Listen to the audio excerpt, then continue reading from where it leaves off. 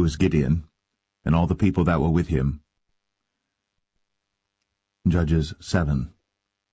Then Jerubbaal, who is Gideon, and all the people that were with him, rose up early, and pitched beside the well of Harad, so that the host of the Midianites were on the north side of them, by the hill of Moreh in the valley. And the Lord said unto Gideon, The people that are with thee are too many for me to give the Midianites into their hands, lest Israel vaunt themselves against me, saying, Mine own hand hath saved me. Now therefore go to, proclaim in the ears of the people, saying, Whosoever is fearful and afraid, let him return and depart early from Mount Gilead. And there returned to the people 22,000, and there remained 10,000. And the Lord said unto Gideon, The people are yet too many. Bring them down unto the water, and I will try them for thee there. And it shall be that of whom I say unto thee, This shall go with thee, the same shall go with thee. And of whomsoever I say unto thee, This shall not go with thee, the same shall not go. So he brought down the people unto the water. And the Lord said unto Gideon, Every one that lappeth of the water with his tongue, as a dog lappeth, him shalt thou set by himself, likewise every one that boweth down upon his knees to drink. And the number of them that lapped, putting their hand to their mouth, were 300 men. But all the rest of the people bowed down upon their knees to drink water. And the Lord said unto Gideon, By the 300 men that lapped will I save you, and deliver the Midianites into thine hand, and let all the other people go every man unto his place. So the people took victuals in their hand, and their trumpets, and he sent all the rest of Israel every man unto his tent, and retained those 300 men, and the host of Midian was beneath him in the valley. And it came to pass the same night that the Lord said unto him, Arise, get thee down unto the host, for I have delivered it into thine hand. But if thou fear to go down, go thou with Phurah thy servant down to the host. And thou shalt hear what they say, and afterward shall thine hands be strengthened to go down unto the host. Then went he down with Phurah his servant unto the outside of the armed men that were in the host. And the Midianites, and the Amalekites, and all the children of the east lay along in the valley like grasshoppers for multitude, and their camels were without number, as the sand by the seaside for multitude. And when Gideon was come, behold, there was a man that told a dream unto his fellow, and said, Behold, I dreamed a dream, and lo, a cake of barley bread tumbled into the host of Midian, and came unto a tent, and smote it, that it fell, and overturned it, that the tent lay along. And his fellow answered and said, This is nothing else save the sword of Gideon the son of Joash, a man of Israel. For into his hand hath God delivered Midian, and all the host. And it was so, when Gideon heard the telling of the dream and the interpretation thereof, that he worshipped and returned into the host of Israel, and said, Arise, for the Lord hath delivered into your hand the host of Midian. And he divided the 300 men into 3 companies, and he put a trumpet in every man's hand, with empty pitchers and lamps within the pitchers. And he said unto them, Look on me, and do likewise, and behold, when I come to the outside of the camp, it shall be that as I do, so shall ye do. When I blow with the trumpet, I and all that are with me, then blow ye the trumpets also on every side of all the camp, and say, The sword of the Lord and of Gideon. So Gideon and the 100 men that were with him came unto the outside of the camp in the beginning of the middle watch. And they had but newly set the watch, and they blew the trumpets, and brake the pitchers that were in their hands. And the 3 companies blew the trumpets, and brake the pitchers, and held the lamps in their left hands, and the trumpets in their right hands, to blow withal. And they cried, The sword of the Lord and of Gideon. And they stood every man in his place round about the camp. And all the host ran and cried and fled. And the 300 blew the trumpets, and the Lord set every man's sword against his fellow, even throughout all the host. And the host fled to Beth-shittah in Zererath, and to the border of Abel-meholah, unto Tabbath. And the men of Israel gathered themselves together out of Naphtali, and out of Asher, and out of all Manasseh, and pursued after the Midianites. And Gideon sent messengers throughout all Mount Ephraim, saying, Come down against the Midianites. and take before them the waters unto Bethbarah and Jordan. Then all the men of Ephraim gathered themselves together, and took the waters unto Bethbarah and Jordan. And they took 2 princes of the Midianites, Oreb and Zeb. And they slew Oreb upon the rock Oreb, and Zeb they slew at the winepress of Zeb, and pursued Midian, and brought the heads of Oreb and Zeb to Gideon on the other side Jordan.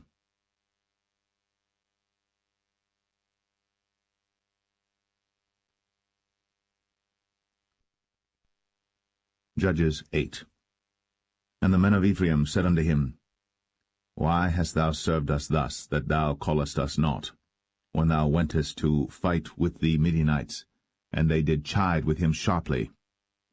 And he said unto them, What have I done now in comparison of you? Is not the gleaning of the grapes of Ephraim better than the vintage of Abiezer?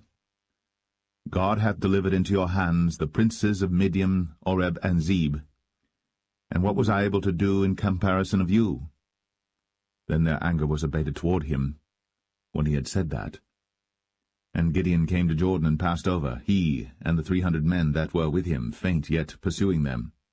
And he said unto the men of Succoth, Give, I pray you, loaves of bread unto the people that follow me, for they be faint, and I am pursuing after Zebah and Zalmunna, kings of Midian. And the princes of Succoth said, Are the hands of Zebah and Zalmunna now in thine hand, that we should give bread unto thine army? And Gideon said, Therefore when the Lord hath delivered Zebah and Zalmunna into mine hand, then I will tear your flesh with the thorns of the wilderness and with briars. And he went up thence to Penuel, and spake unto them likewise. And the men of Penuel answered him as the men of Succoth had answered him. And he spake also unto the men of Penuel, saying, When I come again in peace, I will break down this tower. Now Zebah and Zalmunna were in Karkor, and their hosts with them, about 15,000 men, all that were left of all the hosts of the children of the east. For there fell 120,000 men that drew sword. And Gideon went up by the way of them that dwelt in tents on the east of Nobah and Jogbeah, and smote the host, for the host was secure. And when Zebah and Zalmunna fled, he pursued after them, and took the 2 kings of Midian, Zebah and Zalmunna, and discomfited all the host. And Gideon the son of Joash returned from battle before the sun was up, and caught a young man of the men of Succoth, and inquired of him. And he described unto him the princes of Succoth and the elders thereof, even 70 men. And he came unto the men of Succoth, and said, Behold, Zebah and Zalmunna, with whom ye did upbraid me, saying, Are the hands of Zebah and Zalmunna now in thine hand, that we should give bread unto thy men that are weary? And he took the elders of the city, and thorns of the wilderness and briars, and with them he taught the men of Succoth. And he beat down the tower of Penuel, and slew the men of the city. Then said he unto Zebah and Zalmunna, What manner of men were they whom ye slew at Tabor? And they answered, As thou art, so were they. Each one resembled the children of a king. And he said, They were my brethren, even the sons of my mother. As the Lord liveth, if ye had saved them alive, I would not slay you. And he said unto Jether his firstborn, Up, and slay them. But the youth drew not his sword, for he feared, because he was yet a youth. Then Zebah and Zalmunna said, Rise thou, and fall upon us, for as the man is, so is his strength. And Gideon arose, and slew Zebah and Zalmunna, and took away the ornaments that were on their camels' necks. Then the men of Israel said unto Gideon, Rule thou over us, both thou and thy son, and thy son's son also, for thou hast delivered us from the hand of Midian. And Gideon said unto them, I will not rule over you, neither shall my son rule over you. The Lord shall rule over you.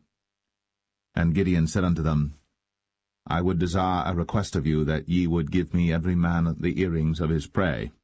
For they had golden earrings, because they were Ishmaelites.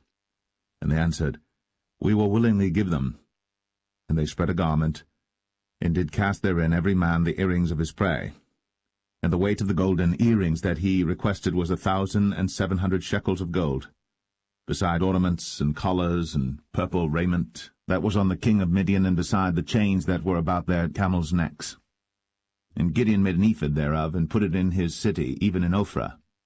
And all Israel went thither a-whoring after it, which thing became a snare unto Gideon and to his house.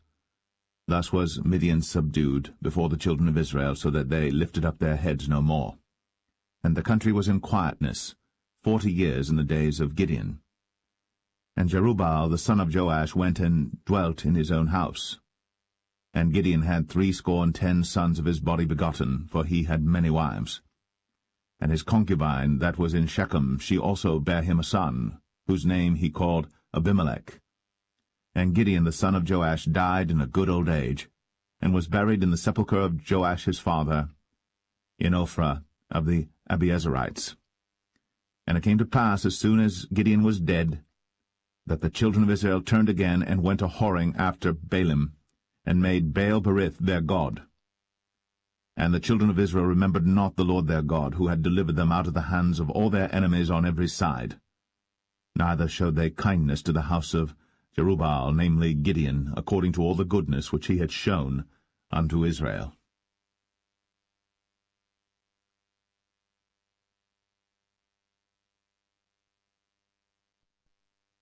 Judges 9. And Abimelech the son of Jerubbaal went to Shechem unto his mother's brethren, and communed with them and with all the family of the house of his mother's father, saying, Speak, I pray you, in the ears of all the men of Shechem, whether is better for you either that all the sons of Jerubbaal, which are 70 persons, reign over you, or that one reign over you? Remember also that I am your bone and your flesh. And his mother's brethren spake of him in the ears of all the men of Shechem all these words. And their hearts inclined to follow Abimelech, for they said, He is our brother. And they gave him 70 pieces of silver out of the house of Baal-berith, wherewith Abimelech hired vain and light persons which followed him. And he went unto his father's house at Ophrah, and slew his brethren the sons of Jerubbaal, being 70 persons, upon one stone. Notwithstanding yet Jotham, the youngest son of Jerubbaal, was left, for he hid himself. And all the men of Shechem gathered together, and all the house of Millo, and went, and made Abimelech king by the plain of the pillar that was in Shechem.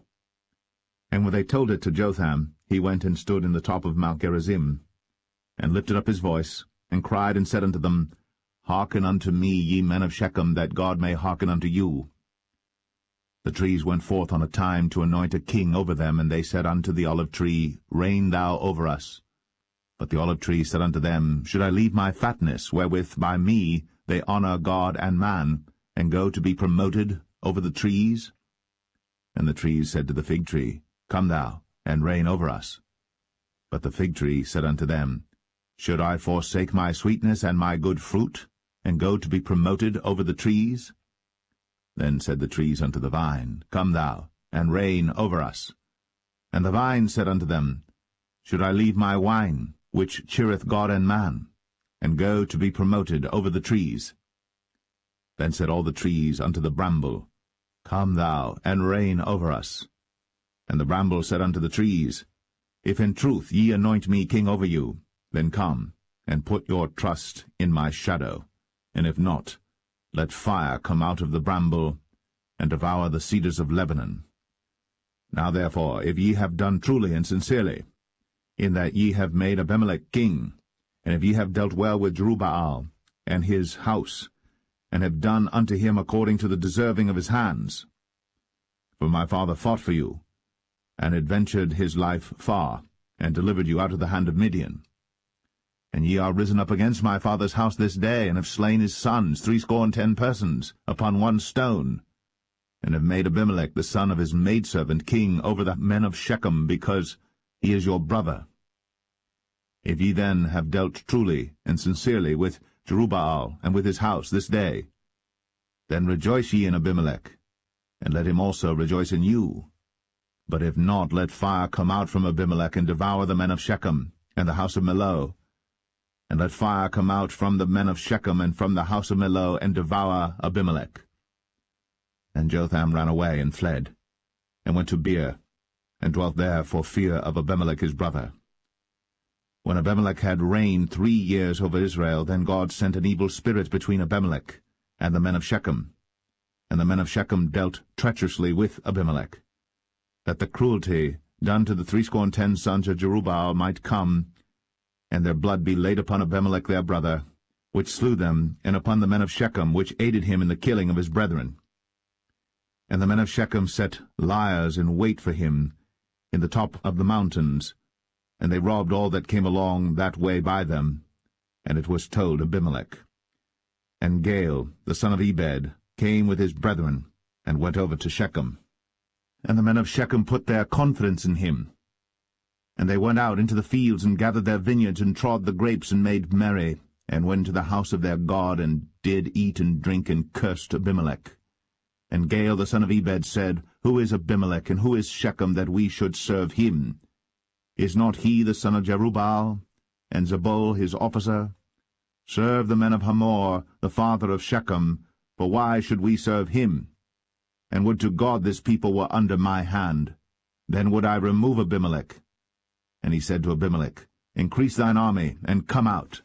And when Zebul, the ruler of the city, heard the words of Gaal the son of Ebed, his anger was kindled. And he sent messengers unto Abimelech privily, saying, Behold, Gaal the son of Ebed and his brethren be come to Shechem, and behold, they fortify the city against thee. Now therefore up by night thou and the people that is with thee, and lie in wait in the field. And it shall be that in the morning, as soon as the sun is up, thou shalt rise early, and set upon the city, and behold, when he and the people that is with him come out against thee, then mayest thou do to them as thou shalt find occasion. And Abimelech rose up, and all the people that were with him by night, and they laid wait against Shechem in 4 companies. And Gaal the son of Ebed went out and stood in the entering of the gate of the city. And Abimelech rose up, and the people that were with him, from lying in wait. And when Gaal saw the people, he said to Zebul, Behold, there come people down from the top of the mountains. And Zebul said unto him, Thou seest the shadow of the mountains, as if they were men. And Gaal spake again and said, See, there come people down by the middle of the land, and another company come along by the plain of Meonim. Then said Zebul unto him, Where is now thy mouth wherewith thou saidst, Who is Abimelech, that we should serve him? Is not this the people that thou hast despised? Go out, I pray now, and fight with them. And Gaal went out before the men of Shechem, and fought with Abimelech. And Abimelech chased him, and he fled before him, and many were overthrown and wounded, even unto the entering of the gate. And Abimelech dwelt at Arumah. And Zebul thrust out Gaal and his brethren, that they should not dwell in Shechem. And it came to pass on the morrow that the people went out into the field. And they told Abimelech. And he took the people and divided them into 3 companies, and laid wait in the field, and looked. And behold, the people were come forth out of the city. And he rose up against them, and smote them. And Abimelech and the company that was with him rushed forward, and stood in the entering of the gate of the city. And the 2 other companies ran upon all the people that were in the fields, and slew them. And Abimelech fought against the city all that day, and he took the city, and slew the people that was therein, and beat down the city, and sowed it with salt. And when all the men of the tower of Shechem heard that, they entered into an hold of the house of the god Berith. And it was told Abimelech that all the men of the tower of Shechem were gathered together. And Abimelech gat him up to Mount Zalmon, he and all the people that were with him. And Abimelech took an axe in his hand, and cut down a bough from the trees, and took it, and laid it on his shoulder, and said unto the people that were with him, What ye have seen me do, make haste, and do as I have done. And all the people likewise cut down every man his bough, and followed Abimelech, and put them to the hold, and set the hold on fire upon them, so that all the men of the tower of Shechem died also, about 1,000 men and women. Then went Abimelech to Thebez, and encamped against Thebez, and took it. But there was a strong tower within the city, and thither fled all the men and women, and all they of the city, and shut it to them, and gat them up to the top of the tower. And Abimelech came unto the tower, and fought against it, and went hard unto the door of the tower to burn it with fire. And a certain woman cast a piece of a millstone upon Abimelech's head, and all to break his skull. Then he called hastily unto the young man his armor-bearer, and said unto him, Draw thy sword, and slay me, that men say not of me, A woman slew him. And his young man thrust him through, and he died. And when the men of Israel saw that Abimelech was dead, they departed every man unto his place. Thus God rendered the wickedness of Abimelech, which he did unto his father, in slaying his 70 brethren.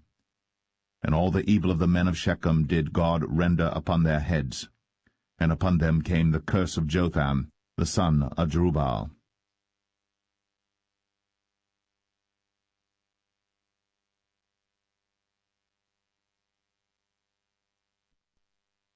Judges 10. And after Abimelech there arose to defend Israel Tola the son of Puah, the son of Dodo, a man of Issachar. And he dwelt in Shamir in Mount Ephraim. And he judged Israel 23 years, and died, and was buried in Shamir. And after him arose Jair, a Gileadite, and judged Israel 22 years. And he had 30 sons that rode on 30 ass colts. And they had 30 cities, which are called Hovath-Jair unto this day, which are in the land of Gilead. And Jair died, and was buried in Kaman. And the children of Israel did evil again in the sight of the Lord, and served Baalim, and Ashtoreth, and the gods of Syria, and the gods of Zidon, and the gods of Moab, and the gods of the children of Ammon, and the gods of the Philistines, and forsook the Lord, and served not him. And the anger of the Lord was hot against Israel, and he sold them into the hands of the Philistines, and into the hands of the children of Ammon. And that year they vexed and oppressed the children of Israel. 18 years, all the children of Israel that were on the other side Jordan in the land of the Amorites, which is in Gilead. Moreover, the children of Ammon passed over Jordan to fight also against Judah, and against Benjamin, and against the house of Ephraim, so that Israel was sore distressed. And the children of Israel cried unto the Lord, saying, We have sinned against thee, both because we have forsaken our God, and also served Baalim. And the Lord said unto the children of Israel, Did not I deliver you from the Egyptians, and from the Amorites, from the children of Ammon, and from the Philistines? The Zidonians also, and the Amalekites, and the Maonites did oppress you, and ye cried to me, and I delivered you out of their hand. Yet ye have forsaken me, and served other gods, wherefore I will deliver you no more. Go, and cry unto the gods which ye have chosen, let them deliver you in the time of your tribulation. And the children of Israel said unto the Lord, We have sinned. Do thou unto us whatsoever seemeth good unto thee.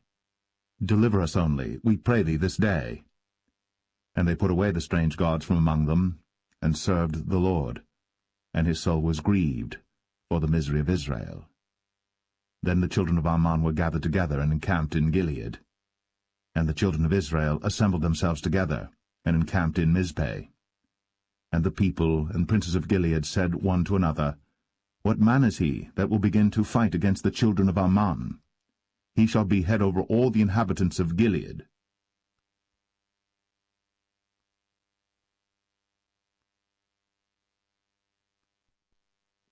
Judges 11. Now Jephthah, the Gileadite, was a mighty man of valor, and he was the son of an harlot.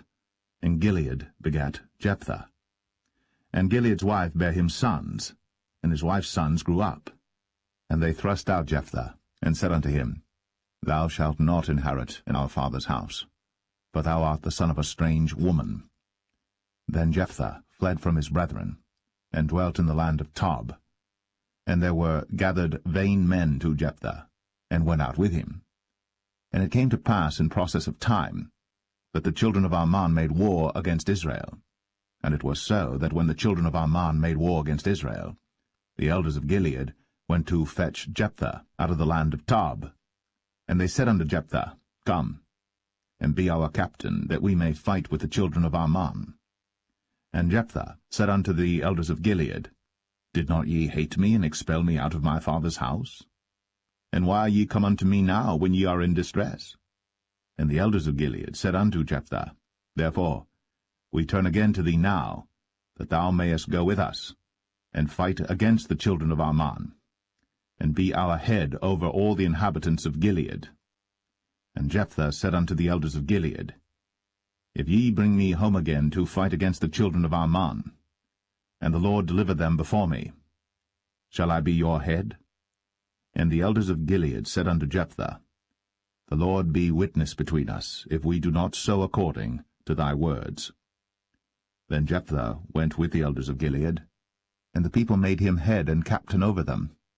And Jephthah uttered all his words before the Lord in Mizpeh. And Jephthah sent messengers unto the king of the children of Ammon, saying, What hast thou to do with me, that thou art come against me to fight in my land? And the king of the children of Ammon answered unto the messengers of Jephthah, Because Israel took away my land when they came up out of Egypt, from Arnon even unto Jabbok, and unto Jordan. Now therefore restore those lands again peaceably. And Jephthah sent messengers again unto the king of the children of Ammon, and said unto him, Thus saith Jephthah, Israel took not away the land of Moab, nor the land of the children of Ammon. But when Israel came up from Egypt, and walked through the wilderness unto the Red Sea, and came to Kadesh, then Israel sent messengers unto the king of Edom, saying, Let me, I pray thee, pass through thy land. But the king of Edom would not hearken thereto. And in like manner they sent unto the king of Moab, but he would not consent. And Israel abode in Kadesh. Then they went along through the wilderness, and compassed the land of Edom, and the land of Moab, and came by the east side of the land of Moab, and pitched on the other side of Arnon, but came not within the border of Moab, for Arnon was the border of Moab. And Israel sent messengers unto Sihon, king of the Amorites, the king of Heshbon. And Israel said unto him, Let us pass, we pray thee, through thy land into my place. But Sihon trusted not Israel to pass through his coast. But Sihon gathered all his people together, and pitched in Jahaz, and fought against Israel. And the Lord God of Israel delivered Sihon and all his people into the hand of Israel, and they smote them. So Israel possessed all the land of the Amorites, the inhabitants of that country.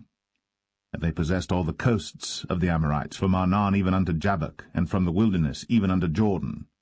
So now the Lord God of Israel hath dispossessed the Amorites from before his people Israel. And shouldst thou possess it? Wilt not thou possess that which Chemosh thy God giveth thee to possess? So, whomsoever the Lord our God shall drive out from before us, then will we possess. And now, art thou anything better than Balak the son of Zippor, king of Moab? Did he ever strive against Israel, or did he ever fight against them? While Israel dwelt in Heshbon and her towns, and in Aroer and her towns, and in all the cities that be along by the coasts of Arnon, 300 years? Why therefore did ye not recover them within that time? Wherefore I have not sinned against thee, but thou dost me wrong to war against me. The Lord, the judge, be judged this day between the children of Israel and the children of Ammon. Howbeit the king of the children of Ammon hearkened not unto the words of Jephthah, which he sent him. Then the Spirit of the Lord came upon Jephthah, and he passed over Gilead and Manasseh, and passed over Mizpeh of Gilead, and from Mizpeh of Gilead he passed over unto the children of Ammon. And Jephthah vowed a vow unto the Lord, and said, If thou shalt without fail deliver the children of Ammon into mine hands, then it shall be, that whatsoever cometh forth of the doors of my house to meet me, when I return in peace from the children of Ammon, shall surely be the Lord's. Then I will offer it up for a burnt offering. So Jephthah passed over unto the children of Ammon to fight against them, and the Lord delivered them into his hands. And he smote them from Aroer, even till thou come to Minnith, even 20 cities, and unto the plain of the vineyards, with a very great slaughter. Thus the children of Ammon were subdued before the children of Israel. And Jephthah came to Mizpeh unto his house, and behold, his daughter came out to meet him, with timbrels and with dances, and she was his only child. Beside her he had neither son nor daughter. And it came to pass, when he saw her, that he rent his clothes, and said, Alas, my daughter, thou hast brought me very low, and thou art one of them that trouble me. For I have opened my mouth unto the Lord, and I cannot go back. And she said unto him, My father, if thou hast opened thy mouth unto the Lord, do to me according to that which hath proceeded out of thy mouth. For as much as the Lord hath taken vengeance for thee of thine enemies, even of the children of Ammon. And she said unto her father, Let this thing be done for me. Let me alone 2 months, that I may go up and down upon the mountains and bewail my virginity, I and my fellows. And he said, Go. And he sent her away for 2 months. And she went with her companions, and bewailed her virginity upon the mountains. And it came to pass at the end of 2 months, that she returned unto her father, who did with her according to his vow which he had vowed. And she knew no man. And it was a custom in Israel, that the daughters of Israel went yearly to lament the daughter of Jephthah the Gileadite, 4 days in a year.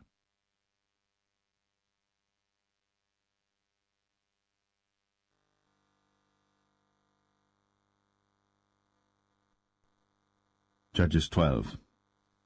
And the men of Ephraim gathered themselves together, and went northward, and said unto Jephthah, Wherefore passedst thou over to fight against the children of Ammon, and didst not call us to go with thee?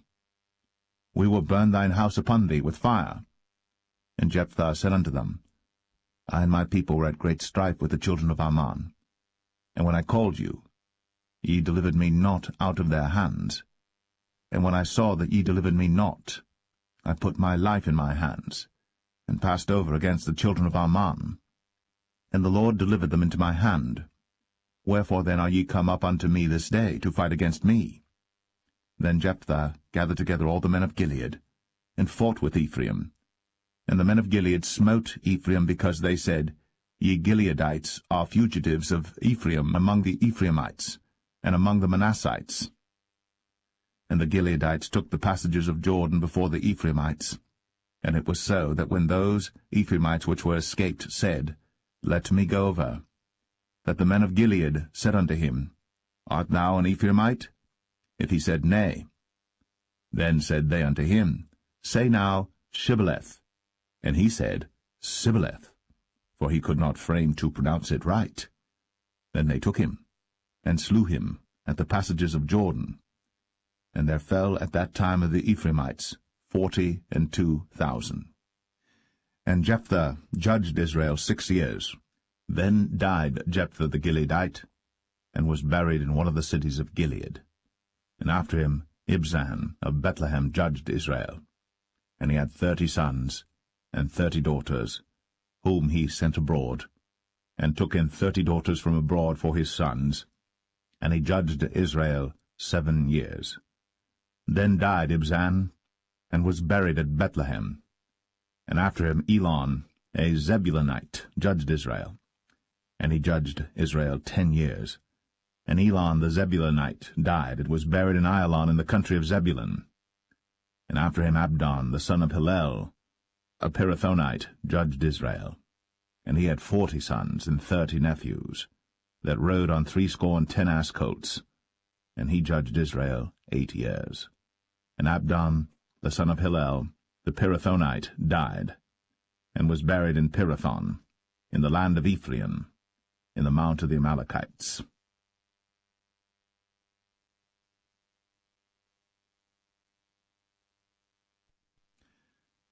Judges 13. And the children of Israel did evil again in the sight of the Lord, and the Lord delivered them into the hand of the Philistines 40 years. And there was a certain man of Zorah, of the family of the Danites, whose name was Manoah, and his wife was barren, and bare not. And the angel of the Lord appeared unto the woman, and said unto her, Behold now, thou art barren, and bearest not, but thou shalt conceive, and bear a son. Now therefore beware, I pray thee, and drink not wine, nor strong drink, and eat not any unclean thing. For lo, thou shalt conceive and bear a son, and no razor shall come on his head, for the child shall be a Nazarite unto God from the womb, and he shall begin to deliver Israel out of the hand of the Philistines. Then the woman came and told her husband, saying, A man of God came unto me, and his countenance was like the countenance of an angel of God, very terrible. But I asked him not whence he was, neither told he me his name. But he said unto me, Behold, thou shalt conceive and bear a son. And now drink no wine nor strong drink, neither eat any unclean thing, for the child shall be a Nazarite to God from the womb to the day of his death. Then Manoah entreated the Lord, and said, O my Lord, let the man of God which thou didst send come again unto us, and teach us what we shall do unto the child that shall be born. And God hearkened to the voice of Manoah. And the angel of God came again unto the woman as she sat in the field. But Manoah, her husband, was not with her. And the woman made haste, and ran, and showed her husband, and said unto him, Behold, the man hath appeared unto me, that came unto me the other day. And Manoah arose, and went after his wife, and came to the man, and said unto him, Art thou the man that spakest unto the woman? And he said, I am. And Manoah said, Now let thy words come to pass. How shall we order the child, and how shall we do unto him? And the angel of the Lord said unto Manoah, Of all that I said unto the woman, let her beware.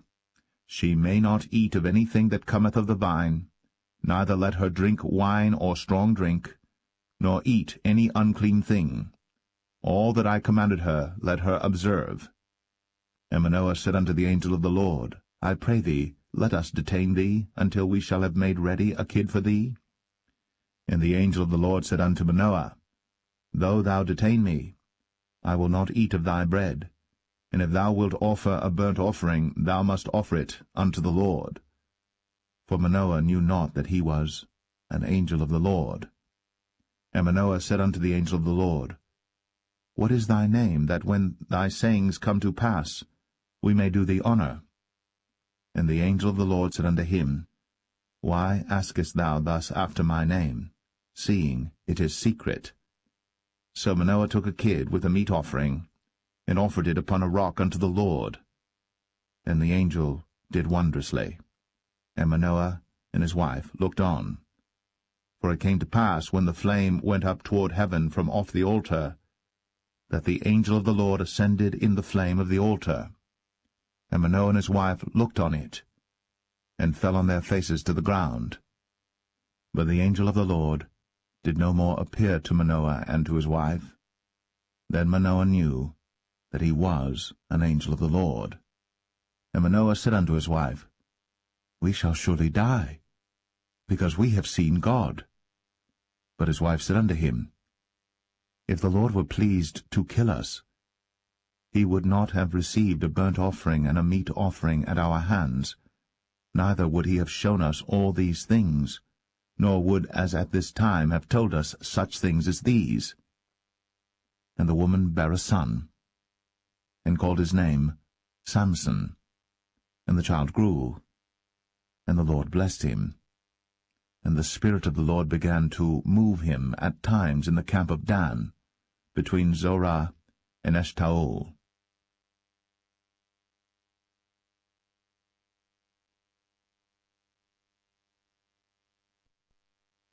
Judges 14. And Samson went down to Timnath, and saw a woman in Timnath of the daughters of the Philistines. And he came up and told his father and his mother, and said, I have seen a woman in Timnath of the daughters of the Philistines. Now therefore get her for me to wife.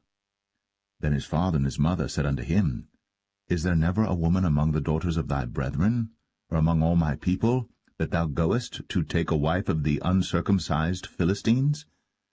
And Samson said unto his father, Get her for me, for she pleaseth me well.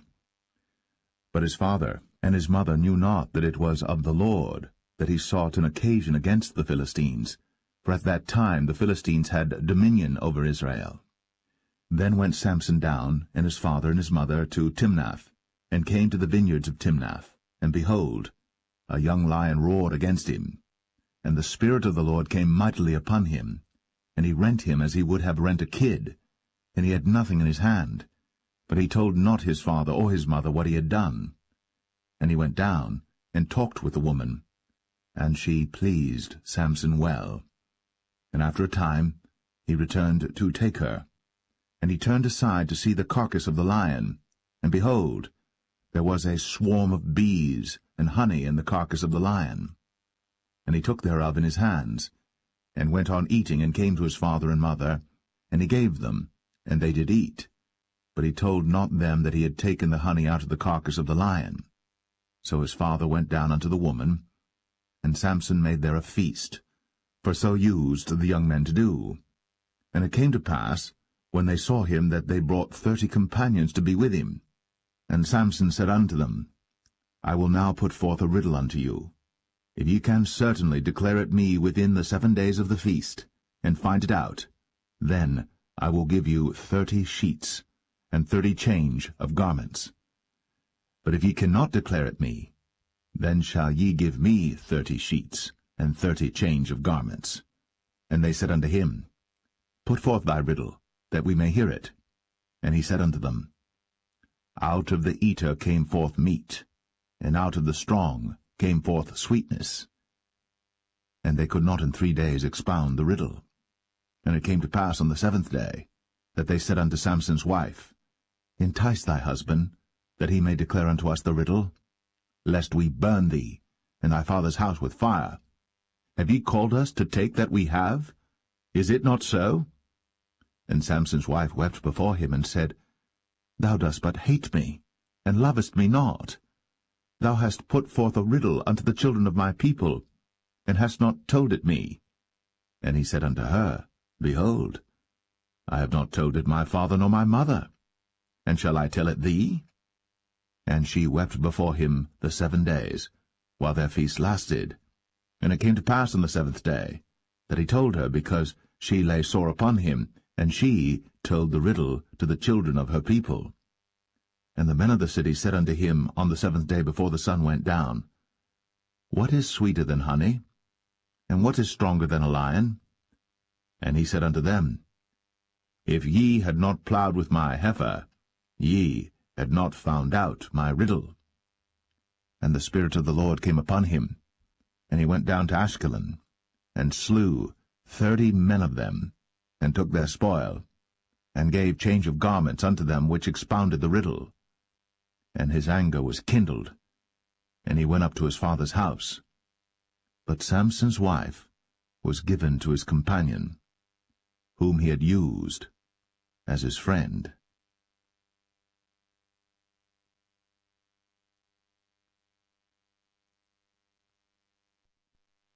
Judges 15. But it came to pass within a while after, in the time of wheat harvest, that Samson visited his wife with a kid, and he said, I will go in to my wife into the chamber. But her father would not suffer him to go in. And her father said, I verily thought that thou hadst utterly hated her.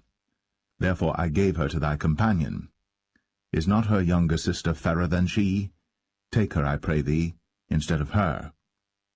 And Samson said concerning them, Now shall I be more blameless than the Philistines, though I do them a displeasure. And Samson went, and caught 300 foxes, and took firebrands, and turned tail to tail, and put a firebrand in the midst between 2 tails. And when he had set the brands on fire, he let them go into the standing corn of the Philistines, and burnt up both the shocks, and also the standing corn with the vineyards and olives. Then the Philistines said, Who hath done this? And they answered, Samson, the son-in-law of the Timnite, because he had taken his wife, and given her to his companion.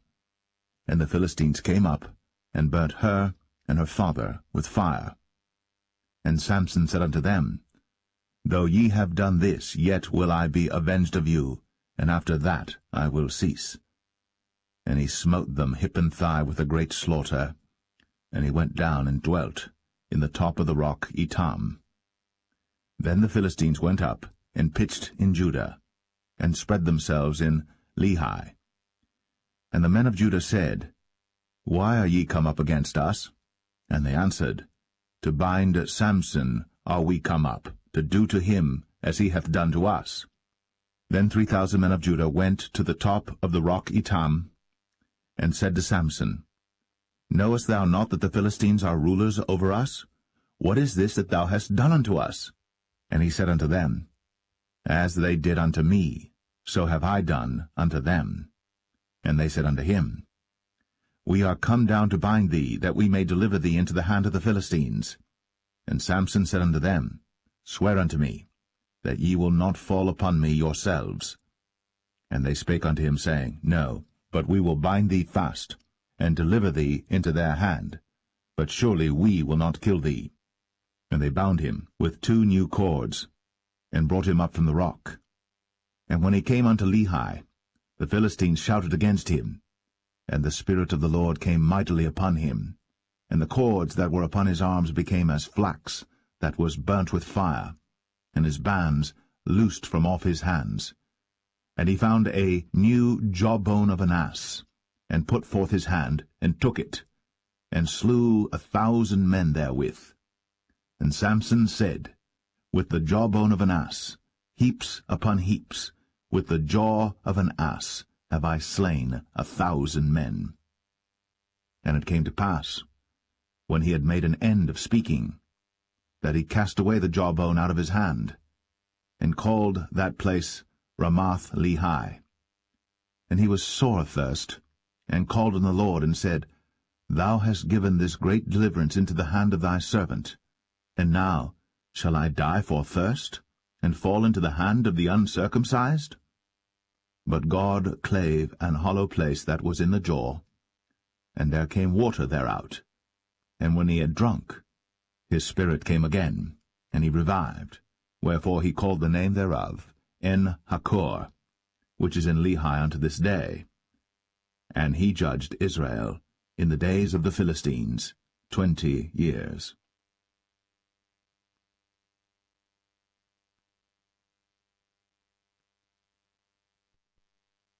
Judges 16. Then went Samson to Gaza, and saw there an harlot, and went in unto her. And it was told the Gazites, saying, Samson is come hither. And they compassed him in, and laid wait for him all night in the gate of the city, and were quiet all the night, saying, In the morning, when it is day, we shall kill him. And Samson lay till midnight, and arose at midnight, and took the doors of the gate of the city, and the 2 posts, and went away with them, bar and all, and put them upon his shoulders, and carried them up to the top of an hill that is before Hebron. And it came to pass afterward, that he loved a woman in the valley of Sorek, whose name was Delilah. And the lords of the Philistines came up unto her, and said unto her, Entice him, and see wherein his great strength lieth, and by what means we may prevail against him, that we may bind him to afflict him. And we will give thee every one of us 1,100 pieces of silver. And Delilah said to Samson, Tell me, I pray thee, wherein thy great strength lieth, and wherewith thou mightest be bound to afflict thee? And Samson said unto her, If they bind me with 7 green withs that were never dried, then shall I be weak, and be as another man. Then the lords of the Philistines brought up to her 7 green withs, which had not been dried, and she bound him with them. Now there were men lying in wait, abiding with her in the chamber. And she said unto him, The Philistines be upon thee, Samson. And he brake the withs, as a thread of tow is broken when it toucheth the fire. So his strength was not known. And Delilah said unto Samson, Behold, thou hast mocked me, and told me lies. Now tell me, I pray thee, wherewith thou mightest be bound.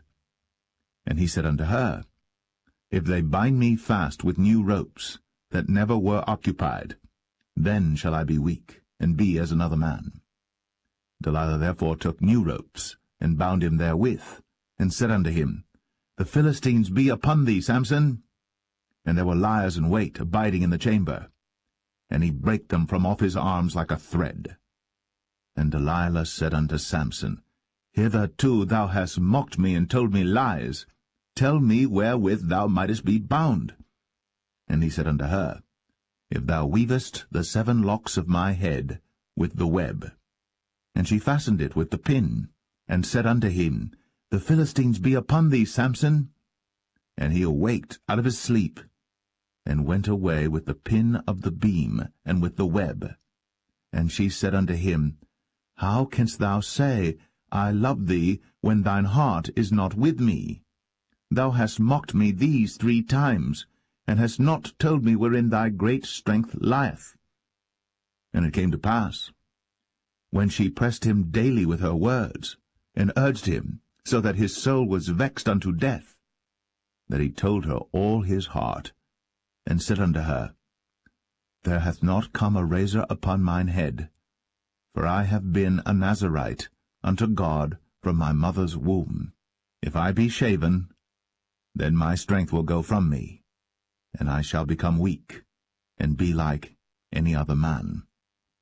And when Delilah saw that he had told her all his heart, she sent and called for the lords of the Philistines, saying, Come up this once, for he hath shown me all his heart.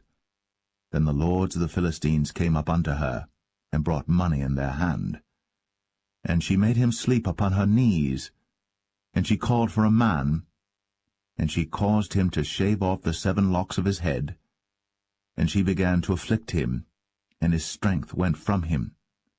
And she said, The Philistines be upon thee, Samson.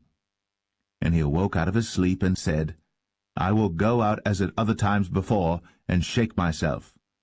And he wist not that the Lord was departed from him. But the Philistines took him, and put out his eyes, and brought him down to Gaza, and bound him with fetters of brass. And he did grind in the prison house. Howbeit, the hair of his head began to grow again after he was shaven.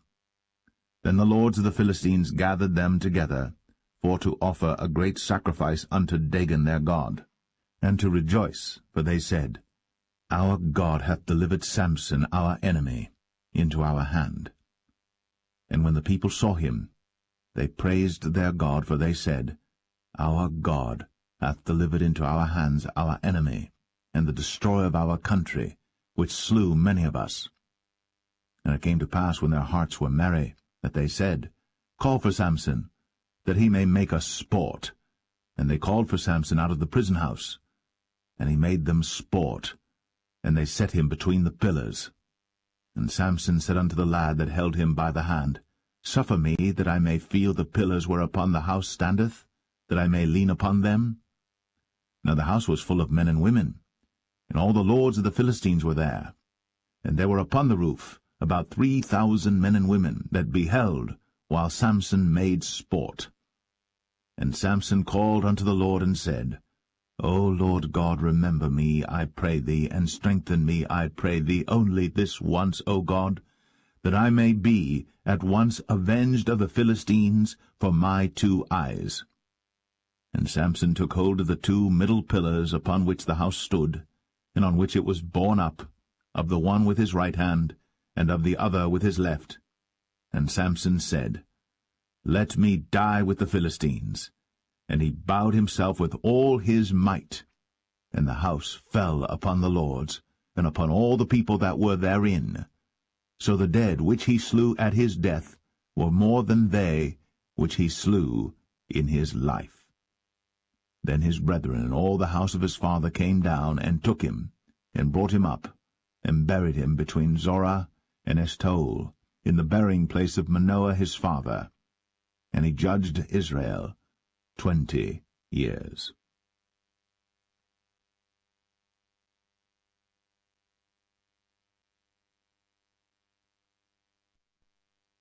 Judges 17. And there was a man of Mount Ephraim, whose name was Micah. And he said unto his mother, The 1,100 shekels of silver that were taken from thee, about which thou cursedst, and spakest of also in mine ears, behold, the silver is with me, I took it. And his mother said, Blessed be thou of the Lord, my son. And when he had restored the 1,100 shekels of silver to his mother said, I had wholly dedicated the silver unto the Lord from my hand for my son, to make a graven image and a molten image. Now therefore I will restore it unto thee. Yet he restored the money unto his mother, and his mother took 200 shekels of silver, and gave them to the founder, who made thereof a graven image and a molten image, and they were in the house of Micah. And the man Micah had an house of gods, and made an ephod, and teraphim, and consecrated one of his sons, who became his priest. In those days there was no king in Israel, but every man did that which was right in his own eyes.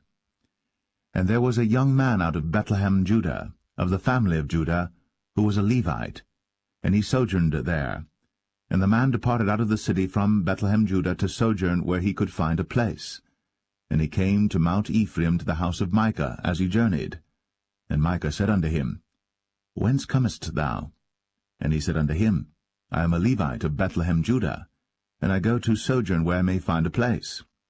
And Micah said unto him, Dwell with me, and be unto me a father and a priest, and I will give thee 10 shekels of silver by the year, and a suit of apparel, and thy victuals. So the Levite went in. And the Levite was content to dwell with the man, and the young man was unto him as one of his sons. And Micah consecrated the Levite, and the young man became his priest, and was in the house of Micah. Then said Micah, Now know I that the Lord will do me good, seeing I have a Levite to my priest.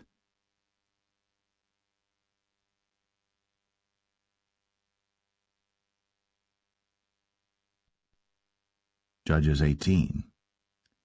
In those days there was no king in Israel, and in those days the tribe of the Danites sought them an inheritance to dwell in. For unto that day all their inheritance had not fallen unto them among the tribes of Israel. And the children of Dan sent of their family 5 men from their coasts, men of valor, from Zorah and from Eshtaol, to spy out the land, and to search it. And they said unto them, Go, search the land. Who, when they came to Mount Ephraim, to the house of Micah, they lodged there. When they were by the house of Micah, they knew the voice of the young man the Levite, and they turned in thither, and said unto him, Who brought thee hither? And what makest thou in this place? And what hast thou here? And he said unto them, Thus and thus dealeth Micah with me, and hath hired me, and I am his priest. And they said unto him, Ask counsel, we pray thee, of God, that we may know whether our way which we go shall be prosperous. And the priest said unto them, Go in peace, before the Lord is your way wherein ye go. Then the 5 men departed, and came to Laish, and saw the people that were therein, how they dwelt careless, after the manner of the Zidonians, quiet and secure, and there was no magistrate in the land that might put them to shame in any thing. And they were far from the Zidonians, and had no business with any man. And they came unto their brethren to Zoar and Eshtaol, and their brethren said unto them, What say ye? And they said, Arise, that we may go up against them, for we have seen the land, and behold, it is very good. And are ye still? Be not slothful to go, and to enter to possess the land. When ye go, ye shall come unto a people secure, and to a large land, for God hath given it into your hands, a place where there is no want of anything that is in the earth. And there went from thence of the family of the Danites, out of Zorah and out of Eshtaol, 600 men appointed with weapons of war. And they went up and pitched in Kirjath-jearim, in Judah, wherefore they call that place Mahane Dan unto this day. Behold, it is behind Kirjath-jearim. And they passed thence unto Mount Ephraim, and came unto the house of Micah. Then answered the 5 men that went to spy out the country of Laish, and said unto their brethren, Do ye know that there is in these houses an ephod, and teraphim, and a graven image, and a molten image? Now therefore consider what ye have to do. And they turned thitherward, and came to the house of the young man the Levite, even unto the house of Micah, and saluted him. And the 600 men appointed with their weapons of war, which were of the children of Dan, stood by the entering of the gate. And the 5 men that went to spy out the land went up, and came in thither, and took the graven image, and the ephod, and the teraphim, and the molten image. And the priest stood in the entering of the gate with the 600 men that were appointed with weapons of war. And these went into Micah's house, and fetched the carved image, the ephod, and the teraphim, and the molten image. Then said the priest unto them, What do ye? And they said unto him, Hold thy peace, lay thine hand upon thy mouth, and go with us, and be to us a father and a priest. Is it better for thee to be a priest unto the house of one man, or that thou be a priest unto a tribe and a family in Israel? And the priest's heart was glad, and he took the ephod, and the teraphim, and the graven image, and went in the midst of the people. So they turned, and departed, and put the little ones and the cattle in the carriage before them. And when they were a good way from the house of Micah, the men that were in the houses near to Micah's house were gathered together, and overtook the children of Dan.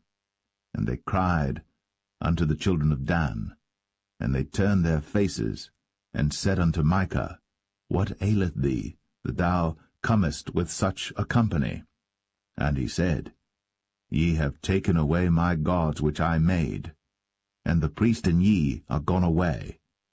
And what have I more? And what is this that ye say unto me? What aileth thee? And the children of Dan said unto him, Let not thy voice be heard among us, lest angry fellows run upon thee, and thou lose thy life, with the lives of thy household. And the children of Dan went their way.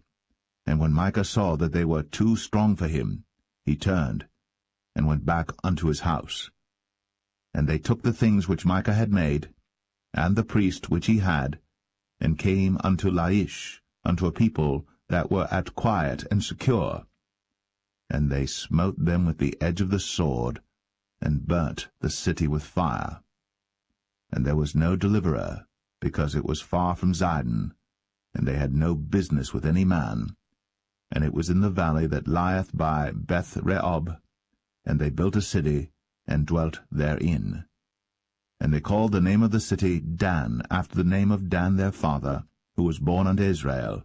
Howbeit the name of the city was Laish at the first. And the children of Dan set up the graven image, and Jonathan the son of Gershom, the son of Manasseh, he and his sons were priests to the tribe of Dan, until the day of the captivity of the land. And they set them up, Micah's graven image, which he made, all the time that the house of God was in Shiloh.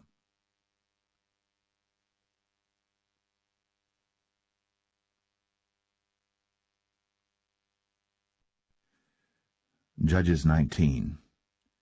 And it came to pass in those days, when there was no king in Israel, that there was a certain Levite sojourning on the side of Mount Ephraim, who took to him a concubine out of Bethlehem Judah. And his concubine played the whore against him, and went away from him unto her father's house to Bethlehem Judah, and was there 4 whole months. And her husband arose, and went after her, to speak friendly unto her, and to bring her again, having his servant with him, and a couple of asses. And she brought him into her father's house. And when the father of the damsel saw him, he rejoiced to meet him. And his father-in-law, the damsel's father, retained him, and he abode with him 3 days. So they did eat and drink and lodged there. And it came to pass on the 4th day, when they arose early in the morning, that he rose up to depart. And the damsel's father said unto his son-in-law, Comfort thine heart with a morsel of bread, and afterward go your way. And they sat down, and did eat and drink both of them together. For the damsel's father had said unto the man, Be content, I pray thee, and tarry all night, and let thine heart be merry.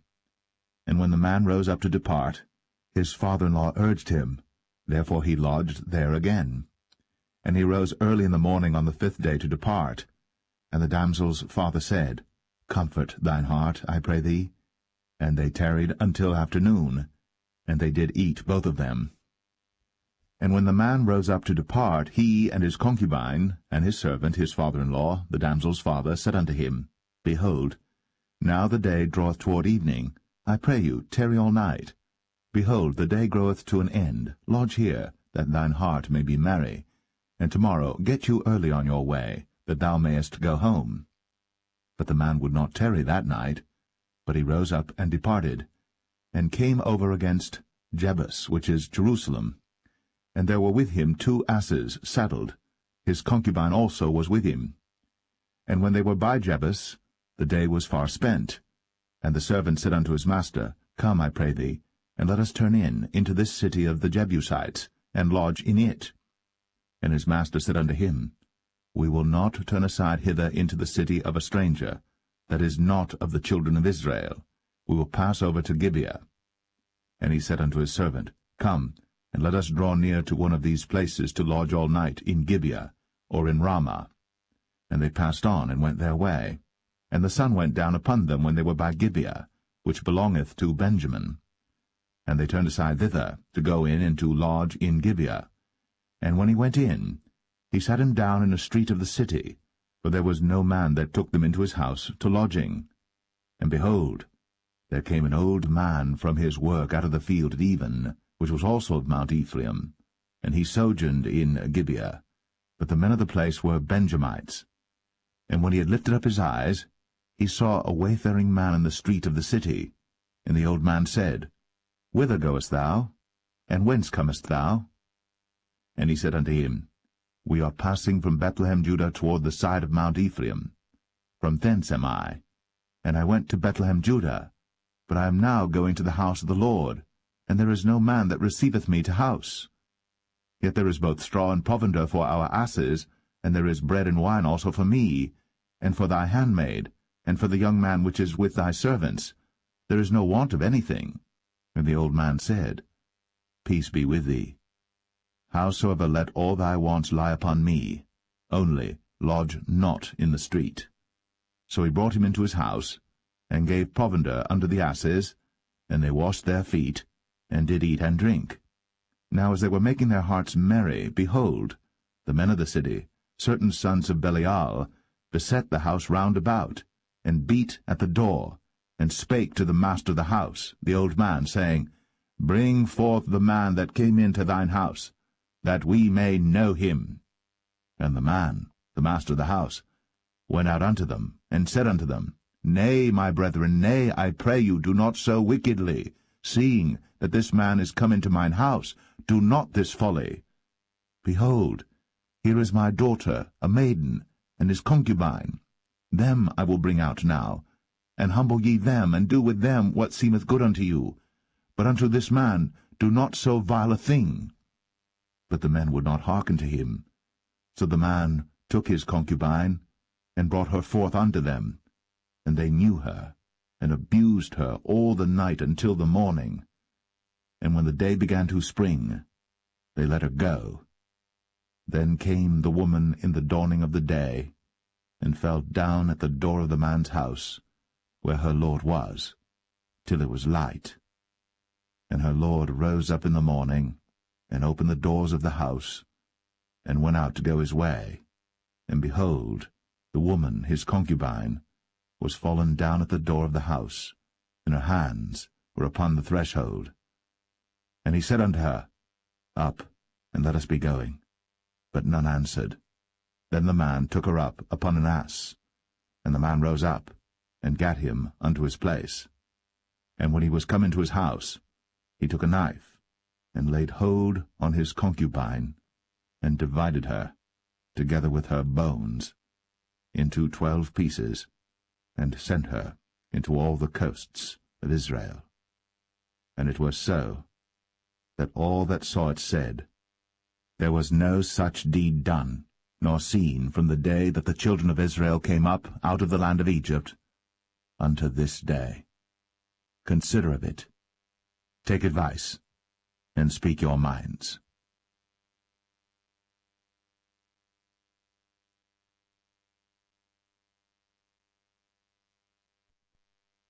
Judges 20. Then all the children of Israel went out, and the congregation was gathered together as one man, from Dan even to Beersheba, with the land of Gilead, unto the Lord in Mizpeh. And the chief of all the people, even of all the tribes of Israel, presented themselves in the assembly of the people of God, 400,000 footmen that drew sword. Now the children of Benjamin heard that the children of Israel were gone up to Mizpeh. Then said the children of Israel, Tell us, how was this wickedness?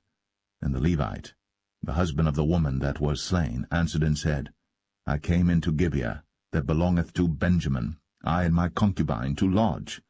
And the men of Gibeah rose against me, and beset the house round about upon me by night, and thought to have slain me, and my concubine have they forced, that she is dead. And I took my concubine, and cut her in pieces, and sent her throughout all the country of the inheritance of Israel, for they have committed lewdness and folly in Israel. Behold, ye are all children of Israel, give here your advice and counsel. And all the people arose as one man, saying, We will not any of us go to his tent, neither will we any of us turn into his house. But now this shall be the thing which we will do to Gibeah. We will go up by lot against it. And we will take 10 men of 100 throughout all the tribes of Israel, and 100 of 1,000, and 1,000 out of 10,000, to fetch victual for the people, that they may do, when they come to Gibeah Benjamin, according to all the folly that they have wrought in Israel. So all the men of Israel were gathered against the city, knit together as one man. And the tribes of Israel sent men through all the tribe of Benjamin, saying, What wickedness is this that is done among you? Now therefore deliver us the men, the children of Belial, which are in Gibeah, that we may put them to death, and put away evil from Israel. But the children of Benjamin would not hearken to the voice of their brethren, the children of Israel. But the children of Benjamin gathered themselves together out of the cities unto Gibeah, to go out to battle against the children of Israel. And the children of Benjamin were numbered at that time out of the cities 26,000 men that drew sword, beside the inhabitants of Gibeah, which were numbered 700 chosen men. Among all this people there were 700 chosen men left-handed. Every one could sling stones at an hairbreadth, and not miss. And the men of Israel beside Benjamin were numbered 400,000 men that drew sword. All these were men of war. And the children of Israel arose, and went up to the house of God, and asked counsel of God, and said, Which of us shall go up first to the battle against the children of Benjamin? And the Lord said, Judah shall go up first. And the children of Israel rose up in the morning, and encamped against Gibeah. And the men of Israel went out to battle against Benjamin. And the men of Israel put themselves in array to fight against them at Gibeah. And the children of Benjamin came forth out of Gibeah, and destroyed down to the ground of the Israelites that day 22,000 men. And the people, the men of Israel, encouraged themselves, and set their battle again in array in the place where they put themselves in array the first day. And the children of Israel went up and wept before the Lord until even, and asked counsel of the Lord, saying, Shall I go up again to battle against the children of Benjamin my brother?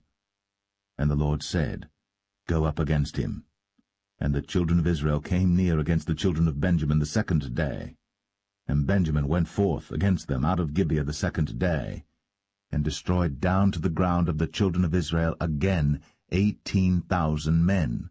All these drew the sword. Then all the children of Israel and all the people went up, and came unto the house of God, and wept, and sat there before the Lord, and fasted that day until even, and offered burnt offerings and peace offerings before the Lord. And the children of Israel inquired of the Lord, for the ark of the covenant of God was there in those days. And Phinehas, the son of Eleazar, the son of Aaron, stood before it in those days, saying, Shall I yet again go out to battle against the children of Benjamin my brother? Or shall I cease? And the Lord said, Go up, for tomorrow I will deliver them into thine hand. And Israel set liers in wait round about Gibeah. And the children of Israel went up against the children of Benjamin on the third day, and put themselves in array against Gibeah, as at other times. And the children of Benjamin went out against the people, and were drawn away from the city. And they began to smite of the people, and kill, as at other times, in the highways, of which one goeth up to the house of God, and the other to Gibeah in the field, about 30 men of Israel. And the children of Benjamin said, They are smitten down before us, as at the first. But the children of Israel said, Let us flee, and draw them from the city unto the highways.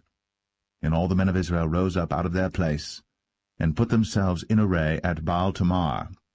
And the liers in wait of Israel came forth out of their places, even out of the meadows of Gibeah. And there came against Gibeah 10,000 chosen men out of all Israel. And the battle was sore, but they knew not that evil was near them. And the Lord smote Benjamin before Israel. And the children of Israel destroyed of the Benjamites that day 25,000 and 100 men. All these drew the sword. So the children of Benjamin saw that they were smitten, for the men of Israel gave place to the Benjamites, because they trusted unto the liers in wait, which they had set beside Gibeah. And the liers in wait hasted, and rushed upon Gibeah. And the liers in wait drew themselves along, and smote all the city with the edge of the sword. Now there was an appointed sign between the men of Israel and the liers in wait, that they should make a great flame with smoke rise up out of the city. And when the men of Israel retired in the battle, Benjamin began to smite and kill of the men of Israel about 30 persons. For they said, Surely they are smitten down before us, as in the first battle. But when the flame began to arise up out of the city with a pillar of smoke, the Benjamites looked behind them, and behold, the flame of the city ascended up to heaven. And when the men of Israel turned again, the men of Benjamin were amazed, for they saw that evil was come upon them. Therefore they turned their backs before the men of Israel unto the way of the wilderness. But the battle overtook them, and them which came out of the cities they destroyed in the midst of them. Thus they enclosed the Benjamites round about, and chased them, and trod them down with ease over against Gibeah toward the sunrising. And there fell of Benjamin 18,000 men. All these were men of valor. And they turned and fled toward the wilderness, unto the rock of Rimmon. And they gleaned of them in the highways 5,000 men, and pursued hard after them unto Kidom, and slew 2,000 men of them. So that all which fell that day of Benjamin were 25,000 men that drew the sword. All these were men of valor. But 600 men turned and fled to the wilderness unto the rock Rimmon, and abode in the rock Rimmon 4 months. And the men of Israel turned again upon the children of Benjamin, and smote them with the edge of the sword, as well the men of every city as the beast, and all that came to hand. Also they set on fire all the cities that they came to.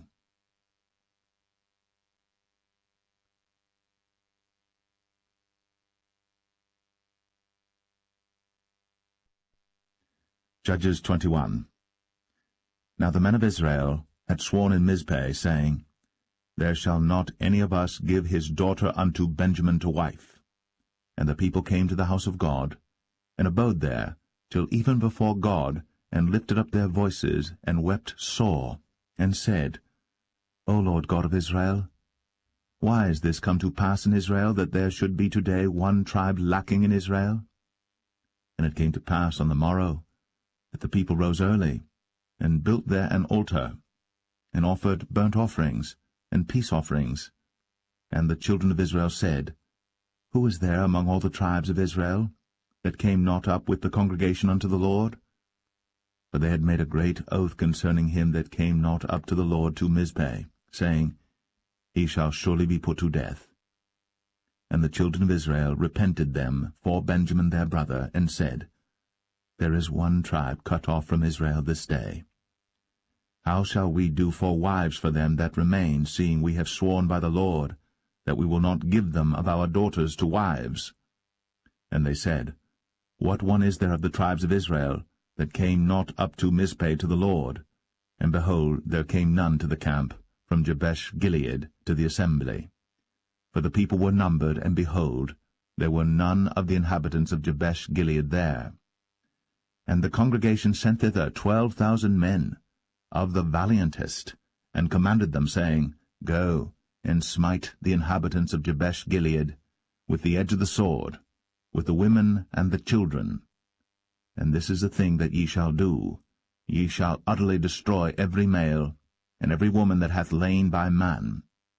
And they found among the inhabitants of Jabesh-Gilead 400 young virgins, that had known no man by lying with any male, and they brought them unto the camp to Shiloh, which is in the land of Canaan. And the whole congregation sent some to speak to the children of Benjamin that were in the rock Rimmon, and to call peaceably unto them. And Benjamin came again at that time, and they gave them wives which they had saved alive of the women of Jabesh-Gilead, and yet so they sufficed them not. And the people repented them for Benjamin, because that the Lord had made a breach in the tribes of Israel. Then the elders of the congregation said, How shall we do for wives for them that remain, seeing the women are destroyed out of Benjamin? And they said, There must be an inheritance for them that be escaped of Benjamin, that a tribe be not destroyed out of Israel. Howbeit we may not give them wives of our daughters, for the children of Israel have sworn, saying, Cursed be he that giveth a wife to Benjamin. Then they said, Behold, there is a feast of the Lord in Shiloh yearly in a place which is on the north side of Bethel, on the east side of the highway that goeth up from Bethel to Shechem, and on the south of Lebonah. Therefore they commanded the children of Benjamin, saying, Go, and lie in wait in the vineyards, and see, and behold, if the daughters of Shiloh come out to dance in dances, then come ye out of the vineyards, and catch you every man his wife of the daughters of Shiloh, and go to the land of Benjamin.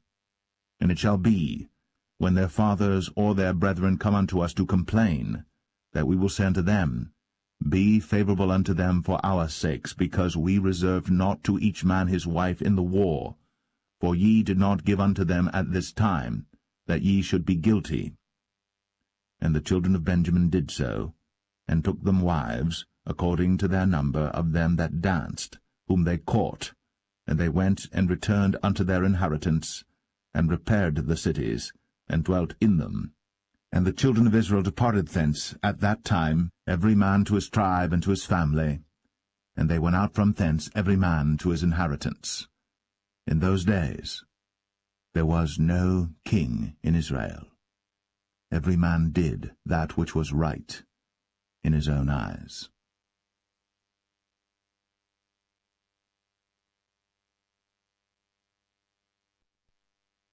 The Book of Ruth, Chapter 1. Now it came to pass in the days when the judges ruled, that there was a famine in the land, and a certain man of Bethlehem, Judah, went to sojourn in the country of Moab, he and his wife, and his 2 sons. And the name of the man was Elimelech, and the name of his wife Naomi, and the name of his 2 sons Mahlon and Chilion, Ephrathites of Bethlehem, Judah. And they came into the country of Moab, and continued there. And Elimelech, Naomi's husband, died, and she was left, and her 2 sons. And they took them wives of the women of Moab. The name of the one was Orpah, and the name of the other Ruth, and they dwelled there about 10 years. And Mahlon and Chilion died also, both of them, and the woman was left of her 2 sons and her husband. Then she arose with her daughters-in-law, that she might return from the country of Moab, for she had heard in the country of Moab how that the Lord had visited his people in giving them bread. Wherefore she went forth out of the place where she was, and her 2 daughters-in-law with her, and they went on the way to return unto the land of Judah. And Naomi said unto her 2 daughters-in-law, Go, return each to her mother's house. The Lord deal kindly with you, as ye have dealt with the dead, and with me. The Lord grant you that ye may find rest, each of you, in the house of her husband. Then she kissed them, and they lifted up their voice, and wept. And they said unto her, Surely we will return with thee unto thy people. And Naomi said, Turn again, my daughters, why will ye go with me?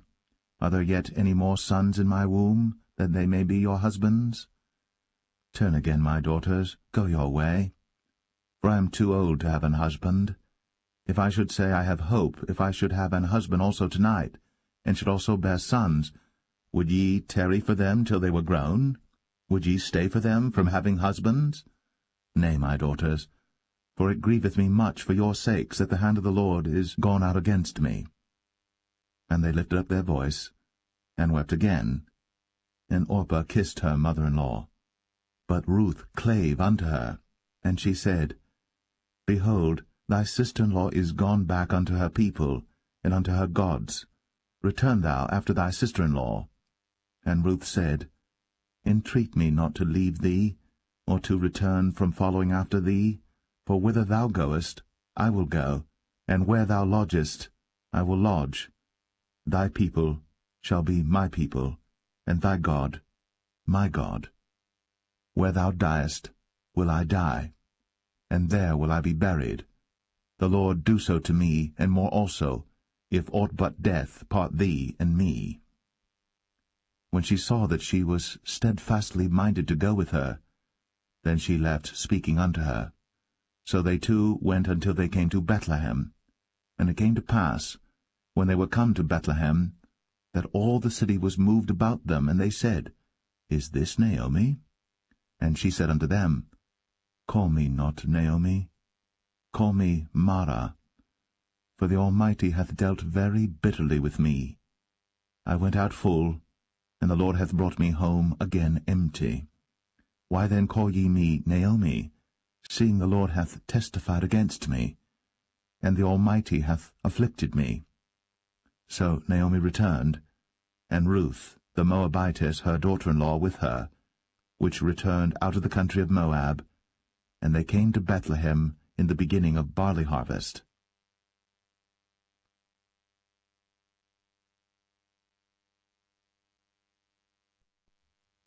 Ruth 2. And Naomi had a kinsman of her husband's, a mighty man of wealth, of the family of Elimelech, and his name was Boaz. And Ruth the Moabitess said unto Naomi, Let me now go to the field, and glean ears of corn after him in whose sight I shall find grace. And she said unto her, Go, my daughter. And she went, and came, and gleaned in the field after the reapers, and her hap was to light on a part of the field belonging unto Boaz, who was of the kindred of Elimelech. And behold, Boaz came from Bethlehem, and said unto the reapers, The Lord be with you. And they answered him, The Lord bless thee. Then said Boaz unto his servant that was set over the reapers, Whose damsel is this? And the servant that was set over the reapers answered and said, It is the Moabitish damsel that came back with Naomi out of the country of Moab. And she said, I pray you, let me glean and gather after the reapers among the sheaves. So she came, and hath continued even from the morning until now, that she tarried a little in the house. Then said Boaz unto Ruth, Hearest thou not, my daughter? Go not to glean in another field, neither go from hence, but abide here fast by my maidens. Let thine eyes be on the field that they do reap, and go thou after them. Have I not charged the young men that they shall not touch thee? And when thou art athirst, go unto the vessels, and drink of that which the young men have drawn. Then she fell on her face, and bowed herself to the ground, and said unto him, Why have I found grace in thine eyes, that thou shouldst take knowledge of me, seeing I am a stranger? And Boaz answered and said unto her, It hath fully been shown me all that thou hast done unto thy mother-in-law since the death of thine husband, and how thou hast left thy father and thy mother, and the land of thy nativity, and art come unto a people which thou knewest not heretofore. The Lord recompense thy work, and a full reward be given thee of the Lord God of Israel, under whose wings thou art come to trust. Then she said, Let me find favour in thy sight, my Lord, for that thou hast comforted me, and for that thou hast spoken friendly unto thine handmaid, though I be not like unto one of thine handmaidens. And Boaz said unto her, At mealtime come thou hither, and eat of the bread, and dip thy morsel in the vinegar. And she sat beside the reapers, and he reached her parched corn, and she did eat, and was sufficed, and left. And when she was risen up to glean, Boaz commanded his young men, saying, let her glean even among the sheaves, and reproach her not. And let fall also some of the handfuls of purpose for her, and leave them, that she may glean them, and rebuke her not. So she gleaned in the field until even, and beat out that she had gleaned, and it was about an ephah of barley. And she took it up, and went into the city, and her mother-in-law saw what she had gleaned, and she brought forth, and gave to her that she had reserved after she was sufficed. And her mother-in-law said unto her, Where hast thou gleaned today? And where wroughtest thou? Blessed be he that did take knowledge of thee. And she showed her mother-in-law with whom she had wrought, and said, The man's name with whom I wrought today is Boaz. And Naomi said unto her daughter-in-law, Blessed be he of the Lord, who hath not left off his kindness to the living and to the dead. And Naomi said unto her, The man is near of kin unto us, one of our next kinsmen. And Ruth, the Moabitess, said, He said unto me also, Thou shalt keep fast by my young men, until they have ended all my harvest. And Naomi said unto Ruth her daughter-in-law, It is good, my daughter, that thou go out with his maidens, that they meet thee not in any other field. So she kept fast by the maidens of Boaz to glean unto the end of barley harvest and of wheat harvest, and dwelt with her mother-in-law.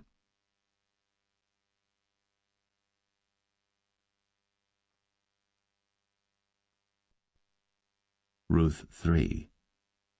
Then Naomi her mother-in-law said unto her, My daughter, shall I not seek rest for thee, that it may be well with thee? And now is not Boaz of our kindred, with whose maidens thou wast? Behold, he winnoweth barley tonight in the threshing floor.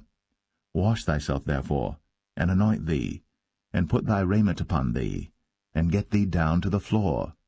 But make not thyself known unto the man until he shall have done eating and drinking.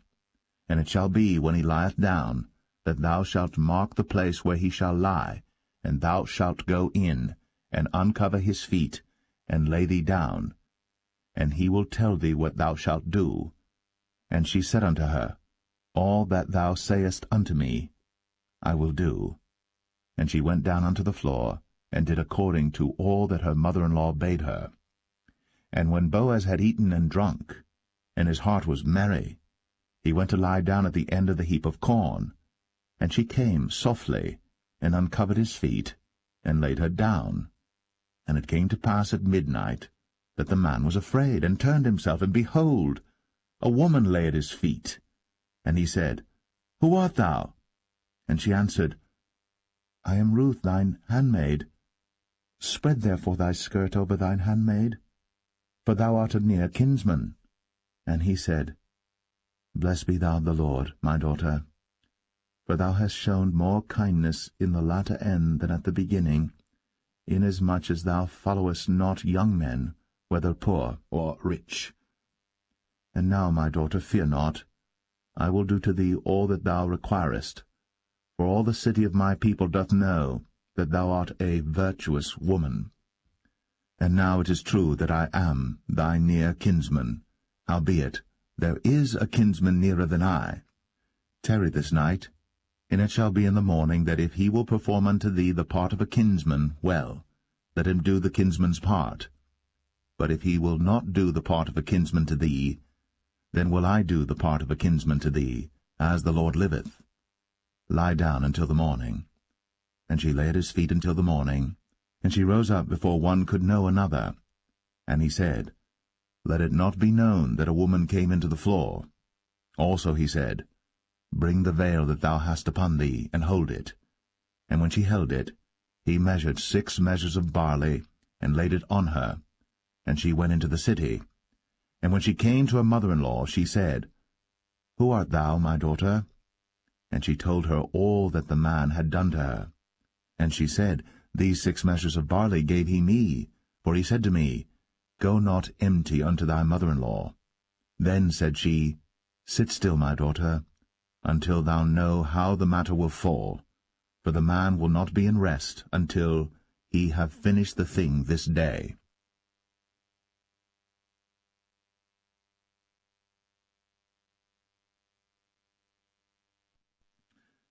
Ruth 4. Then went Boaz up to the gate, and sat him down there, and behold, the kinsman of whom Boaz spake came by, unto whom he said, Ho, such a one, turn aside, sit down here. And he turned aside and sat down. And he took 10 men of the elders of the city, and said, Sit ye down here. And they sat down. And he said unto the kinsman, Naomi, that is come again out of the country of Moab, selleth a parcel of land, which was our brother Elimelech's. And I thought to advertise thee, saying, Buy it before the inhabitants, and before the elders of my people. If thou wilt redeem it, redeem it. But if thou wilt not redeem it, then tell me, that I may know. For there is none to redeem it beside thee, and I am after thee. And he said, I will redeem it. Then said Boaz, What day thou buyest the field of the hand of Naomi, thou must buy it also of Ruth the Moabitess, the wife of the dead, to raise up the name of the dead upon his inheritance. And the kinsman said, I cannot redeem it for myself, lest I mar mine own inheritance. Redeem thou my right to thyself, for I cannot redeem it. Now this was the manner in former time in Israel concerning redeeming and concerning changing, for to confirm all things, a man plucked off his shoe, and gave it to his neighbor, and this was a testimony in Israel. Therefore the kinsman said unto Boaz, Buy it for thee. So he drew off his shoe. And Boaz said unto the elders, and unto all the people, Ye are witnesses this day, that I have bought all that was Elimelech's, and all that was Chilion's and Mahlon's of the hand of Naomi. Moreover, Ruth the Moabitess, the wife of Mahlon, have I purchased to be my wife, to raise up the name of the dead upon his inheritance, that the name of the dead be not cut off from among his brethren, and from the gate of his place. Ye are witnesses this day. And all the people that were in the gate, and the elders said, We are witnesses. The Lord make the woman that is come into thine house like Rachel and like Leah, which two did build the house of Israel. And do thou worthily in Ephratah, and be famous in Bethlehem. And let thy house be like the house of Pharez, whom Tamar bare unto Judah, of the seed which the Lord shall give thee of this young woman. So Boaz took Ruth, and she was his wife. And when he went in unto her, the Lord gave her conception, and she bare a son. And the women said unto Naomi, Blessed be the Lord, which hath not left thee this day without a kinsman, that his name may be famous in Israel. And he shall be unto thee a restorer of thy life, and a nourisher of thine old age. For thy daughter-in-law, which loveth thee, which is better to thee than 7 sons, hath borne him. And Naomi took the child, and laid it in her bosom, and became nurse unto it. And the women her neighbors gave it a name, saying, There is a son born to Naomi. And they called his name Obed. He is the father of Jesse, the father of David. Now these are the generations of Pharez. Pharez begat Hezron, and Hezron begat Ram, and Ram begat Amminadab, and Amminadab begat Nahshon, and Nahshon begat Salmon, and Salmon begat Boaz, and Boaz begat Obed, and Obed begat Jesse, and Jesse begat David.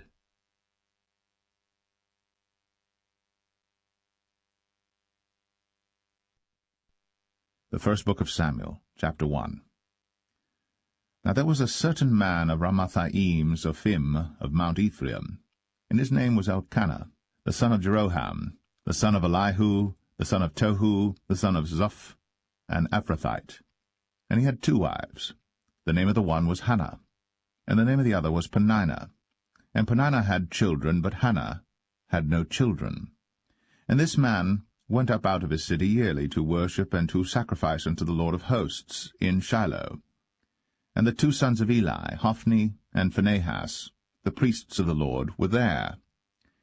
And when the time was that Elkanah offered, he gave to Peninnah his wife and to all her sons and her daughters portions. But unto Hannah he gave a worthy portion, for he loved Hannah. But the Lord had shut up her womb. And her adversary also provoked her sore, for to make her fret, because the Lord had shut up her womb. And as he did so year by year, when she went up to the house of the Lord, so she provoked her. Therefore she wept, and did not eat. Then said Elkanah her husband to her, Hannah, why weepest thou? And why eatest thou not? And why is thy heart grieved? Am not I better to thee than 10 sons? So Hannah rose up after they had eaten in Shiloh, and after they had drunk. Now Eli the priest sat upon a seat by a post of the temple of the Lord. And she was in bitterness of soul, and prayed unto the Lord, and wept sore. And she vowed a vow, and said, O Lord of hosts, if thou wilt indeed look on the affliction of thine handmaid, and remember me, and not forget thine handmaid, but wilt give unto thine handmaid a man-child, then I will give him unto the Lord all the days of his life, and there shall no razor come upon his head. And it came to pass, as she continued praying before the Lord, that Eli marked her mouth. Now Hannah, she spake in her heart, only her lips moved, but her voice was not heard. Therefore Eli thought she had been drunken. And Eli said unto her, How long wilt thou be drunken? Put away thy wine from thee. And Hannah answered and said, No, my lord, I am a woman of a sorrowful spirit. I have drunk neither wine nor strong drink, but have poured out my soul before the Lord. Count not thine handmaid for a daughter of Belial, for out of the abundance of my complaint and grief have I spoken hitherto. Then Eli answered and said, Go in peace, and the God of Israel grant thee thy petition that thou hast asked of him. And she said, Let thine handmaid find grace in thy sight. So the woman went her way, and did eat, and her countenance was no more sad.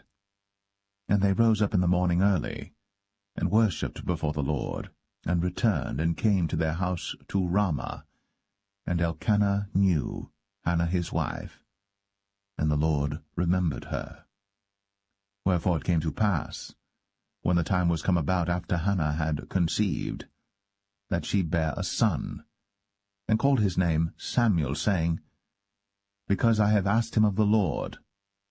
And the man Elkanah and all his house went up to offer unto the Lord the yearly sacrifice and his vow. But Hannah went not up. For she said unto her husband, I will not go up until the child be weaned, and then I will bring him, that he may appear before the Lord, and there abide for ever. And Elkanah her husband said unto her, Do what seemeth thee good. Tarry until thou have weaned him. Only the Lord establish his word. So the woman abode, and gave her son suck, until she weaned him. And when she had weaned him, she took him up with her, with 3 bullocks, and 1 ephah of flour, and a bottle of wine, and brought him unto the house of the Lord in Shiloh. And the child was young. And they slew a bullock, and brought the child to Eli. And she said, O my lord, as thy soul liveth, my lord, I am the woman that stood by thee here, praying unto the Lord. For this child I prayed, and the Lord hath given me my petition, which I asked of him.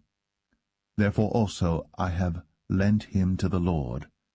As long as he liveth, he shall be lent to the Lord.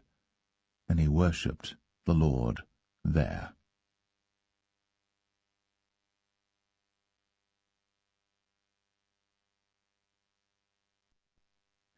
1 Samuel chapter 2. And Hannah prayed and said, My heart rejoiceth in the Lord. Mine horn is exalted in the Lord. My mouth is enlarged over mine enemies, because I rejoice in thy salvation. There is none holy as the Lord, for there is none beside thee, neither is there any rock like our God. Talk no more so exceeding proudly. Let not arrogancy come out of your mouth. For the Lord is a God of knowledge, and by him actions are weighed. The bows of the mighty men are broken, and they that stumbled are girded with strength. They that were full have hired out themselves for bread, and they that were hungry ceased, so that the barren hath borne 7, and she that hath many children is waxed feeble. The Lord killeth, and maketh alive. He bringeth down to the grave, and bringeth up. The Lord maketh poor, and maketh rich. He bringeth low, and lifteth up.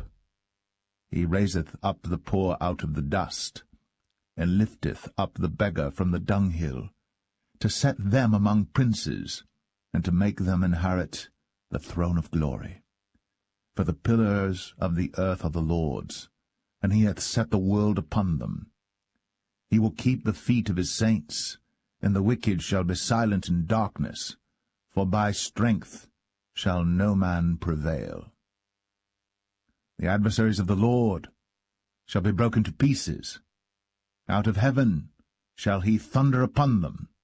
The Lord shall judge the ends of the earth, and he shall give strength unto his king, and exalt the horn of his anointed.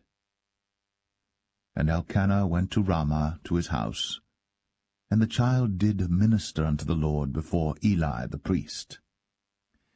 Now the sons of Eli were sons of Belial.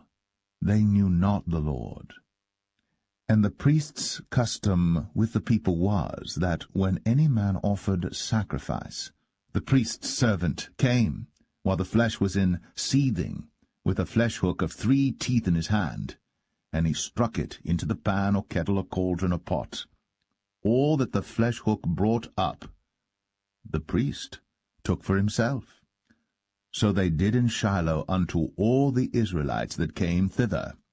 Also before they burnt the fat, the priest's servant came and said to the man that sacrificed, Give flesh to roast for the priest, for he will not have sodden flesh of thee, but raw. And if any man said unto him, Let them not fail to burn the fat presently, and then take as much as thy soul desireth, then he would answer him, Nay, but thou shalt give it me now, and if not, I will take it by force. Wherefore the sin of the young men was very great before the Lord, for men abhorred the offering of the Lord. But Samuel ministered before the Lord, being a child, girded with a linen ephod. Moreover, his mother made him a little coat, and brought it to him from year to year, when she came up with her husband to offer the yearly sacrifice. And Eli blessed Elkanah and his wife, and said, The Lord give thee seed of this woman for the loan which is lent to the Lord. And they went unto their own home. And the Lord visited Hannah, so that she conceived, and bare 3 sons and 2 daughters. And the child Samuel grew before the Lord. Now Eli was very old, and heard all that his sons did unto all Israel, and how they lay with the women that assembled at the door of the tabernacle of the congregation. And he said unto them, Why do ye such things? For I hear of your evil dealings by all this people. Nay, my sons, for it is no good report that I hear. Ye make the Lord's people to transgress. If one man sin against another, the judge shall judge him. But if a man sin against the Lord, who shall entreat for him? Notwithstanding, they hearkened not unto the voice of their father, because the Lord would slay them. And the child Samuel grew on, and was in favor both with the Lord and also with men. And there came a man of God unto Eli, and said unto him, Thus saith the Lord, Did I plainly appear unto the house of thy father, when they were in Egypt, in Pharaoh's house? And did I choose him out of all the tribes of Israel to be my priest, to offer upon mine altar, to burn incense, to wear an ephod before me? And did I give unto the house of thy father all the offerings made by fire of the children of Israel? Wherefore kick ye at my sacrifice and at mine offering, which I have commanded in my habitation, and honourest thy sons above me, to make yourselves fat with the chiefest of all the offerings of Israel my people? Wherefore the Lord God of Israel saith, I said indeed that thy house and the house of thy father should walk before me for ever. But now the Lord saith, Be it far from me, for them that honour me I will honour, and they that despise me shall be lightly esteemed. Behold, the days come that I will cut off thine arm, and the arm of thy father's house, that there shall not be an old man in thine house. And thou shalt see an enemy in my habitation, in all the wealth which God shall give Israel. And there shall not be an old man in thine house for ever. And the man of thine whom I shall not cut off from mine altar shall be to consume thine eyes and to grieve thine heart, and all the increase of thine house shall die in the flower of their age. And this shall be a sign unto thee, that shall come upon thy 2 sons, on Hophni and Phinehas, in one day. They shall die, both of them. And I will raise me up a faithful priest, that shall do according to that which is in mine heart and in my mind. And I will build him a sure house, and he shall walk before mine anointed for ever. And it shall come to pass, that every one that is left in thine house shall come and crouch to him for a piece of silver and a morsel of bread, and shall say, Put me, I pray thee, into one of the priest's offices, that I may eat a piece of bread.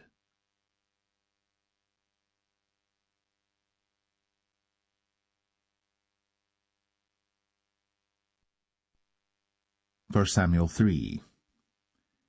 And the child Samuel ministered unto the Lord before Eli. And the word of the Lord was precious in those days. There was no open vision.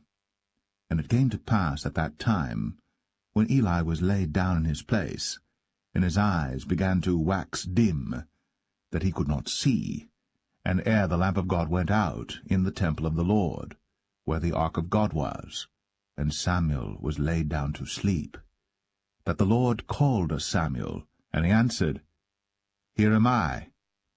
And he ran unto Eli, and said, Here am I, for thou calledst me. And he said, I called not, lie down again. And he went and lay down. And the Lord called yet again, Samuel. And Samuel arose and went to Eli, and said, Here am I, for thou didst call me.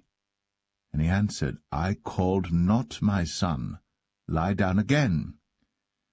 Now Samuel did not yet know the Lord, neither was the word of the Lord yet revealed unto him. And the Lord called Samuel again the 3rd time, and he arose, and went to Eli, and said, Here am I, for thou didst call me. And Eli perceived that the Lord had called the child. Therefore Eli said unto Samuel, Go, lie down, and it shall be, if he call thee, that thou shalt say, Speak, Lord, for thy servant heareth. So Samuel went, and lay down in his place. And the Lord came, and stood, and called, as at other times, Samuel, Samuel.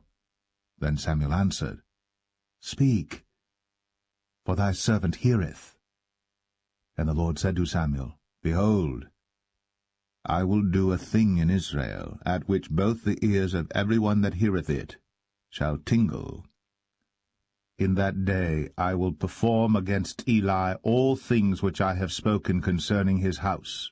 When I begin, I will also make an end. For I have told him that I will judge his house for ever for the iniquity which he knoweth, because his sons made themselves vile, and he restrained them not. And therefore I have sworn unto the house of Eli, that the iniquity of Eli's house shall not be purged with sacrifice nor offering for ever. And Samuel lay until the morning. and open the doors of the house of the Lord. And Samuel feared to show Eli the vision. Then Eli called Samuel and said, Samuel, my son. And he answered, Here am I. And he said, What is the thing that the Lord hath said unto thee? I pray thee, hide it not from me. God do so to thee, and more also, if thou hide anything from me of all the things that he said unto thee. And Samuel told him every whit, and hid nothing from him. And he said, It is the Lord. Let him do what seemeth him good. And Samuel grew, and the Lord was with him, and did let none of his words fall to the ground. And all Israel from Dan even to Beersheba knew that Samuel was established to be a prophet of the Lord. And the Lord appeared again in Shiloh. For the Lord revealed himself to Samuel in Shiloh by the word of the Lord.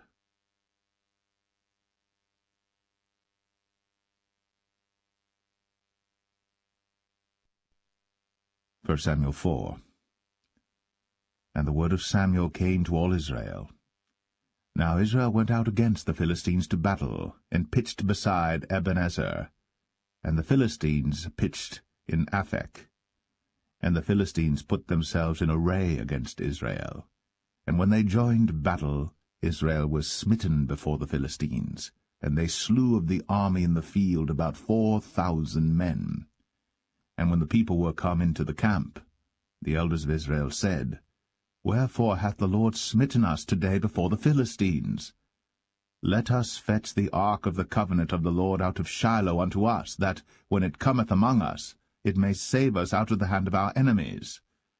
So the people sent to Shiloh, that they might bring from thence the ark of the covenant of the Lord of hosts, which dwelleth between the cherubims. And the two sons of Eli, Hophni and Phinehas, were there with the ark of the covenant of God.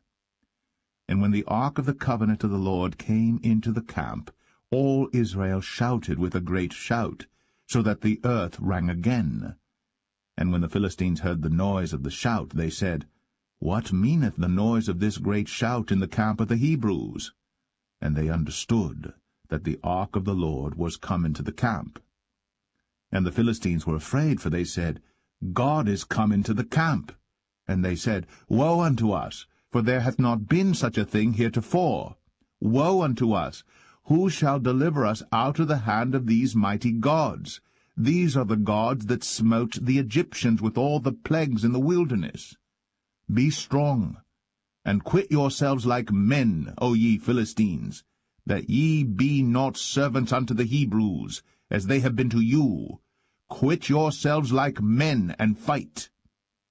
And the Philistines fought, and Israel was smitten, and they fled every man into his tent. And there was a very great slaughter, for there fell of Israel 30,000 footmen. And the ark of God was taken, and the two sons of Eli, Hophni and Phinehas, were slain.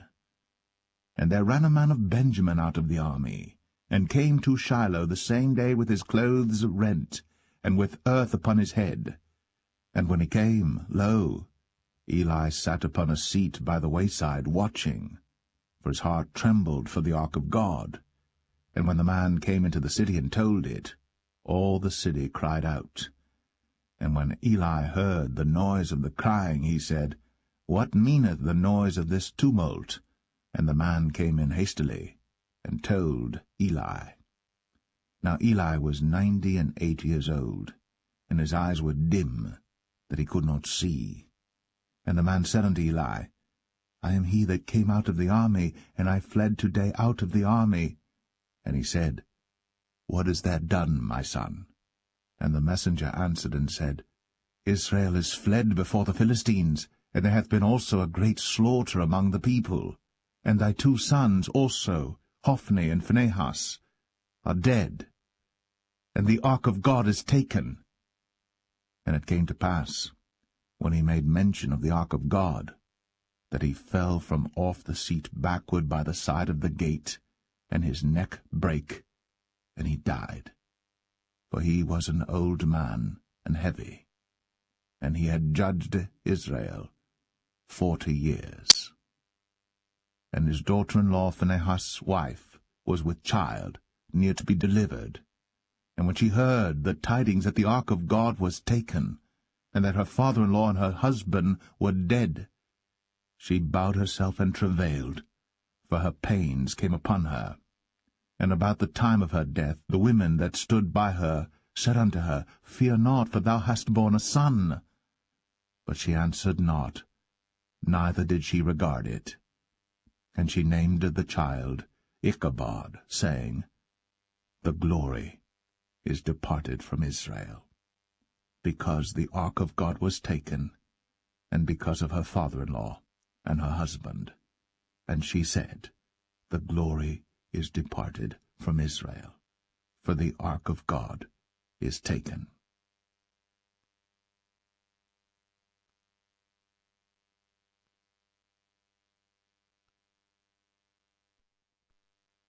First Samuel 5. And the Philistines took the ark of God, and brought it from Ebenezer unto Ashdod. When the Philistines took the ark of God, they brought it into the house of Dagon, and set it by Dagon. And when they of Ashdod arose early on the morrow, behold, Dagon was fallen upon his face to the earth before the ark of the Lord. And they took Dagon, and set him in his place again. And when they arose early on the morrow morning, behold, Dagon was fallen upon his face to the ground before the ark of the Lord, and the head of Dagon and both the palms of his hands were cut off upon the threshold. Only the stump of Dagon was left to him. Therefore neither the priests of Dagon, nor any that come into Dagon's house, tread on the threshold of Dagon in Ashdod unto this day. But the hand of the Lord was heavy upon them of Ashdod, and he destroyed them, and smote them with emerods, even Ashdod, and the coast thereof. And when the men of Ashdod saw that it was so, they said, The ark of the God of Israel shall not abide with us, for his hand is sore upon us, and upon Dagon our God. They sent therefore, and gathered all the lords of the Philistines unto them, and said, What shall we do with the ark of the God of Israel? And they answered, Let the ark of the God of Israel be carried about unto Gath. And they carried the ark of the God of Israel about thither. And it was so, that after they had carried it about, the hand of the Lord was against the city with a very great destruction, and he smote the men of the city, both small and great, and they had emerods in their secret parts. Therefore they sent the ark of God to Ekron, and it came to pass, as the ark of God came to Ekron, that the Ekronites cried out, saying, They have brought about the ark of the God of Israel to us, to slay us and our people. So they sent and gathered together all the lords of the Philistines, and said, Send away the ark of the God of Israel, and let it go again to his own place, that it slay us not and our people. For there was a deadly destruction throughout all the city. The hand of God was very heavy there. And the men that died not were smitten with the emerods, and the cry of the city went up to heaven.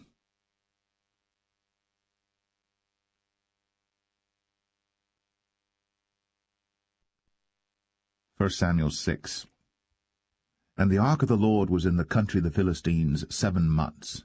And the Philistines called for the priests and the diviners, saying, What shall we do to the ark of the Lord? Tell us wherewith we shall send it to his place.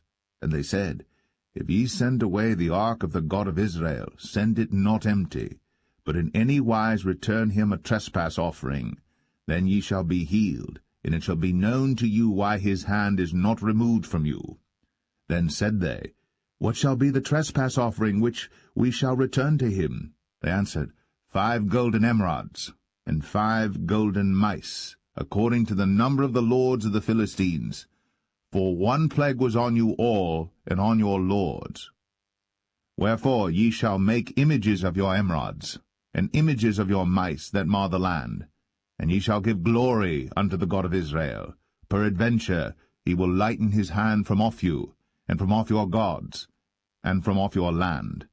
Wherefore then do ye harden your hearts, as the Egyptians and Pharaoh hardened their hearts, when he had wrought wonderfully among them? Did they not let the people go, and they departed? Now therefore make a new cart, and take 2 milch kine on which there hath come no yoke, and tie the kine to the cart, and bring their calves home from them. And take the ark of the Lord, and lay it upon the cart, and put the jewels of gold, which ye return him for a trespass offering, in a coffer by the side thereof, and send it away, that it may go. And see, if it goeth up by the way of his own coast, to Bethshemesh, then he hath done us this great evil. But if not, then we shall know that it is not his hand that smote us. It was a chance that happened to us. And the men did so, and took 2 milch kine, and tied them to the cart, and shut up their calves at home. And they laid the ark of the Lord upon the cart, and the coffer with the mice of gold, and the images of their emerods. And the kine took the straight way to the way of Bethshemesh, and went along the highway, lowing as they went, and turned not aside to the right hand or to the left. And the lords of the Philistines went after them unto the border of Bethshemesh. And they of Bethshemesh were reaping their wheat harvest in the valley. And they lifted up their eyes, and saw the ark, and rejoiced to see it. And the cart came into the field of Joshua, a Bethshemite, and stood there, where there was a great stone. And they clave the wood of the cart, and offered the kine a burnt offering unto the Lord. And the Levites took down the ark of the Lord, and the coffer that was with it, wherein the jewels of gold were, and put them on the great stone. And the men of Bethshemesh offered burnt offerings, and sacrificed sacrifices the same day unto the Lord. And when the 5 lords of the Philistines had seen it, they returned to Ekron the same day. And these are the golden emerods, which the Philistines returned for a trespass offering unto the Lord: for Ashdod 1, for Gaza 1, for Ashkelon 1, for Gath 1, for Ekron 1.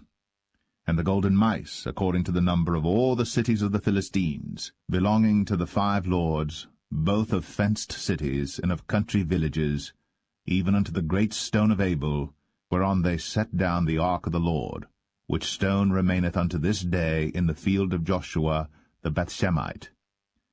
And he smote the men of Bethshemesh, because they had looked into the ark of the Lord. Even he smote of the people 50,010 men. And the people lamented, because the Lord had smitten many of the people with a great slaughter. And the men of Bethshemesh said, Who is able to stand before this holy Lord God? And to whom shall he go up from us? And they sent messengers to the inhabitants of Kirjath-jearim, saying, The Philistines have brought again the ark of the Lord. Come ye down, and fetch it up to you.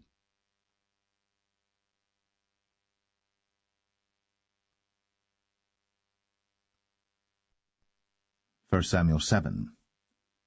And the men of Kirjath-jearim came and fetched up the ark of the Lord, and brought it into the house of Abinadab in the hill, and sanctified Eleazar his son to keep the ark of the Lord. And it came to pass, while the ark abode in Kirjath-jearim, that the time was long, for it was 20 years. And all the house of Israel lamented after the Lord. And Samuel spake unto all the house of Israel, saying, If ye do return unto the Lord with all your hearts, then put away the strange gods and Ashtoreth from among you, and prepare your hearts unto the Lord, and serve him only, and he will deliver you out of the hand of the Philistines. Then the children of Israel did put away Baalim and Ashtoreth, and served the Lord only. And Samuel said, Gather all Israel to Mizpeh, and I will pray for you unto the Lord. And they gathered together to Mizpeh, and drew water, and poured it out before the Lord, and fasted on that day, and said there, We have sinned against the Lord. And Samuel judged the children of Israel in Mizpeh. And when the Philistines heard that the children of Israel were gathered together to Mizpeh, the lords of the Philistines went up against Israel. And when the children of Israel heard it, they were afraid of the Philistines. And the children of Israel said to Samuel, Cease not to cry unto the Lord our God for us, that he will save us out of the hand of the Philistines. And Samuel took a sucking lamb, and offered it for a burnt offering holy unto the Lord. And Samuel cried unto the Lord for Israel. And the Lord heard him. And as Samuel was offering up the burnt offering, the Philistines drew near to battle against Israel. But the Lord thundered with a great thunder on that day upon the Philistines, and discomfited them, and they were smitten before Israel. And the men of Israel went out of Mizpeh, and pursued the Philistines, and smote them until they came unto Bethkar. Then Samuel took a stone, and set it between Mizpeh and Shen, and called the name of it Ebenezer, saying, Hitherto hath the Lord helped us. So the Philistines were subdued, and they came no more into the coast of Israel. And the hand of the Lord was against the Philistines all the days of Samuel. And the cities which the Philistines had taken from Israel were restored to Israel, from Ekron even unto Gath. And the coasts thereof did Israel deliver out of the hands of the Philistines. And there was peace between Israel and the Amorites. And Samuel judged Israel all the days of his life. And he went from year to year in circuit to Bethel, and Gilgal, and Mizpeh, and judged Israel in all those places. And his return was to Ramah, for there was his house, and there he judged Israel, and there he built an altar unto the Lord.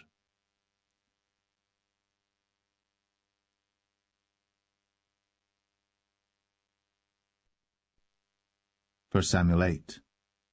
And it came to pass, when Samuel was old, that he made his sons judges over Israel. Now the name of his firstborn was Joel, and the name of his second Abiah. They were judges in Beersheba. And his sons walked not in his ways, but turned aside after lucre, and took bribes, and perverted judgment.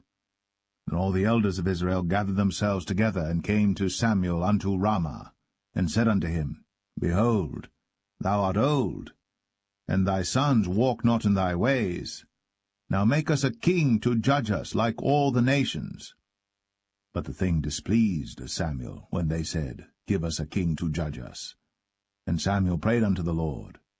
And the Lord said unto Samuel, Hearken unto the voice of the people, in all that they say unto thee.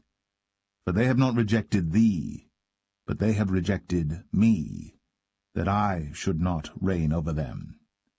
According to all the works which they have done since the day that I brought them up out of Egypt, even unto this day, wherewith they have forsaken me, and served other gods, so do they also unto thee. Now therefore hearken unto their voice, howbeit yet protest solemnly unto them, and show them the manner of the king that shall reign over them. And Samuel told all the words of the Lord unto the people that asked of him a king. And he said, This will be the manner of the king that shall reign over you. He will take your sons, and appoint them for himself, for his chariots, and to be his horsemen, and some shall run before his chariots. And he will appoint him captains over thousands, and captains over fifties, and will set them to ear his ground, and to reap his harvest, and to make his instruments of war, and instruments of his chariots. And he will take your daughters to be confectionaries, and to be cooks, and to be bakers. And he will take your fields, and your vineyards, and your oliveyards, even the best of them, and give them to his servants. And he will take the tenth of your seed, and of your vineyards, and give to his officers, and to his servants. And he will take your men-servants, and your maidservants, and your goodliest young men, and your asses, and put them to his work. He will take the tenth of your sheep, and ye shall be his servants. And ye shall cry out in that day because of your king which ye shall have chosen you. And the Lord will not hear you in that day. Nevertheless, the people refused to obey the voice of Samuel, and they said, Nay, but we will have a king over us, that we also may be like all the nations, and that our king may judge us, and go out before us, and fight our battles. And Samuel heard all the words of the people, and he rehearsed them in the ears of the Lord. And the Lord said to Samuel, Hearken unto their voice, and make them a king. And Samuel said unto the men of Israel, Go ye every man unto his city.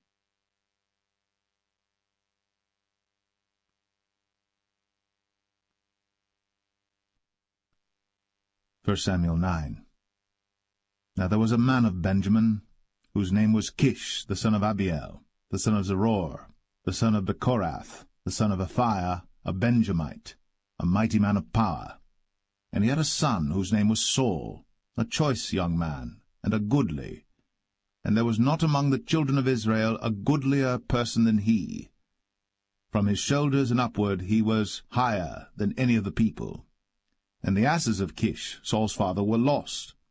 And Kish said to Saul his son, Take now one of the servants with thee, and arise, go seek the asses.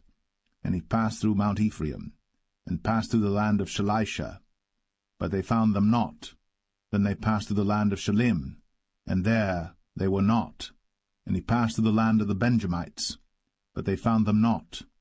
And when they were come to the land of Zuph, Saul said to his servant that was with him, Come, and let us return, lest my father leave caring for the asses, and take thought for us.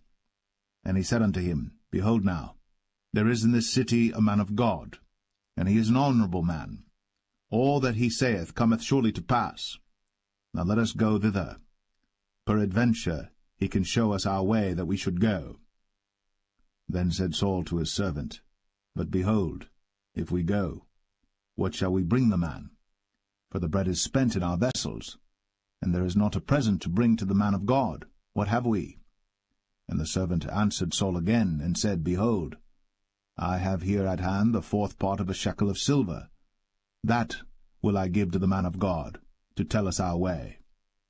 Before time in Israel, when a man went to inquire of God, thus he spake, Come, and let us go to the seer. For he that is now called a prophet was before time called a seer. Then said Saul to his servant, Well said, Come, let us go. So they went unto the city where the man of God was. And as they went up the hill to the city, they found young maidens going out to draw water, and said unto them, Is the seer here? And they answered them, and said, He is, behold, he is before you. Make haste now, for he came today to the city, for there is a sacrifice of the people today in the high place. As soon as ye be come into the city, ye shall straightway find him, before he go up to the high place to eat. For the people will not eat until he come, because he doth bless the sacrifice, and afterwards they eat that be bidden. Now therefore get you up, for about this time ye shall find him. And they went up into the city. And when they were come into the city, behold, Samuel came out against them, for to go up to the high place. Now the Lord had told Samuel in his ear a day before Saul came, saying, Tomorrow about this time I will send thee a man out of the land of Benjamin, and thou shalt anoint him to be captain over my people Israel, that he may save my people out of the hand of the Philistines. For I have looked upon my people, because their cry is come unto me. And when Samuel saw Saul, the Lord said unto him, Behold the man whom I spake to thee of. This same shall reign over my people. Then Saul drew near to Samuel in the gate, and said, Tell me, I pray thee, where the seer's house is. And Samuel answered Saul, and said, I am the seer. Go up before me unto the high place. For ye shall eat with me today, and tomorrow I will let thee go, and will tell thee all that is in thine heart. And as for thine asses that were lost 3 days ago, set not thy mind on them, for they are found. And on whom is all the desire of Israel? Is it not on thee, and on all thy father's house? And Saul answered and said, Am not I a Benjamite, of the smallest of the tribes of Israel, and my family the least of all the families of the tribe of Benjamin? Wherefore then speakest thou so to me? And Samuel took Saul and his servant, and brought them into the parlour, and made them sit in the chiefest place among them that were bidden, which were about 30 persons. And Samuel said unto the cook, Bring the portion which I gave thee, of which I said unto thee, Set it by thee. And the cook took up the shoulder, and that which was upon it, and set it before Saul. And Samuel said, Behold that which is left, set it before thee, and eat.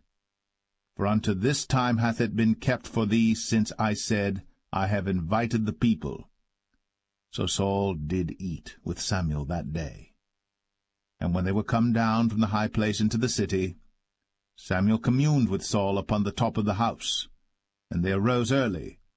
And it came to pass about the spring of the day that Samuel called Saul to the top of the house, saying, Up, that I may send thee away. And Saul arose. And they went out, both of them, he and Samuel, abroad. And as they were going down to the end of the city, Samuel said to Saul, Bid the servant pass on before us. And he passed on. But stand thou still a while, that I may show thee the word of God.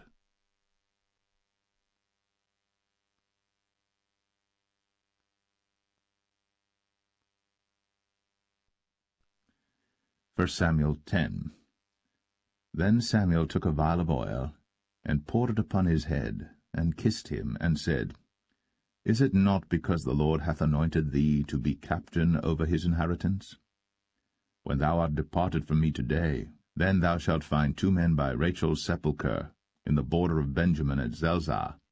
And they will say unto thee, The asses which thou wentest to seek are found, and lo, thy father hath left the care of the asses, and sorroweth for you, saying, What shall I do for my son? Then shalt thou go on forward from thence, and thou shalt come to the plain of Tabor. And there shall meet thee 3 men going up to God to Bethel, one carrying 3 kids, and another carrying 3 loaves of bread, and another carrying a bottle of wine. And they will salute thee, and give thee 2 loaves of bread, which thou shalt receive of their hands. After that thou shalt come to the hill of God, where is the garrison of the Philistines. And it shall come to pass, when thou art come thither to the city, that thou shalt meet a company of prophets coming down from the high place, with a psaltery, and a tabret, and a pipe, and a harp before them, and they shall prophesy. And the Spirit of the Lord will come upon thee, and thou shalt prophesy with them, and shalt be turned into another man. And let it be, when these signs are come unto thee, that thou do as occasion serve thee, for God is with thee. And thou shalt go down before me to Gilgal, and behold, I will come down unto thee to offer burnt offerings, and to sacrifice sacrifices of peace offerings.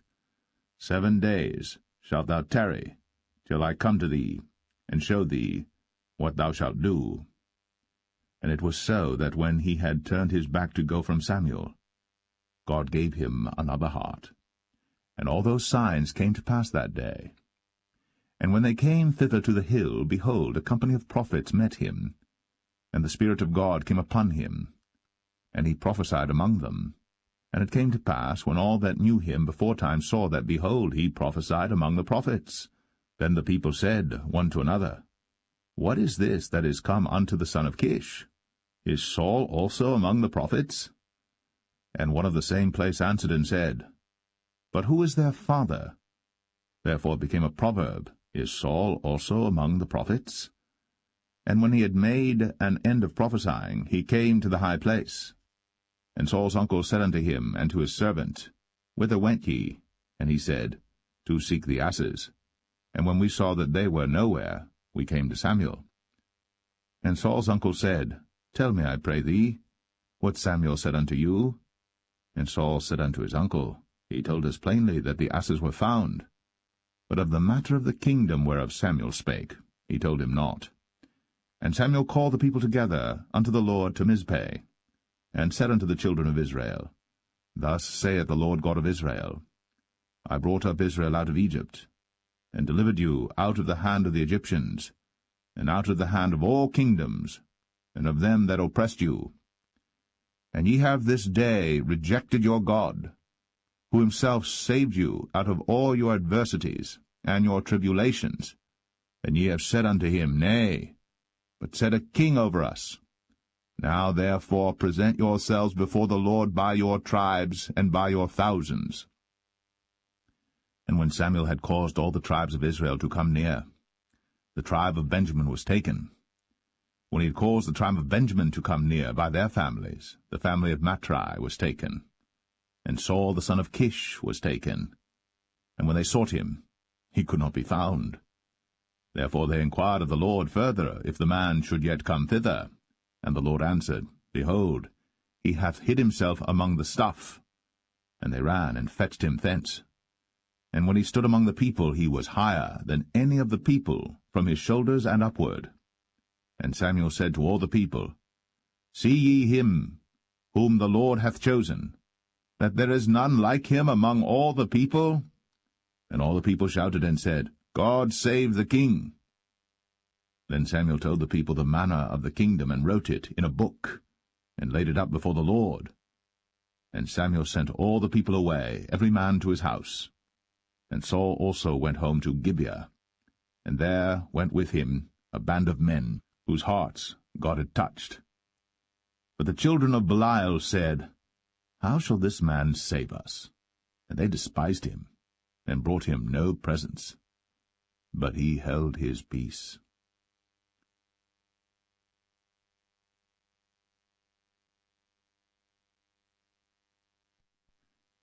First Samuel 11. Then Nahash the Ammonite came up, and encamped against Jabesh-Gilead. And all the men of Jabesh said unto Nahash, Make a covenant with us, and we will serve thee.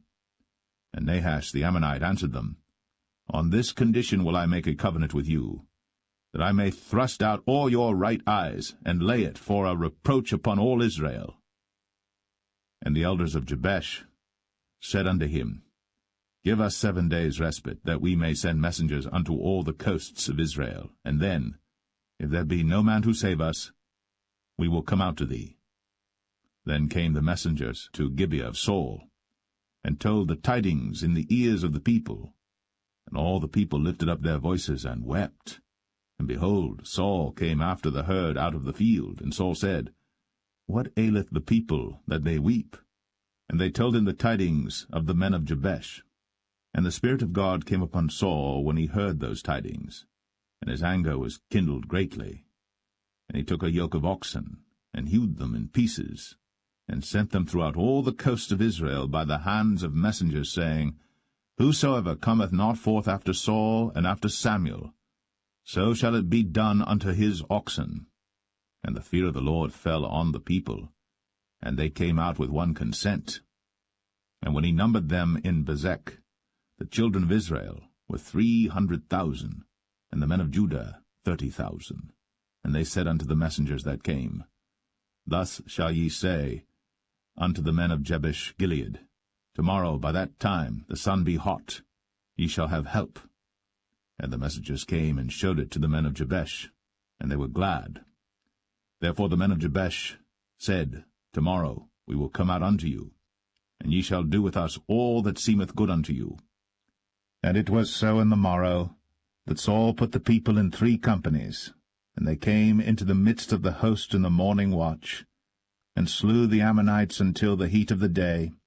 And it came to pass that they which remained were scattered, so that 2 of them were not left together. And the people said unto Samuel, Who is he that said, Shall Saul reign over us? Bring the men, that we may put them to death. And Saul said, There shall not a man be put to death this day, for today the Lord hath wrought salvation in Israel. Then said Samuel to the people, Come, and let us go to Gilgal, and renew the kingdom there. And all the people went to Gilgal, and there they made Saul king before the Lord in Gilgal. And there they sacrificed sacrifices of peace offerings before the Lord.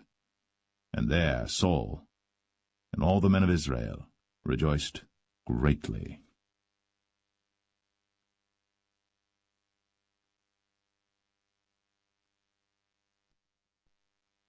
First Samuel 12. And Samuel said unto all Israel, Behold, I have hearkened unto your voice in all that ye said unto me, and have made a king over you. And now, behold, the king walketh before you, and I am old and grey-headed, and behold, my sons are with you. And I have walked before you from my childhood unto this day. Behold, here I am. Witness against me before the Lord and before his anointed, whose ox have I taken? Or whose ass have I taken? Or whom have I defrauded? Whom have I oppressed? Or of whose hand have I received any bribe to blind mine eyes therewith?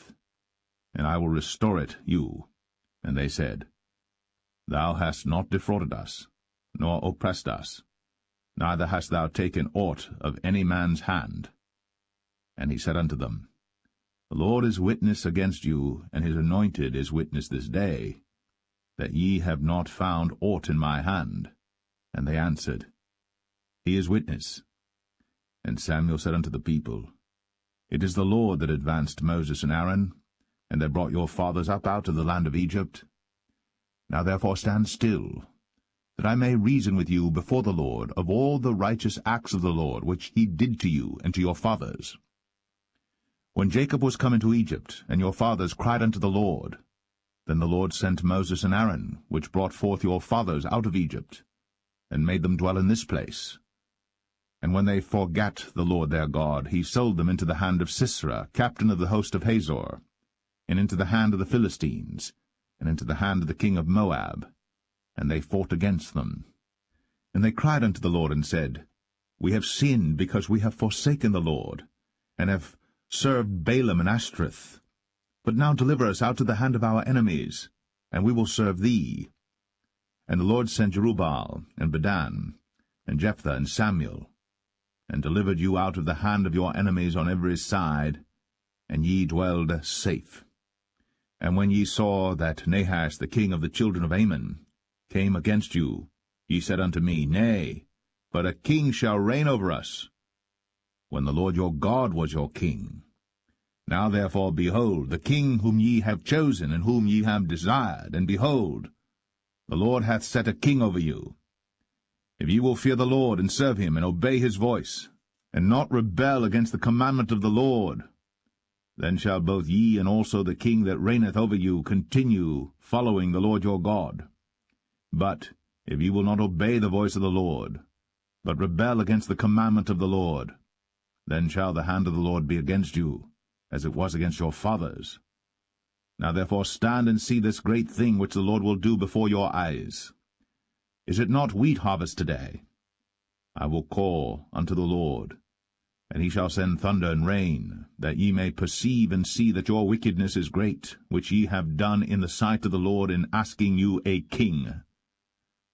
So Samuel called unto the Lord, and the Lord sent thunder and rain that day. And all the people greatly feared the Lord and Samuel. And all the people said unto Samuel, Pray for thy servants unto the Lord thy God, that we die not. For we have added unto all our sins this evil, to ask us a king. And Samuel said unto the people, Fear not. Ye have done all this wickedness. Yet turn not aside from following the Lord, but serve the Lord with all your heart. And turn ye not aside, for then should ye go after vain things which cannot profit nor deliver, for they are vain. For the Lord will not forsake his people for his great name's sake, because it hath pleased the Lord to make you his people. Moreover, as for me, God forbid that I should sin against the Lord in ceasing to pray for you. But I will teach you the good and the right way. Only fear the Lord, and serve him in truth with all your heart. For consider how great things he hath done for you. But if ye shall still do wickedly, ye shall be consumed, both ye and your king.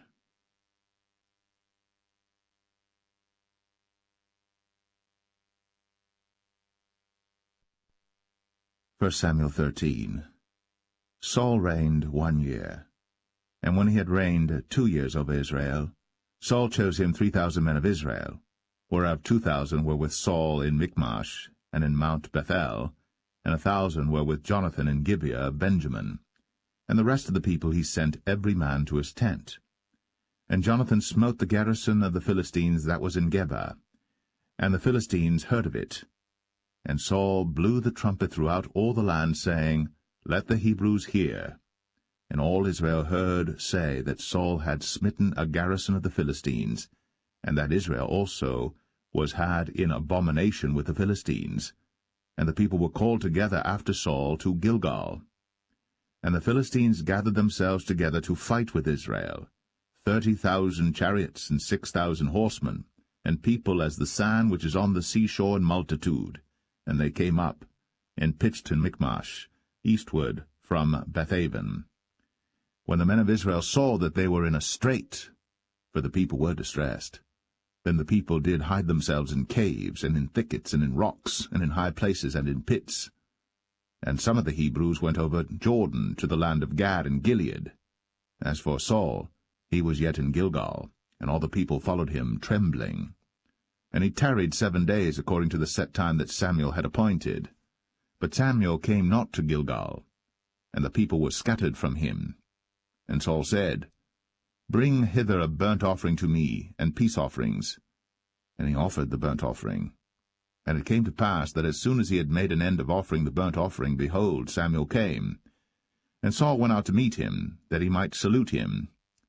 And Samuel said, What hast thou done?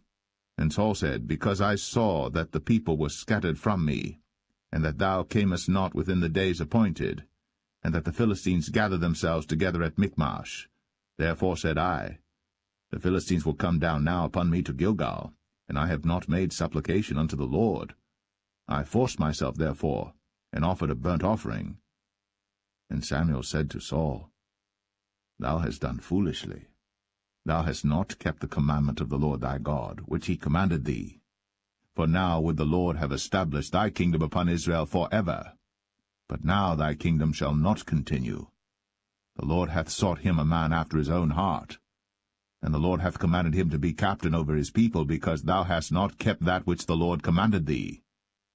And Samuel arose, and gat him up from Gilgal unto Gibeah of Benjamin. And Saul numbered the people that were present with him about 600 men. And Saul and Jonathan his son, and the people that were present with him, abode in Gibeah of Benjamin. But the Philistines encamped in Michmash. And the spoilers came out of the camp of the Philistines in 3 companies. One company turned unto the way that leadeth to Ophrah, unto the land of Shual. And another company turned the way to Bethhoron. And another company turned to the way of the border that looketh to the valley of Zeboim, toward the wilderness.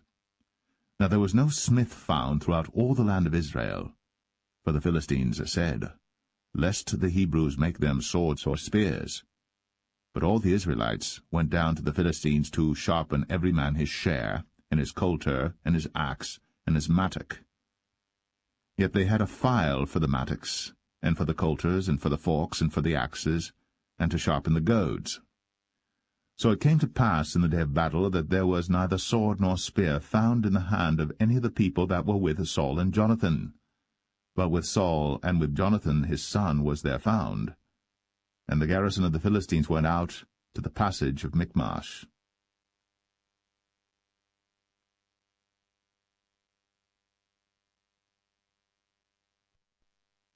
1 Samuel 14.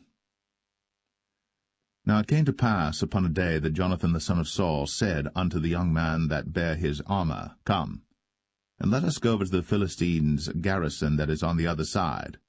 But he told not his father. And Saul tarried in the uttermost part of Gibeah, under a pomegranate tree which is in Migron. And the people that were with him were about 600 men.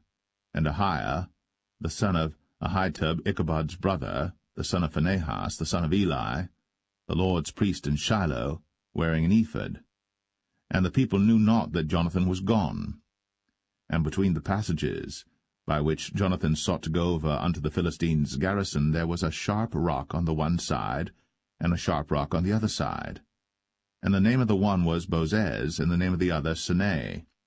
The forefront of the one was situate northward over against Michmash, and the other southward over against Gibeah. And Jonathan said to the young men that bare his armor, Come, and let us go over unto the garrison of these uncircumcised. It may be that the Lord will work for us, for there is no restraint to the Lord to save by many or by few. And his armor-bearer said unto him, Do all that is in thine heart, turn thee, behold, I am with thee according to thy heart. Then said Jonathan, Behold, we will pass over unto these men, and we will discover ourselves unto them. If they say thus unto us, Tarry until we come to you, then we will stand still in our place, and will not go up unto them. But if they say thus, Come up unto us, then we will go up. For the Lord hath delivered them into our hand, and this shall be a sign unto us. And both of them discovered themselves unto the garrison of the Philistines. And the Philistines said, Behold, the Hebrews come forth out of the holes where they had hid themselves. And the men of the garrison answered Jonathan and his armor-bearer, and said, Come up to us, and we will show you a thing. And Jonathan said unto his armor-bearer, Come up after me, for the Lord hath delivered them into the hand of Israel. And Jonathan climbed up upon his hands and upon his feet, and his armor-bearer after him, and they fell before Jonathan, and his armor-bearer slew after him. And that first slaughter which Jonathan and his armor-bearer made was about 20 men, within as it were an half-acre of land, which a yoke of oxen might plough. And there was trembling in the host, in the field, and among all the people. The garrison and the spoilers, they also trembled, and the earth quaked. So it was a very great trembling. And the watchmen of Saul and Gibeah of Benjamin looked, and behold, the multitude melted away, and they went on beating down one another. Then said Saul unto the people that were with him, Number now, and see who is gone from us. And when they had numbered, behold, Jonathan and his armor-bearer were not there. And Saul said unto Ahiah, Bring hither the ark of God. For the ark of God was at that time with the children of Israel. And it came to pass, while Saul talked unto the priest, that the noise that was in the host of the Philistines went on and increased. And Saul said unto the priest, Withdraw thine hand. And Saul and all the people that were with him assembled themselves. And they came to the battle. And behold, every man's sword was against his fellow, and there was a very great discomfiture. Moreover, the Hebrews that were with the Philistines before that time, which went up with them into the camp from the country round about, even they also turned to be with the Israelites that were with Saul and Jonathan. Likewise all the men of Israel, which had hid themselves in Mount Ephraim, when they heard that the Philistines fled, even they also followed hard after them in the battle. So the Lord saved Israel that day. And the battle passed over unto Bethaven. And the men of Israel were distressed that day. For Saul had adjured the people, saying, Cursed be the man that eateth any food until evening, that I may be avenged on mine enemies. So none of the people tasted any food. And all they of the land came to a wood, and there was honey upon the ground. And when the people were come into the wood, behold, the honey dropped. But no man put his hand to his mouth, for the people feared the oath. But Jonathan heard not, when his father charged the people with the oath, wherefore he put forth the end of the rod that was in his hand, and dipped it in an honeycomb, and put his hand to his mouth, and his eyes were enlightened. Then answered one of the people, and said, Thy father straitly charged the people with an oath, saying, Cursed be the man that eateth any food this day. And the people were faint. Then said Jonathan, My father hath troubled the land. See, I pray you, how mine eyes have been enlightened, because I tasted a little of this honey. How much more, if haply the people had eaten freely today of the spoil of their enemies which they found? For had there not been now a much greater slaughter among the Philistines? And they smote the Philistines that day, from Michmash to Ajalon. And the people were very faint. And the people flew upon the spoil, and took sheep and oxen and calves, and slew them on the ground. And the people did eat them with the blood. Then they told Saul, saying, Behold, the people sin against the Lord, in that they eat with the blood. And he said, Ye have transgressed. Roll a great stone unto me this day. And Saul said, Disperse yourselves among the people, and say unto them, Bring me hither every man his ox, and every man his sheep, and slay them here, and eat, and sin not against the Lord in eating with the blood. And all the people brought every man his ox with him that night, and slew them there. And Saul built an altar unto the Lord. The same was the first altar that he built unto the Lord. And Saul said, Let us go down after the Philistines by night, and spoil them until the morning light, and let us not leave a man of them. And they said, Do whatsoever seemeth good unto thee. Then said the priest, Let us draw near hither unto God. And Saul asked counsel of God, Shall I go down after the Philistines? Wilt thou deliver them into the hand of Israel? But he answered him not that day. And Saul said, Draw ye near hither, all the chief of the people, and know and see wherein this sin hath been this day. For as the Lord liveth, which saveth Israel, though it be in Jonathan my son, he shall surely die. But there was not a man among all the people that answered him. Then said he unto all Israel, Be ye on one side, and I and Jonathan my son will be on the other side. And the people said unto Saul, Do what seemeth good unto thee. Therefore Saul said unto the Lord God of Israel, Give a perfect lot. And Saul and Jonathan were taken, but the people escaped. And Saul said, Cast lots between me and Jonathan my son. And Jonathan was taken. Then Saul said to Jonathan, Tell me what thou hast done. And Jonathan told him, and said, I did but taste a little honey with the end of the rod that was in mine hand, and lo, I must die. And Saul answered, God do so and more also, for thou shalt surely die, Jonathan. And the people said unto Saul, Shall Jonathan die, who hath wrought this great salvation in Israel? God forbid, as the Lord liveth.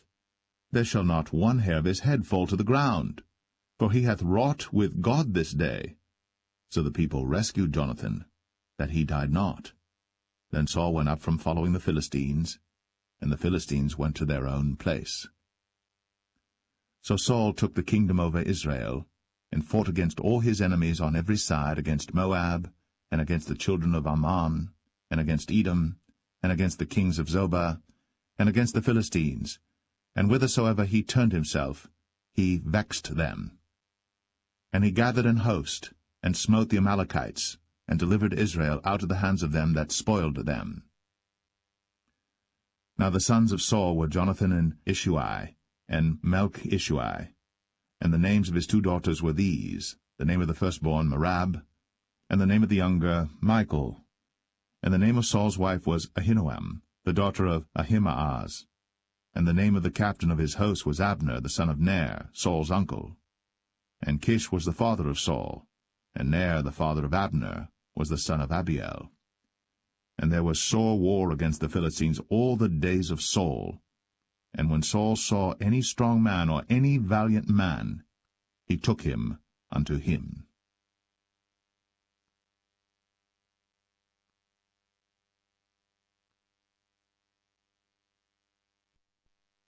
1 Samuel 15.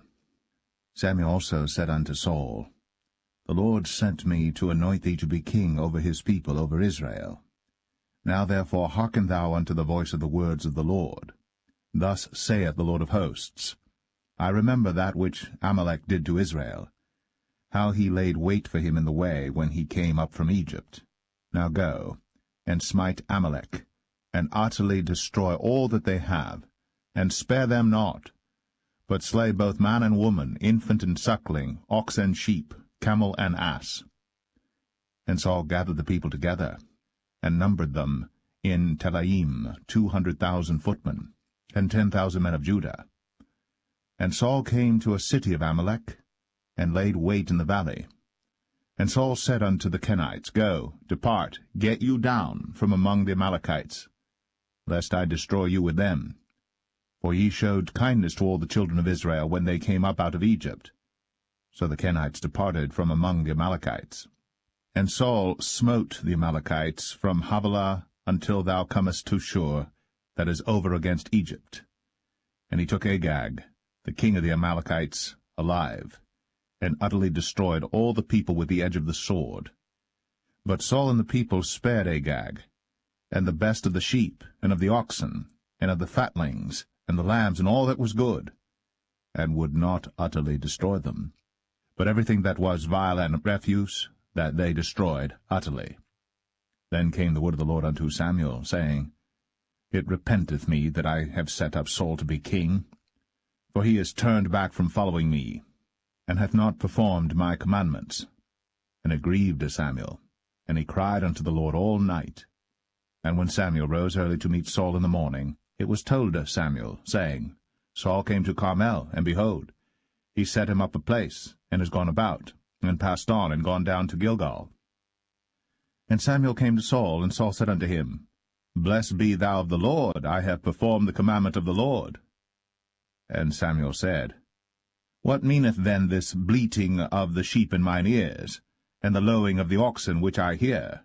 And Saul said, They have brought them from the Amalekites, for the people spared the best of the sheep and of the oxen to sacrifice unto the Lord thy God, and the rest we have utterly destroyed. Then Samuel said unto Saul, Stay, and I will tell thee what the Lord hath said to me this night. And he said unto him, Say on. And Samuel said, When thou wast little in thine own sight, wast thou not made the head of the tribes of Israel? And the Lord anointed thee king over Israel? And the Lord sent thee on a journey, and said, Go, and utterly destroy the sinners, the Amalekites, and fight against them until they be consumed. Wherefore then didst thou not obey the voice of the Lord, but didst fly upon the spoil, and didst evil in the sight of the Lord? And Saul said unto Samuel, Yea, I have obeyed the voice of the Lord, and have gone the way which the Lord sent me, and have brought Agag, the king of Amalek, and have utterly destroyed the Amalekites. But the people took of the spoil sheep and oxen, the chief of the things which should have been utterly destroyed, to sacrifice unto the Lord thy God in Gilgal. And Samuel said, Hath the Lord as great delight in burnt offerings and sacrifices as in obeying the voice of the Lord? Behold, to obey is better than sacrifice, and to hearken than the fat of rams.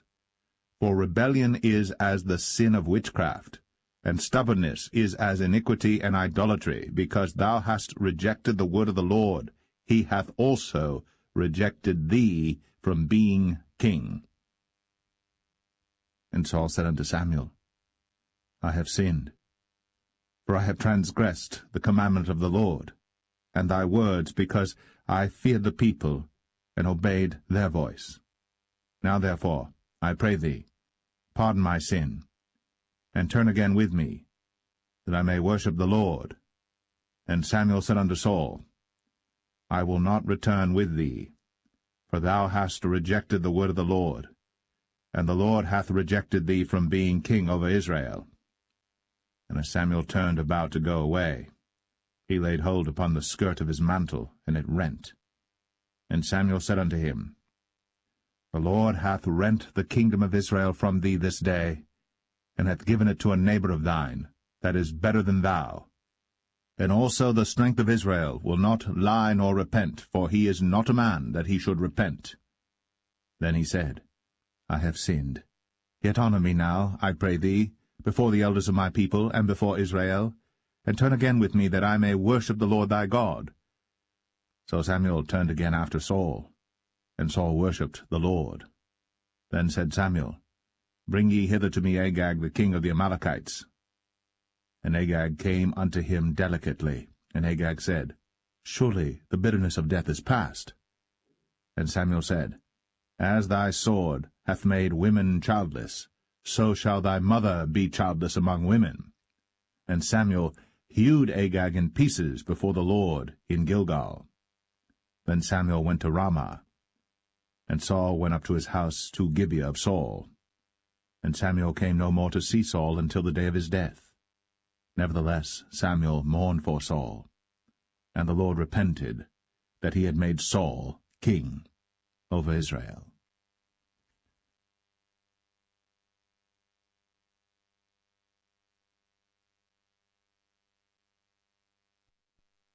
1 Samuel 16.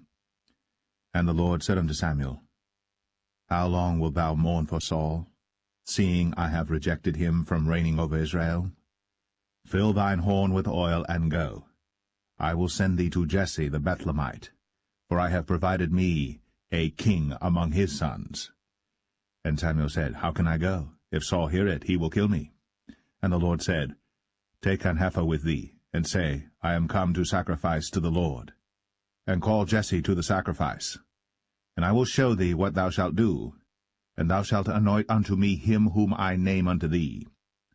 And Samuel did that which the Lord spake, and came to Bethlehem. And the elders of the town trembled at his coming, and said, Comest thou peaceably? And he said, Peaceably. I am come to sacrifice unto the Lord. Sanctify yourselves, and come with me to the sacrifice.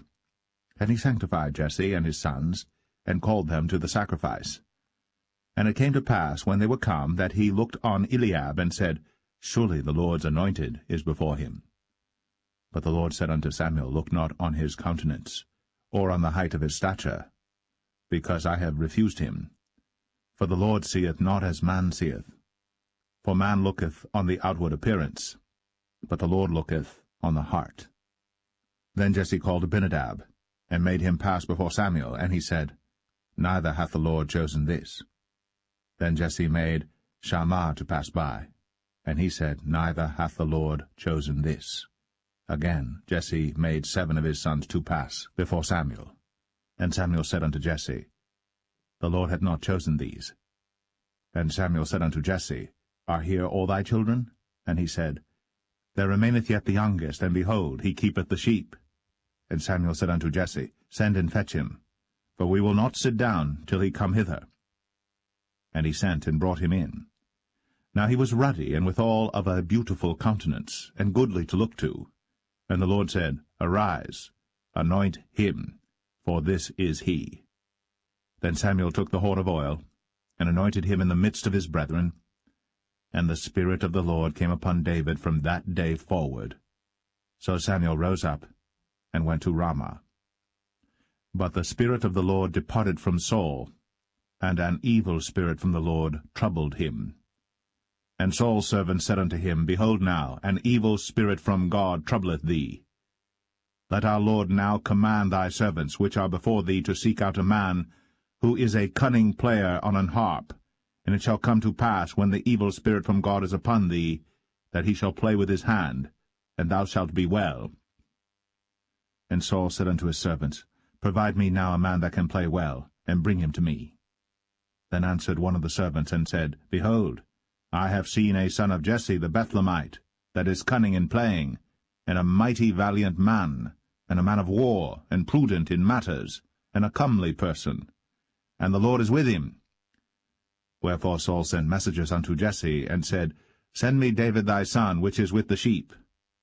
And Jesse took an ass laden with bread, and a bottle of wine, and a kid, and sent them by David his son unto Saul. And David came to Saul, and stood before him. And he loved him greatly, and he became his armor-bearer. And Saul sent to Jesse, saying, Let David, I pray thee, stand before me, for he hath found favor in my sight. And it came to pass, when the evil spirit from God was upon Saul, that David took an harp, and played with his hand. So Saul was refreshed, and was well, and the evil spirit departed from him.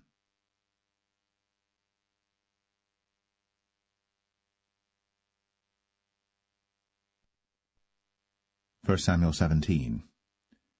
Now the Philistines gathered together their armies to battle, and were gathered together at Shochoh, which belongeth to Judah, and pitched between Shochoh and Azekah in Ephes-dammim. And Saul and the men of Israel were gathered together, and pitched by the valley of Elah, and set the battle in array against the Philistines. And the Philistines stood on a mountain on the one side, and Israel stood on a mountain on the other side, and there was a valley between them. And there went out a champion out of the camp of the Philistines, named Goliath of Gath, whose height was 6 cubits and a span. And he had an helmet of brass upon his head, and he was armed with a coat of mail, and the weight of the coat was 5,000 shekels of brass. And he had greaves of brass upon his legs, and a target of brass between his shoulders.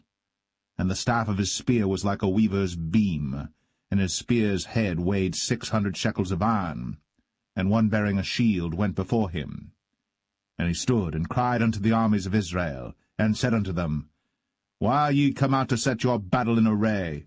Am not I a Philistine, and ye servants to Saul? Choose you a man for you, and let him come down to me. If he be able to fight with me and to kill me, then will we be your servants. But if I prevail against him, and kill him, then shall ye be our servants, and serve us. And the Philistine said, I defy the armies of Israel this day. Give me a man, that we may fight together. When Saul and all Israel heard those words of the Philistine, they were dismayed, and greatly afraid. Now David was the son of that Ephrathite of Bethlehem, Judah, whose name was Jesse, and he had 8 sons, And the man went among men for an old man in the days of Saul. And the 3 eldest sons of Jesse went and followed Saul to the battle. And the names of his 3 sons that went to the battle were Eliab the firstborn, and next unto him Abinadab, and the third Shammah. And David was the youngest, and the 3 eldest followed Saul. But David went and returned from Saul to feed his father's sheep at Bethlehem. And the Philistine drew near morning and evening, and presented himself 40 days. And Jesse said unto David his son, Take now for thy brethren an ephah of this parched corn, and these 10 loaves, and run to the camp to thy brethren. And carry these 10 cheeses unto the captain of their 1,000, and look how thy brethren fare, and take their pledge. Now Saul and they, and all the men of Israel, were in the valley of Elah, fighting with the Philistines. And David rose up early in the morning, and left the sheep with a keeper, and took and went, as Jesse had commanded him. And he came to the trench, as the host was going forth to the fight, and shouted for the battle. For Israel and the Philistines had put the battle in array, army against army. And David left his carriage in the hand of the keeper of the carriage, and ran into the army, and came and saluted his brethren. And as he talked with them, behold, there came up the champion, the Philistine of Gath, Goliath by name, out of the armies of the Philistines, and spake according to the same words, and David heard them. And all the men of Israel, when they saw the man, fled from him, and were sore afraid. And the men of Israel said, Have ye seen this man that is come up? Surely to defy Israel is he come up. And it shall be that the man who killeth him, the king will enrich him with great riches, and will give him his daughter, and make his father's house free in Israel. And David spake to the men that stood by him, saying, What shall be done to the man that killeth this Philistine, and taketh away the reproach from Israel? For who is this uncircumcised Philistine, that he should defy the armies of the living God? And the people answered him after this manner, saying, So shall it be done to the man that killeth him. And Eliab, his eldest brother, heard when he spake unto the men. And Eliab's anger was kindled against David, and he said, Why camest thou down hither? And with whom hast thou left those few sheep in the wilderness?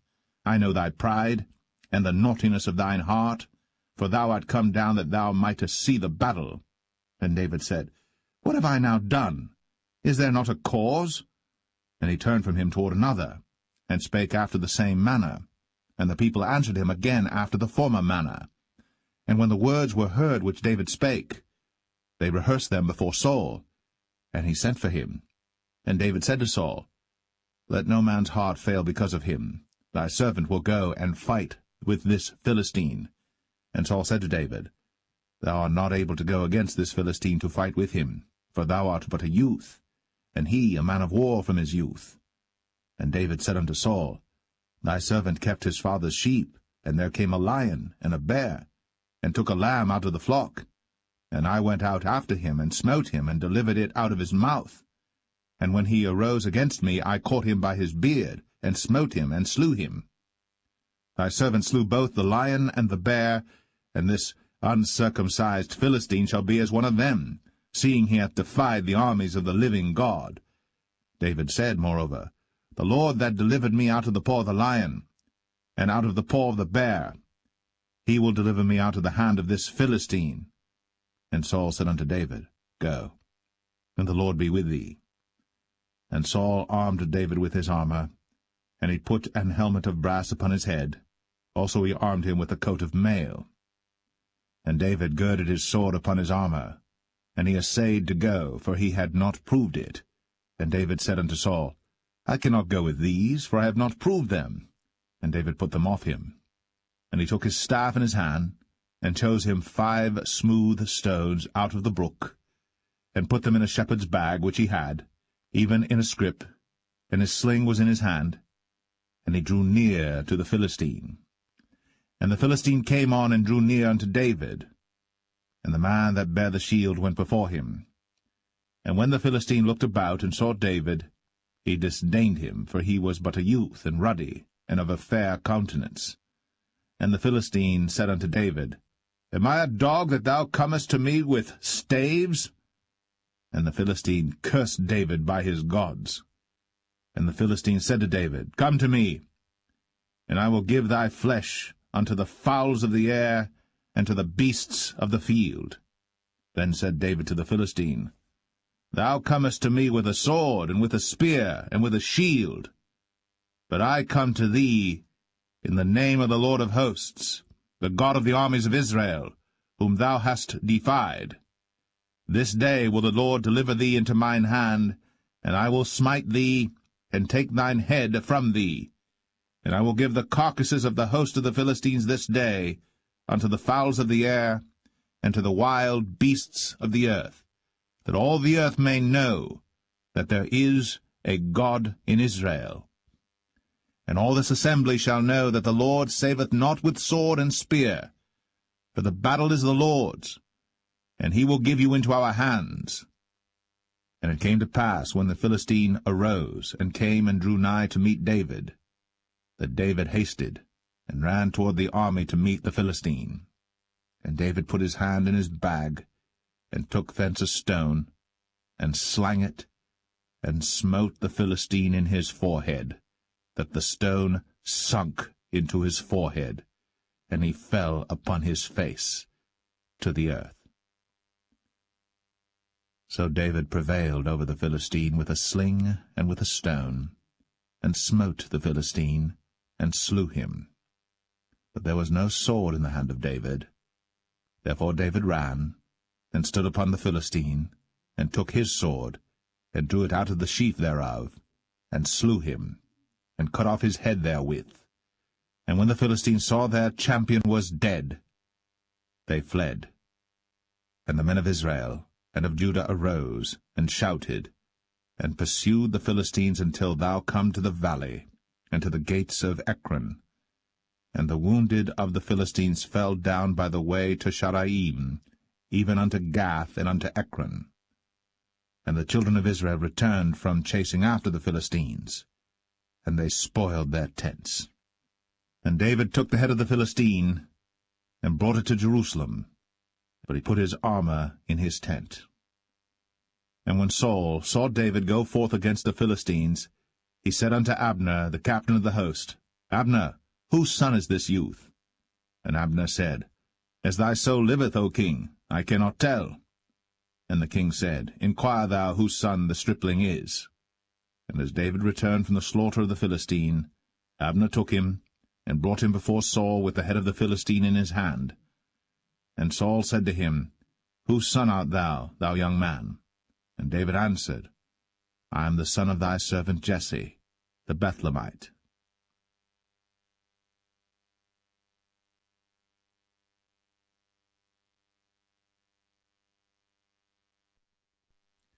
First Samuel 18. And it came to pass, when he had made an end of speaking unto Saul, that the soul of Jonathan was knit with the soul of David, and Jonathan loved him as his own soul. And Saul took him that day, and would let him go no more home to his father's house. Then Jonathan and David made a covenant, because he loved him as his own soul. And Jonathan stripped himself of the robe that was upon him, and gave it to David, and his garments, even to his sword, and to his bow, and to his girdle. And David went out whithersoever Saul sent him, and behaved himself wisely. And Saul set him over the men of war, and he was accepted in the sight of all the people, and also in the sight of Saul's servants. And it came to pass, as they came, when David was returned from the slaughter of the Philistine, that women came out of all cities of Israel, singing and dancing to meet King Saul, with tabrets, with joy, and with instruments of music. And the women answered one another as they played, and said, Saul hath slain his thousands, and David his 10,000s. And Saul was very wroth. And the saying displeased him, and he said, They have ascribed unto David 10,000s, and to me they have ascribed but thousands. And what can he have more but the kingdom? And Saul eyed David from that day and forward. And it came to pass on the morrow that the evil spirit from God came upon Saul, and he prophesied in the midst of the house. And David played with his hand, as at other times. And there was a javelin in Saul's hand. And Saul cast the javelin, for he said, I will smite David even to the wall with it. and David avoided out of his presence twice. And Saul was afraid of David, because the Lord was with him, and was departed from Saul. Therefore Saul removed him from him, and made him his captain over 1,000, and he went out and came in before the people. And David behaved himself wisely in all his ways, and the Lord was with him. Wherefore when Saul saw that he behaved himself very wisely, he was afraid of him. But all Israel and Judah loved David, because he went out and came in before them. And Saul said to David, Behold my elder daughter Merab, her will I give thee to wife. Only be thou valiant for me, and fight the Lord's battles. For Saul said, Let not mine hand be upon him, but let the hand of the Philistines be upon him. And David said unto Saul, Who am I, and what is my life, or my father's family in Israel, that I should be son-in-law to the king? But it came to pass at the time when Merab, Saul's daughter, should have been given to David, that she was given unto Adriel, the Maholathite, to wife. And Michal, Saul's daughter, loved David. And they told Saul, and the thing pleased him. And Saul said, I will give him her, that she may be a snare to him, and that the hand of the Philistines may be against him. Wherefore Saul said to David, Thou shalt this day be my son-in-law in the one of the twain. And Saul commanded his servants, saying, Commune with David secretly, and say, Behold, the king hath delight in thee, and all his servants love thee. Now therefore be the king's son-in-law. And Saul's servant spake those words in the ears of David. And David said, Seemeth it to you a light thing to be a king's son-in-law, seeing that I am a poor man, and lightly esteemed?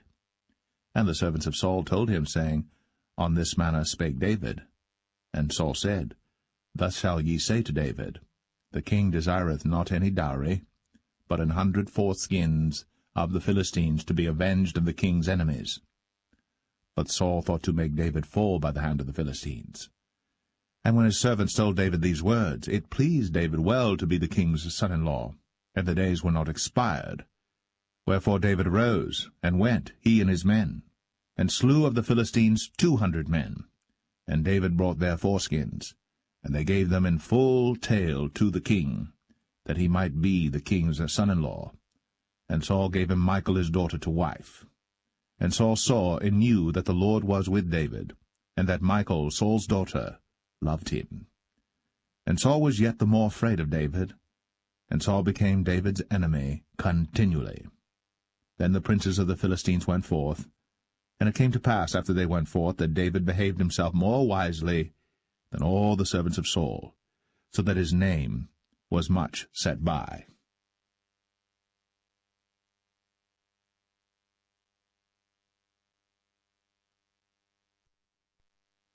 1 Samuel 19.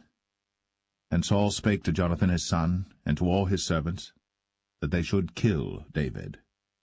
But Jonathan Saul's son delighted much in David. And Jonathan told David, saying, Saul my father seeketh to kill thee. Now therefore I pray thee, take heed to thyself until the morning, and abide in a secret place, and hide thyself. And I will go out and stand beside my father in the field where thou art. And I will commune with my father of thee, and what I see, that I will tell thee. And Jonathan spake good of David unto Saul his father, and said unto him, Let not the king sin against his servant, against David, because he hath not sinned against thee, and because his works have been to thee ward very good. For he did put his life in his hand, and slew the Philistine. And the Lord wrought a great salvation for all Israel. Thou sawest it, and didst rejoice. Wherefore then wilt thou sin against innocent blood, to slay David without a cause? And Saul hearkened unto the voice of Jonathan. And Saul sware, As the Lord liveth, he shall not be slain. And Jonathan called David. And Jonathan showed him all those things. And Jonathan brought David to Saul, and he was in his presence, as in times past. And there was war again. And David went out, and fought with the Philistines, and slew them with a great slaughter, and they fled from him. And the evil spirit from the Lord was upon Saul, as he sat in his house with his javelin in his hand. And David played with his hand. And Saul sought to smite David even to the wall with the javelin, but he slipped away out of Saul's presence. And he smote the javelin to the wall, and David fled, and escaped that night. Saul also sent messengers unto David's house to watch him and to slay him in the morning. And Michal, David's wife, told him, saying, If thou save not thy life tonight, tomorrow thou shalt be slain. So Michal let David down through a window, and he went and fled, and escaped. And Michal took an image, and laid it in the bed, and put a pillow of goat's hair for his bolster, and covered it with a cloth. And when Saul sent messengers to take David, she said, He is sick. And Saul sent the messengers again to see David, saying, Bring him up to me in the bed, that I may slay him. And when the messengers were come in, behold, there was an image in the bed, with a pillow of goat's hair for his bolster. And Saul said unto Michal, Why hast thou deceived me so, and sent away mine enemy, that he is escaped? And Michal answered Saul, He said unto me, Let me go, why should I kill thee? So David fled, and escaped, and came to Samuel to Ramah, and told him all that Saul had done to him. And he and Samuel went, and dwelt in Naueth. And it was told Saul, saying, Behold, David is at Naueth in Ramah. And Saul sent messengers to take David. And when they saw the company of the prophets prophesying, and Samuel standing as appointed over them, the Spirit of God was upon the messengers of Saul, and they also prophesied. And when it was told Saul, he sent other messengers, and they prophesied likewise. And Saul sent messengers again the third time, and they prophesied also. Then went he also to Ramah, and came to a great well that is in Sechu. And he asked and said, Where are Samuel and David? And one said, Behold, they be at Naueth in Ramah. And he went thither to Naueth and Ramah. And the Spirit of God was upon him also. And he went on, and prophesied, until he came to Naueth and Ramah. And he stripped off his clothes also, and prophesied before Samuel in like manner, and lay down naked all that day, and all that night. Wherefore they say, Is Saul also among the prophets?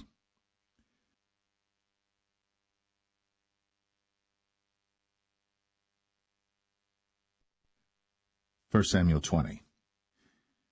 And David fled from Naueth in Ramah, and came and said before Jonathan, What have I done? What is mine iniquity? And what is my sin before thy father, that he seeketh my life? And he said unto him, God forbid, thou shalt not die. Behold, my father will do nothing either great or small, but that he will show it me. And why should my father hide this thing from me? It is not so. And David sware moreover, and said, Thy father certainly knoweth that I have found grace in thine eyes. And he saith, Let not Jonathan know this, lest he be grieved. But truly as the Lord liveth, and as thy soul liveth, there is but a step between me and death. Then said Jonathan unto David, Whatsoever thy soul desireth, I will even do it for thee. And David said unto Jonathan, Behold, tomorrow is the new moon, and I should not fail to sit with the king at meat, but let me go, that I may hide myself in the field unto the third day at even.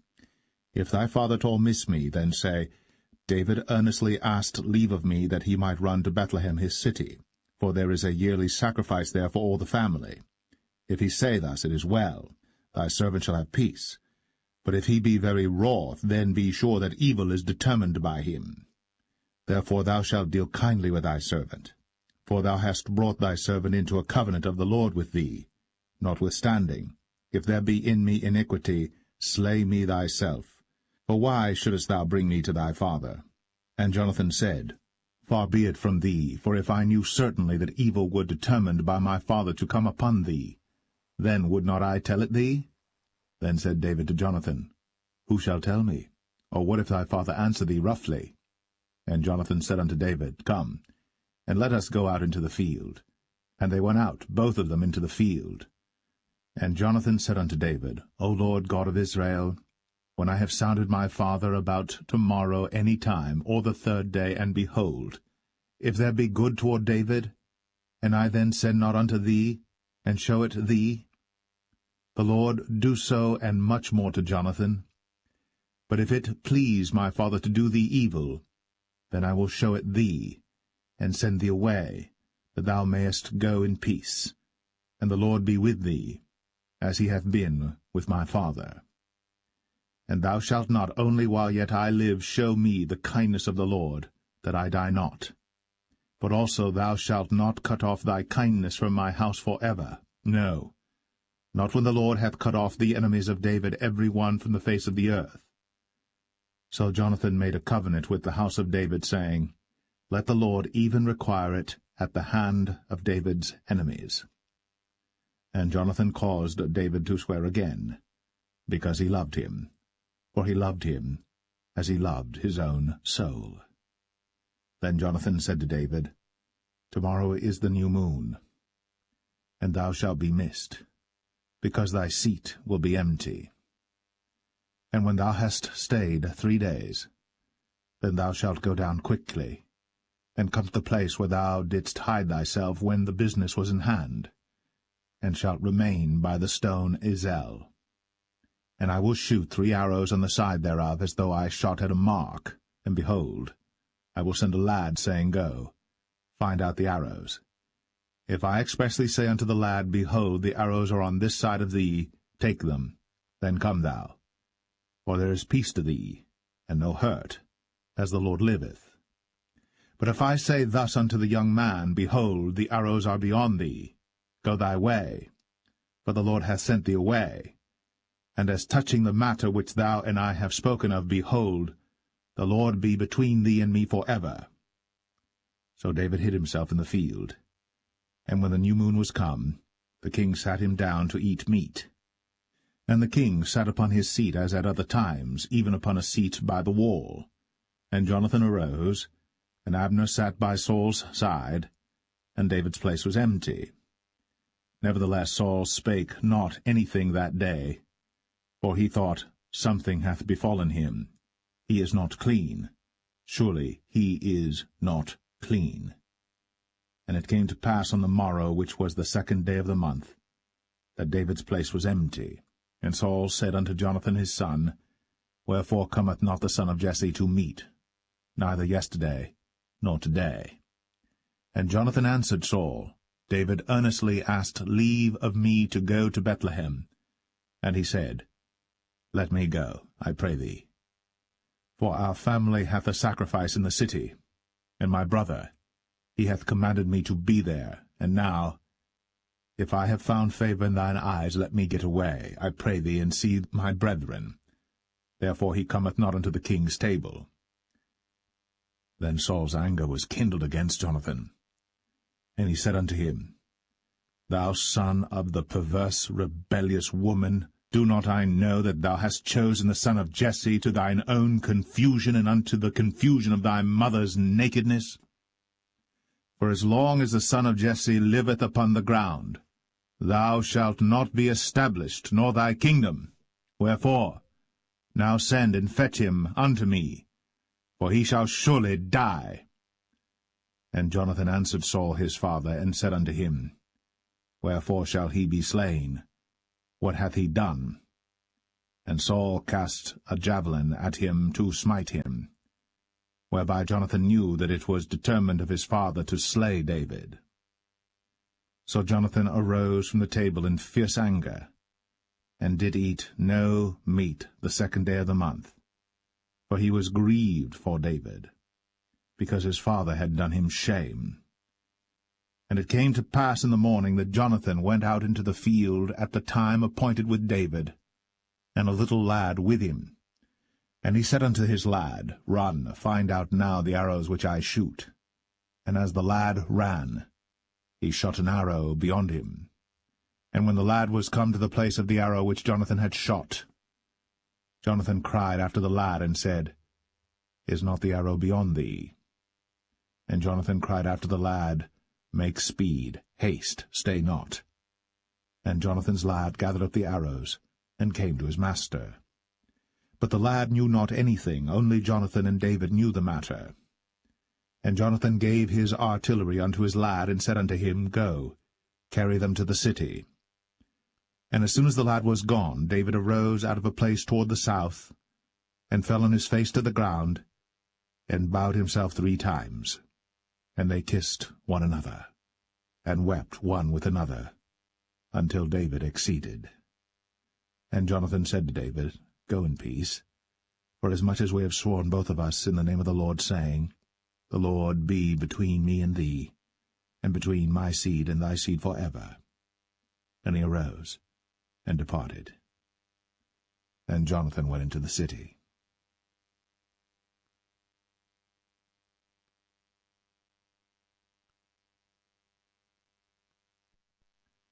1 Samuel 21. Then came David to Nob, to Ahimelech the priest. And Ahimelech was afraid at the meeting of David, and said unto him, Why art thou alone, and no man with thee? And David said unto Ahimelech the priest, The king hath commanded me a business, and hath said unto me, Let no man know anything of the business whereabout I send thee, and what I have commanded thee. And I have appointed my servants to such and such a place. Now therefore, what is under thine hand?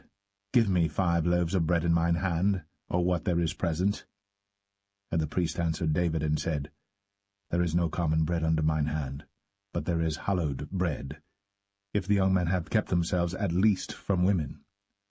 And David answered the priest and said unto him, Of a truth, women have been kept from us about these 3 days, since I came out. And the vessels of the young men are holy, and the bread is in a manner common, yea, though it was sanctified this day in the vessel. So the priests gave him hallowed bread, for there was no bread there but the showbread, that was taken from before the Lord, to put hot bread in the day when it was taken away. Now a certain man of the servants of Saul was there that day, detained before the Lord, and his name was Doeg, an Edomite, the chiefest of the herdmen that belonged to Saul. And David said unto Ahimelech, And is there not here under thine hand spear or sword? For I have neither brought my sword nor my weapons with me, because the king's business required haste. And the priest said, The sword of Goliath the Philistine, whom thou slewest in the valley of Elah, behold, it is here, wrapped in a cloth behind the ephod. If thou wilt take that, take it, for there is no other save that here. And David said, There is none like that, give it me. And David arose, and fled that day for fear of Saul, and went to Achish, the king of Gath. And the servants of Achish said unto him, Is not this David the king of the land? Did they not sing one to another of him in dances, saying, Saul hath slain his thousands, and David his 10,000s? And David laid up these words in his heart, and was sore afraid of Achish, the king of Gath. And he changed his behaviour before them, and feigned himself mad in their hands, and scrabbled on the doors of the gate, and let his spittle fall down upon his beard. Then said Achish unto his servants, Lo, ye see the man is mad. Wherefore then have ye brought him to me? Have I need of madmen, that ye have brought this fellow to play the madman in my presence? Shall this fellow come into my house?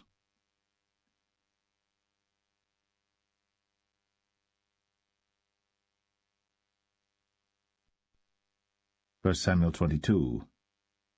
David therefore departed thence, and escaped to the cave Adullam. And when his brethren and all his father's house heard it, they went down thither to him. And every one that was in distress, and every one that was in debt, and every one that was discontented gathered themselves unto him. And he became a captain over them. And there were with him about 400 men. And David went thence to Mizpeh of Moab. And he said unto the king of Moab, Let my father and my mother, I pray thee, come forth, and be with you, till I know what God will do for me. And he brought them before the king of Moab, and they dwelt with him all the while that David was in the hold.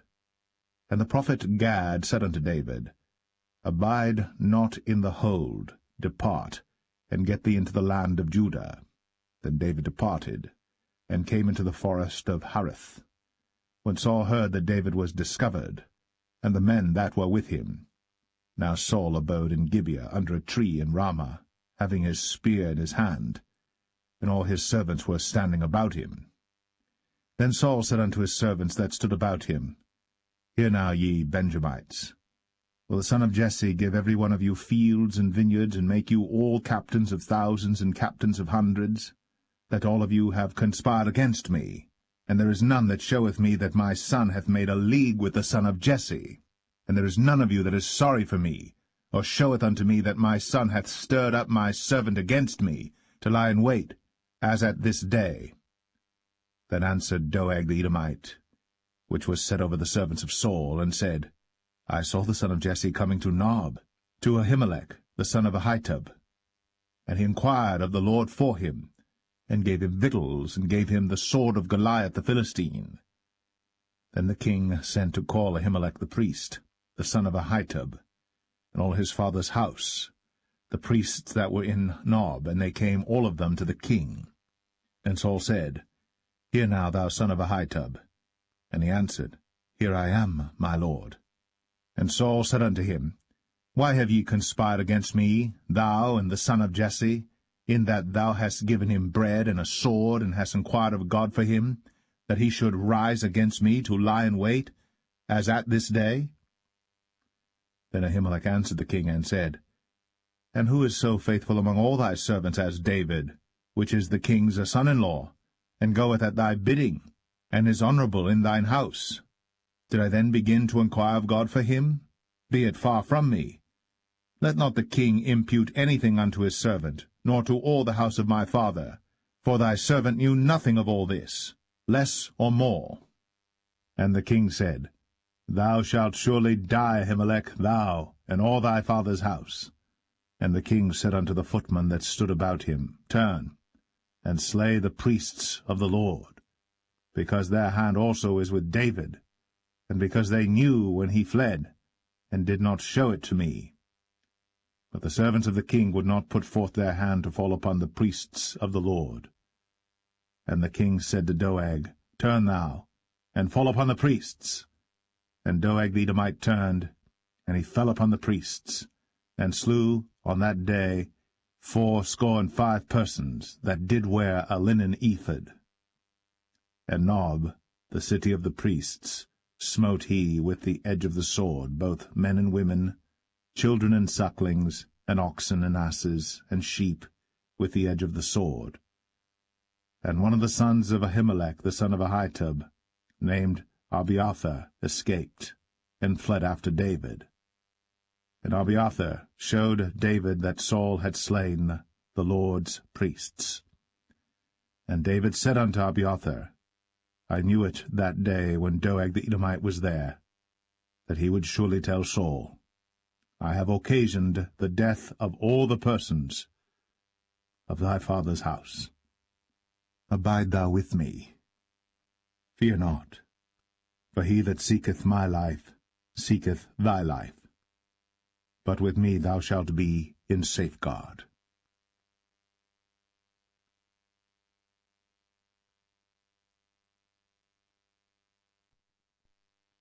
1 Samuel 23. Then they told David, saying, Behold, the Philistines fight against Keilah, and they rob the threshing floors. Therefore David inquired of the Lord, saying, Shall I go and smite these Philistines? And the Lord said unto David, Go, and smite the Philistines, and save Keilah. And David's men said unto him, Behold, we be afraid here in Judah. How much more then if we come to Keilah against the armies of the Philistines? Then David inquired of the Lord yet again. And the Lord answered him and said, Arise, go down to Keilah, for I will deliver the Philistines into thine hand. So David and his men went to Keilah, and fought with the Philistines, and brought away their cattle, and smote them with a great slaughter. So David saved the inhabitants of Keilah. And it came to pass, when Abiathar, the son of Ahimelech, fled to David to Keilah, that he came down with an ephod in his hand. And it was told Saul that David was come to Keilah, and Saul said, God hath delivered him into mine hand, for he is shut in, by entering into a town that hath gates and bars. And Saul called all the people together to war, to go down to Keilah, to besiege David and his men. And David knew that Saul secretly practised mischief against him. And he said to Abiathar the priest, Bring hither the ephod. Then said David, O Lord God of Israel, thy servant hath certainly heard that Saul seeketh to come to Keilah, to destroy the city for my sake. Will the men of Keilah deliver me up into his hand? Will Saul come down as thy servant hath heard? O Lord God of Israel, I beseech thee, tell thy servant. And the Lord said, He will come down. Then said David, Will the men of Keilah deliver me and my men into the hand of Saul? And the Lord said, They will deliver thee up.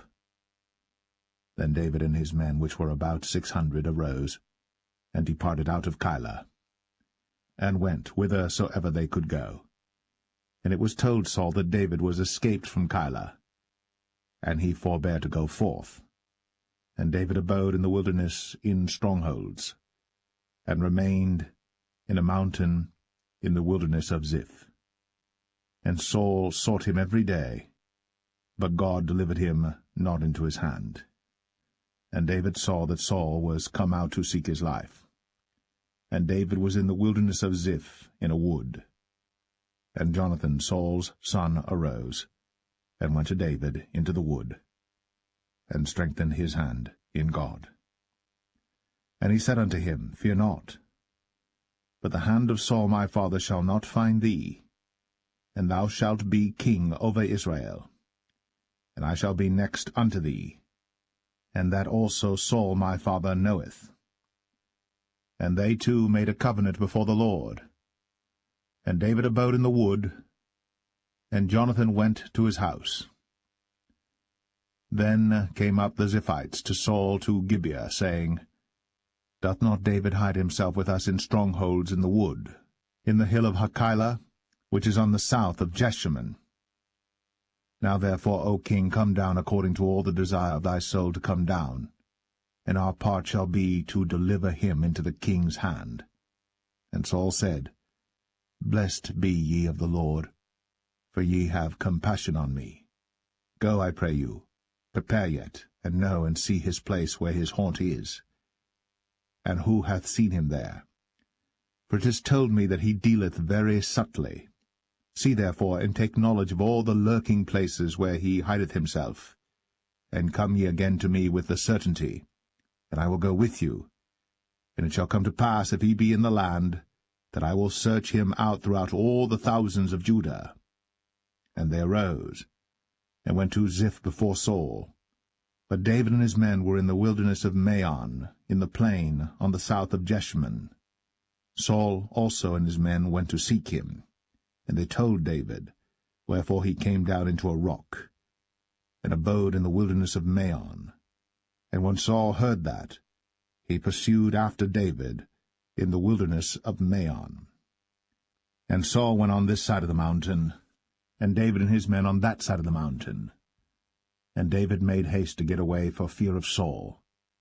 For Saul and his men compassed David and his men round about to take them. But there came a messenger unto Saul, saying, Haste thee, and come, for the Philistines have invaded the land. Wherefore Saul returned from pursuing after David, and went against the Philistines. Therefore they called that place Selah Hamalekoth. And David went up from thence, and dwelt in strongholds at En-gedi.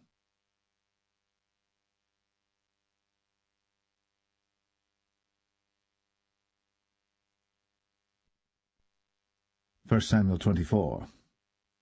And it came to pass, when Saul was returned from following the Philistines, that it was told him, saying, Behold, David is in the wilderness of En-gedi.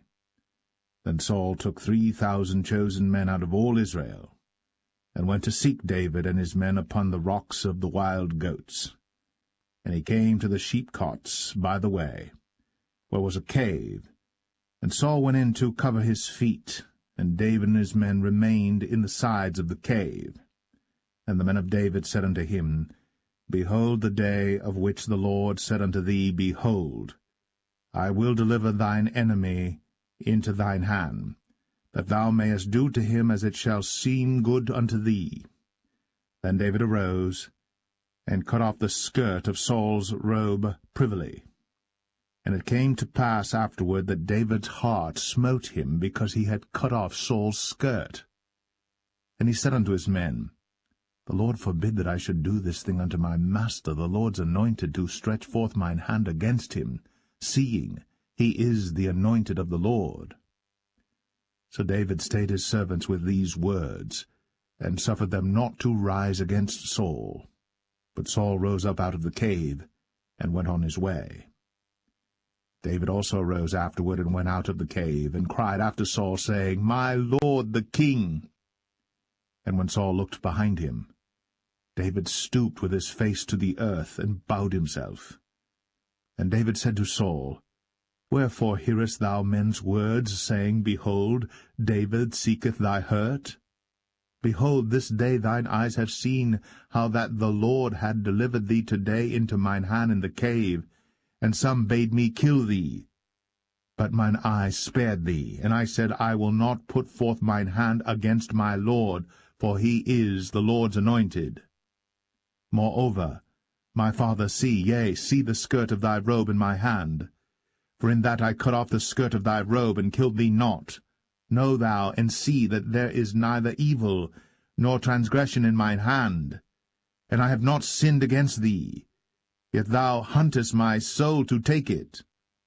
The Lord judge between me and thee, and the Lord avenge me of thee, but mine hand shall not be upon thee. As saith the proverb of the ancients, Wickedness proceedeth from the wicked, but mine hand shall not be upon thee. After whom is the king of Israel come out? After whom dost thou pursue? After a dead dog, after a flea? The Lord therefore be judge, and judge between me and thee, and see, and plead my cause, and deliver me out of thine hand. And it came to pass, when David had made an end of speaking these words unto Saul, that Saul said, Is this thy voice, my son David?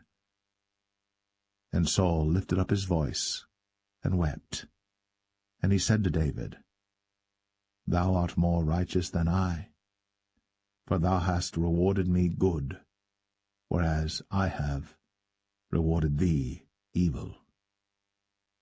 And thou hast shown this day how that thou hast dealt well with me, forasmuch as when the Lord had delivered me into thine hand, thou killedst me not. For if a man find his enemy, will he let him go well away? Wherefore the Lord reward thee good for that thou hast done unto me this day. And now behold, I know well that thou shalt surely be king, and that the kingdom of Israel shall be established in thine hand. Swear now therefore unto me by the Lord, that thou wilt not cut off my seed after me, and that thou wilt not destroy my name out of my father's house. And David sware unto Saul. And Saul went home, but David and his men gat them up unto the hold.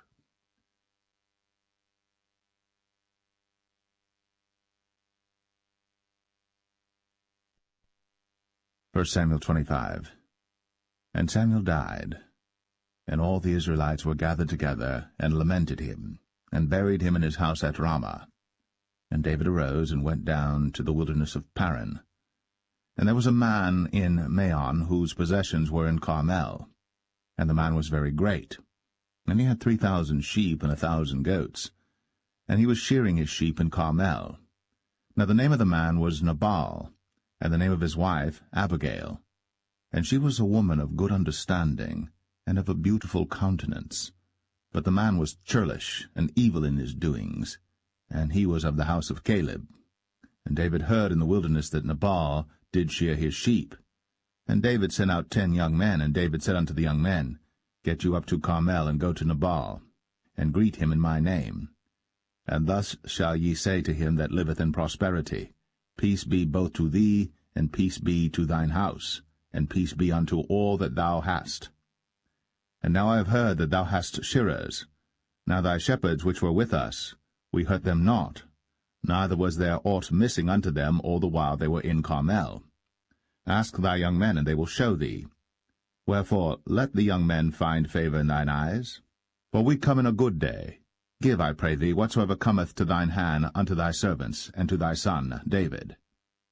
And when David's young men came, they spake to Nabal according to all those words in the name of David, and ceased. And Nabal answered David's servants, and said, Who is David? And who is the son of Jesse? There be many servants nowadays that break away every man from his master.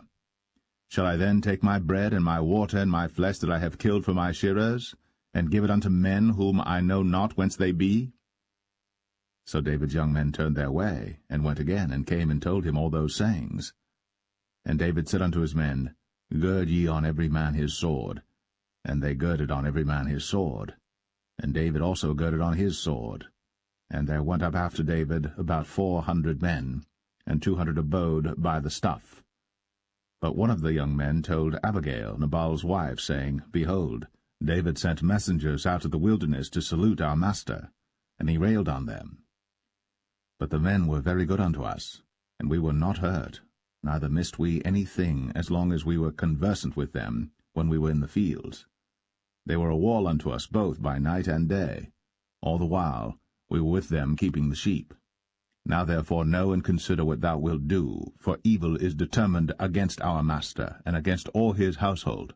For he is such a son of Belial, that a man cannot speak to him.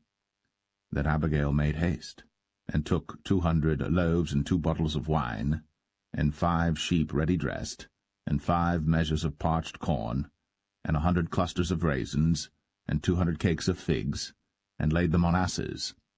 And she said unto her servants, Go on before me, behold, I come after you. But she told not her husband Nabal. And it was so, as she rode on the ass, that she came down by the covert of the hill, and behold, David and his men came down against her, and she met them. Now David had said, Surely in vain have I kept all that this fellow hath in the wilderness, so that nothing was missed of all that pertained unto him. And he hath requited me evil for good. So, and more also do God unto the enemies of David, if I leave of all that pertain to him by the morning light any that pisseth against the wall. And when Abigail saw David, she hasted, and lighted off the ass, and fell before David on her face, and bowed herself to the ground, and fell at his feet, and said, Upon me, my lord, upon me let this iniquity be, and let thine handmaid, I pray thee, speak in thine audience, and hear the words of thine handmaid.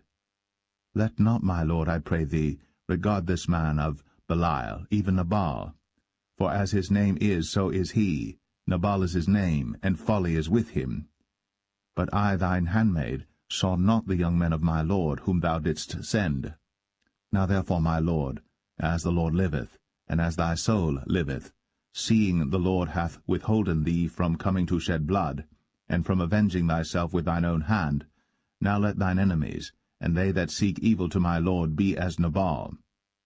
And now this blessing which thine handmaid hath brought unto my lord, let it even be given unto the young men that follow my lord.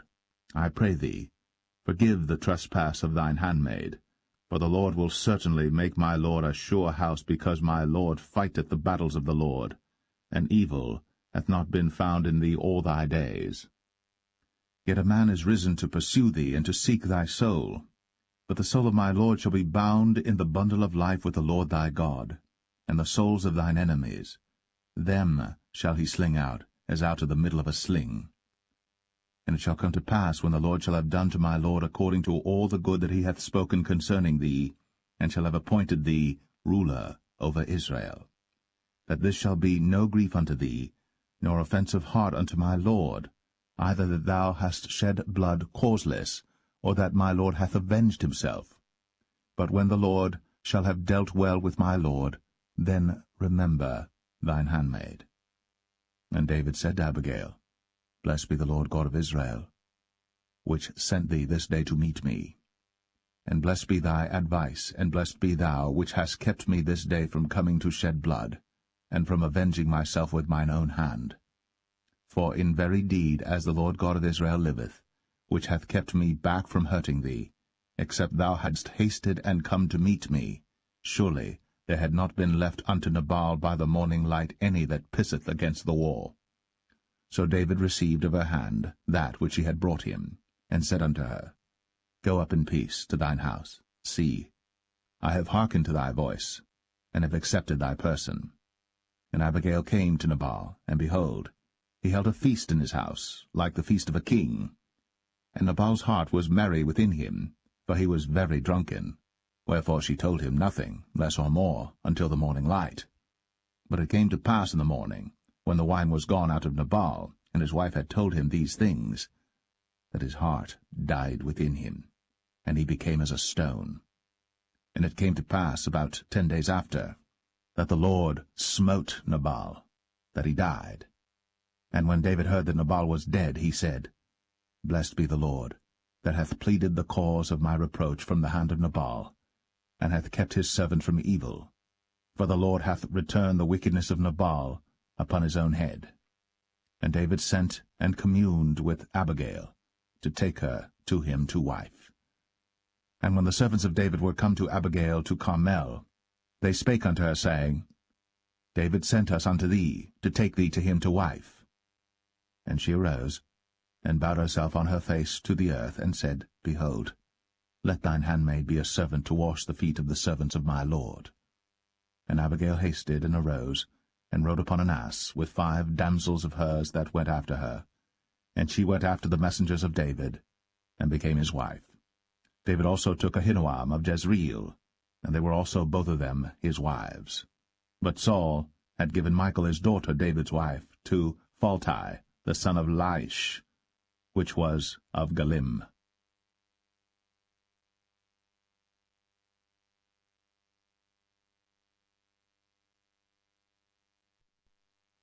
1 Samuel 26. And the Ziphites came unto Saul to Gibeah, saying, Doth not David hide himself in the hill of Hachilah, which is before Jeshimon? Then Saul arose, and went down to the wilderness of Ziph, having 3,000 chosen men of Israel with him to seek David in the wilderness of Ziph.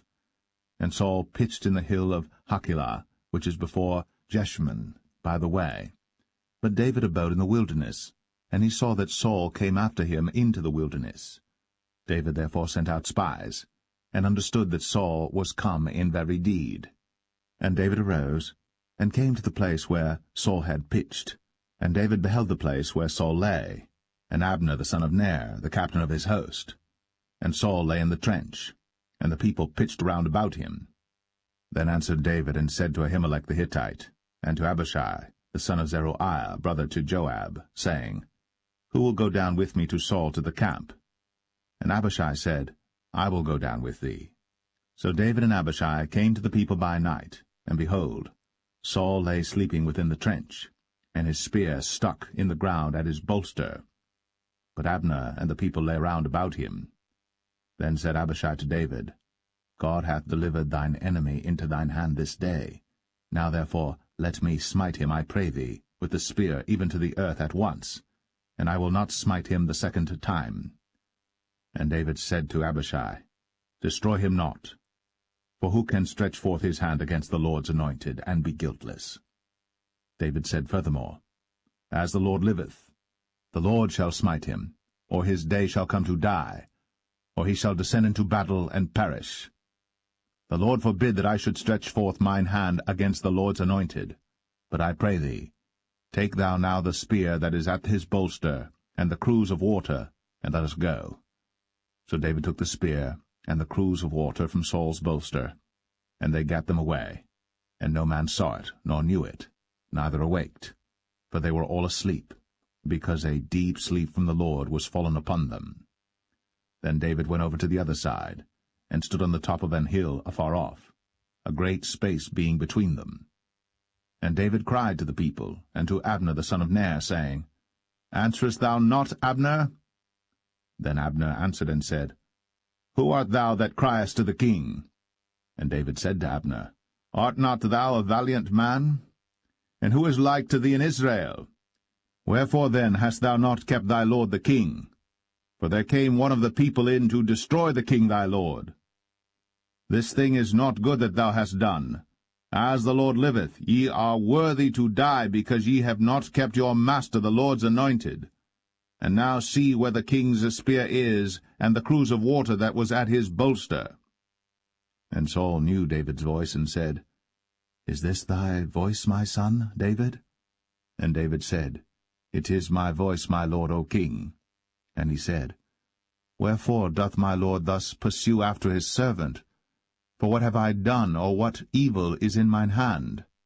Now therefore, I pray thee, let my lord the king hear the words of his servant. If the Lord have stirred thee up against me, let him accept an offering. But if they be the children of men, cursed be they before the Lord, for they have driven me out this day from abiding in the inheritance of the Lord, saying, Go serve other gods. Now therefore, let not my blood fall to the earth before the face of the Lord. For the king of Israel is come out to seek a flea, as when one doth hunt a partridge in the mountains. Then said Saul, I have sinned. Return, my son David. For I will no more do thee harm, because my soul was precious in thine eyes this day. Behold, I have played the fool, and have erred exceedingly. And David answered and said, Behold the king's spear, and let one of the young men come over and fetch it. The Lord render to every man his righteousness and his faithfulness.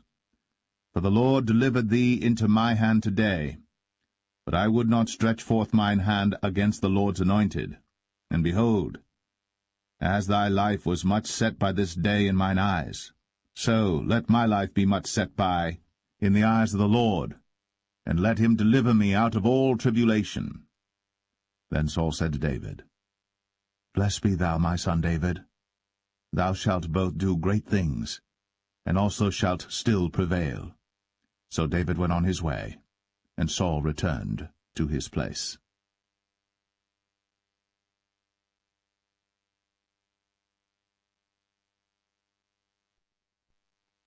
1 Samuel 27. And David said in his heart, I shall now perish one day by the hand of Saul. There is nothing better for me than that I should speedily escape into the land of the Philistines, and Saul shall despair of me, to seek me any more in any coast of Israel. So shall I escape out of his hand.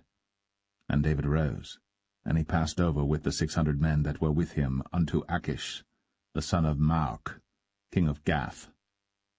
And David dwelt with Achish at Gath, he and his men, every man with his household, even David with his 2 wives, Ahinoam the Jezreelitess, and Abigail the Carmelitess, Nabal's wife. And it was told Saul that David was fled to Gath, and he sought no more again for him. And David said unto Achish, If I have now found grace in thine eyes, let them give me a place in some town in the country, that I may dwell there. For why should thy servant dwell in the royal city with thee? Then Achish gave him Ziklag that day. Wherefore Ziklag pertaineth unto the kings of Judah unto this day. And the time that David dwelt in the country of the Philistines was a full year and 4 months. And David and his men went up, and invaded the Geshurites, and the Gezrites, and the Amalekites, for those nations were of old the inhabitants of the land, as thou goest to Shur, even unto the land of Egypt. And David smote the land, and left neither man nor woman alive, and took away the sheep and the oxen, and the asses, and the camels, and the apparel, and returned and came to Achish. And Achish said, Whither have ye made a road today?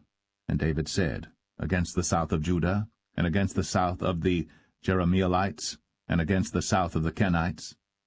And David saved neither man nor woman alive, to bring tidings to Gath, saying, Lest they should tell on us, saying, So did David, and so will be his manner all the while he dwelleth in the country of the Philistines. And Achish believed David, saying, He hath made his people Israel utterly to abhor him. Therefore he shall be my servant for ever.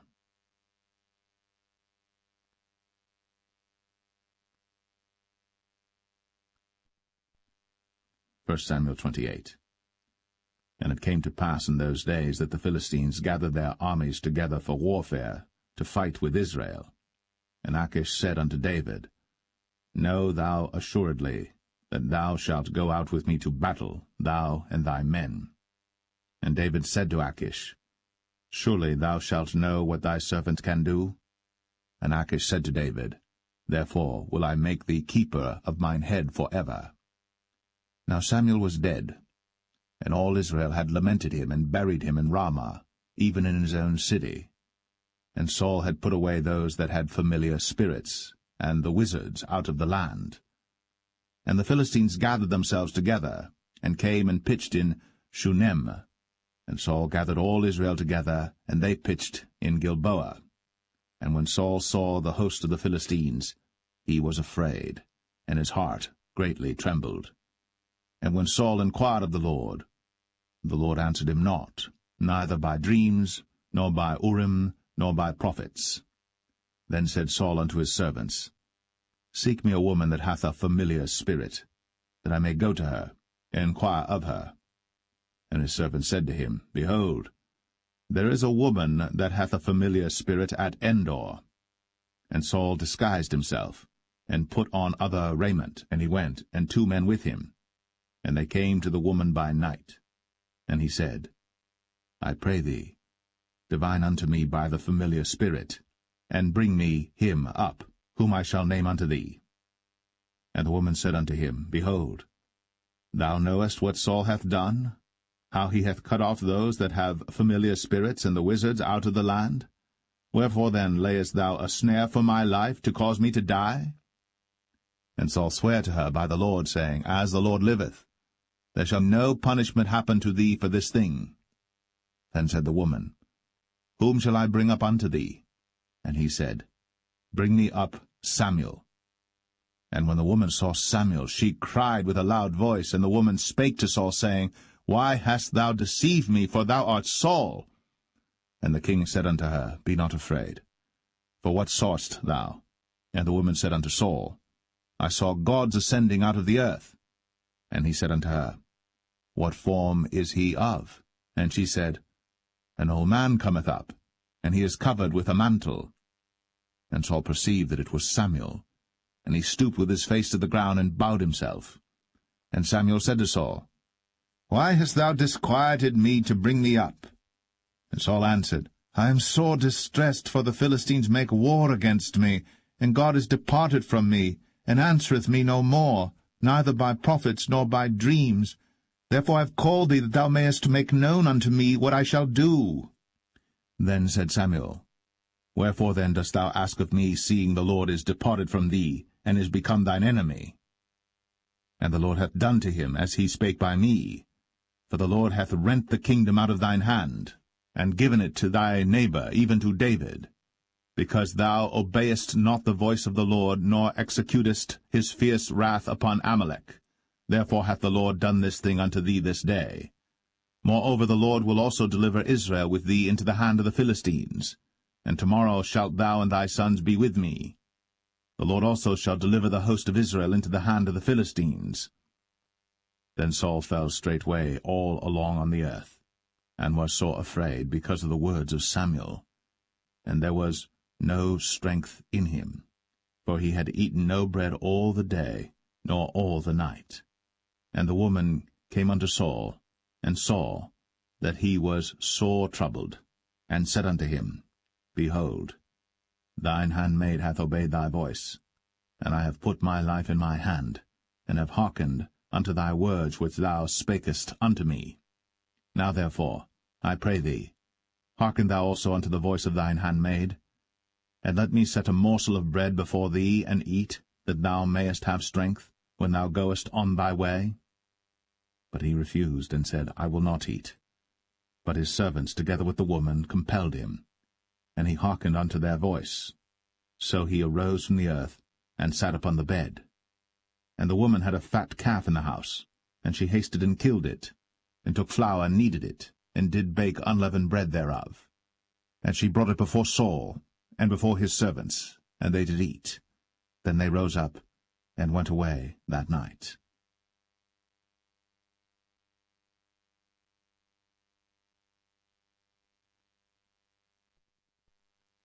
1 Samuel 29.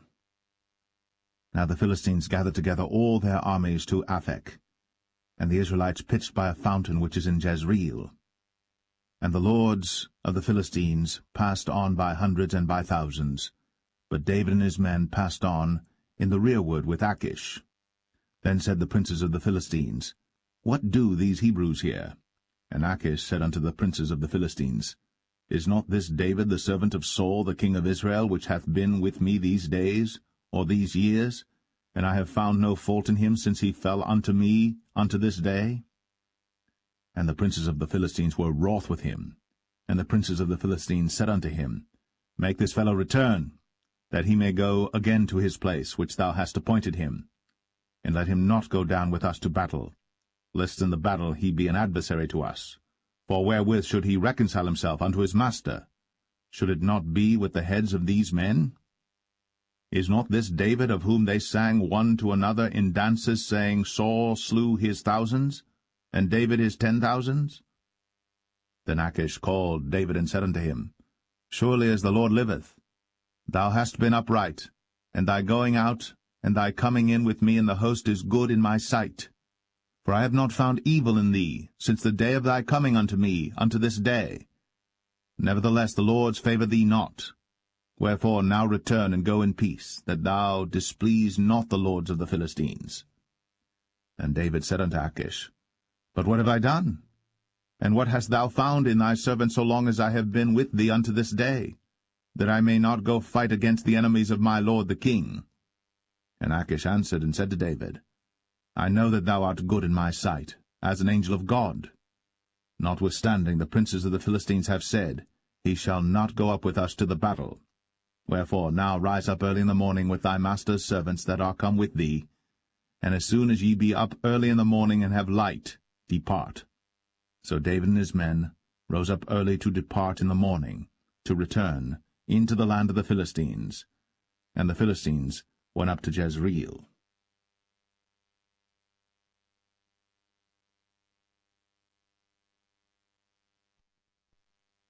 1 Samuel 30.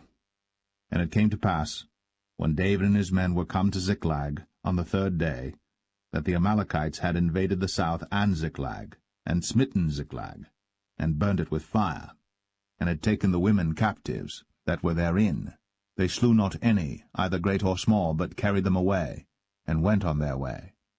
So David and his men came to the city, and behold, it was burned with fire, and their wives and their sons and their daughters were taken captives. Then David and the people that were with him lifted up their voice and wept until they had no more power to weep.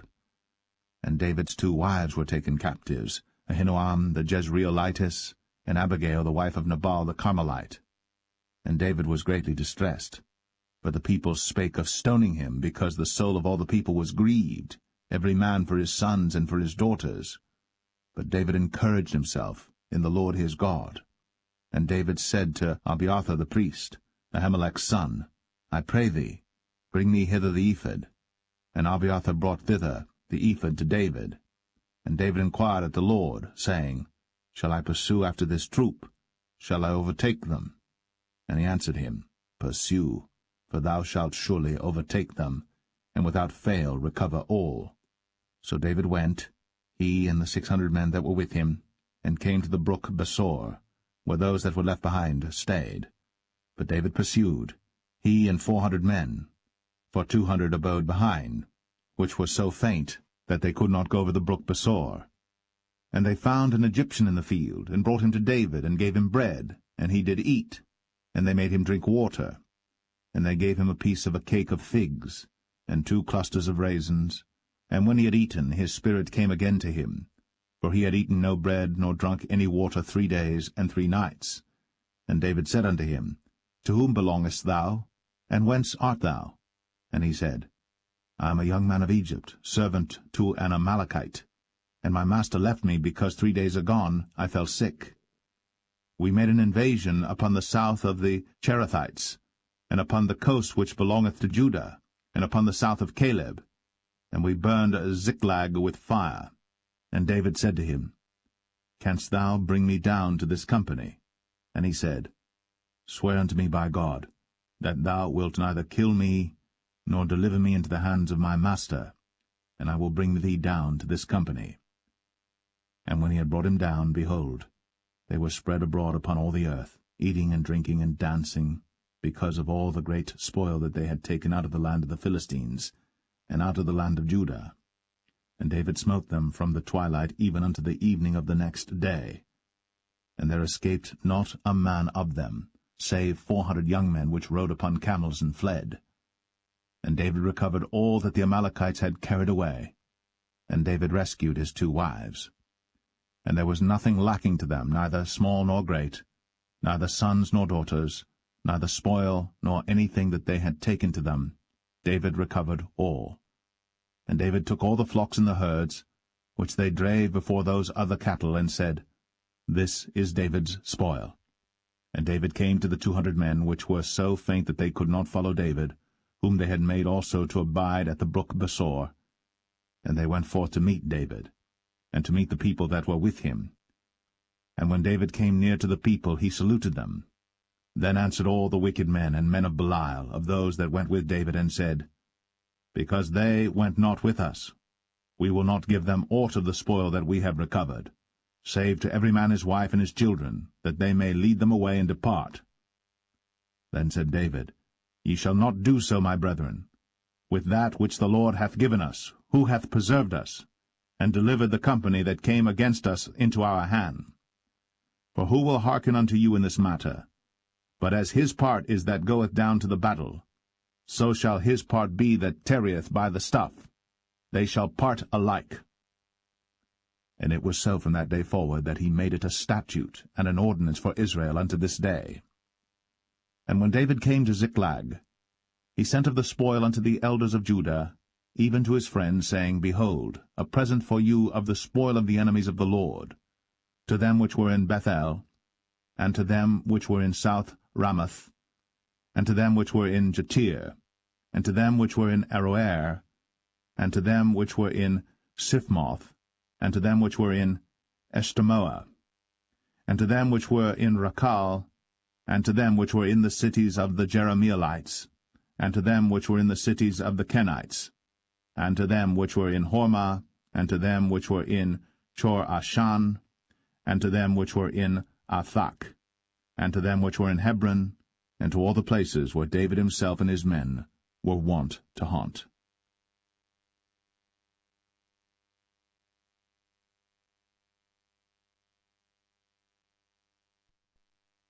1 Samuel 31. Now the Philistines fought against Israel, and the men of Israel fled from before the Philistines, and fell down slain in Mount Gilboa. And the Philistines followed hard upon Saul and upon his sons.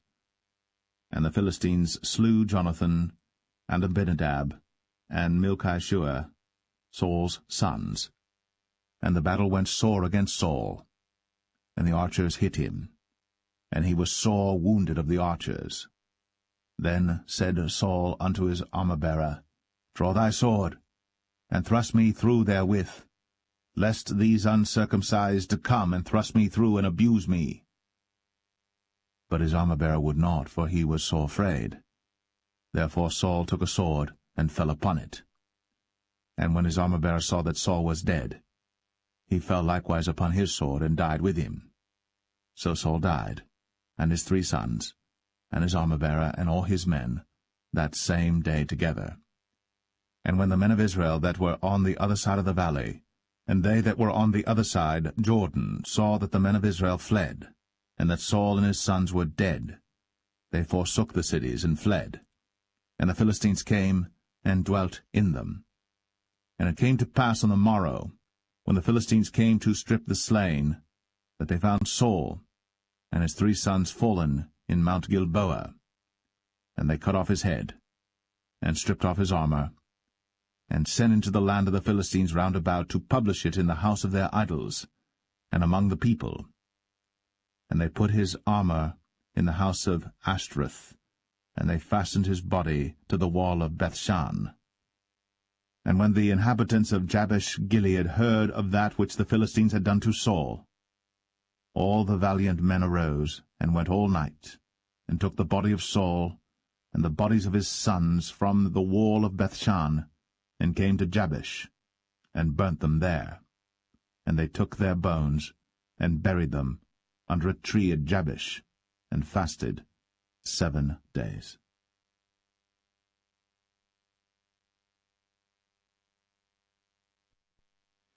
The second book of Samuel, chapter 1. Now it came to pass after the death of Saul, when David was returned from the slaughter of the Amalekites, and David had abode 2 days in Ziklag, it came even to pass on the 3rd day that, behold, a man came out of the camp from Saul with his clothes rent, and earth upon his head. And so it was when he came to David, that he fell to the earth, and did obeisance. And David said unto him, From whence comest thou? And he said unto him, Out of the camp of Israel am I escaped. And David said unto him, How went the matter? I pray thee, tell me. And he answered, That the people are fled from the battle, and many of the people also are fallen and dead. And Saul and Jonathan his son are dead also. Then David said unto the young man that told him, How knowest thou that Saul and Jonathan his son be dead? And the young man that told him said, As I happened by chance upon Mount Gilboa, behold, Saul leaned upon his spear, and lo, the chariots and horsemen followed hard after him. And when he looked behind him, he saw me, and called unto me, and I answered, Here am I. And he said unto me, Who art thou? And I answered him, I am an Amalekite. He said unto me again, Stand, I pray thee, upon me, and slay me. For anguish is come upon me, because my life is yet whole in me. So I stood upon him, and slew him, because I was sure that he could not live after that he was fallen. And I took the crown that was upon his head, and the bracelet that was on his arm, and have brought them hither unto my lord. Then David took hold on his clothes, and rent them, and likewise all the men that were with him. And they mourned, and wept, and fasted until even, for Saul and for Jonathan his son, and for the people of the Lord, and for the house of Israel, because they were fallen by the sword. And David said unto the young man that told him, Whence art thou? And he answered, I am the son of a stranger, an Amalekite. And David said unto him, How wast thou not afraid to stretch forth thine hand to destroy the Lord's anointed? And David called one of the young men and said, Go near, and fall upon him. And he smote him that he died. And David said unto him, Thy blood be upon thy head. For thy mouth hath testified against thee, saying, I have slain the Lord's anointed. And David lamented with this lamentation over Saul and over Jonathan his son. Also he bade them teach the children of Judah the use of the bow. Behold, it is written in the book of Jasher, The beauty of Israel is slain upon thy high places. How are the mighty fallen! Tell it not in Gath. Publish it not in the streets of Ashkelon, lest the daughters of the Philistines rejoice, lest the daughters of the uncircumcised triumph. Ye mountains of Gilboa, let there be no dew, neither let there be rain upon you, nor fields of offerings. For there the shield of the mighty is vilely cast away, the shield of Saul, as though he had not been anointed with oil. From the blood of the slain, from the fat of the mighty, the bow of Jonathan turned not back, and the sword of Saul returned not empty. Saul and Jonathan were lovely and pleasant in their lives, and in their death they were not divided. They were swifter than eagles. They were stronger than lions. Ye daughters of Israel, weep over Saul, who clothed you in scarlet, with other delights, who put on ornaments of gold upon your apparel. How are the mighty fallen in the midst of the battle, O Jonathan! Thou wast slain in thine high places. I am distressed for thee, my brother Jonathan. Very pleasant hast thou been unto me. Thy love to me was wonderful, passing the love of women. How are the mighty fallen, and the weapons of war perished!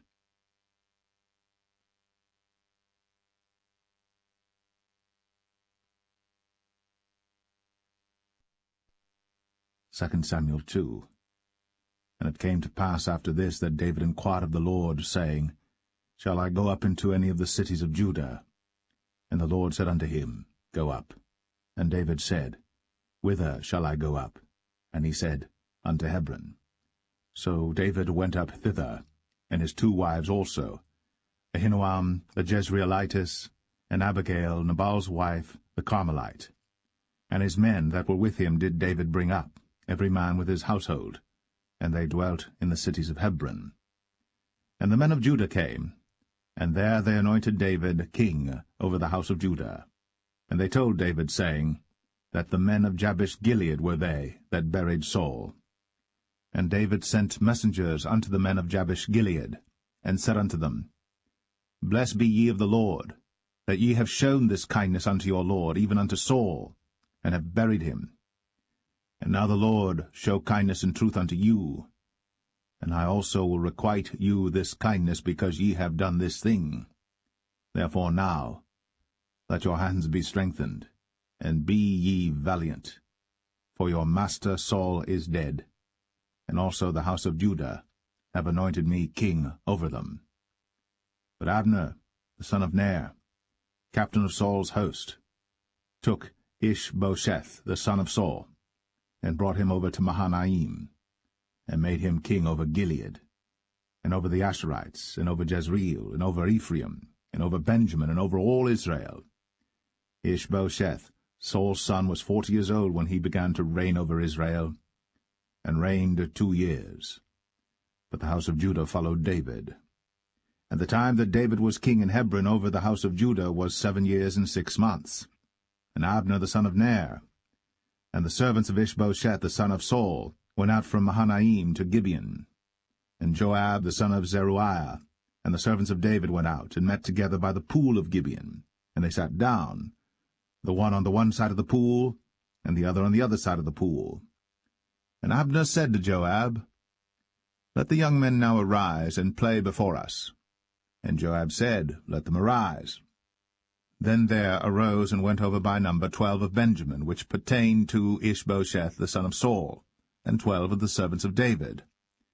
And they caught every one his fellow by the head, and thrust his sword in his fellow's side, so they fell down together. Wherefore that place was called Helkath Hazurim, which is in Gibeon. And there was a very sore battle that day, and Abner was beaten, and the men of Israel, before the servants of David. And there were 3 sons of Zeruiah there, Joab, and Abishai, and Asahel.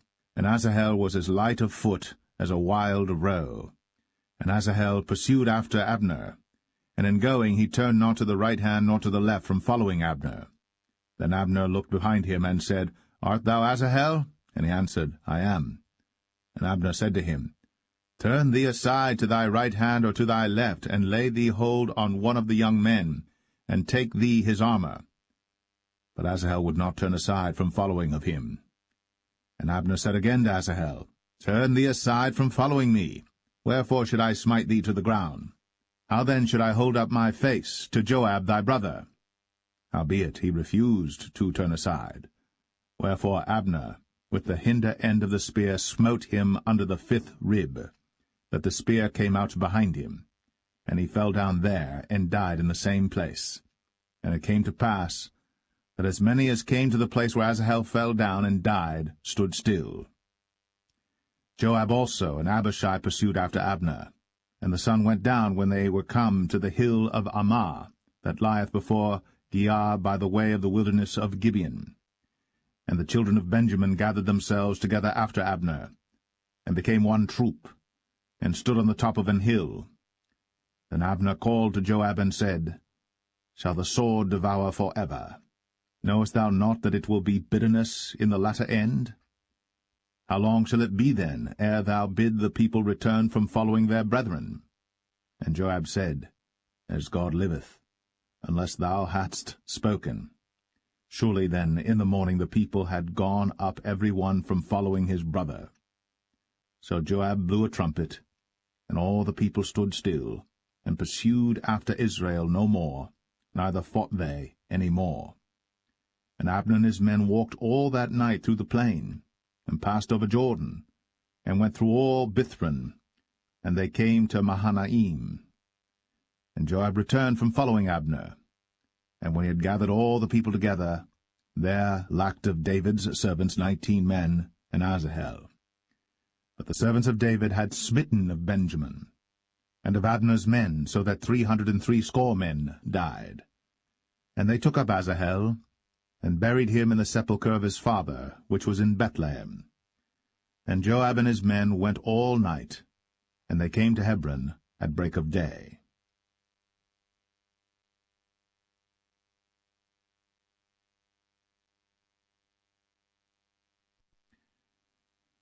2 Samuel 3. Now there was long war between the house of Saul and the house of David. But David waxed stronger and stronger, and the house of Saul waxed weaker and weaker. And unto David were sons born in Hebron, and his firstborn was Amnon, of Ahinoam the Jezreelitess, and his second Chileab, of Abigail the wife of Nabal the Carmelite, and the third Absalom the son of Maacah the daughter of Talmai king of Geshur, and the fourth Adonijah the son of Haggith, and the fifth Shephatiah the son of Abital, and the sixth Ithream by Eglah David's wife. These were born to David in Hebron. And it came to pass, while there was war between the house of Saul and the house of David, that Abner made himself strong for the house of Saul. And Saul had a concubine, whose name was Rizpah, the daughter of Ai. And Ishbosheth said to Abner, Wherefore hast thou gone in unto my father's concubine? Then was Abner very wroth for the words of Ishbosheth, and said, Am I a dog's head, which against Judah do show kindness this day unto the house of Saul thy father, to his brethren, and to his friends, and have not delivered thee into the hand of David, that thou chargest me today with a fault concerning this woman? So do God to Abner, and more also, except as the Lord hath sworn to David, even so I do to him, to translate the kingdom from the house of Saul, and to set up the throne of David over Israel and over Judah, from Dan even to Beersheba. And he could not answer Abner a word again, because he feared him. And Abner sent messengers to David on his behalf, saying, Whose is the land? Saying also, Make thy league with me, and behold, my hand shall be with thee, to bring about all Israel unto thee. And he said, Well, I will make a league with thee. But one thing I require of thee, that is, thou shalt not see my face, except thou first bring Michal, Saul's daughter, when thou comest to see my face. And David sent messengers to Ishbosheth, Saul's son, saying, Deliver me my wife Michal, which I espoused to me, for 100 foreskins of the Philistines. And Ishbosheth sent and took her from her husband, even from Phaltiel, the son of Laish. And her husband went with her, along weeping, behind her to Bahurim. Then said Abner unto him, Go, return. And he returned. And Abner had communication with the elders of Israel, saying, Ye sought for David in times past to be king over you. Now then do it. For the Lord hath spoken of David, saying, By the hand of my servant David I will save my people Israel out of the hand of the Philistines, and out of the hand of all their enemies. And Abner also spake in the ears of Benjamin. And Abner went also to speak in the ears of David in Hebron all that seemed good to Israel, and that seemed good to the whole house of Benjamin. So Abner came to David to Hebron, and 20 men with him. And David made Abner and the men that were with him a feast. And Abner said unto David, I will arise and go, and will gather all Israel unto my lord the king, that they may make a league with thee, and that thou mayest reign over all that thine heart desireth. And David sent Abner away, and he went in peace. And behold, the servants of David and Joab came from pursuing a troop, and brought in a great spoil with them. But Abner was not with David in Hebron, for he had sent him away, and he was gone in peace. When Joab and all the host that was with him were come, they told Joab, saying, Abner the son of Ner came to the king, and he hath sent him away, and he is gone in peace. Then Joab came to the king and said, What hast thou done? Behold, Abner came unto thee. Why is it that thou hast sent him away, and he is quite gone? Thou knowest Abner the son of Ner, that he came to deceive thee, and to know thy going out and thy coming in, and to know all that thou doest. And when Joab was come out from David, he sent messengers after Abner, which brought him again from the well of Sirah. But David knew it not. And when Abner was returned to Hebron, Joab took him aside in the gate to speak with him quietly, and smote him there, under the 5th rib, that he died, for the blood of Asahel, his brother. And afterward, when David heard it, he said, I and my kingdom are guiltless before the Lord, forever, from the blood of Abner the son of Ner. Let it rest on the head of Joab, and on all his father's house. And let there not fail from the house of Joab one that hath an issue, or that is a leper, or that leaneth on a staff, or that falleth on the sword, or that lacketh bread. So Joab and Abishai his brother slew Abner, because he had slain their brother Asahel at Gibeon in the battle.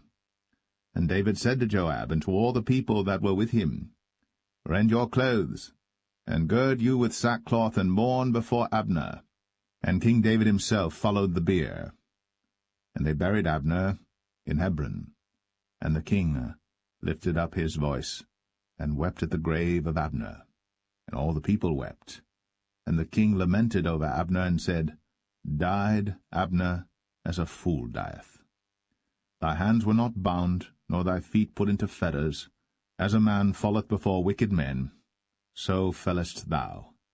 And all the people wept again over him.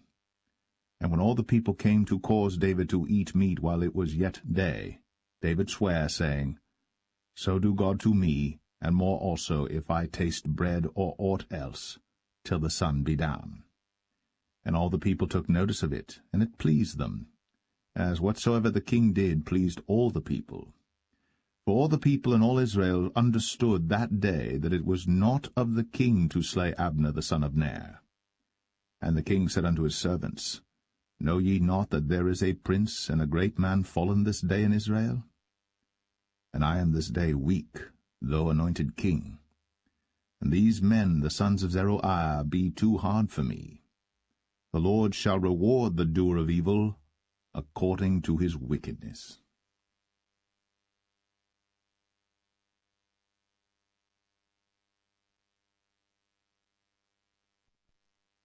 Samuel 4.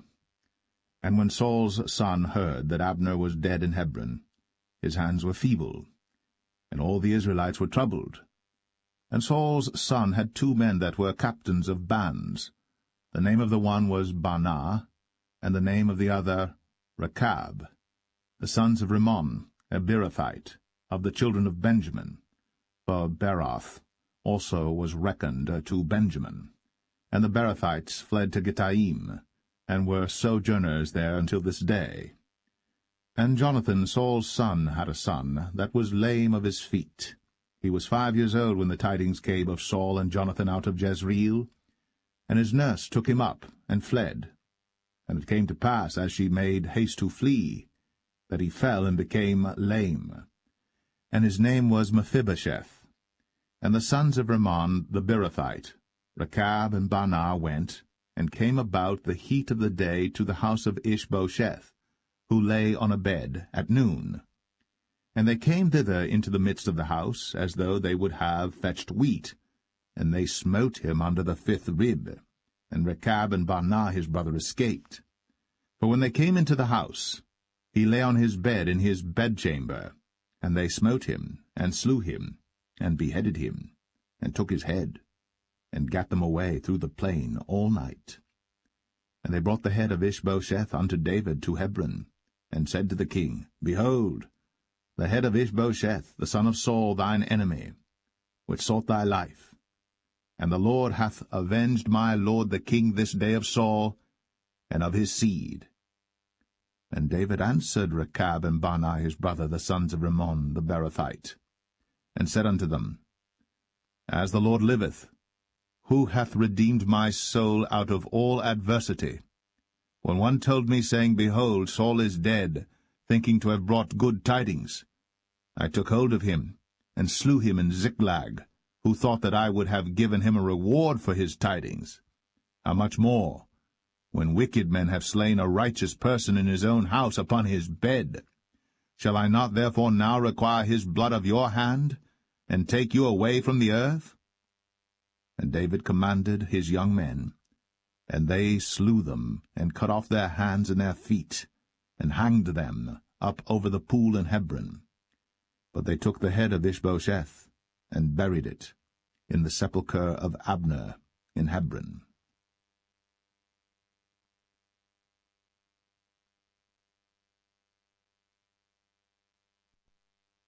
2 Samuel 5. Then came all the tribes of Israel to David unto Hebron, and spake, saying, Behold, we are thy bone and thy flesh. Also in time past, when Saul was king over us, thou wast he that leddest out and broughtest in Israel. And the Lord said to thee, Thou shalt feed my people Israel, and thou shalt be a captain over Israel. So all the elders of Israel came to the king to Hebron, and King David made a league with them in Hebron before the Lord, and they anointed David king over Israel. David was 30 years old when he began to reign, and he reigned 40 years. In Hebron he reigned over Judah 7 years and 6 months, and in Jerusalem he reigned 33 years over all Israel and Judah. And the king and his men went to Jerusalem unto the Jebusites, the inhabitants of the land, which spake unto David, saying, Except thou take away the blind and the lame, thou shalt not come in hither, thinking, David cannot come in hither. Nevertheless, David took the stronghold of Zion, the same is the city of David. And David said on that day, Whosoever getteth up to the gutter, and smiteth the Jebusites, and the lame and the blind, that are hated of David's soul, he shall be chief and captain. Wherefore they said, The blind and the lame shall not come into the house. So David dwelt in the fort, and called it the city of David. And David built round about from Millo and inward. And David went on, and grew great, and the Lord God of hosts was with him. And Hiram king of Tyre sent messengers to David, and cedar trees, and carpenters, and masons, and they built David an house. And David perceived that the Lord had established him king over Israel, and that he had exalted his kingdom for his people Israel's sake. And David took him more concubines and wives out of Jerusalem, after he was come from Hebron, and there were yet sons and daughters born to David. And these be the names of those that were born unto him in Jerusalem, Shammua, and Shobab, and Nathan, and Solomon, Ibhar also, and Elishua, and Nepheg, and Japhia, and Elishama, and Eliada, and Eliphalet. But when the Philistines heard that they had anointed David king over Israel, all the Philistines came up to seek David, and David heard of it, and went down to the hold. The Philistines also came and spread themselves in the valley of Rephaim. And David inquired of the Lord, saying, Shall I go up to the Philistines? Wilt thou deliver them into mine hand? And the Lord said unto David, Go up, for I will doubtless deliver the Philistines into thine hand. And David came to Baal Perazim, and David smote them there, and said, The Lord hath broken forth upon mine enemies before me, as the breach of waters. Therefore he called the name of that place Baal Perazim. And there they left their images, and David and his men burned them. And the Philistines came up yet again, and spread themselves in the valley of Rephaim. And when David inquired of the Lord, he said, Thou shalt not go up, but fetch a compass behind them, and come upon them over against the mulberry trees. And let it be, when thou hearest the sound of a going in the tops of the mulberry trees, that then thou shalt bestir thyself, for then shall the Lord go out before thee to smite the host of the Philistines.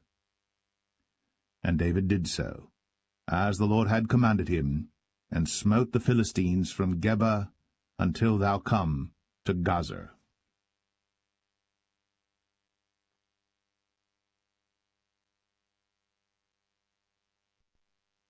2 Samuel 6. Again David gathered together all the chosen men of Israel, 30,000. And David arose and went with all the people that were with him from Baale of Judah, to bring up from thence the ark of God, whose name is called by the name of the Lord of hosts, that dwelleth between the cherubims. And they set the ark of God upon a new cart, and brought it out of the house of Abinadab that was in Gibeah. And Uzzah and Ahio, the sons of Abinadab, drave the new cart. And they brought it out of the house of Abinadab, which was at Gibeah, accompanying the ark of God, and Ahio went before the ark. And David and all the house of Israel played before the Lord in all manner of instruments made of fir wood, even on harps, and on psalteries, and on timbrels, and on cornets, and on cymbals. And when they came to Nachon's threshing floor, Uzzah put forth his hand to the ark of God, and took hold of it, for the oxen shook it. And the anger of the Lord was kindled against Uzzah, and God smote him there for his error. And there he died by the ark of God. And David was displeased, because the Lord had made a breach upon Uzzah, and he called the name of the place Perez Uzzah to this day. And David was afraid of the Lord that day, and said, How shall the ark of the Lord come to me?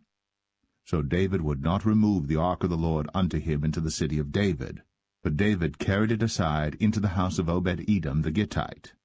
And the ark of the Lord continued in the house of Obed-Edom the Gittite 3 months. And the Lord blessed Obed-Edom and all his household. And it was told King David, saying, The Lord hath blessed the house of Obed-Edom, and all that pertaineth unto him, because of the ark of God. So David went and brought up the ark of God from the house of Obed-Edom into the city of David with gladness. And it was so, that when they that bare the ark of the Lord had gone 6 paces, he sacrificed oxen and fatlings. And David danced before the Lord with all his might. And David was girded with a linen ephod. So David and all the house of Israel brought up the ark of the Lord with shouting, and with the sound of the trumpet. And as the ark of the Lord came into the city of David, Michal, Saul's daughter, looked through a window, and saw King David leaping and dancing before the Lord. And she despised him in her heart. And they brought in the ark of the Lord, and set it in his place in the midst of the tabernacle that David had pitched for it. And David offered burnt offerings and peace offerings before the Lord. And as soon as David had made an end of offering burnt offerings and peace offerings, he blessed the people in the name of the Lord of hosts. And he dealt among all the people, even among the whole multitude of Israel, as well to the women as men, to every one a cake of bread, and a good piece of flesh, and a flagon of wine. So all the people departed every one to his house. Then David returned to bless his household, and Michal, the daughter of Saul, came out to meet David, and said, How glorious was the king of Israel today, who uncovered himself today in the eyes of the handmaids of his servants, as one of the vain fellows shamelessly uncovereth himself. And David said unto Michal, It was before the Lord which chose me before thy father, and before all his house, to appoint me ruler over the people of the Lord, over Israel. Therefore will I play before the Lord. And I will yet be more vile than thus, and will be base in mine own sight. And of the maidservants which thou hast spoken of them shall I be had in honor. Therefore Michal, the daughter of Saul, had no child unto the day of her death.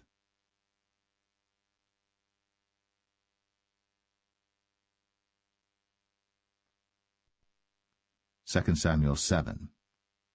And it came to pass, when the king sat in his house, and the Lord had given him rest round about from all his enemies, that the king said unto Nathan the prophet, See now, I dwell in an house of cedar, but the ark of God dwelleth within curtains. And Nathan said to the king, Go, do all that is in thine heart, for the Lord is with thee. And it came to pass that night that the word of the Lord came unto Nathan, saying, Go and tell my servant David, Thus saith the Lord, Shalt thou build me an house for me to dwell in? Whereas I have not dwelt in any house since the time that I brought up the children of Israel out of Egypt, even to this day, but have walked in a tent and in a tabernacle. In all the places wherein I have walked with all the children of Israel spake I a word with any of the tribes of Israel, whom I commanded to feed my people Israel, saying, Why build ye not me an house of cedar? Now therefore, so shalt thou say unto my servant David, Thus saith the Lord of hosts, I took thee from the sheepcot, from following the sheep, to be ruler over my people, over Israel. And I was with thee whithersoever thou wentest, and have cut off all thine enemies out of thy sight, and have made thee a great name, like unto the name of the great men that are in the earth. Moreover, I will appoint a place for my people Israel, and will plant them, that they may dwell in a place of their own, and move no more neither shall the children of wickedness afflict them any more as beforetime. And as since the time that I commanded judges to be over my people Israel, and have caused thee to rest from all thine enemies, also the Lord telleth thee that he will make thee an house. And when thy days be fulfilled, and thou shalt sleep with thy fathers, I will set up thy seed after thee, which shall proceed out of thy bowels, and I will establish his kingdom. He shall build an house for my name, and I will establish the throne of his kingdom for ever. I will be his father, and he shall be my son. If he commit iniquity, I will chasten him with the rod of men, and with the stripes of the children of men. But my mercy shall not depart away from him, as I took it from Saul, whom I put away before thee. And thine house, and thy kingdom shall be established for ever before thee. Thy throne shall be established for ever. According to all these words, and according to all this vision, so did Nathan speak unto David. Then went King David in, and sat before the Lord, and he said, Who am I, O Lord God? And what is my house that thou hast brought me hitherto? And this was yet a small thing in thy sight, O Lord God.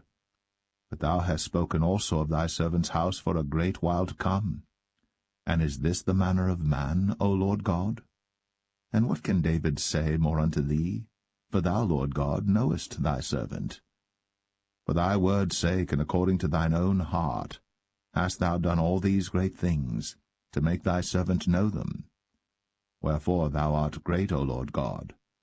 For there is none like thee, neither is there any God beside thee, according to all that we have heard with our ears. And what one nation in the earth is like thy people, even like Israel, whom God went to redeem for a people to himself, and to make him a name, and to do for you great things and terrible for thy land, before thy people, which thou redeemedst to thee from Egypt, from the nations and their gods. For thou hast confirmed to thyself thy people Israel to be a people unto thee for ever, and thou, Lord, art become their God. And now, O Lord God, the word that thou hast spoken concerning thy servant, and concerning his house, establish it for ever, and do as thou hast said. And let thy name be magnified for ever, saying, The Lord of hosts is the God of Israel. And let the house of thy servant David be established before thee. For thou, O Lord of hosts, God of Israel, hast revealed to thy servant, saying, I will build thee an house. Therefore hath thy servant found in his heart to pray this prayer unto thee. And now, O Lord God, thou art that God, and thy words be true, and thou hast promised this goodness unto thy servant. Therefore now, let it please thee to bless the house of thy servant, that it may continue for ever before thee. For thou, O Lord God, hast spoken it, and with thy blessing let the house of thy servant be blessed for ever.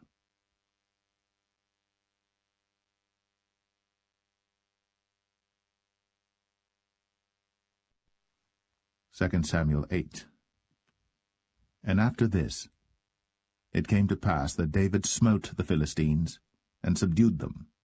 And David took Metheg Ammah out of the hand of the Philistines. And he smote Moab, and measured them with a line, casting them down to the ground. Even with 2 lines measured he, to put to death, and with 1 full line to keep alive. And so the Moabites became David's servants, and brought gifts. David smote also Hadadezer, the son of Rehob, king of Zobah, as he went to recover his border at the river Euphrates. And David took from him 1,000 chariots, and 700 horsemen, and 20,000 footmen. And David houghed all the chariot horses, but reserved of them 400 chariots. And when the Syrians of Damascus came to succor Hadadezer, king of Zobah, David slew of the Syrians 22,000 men. Then David put garrisons in Syria of Damascus, and the Syrians became servants to David, and brought gifts. And the Lord preserved David whithersoever he went. And David took the shields of gold that were on the servants of Hadadezer, and brought them to Jerusalem. And from Betah and from Berothai cities of Hadadezer, King David took exceeding much brass. When Toi, king of Hamath, heard that David had smitten all the host of Hadadezer, then Toi sent Joram his son unto King David to salute him and to bless him, because he had fought against Hadadezer, and smitten him. For Hadadezer had wars with Toi. And Joram brought with him vessels of silver, and vessels of gold, and vessels of brass, which also King David did dedicate unto the Lord, with the silver and gold that he had dedicated of all nations which he subdued, of Syria, and of Moab, and of the children of Ammon, and of the Philistines, and of Amalek, and of the spoil of Hadadezer son of Rehob, king of Zobah. And David gat him a name when he returned from smiting of the Syrians in the valley of Salt, being 18,000 men. And he put garrisons in Edom. Throughout all Edom put he garrisons, and all they of Edom became David's servants. And the Lord preserved David whithersoever he went. And David reigned over all Israel. And David executed judgment and justice unto all his people. And Joab the son of Zeruiah was over the host, and Jehoshaphat the son of Ahilud was recorder, and Zadok the son of Ahitub, and Ahimelech the son of Abiathar were the priests, and Seraiah was the scribe, and Benaniah the son of Jehoiada was over both the Cherethites and the Pelethites, and David's sons were chief rulers.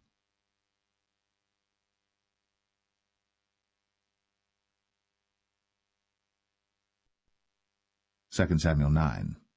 And David said, Is there yet any that is left of the house of Saul, that I may show him kindness for Jonathan's sake? And there was of the house of Saul a servant whose name was Ziba. And when they had called him unto David, the king said unto him, Art thou Ziba? And he said, Thy servant is he. And the king said, Is there not yet any of the house of Saul, that I may show the kindness of God unto him? And Ziba said unto the king, Jonathan hath yet a son which is lame on his feet. And the king said unto him, Where is he? And Ziba said unto the king, Behold, he is in the house of Machir, the son of Ammiel, in Lo-debar. Then King David sent and fetched him out of the house of Machir, the son of Ammiel, from Lo-debar. Now when Mephibosheth, the son of Jonathan, the son of Saul, was come unto David, he fell on his face and did reverence. And David said, Mephibosheth. And he answered, Behold, thy servant.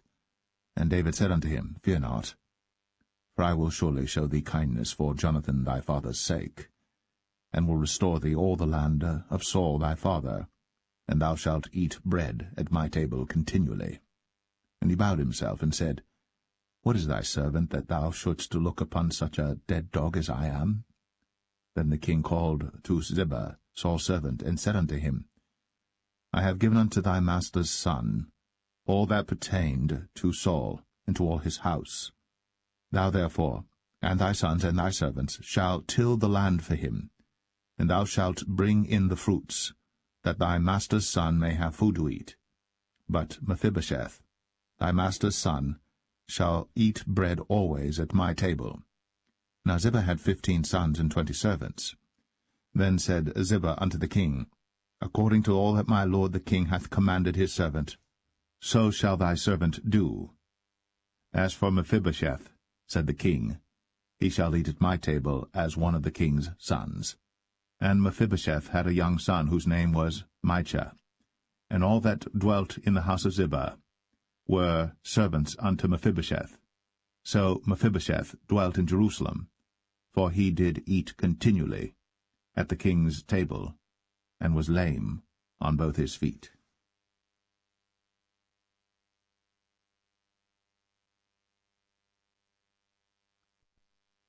Second Samuel 10. And it came to pass after this, that the king of the children of Ammon died, and Hanan his son reigned in his stead. Then said David, I will show kindness unto Hanan the son of Nahash, as his father showed kindness unto me. And David sent to comfort him by the hand of his servants for his father. And David's servants came into the land of the children of Ammon. And the princes of the children of Ammon said unto Hanan their lord, Thinkest thou that David doth honour thy father, that he hath sent comforters unto thee? Hath not David rather sent his servants unto thee to search the city, and to spy it out, and to overthrow it? Wherefore Hanan took David's servants, and shaved off the one half of their beards, and cut off their garments in the middle, even to their buttocks, and sent them away. When they told it unto David, he sent to meet them, because the men were greatly ashamed. And the king said, Tarry at Jericho until your beards be grown, and then return. And when the children of Ammon saw that they stank before David, the children of Ammon sent and hired the Syrians of Beth-rehob, and the Syrians of Zobah, 20,000 footmen, and of King Maachah 1,000 men, and of Ishtab 12,000 men. And when David heard of it, he sent Joab and all the host of the mighty men. And the children of Ammon came out and put the battle in array at the entering in of the gate. And the Syrians of Zobah, and of Rehob, and Ishtab, and Maachah were by themselves in the field. When Joab saw that the front of the battle was against him before and behind, he chose of all the choice men of Israel, and put them in array against the Syrians. And the rest of the people he delivered into the hand of Abishai his brother, that he might put them in array against the children of Ammon. And he said, If the Syrians be too strong for me, then thou shalt help me. But if the children of Ammon be too strong for thee, then I will come and help thee. Be of good courage. Let us play the men for our people, and for the cities of our God. And the Lord do that which seemeth him good. And Joab drew nigh, and the people that were with him, unto the battle against the Syrians. And they fled before him. And when the children of Ammon saw that the Syrians were fled, then fled they also before Abishai, and entered into the city. So Joab returned from the children of Ammon, and came to Jerusalem. And when the Syrians saw that they were smitten before Israel, they gathered themselves together. And Hadarezer sent, and brought out the Syrians that were beyond the river, and they came to Helam. And Shobach, the captain of the host of Hadarezer, went before them. And when it was told David, he gathered all Israel together, and passed over Jordan, and came to Helam. And the Syrians set themselves in array against David, and fought with him. And the Syrians fled before Israel. And David slew the men of 700 chariots of the Syrians, and 40,000 horsemen, and smote Shobach, the captain of their host, who died there. And when all the kings that were servants to Hadarezer saw that they were smitten before Israel, they made peace with Israel, and served them. So the Syrians feared to help the children of Ammon any more.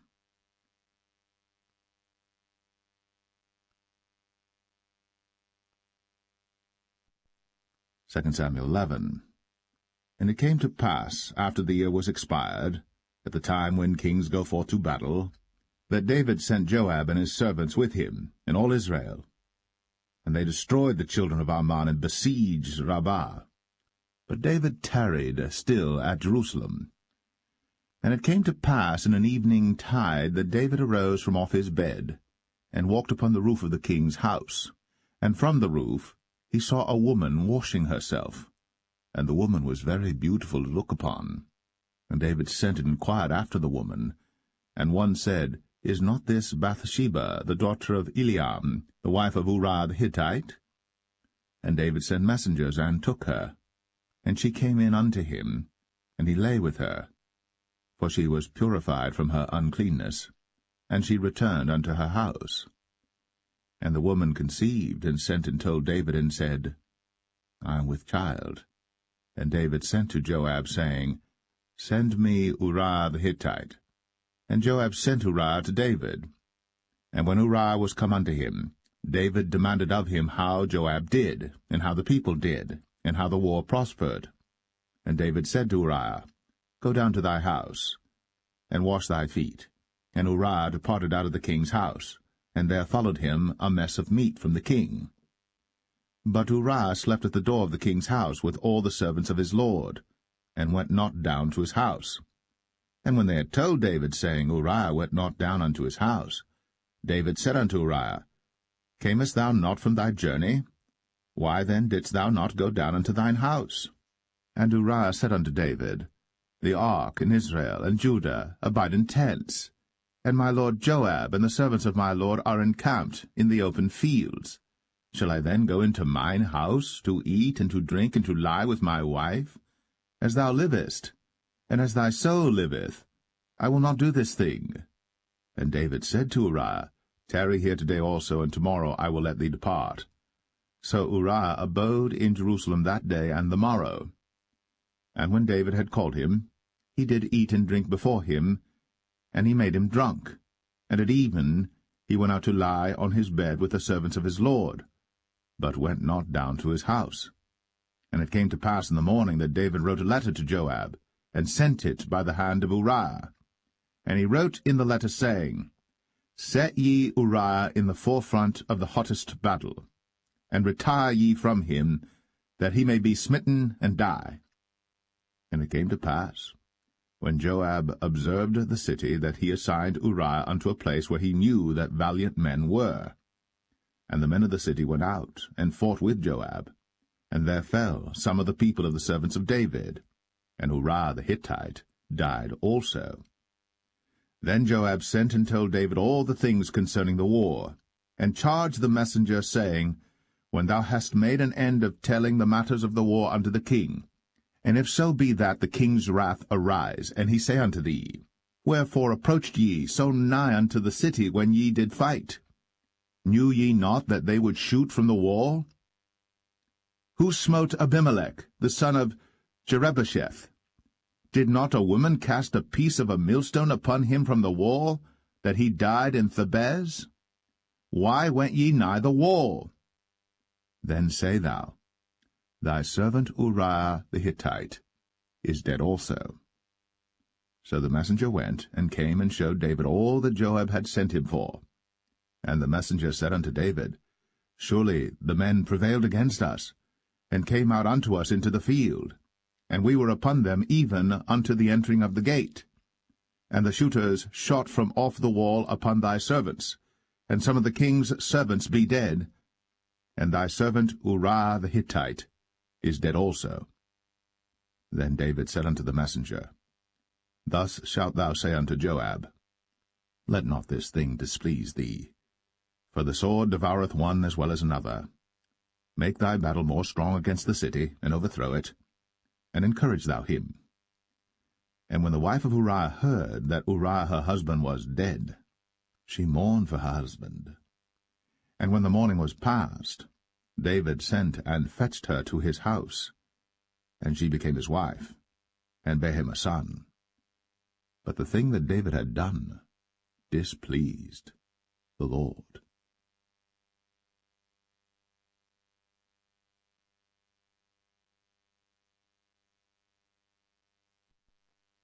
2 Samuel 12. And the Lord sent Nathan unto David. And he came unto him, and said unto him, There were 2 men in one city, the one rich and the other poor. The rich man had exceeding many flocks and herds, but the poor man had nothing save one little ewe lamb, which he had bought and nourished up. And it grew up together with him, and with his children. It did eat of his own meat, and drank of his own cup, and lay in his bosom, and was unto him as a daughter.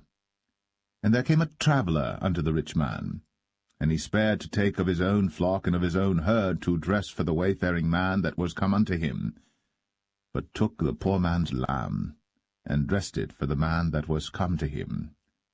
And David's anger was greatly kindled against the man, and he said to Nathan, As the Lord liveth, the man that hath done this thing shall surely die, and he shall restore the lamb 4-fold, because he did this thing, and because he had no pity. And Nathan said to David, Thou art the man. Thus saith the Lord God of Israel, I anointed thee king over Israel, and I delivered thee out of the hand of Saul. And I gave thee thy master's house, and thy master's wives into thy bosom, and gave thee the house of Israel and of Judah. And if that had been too little, I would moreover have given unto thee such and such things. Wherefore hast thou despised the commandment of the Lord to do evil in his sight? Thou hast killed Uriah the Hittite with the sword, and hast taken his wife to be thy wife, and hast slain him with the sword of the children of Ammon.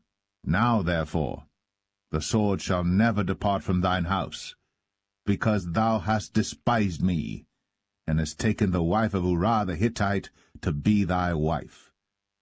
Thus saith the Lord, Behold, I will raise up evil against thee out of thine own house, and I will take thy wives before thine eyes, and give them unto thy neighbor. And he shall lie with thy wives in the sight of this sun. For thou didst it secretly, but I will do this thing before all Israel, and before the sun.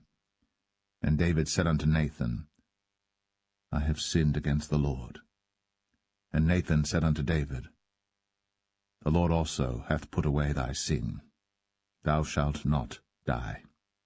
Howbeit, because by this deed thou hast given great occasion to the enemies of the Lord to blaspheme, the child also that is born unto thee shall surely die. And Nathan departed unto his house.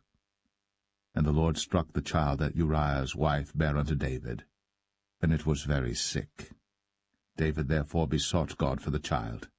And David fasted, and went in, and lay all night upon the earth. And the elders of his house arose, and went to him, to raise him up from the earth.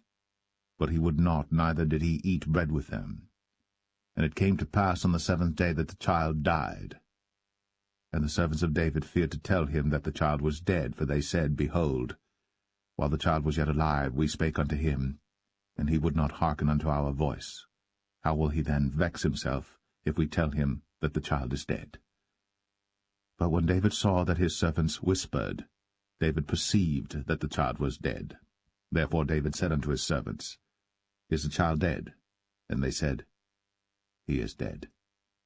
Then David arose from the earth, and washed, and anointed himself, and changed his apparel, and came into the house of the Lord, and worshipped.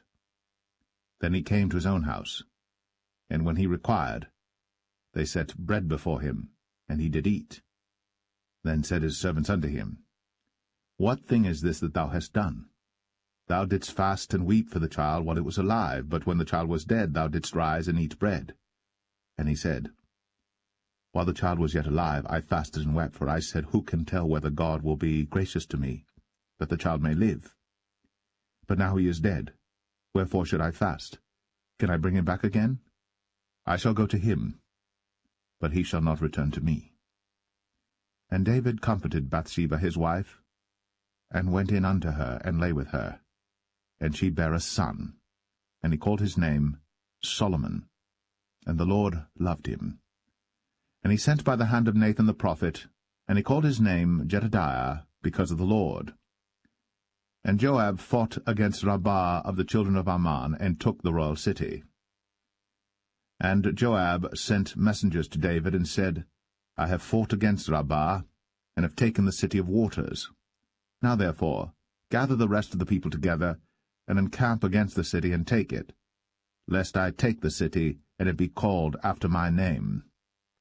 And David gathered all the people together, and went to Rabbah, and fought against it, and took it. And he took their king's crown from off his head, the weight whereof was a talent of gold, with the precious stones, and it was set on David's head. And he brought forth the spoil of the city in great abundance. And he brought forth the people that were therein, and put them under saws, and under harrows of iron, and under axes of iron, and made them pass through the brick kiln. And thus did he unto all the cities of the children of Ammon. So David and all the people returned unto Jerusalem.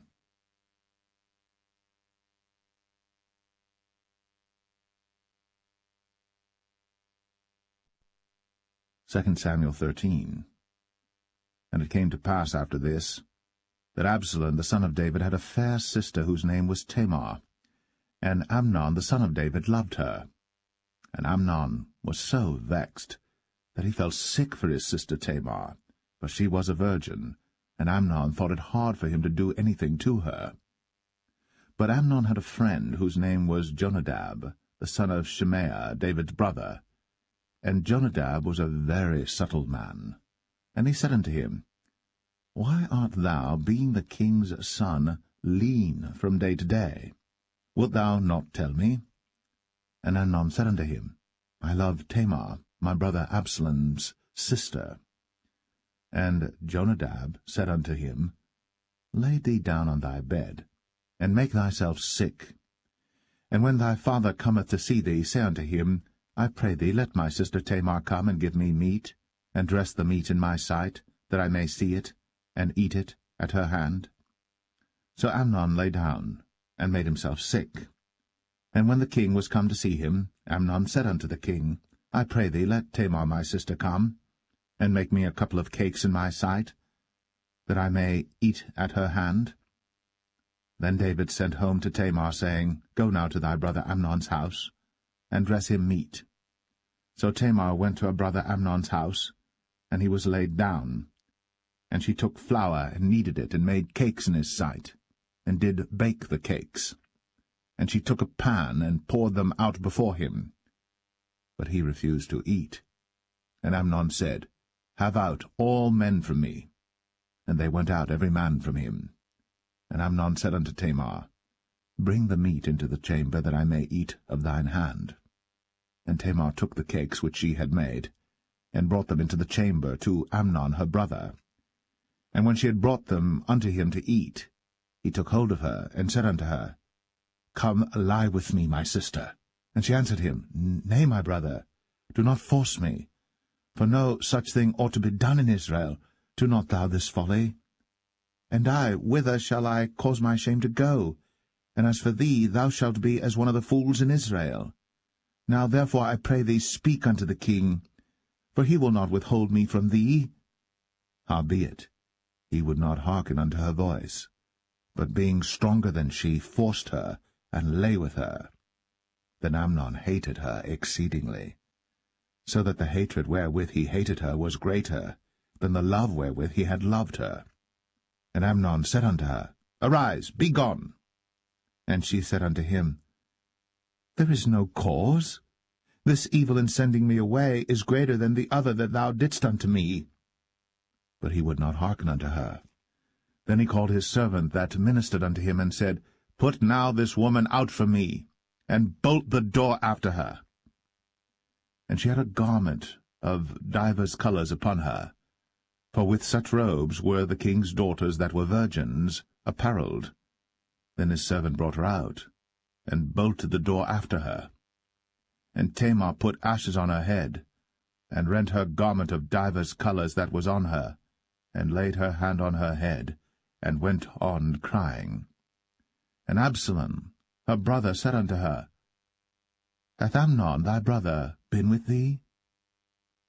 But hold now thy peace, my sister. He is thy brother. Regard not this thing. So Tamar remained desolate in her brother Absalom's house. But when King David heard of all these things, he was very wroth.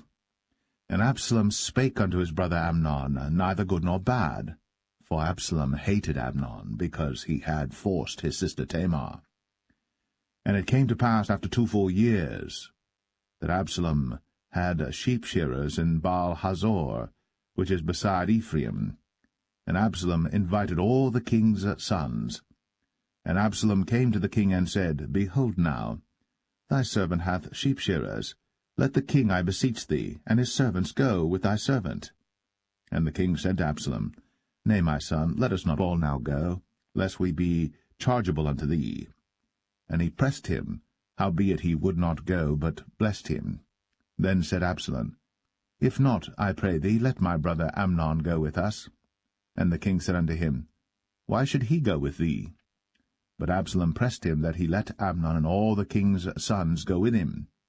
Now Absalom had commanded his servant, saying, Mark ye now, when Amnon's heart is merry with wine, and when I say unto you, Smite Amnon, then kill him. Fear not. Have not I commanded you? Be courageous, and be valiant. And the servants of Absalom did unto Amnon, as Absalom had commanded. Then all the king's sons arose, and every man gat him up upon his mule, and fled. And it came to pass, while they were in the way, that tidings came to David, saying, Absalom hath slain all the king's sons, and there is not one of them left. Then the king arose, and tare his garments, and lay on the earth, and all his servants stood by with their clothes rent. And Jonadab, the son of Shemaiah, David's brother, answered and said, Let not my lord suppose that they have slain all the young men the king's sons, for Amnon only is dead. For by the appointment of Absalom this hath been determined from the day that he forced his sister Tamar. Now therefore, let not my lord the king take the thing to his heart, to think that all the king's sons are dead, for Amnon only is dead. But Absalom fled. And the young man that kept the watch lifted up his eyes, and looked, and behold, there came much people by the way of the hillside behind him. And Jonadab said unto the king, Behold, the king's sons come, as thy servant said, so it is. And it came to pass, as soon as he had made an end of speaking, that, behold, the king's sons came, and lifted up their voice, and wept. And the king also and all his servants wept very sore. But Absalom fled and went to Talmai, the son of Ammihud, king of Geshur. And David mourned for his son every day. So Absalom fled, and went to Geshur, and was there 3 years. And the soul of King David longed to go forth unto Absalom, for he was comforted concerning Amnon, seeing he was dead.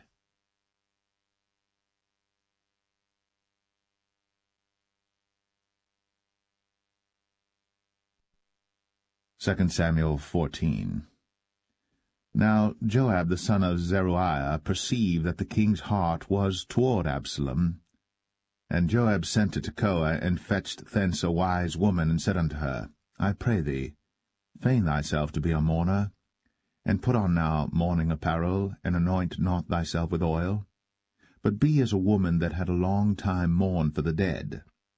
And come to the king, and speak on this manner unto him. So Joab put the words in her mouth. And when the woman of Tekoa spake to the king, she fell on her face to the ground, and did obeisance, and said, Help, O king. And the king said unto her, What aileth thee? And she answered, I am indeed a widow woman, and mine husband is dead. And thy handmaid had 2 sons, and they 2 strove together in the field, and there was none to part them. But the one smote the other, and slew him.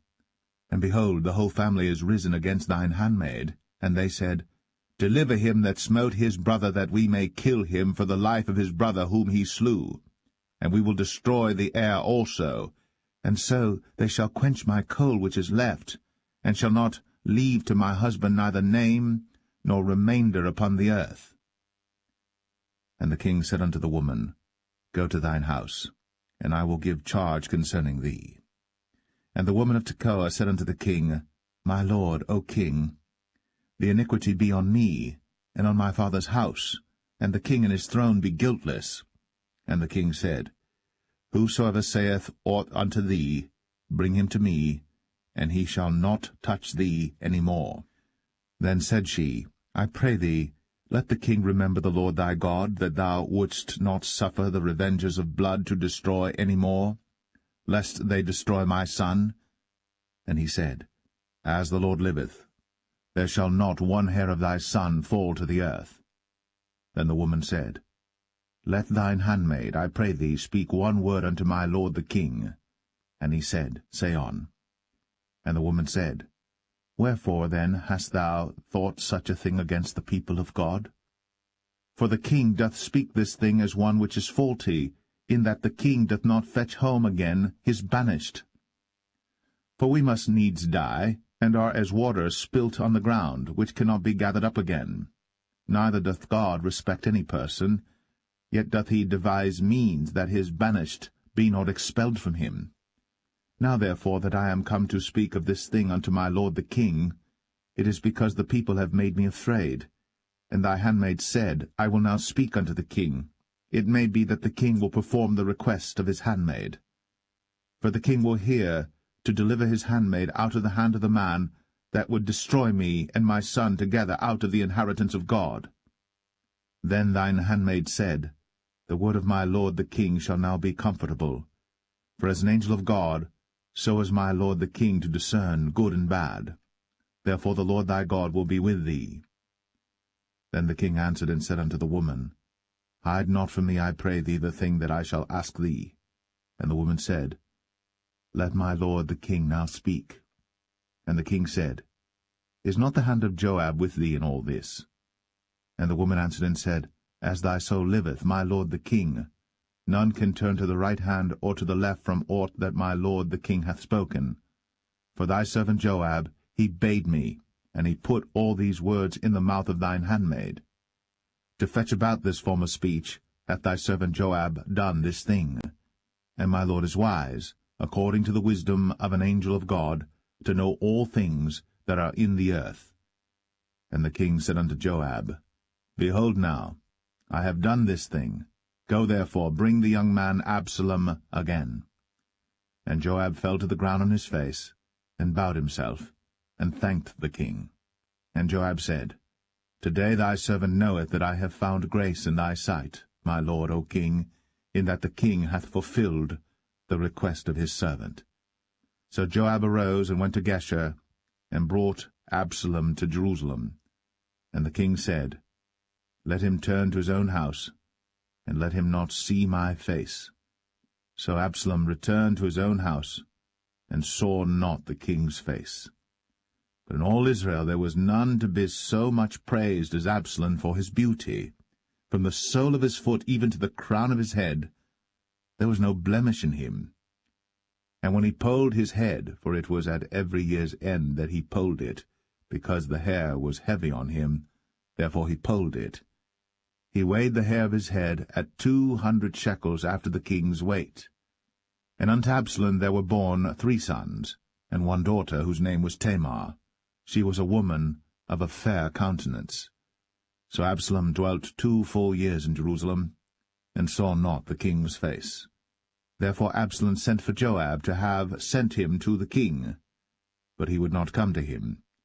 And when he sent again the second time, he would not come. Therefore he said unto his servants, See, Joab's field is near mine, and he hath barley there. Go and set it on fire. And Absalom's servants set the field on fire. Then Joab arose, and came to Absalom unto his house, and said unto him, Wherefore have thy servants set my field on fire? And Absalom answered Joab, Behold, I sent unto thee, saying, Come hither, that I may send thee to the king, to say, Wherefore am I come from Geshur? It had been good for me to have been there still. Now therefore let me see the king's face, and if there be any iniquity in me, let him kill me. So Joab came to the king, and told him. And when he had called for Absalom, he came to the king, and bowed himself on his face to the ground before the king. And the king kissed Absalom.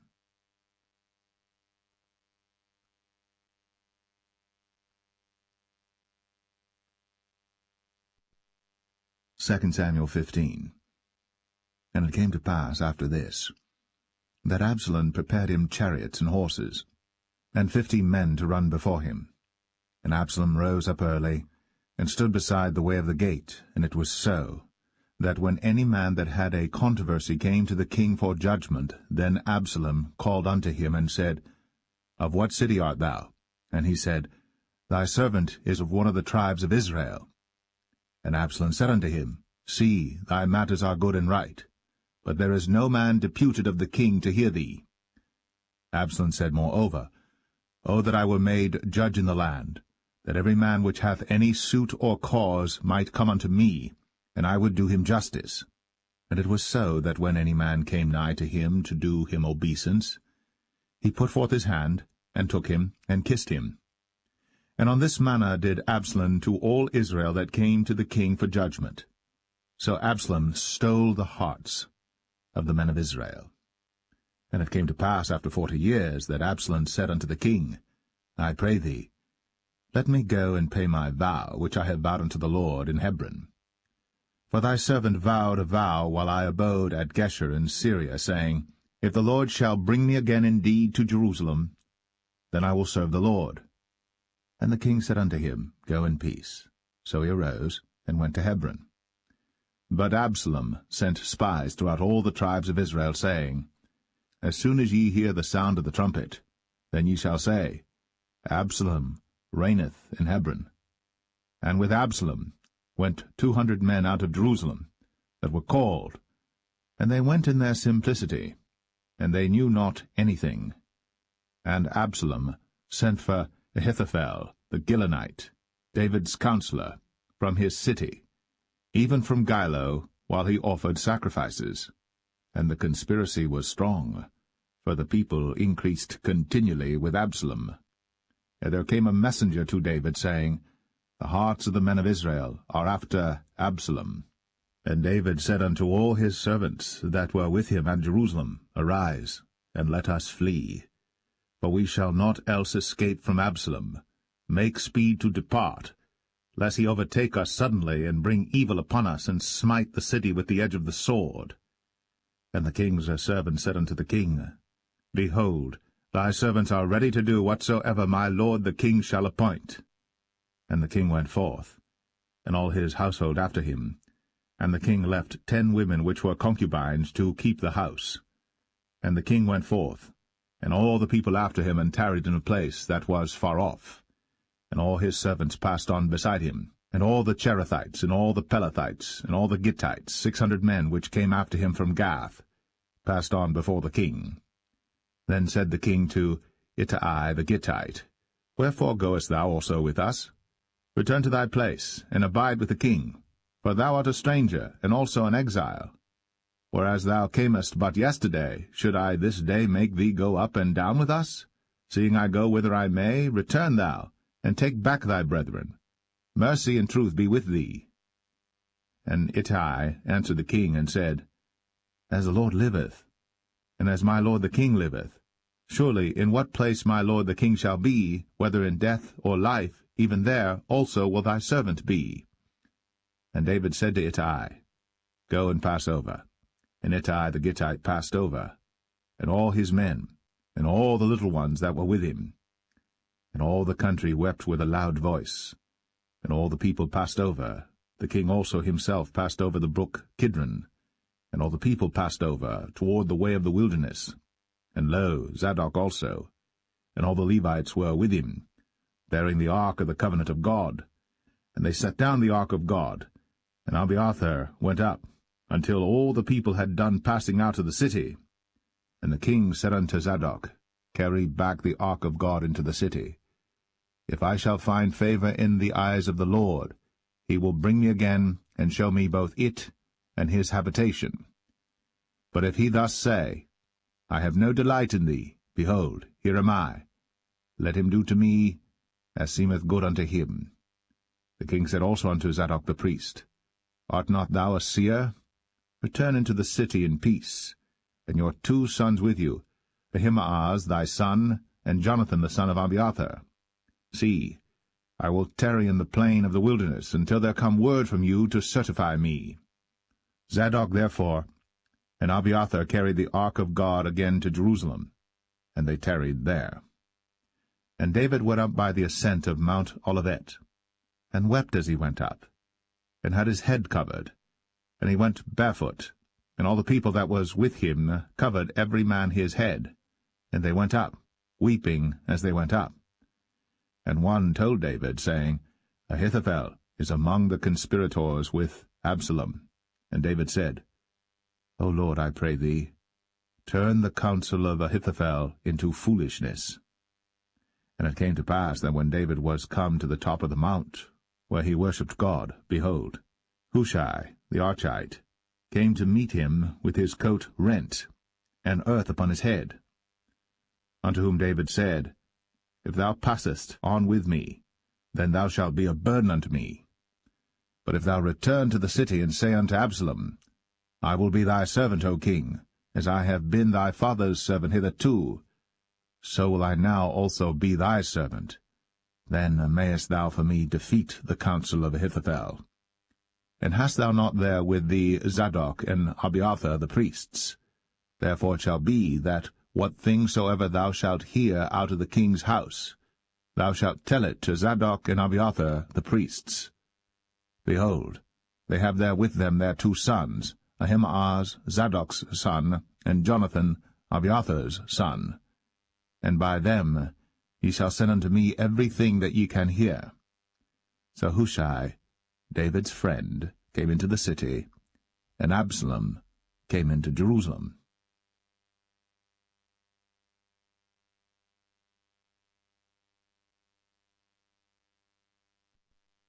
Second Samuel 16. And when David was a little past the top of the hill, behold, Ziba, the servant of Mephibosheth, met him with a couple of asses saddled, and upon them 200 loaves of bread, and 100 bunches of raisins, and 100 of summer fruits, and a bottle of wine. And the king said unto Ziba, What meanest thou by these? And Ziba said, The asses be for the king's household to ride on, and the bread and summer fruit for the young men to eat, and the wine, that such as be faint in the wilderness may drink. And the king said, And where is thy master's son? And Ziba said unto the king, Behold, he abideth at Jerusalem, for he said, Today shall the house of Israel restore me the kingdom of my father. Then said the king to Ziba, Behold, thine are all that pertained unto Mephibosheth. And Ziba said, I humbly beseech thee that I may find grace in thy sight, my lord, O king.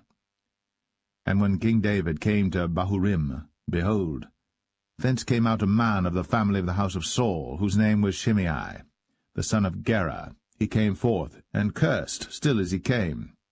And he cast stones at David, and at all the servants of King David. And all the people and all the mighty men were on his right hand and on his left. And thus said Shimei, when he cursed, come out, thou bloody man, and thou man of Belial. The Lord hath returned upon thee all the blood of the house of Saul, in whose stead thou hast reigned. And the Lord hath delivered the kingdom into the hand of Absalom thy son, and behold, thou art taken in thy mischief, because thou art a bloody man.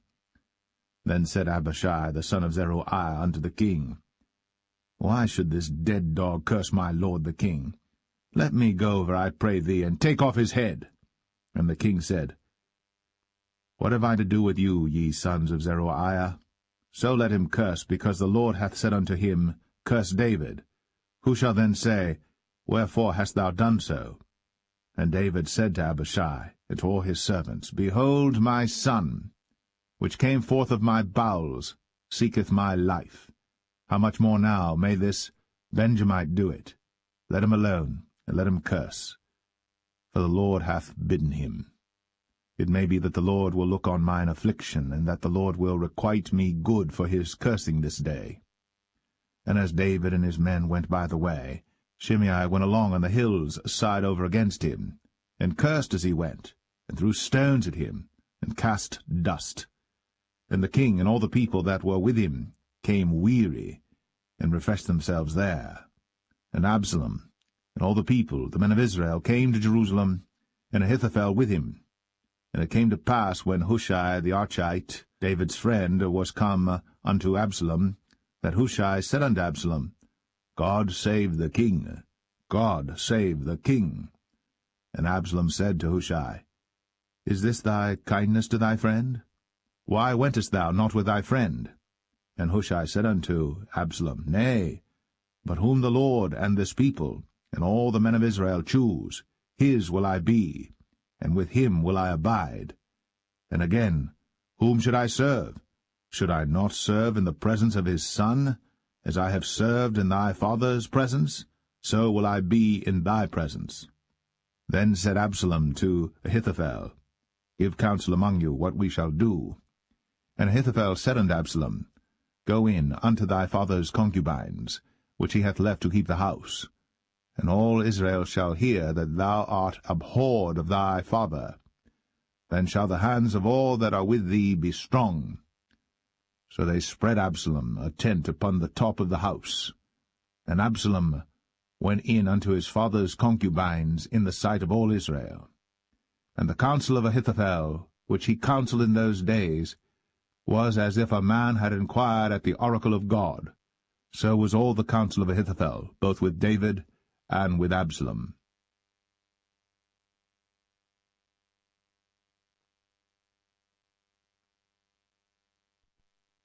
Second Samuel 17. Moreover Ahithophel said unto Absalom, Let me now choose out 12,000 men, and I will arise and pursue after David this night. And I will come upon him while he is weary and weak-handed, and will make him afraid, and all the people that are with him shall flee, and I will smite the king only. And I will bring back all the people unto thee. The man whom thou seekest is as if all returned, so all the people shall be in peace. And the saying pleased Absalom well, and all the elders of Israel. Then said Absalom, Call now Hushai the Archite also, and let us hear likewise what he saith. And when Hushai was come to Absalom, Absalom spake unto him, saying, Ahithophel hath spoken after this manner. Shall we do after his saying? If not, speak thou. And Hushai said unto Absalom, The counsel that Ahithophel hath given is not good at this time. For, said Hushai, Thou knowest thy father and his men, that they be mighty men, and they be chafed in their minds, as a bear robbed of her whelps in the field. And thy father is a man of war, and will not lodge with the people. Behold, he is hid now in some pit, or in some other place, and it will come to pass, when some of them be overthrown at the first, that whosoever heareth it will say, There is a slaughter among the people that follow Absalom. And he also that is valiant, whose heart is as the heart of a lion, shall utterly melt. For all Israel knoweth that thy father is a mighty man, and they which be with him are valiant men. Therefore I counsel that all Israel be generally gathered unto thee, from Dan even to Beersheba, as the sand that is by the sea for multitude, and that thou go to battle in thine own person. So shall we come upon him in some place where he shall be found, and we will light upon him as the dew falleth on the ground, and of him, and of all the men that are with him, there shall not be left so much as one. Moreover, if he be gotten into a city, then shall all Israel bring ropes to that city, and we will draw it into the river, until there be not one small stone found there. And Absalom and all the men of Israel said, The counsel of Hushai the Archite is better than the counsel of Ahithophel. For the Lord had appointed to defeat the good counsel of Ahithophel, to the intent that the Lord might bring evil upon Absalom. Then said Hushai unto Zadok, and to Abiathar the priests, Thus and thus did Ahithophel counsel Absalom and the elders of Israel, and thus have I counselled. Now therefore send quickly, and tell David, saying, Lodge not this night in the plains of the wilderness, but speedily pass over, lest the king be swallowed up, and all the people that are with him. Now Jonathan and Ahimaaz stayed by En-Rogel, for they might not be seen to come into the city. And a wench went and told them, and they went and told King David. Nevertheless a lad saw them and told Absalom. But they went both of them away quickly, and came to a man's house in Bahurim, which had a well in his court, whither they went down. And the woman took and spread a covering over the well's mouth, and spread ground corn thereon, and the thing was not known. And when Absalom's servants came to the woman to the house, they said, Where is Ahimaaz and Jonathan? And the woman said unto them, They be gone over the brook of water. And when they had sought and could not find them, they returned to Jerusalem. And it came to pass, after they were departed, that they came up out of the well, and went and told to King David, and said unto David, Arise, and pass quickly over the water, for thus hath Ahithophel counselled against you. Then David arose, and all the people that were with him, and they passed over Jordan. By the morning light there lacked not one of them that was not gone over Jordan. And when Ahithophel saw that his counsel was not followed, he saddled his ass, and arose, and gat him home to his house, to his city, and put his household in order, and hanged himself, and died, and was buried in the sepulchre of his father. Then David came to Mahanaim, and Absalom passed over Jordan, he and all the men of Israel with him. And Absalom made Amasa captain of the hosts instead of Joab, which Amasa was a man's son, whose name was Ithra, an Israelite, that went in to Abigail the daughter of Nahash, sister to Zeruiah, Joab's mother. So Israel and Absalom pitched in the land of Gilead. And it came to pass, when David was come to Mahanaim, that Shobai the son of Nahash of Rabbah, of the children of Ammon, and Machir the son of Amiel of Lo-debar, and Barzillai the Gileadite of Rogelim, brought beds and basins and earthen vessels, and wheat and barley and flour, and parched corn and beans and lentils and parched pulse, and honey and butter and sheep and cheese of kine for David and for the people that were with him to eat. For they said, The people is hungry and weary and thirsty in the wilderness.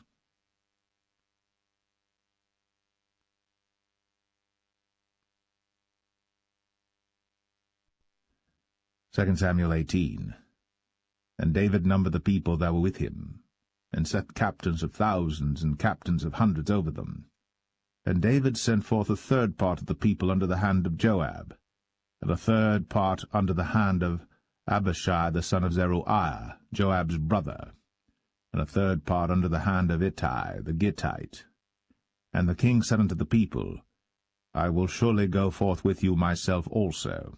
But the people answered, Thou shalt not go forth, for if we flee away, they will not care for us, neither, if half of us die, will they care for us. But now thou art worth 10,000 of us. Therefore now it is better that thou succour us out of the city. And the king said unto them, What seemeth you best, I will do. And the king stood by the gate side, and all the people came out by hundreds and by thousands. And the king commanded Joab and Abishai and Ittai, saying, Deal gently for my sake with the young man, even with Absalom. And all the people heard when the king gave all the captains charge concerning Absalom. So the people went out into the field against Israel, and the battle was in the wood of Ephraim, where the people of Israel were slain before the servants of David, and there was there a great slaughter that day of 20,000 men. For the battle was there scattered over the face of all the country, and the wood devoured more people that day than the sword devoured. And Absalom met the servants of David, and Absalom rode upon a mule, and the mule went under the thick boughs of a great oak, and his head caught hold of the oak, and he was taken up between the heaven and the earth, and the mule that was under him went away. And a certain man saw it, and told Joab, and said, Behold, I saw Absalom hanged in an oak. And Joab said unto the man that told him, And behold, thou sawest him, and why didst thou not smite him there to the ground? And I would have given thee 10 shekels of silver and a girdle. And the man said unto Joab, Though I should receive 1,000 shekels of silver in mine hand, yet would I not put forth mine hand against the king's son. For in our hearing the king charged thee and Abishai and Ittai, saying, Beware that none touch the young man Absalom. Otherwise I should have wrought falsehood against mine own life. For there is no matter hid from the king, and thou thyself wouldest have set thyself against me. Then said Joab, I may not tarry thus with thee. And he took 3 darts in his hand, and thrust them through the heart of Absalom, while he was yet alive, in the midst of the oak. And 10 young men that bare Joab's armor compassed about, and smote Absalom, and slew him. And Joab blew the trumpet, and the people returned from pursuing after Israel. For Joab held back the people. And they took Absalom, and cast him into a great pit in the wood, and laid a very great heap of stones upon him. And all Israel fled, every one to his tent. Now Absalom, in his lifetime, had taken and reared up for himself a pillar which is in the king's dale, for he said, I have no son to keep my name in remembrance. And he called the pillar after his own name, and it is called unto this day Absalom's place. Then said Ahimaaz, the son of Zadok, Let me now run, and bear the king tidings, how that the Lord hath avenged him of his enemies. And Joab said unto him, Thou shalt not bear tidings this day, but thou shalt bear tidings another day. But this day thou shalt bear no tidings, because the king's son is dead. Then said Joab to Cushai, Go tell the king what thou hast seen. And Cushai bowed himself unto Joab, and ran. Then said Ahimaaz the son of Zadok yet again to Joab, But howsoever let me, I pray thee, also run after Cushai. And Joab said, Wherefore wilt thou run, my son, seeing that thou hast no tidings ready? But howsoever said he, Let me run. And he said unto him, Run. Then Ahimaaz ran by the way of the plain, and overran Cushai. And David sat between the two gates, and the watchman went up to the roof over the gate unto the wall, and lifted up his eyes, and looked, and behold, a man running alone. And the watchman cried, and told the king. And the king said, If he be alone, there is tidings in his mouth. And he came apace, and drew near. And the watchman saw another man running. And the watchman called unto the porter, and said, Behold, another man running alone. And the king said, He also bringeth tidings. And the watchman said, Methinketh the running of the foremost is like the running of Ahimaaz the son of Zadok. And the king said, He is a good man, and cometh with good tidings. And Ahimaaz called, and said unto the king, All is well. And he fell down to the earth upon his face before the king, and said, Blessed be the Lord thy God, which hath delivered up the men that lifted up their hand against my lord the king. And the king said, Is the young man Absalom safe? And Ahimaaz answered, When Joab sent the king's servant, and me thy servant, I saw a great tumult, but I knew not what it was. And the king said unto him, Turn aside, and stand here. And he turned aside, and stood still. And behold, Cushai came. And Cushai said, Tidings, my lord the king. For the Lord hath avenged thee this day of all them that rose up against thee. And the king said unto Cushai, Is the young man Absalom safe? And Cushai answered, The enemies of my lord the king, and all that rise against thee to do thee hurt, be as that young man is. And the king was much moved, and went up to the chamber over the gate, and wept. And as he went, thus he said, O my son Absalom, my son Absalom, would God I had died for thee, O Absalom, my son, my son.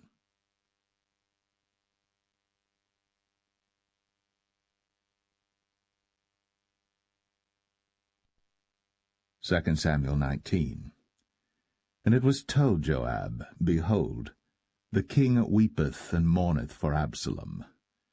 And the victory that day was turned into mourning unto all the people, for the people heard say that day how the king was grieved for his son.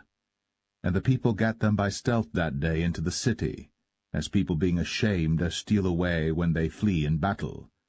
But the king covered his face. And the king cried with a loud voice, O my son Absalom! O Absalom, my son, my son! And Joab came into the house to the king, and said, Thou hast shamed this day the faces of all thy servants, which this day have saved thy life, and the lives of thy sons and of thy daughters, and the lives of thy wives, and the lives of thy concubines, in that thou lovest thine enemies, and hatest thy friends. For thou hast declared this day that thou regardest neither princes nor servants. For this day I perceive that if Absalom had lived, and all we had died this day, then it had pleased thee well. Now therefore arise, go forth, and speak comfortably unto thy servants. For I swear by the Lord, if thou go not forth, there will not tarry one with thee this night. And that will be worse unto thee than all the evil that befell thee from thy youth until now. Then the king arose and sat in the gate. And they told unto all the people, saying, Behold, the king doth sit in the gate. And all the people came before the king, for Israel had fled every man to his tent. And all the people were at strife throughout all the tribes of Israel, saying, The king saved us out of the hand of our enemies, and he delivered us out of the hand of the Philistines, and now he is fled out of the land for Absalom. And Absalom, whom we anointed over us, is dead in battle. Now therefore why speak ye not a word of bringing the king back? And King David sent to Zadok and to Abiathar the priests, saying, Speak unto the elders of Judah, saying, Why are ye the last to bring the king back to his house, seeing the speech of all Israel is come to the king, even to his house? Ye are my brethren, ye are my bones and my flesh. Wherefore then are ye the last to bring back the king? And say ye to Amasa, Art thou not of my bone and of my flesh? God do so to me, and more also, if thou be not captain of the host before me continually in the room of Joab. And he bowed the heart of all the men of Judah, even as the heart of one man, so that they sent this word unto the king, Return thou, and all thy servants. So the king returned, and came to Jordan, and Judah came to Gilgal, to go to meet the king, to conduct the king over Jordan. And Shimei the son of Gera, a Benjamite, which was of Bahurim, hasted and came down with the men of Judah to meet King David.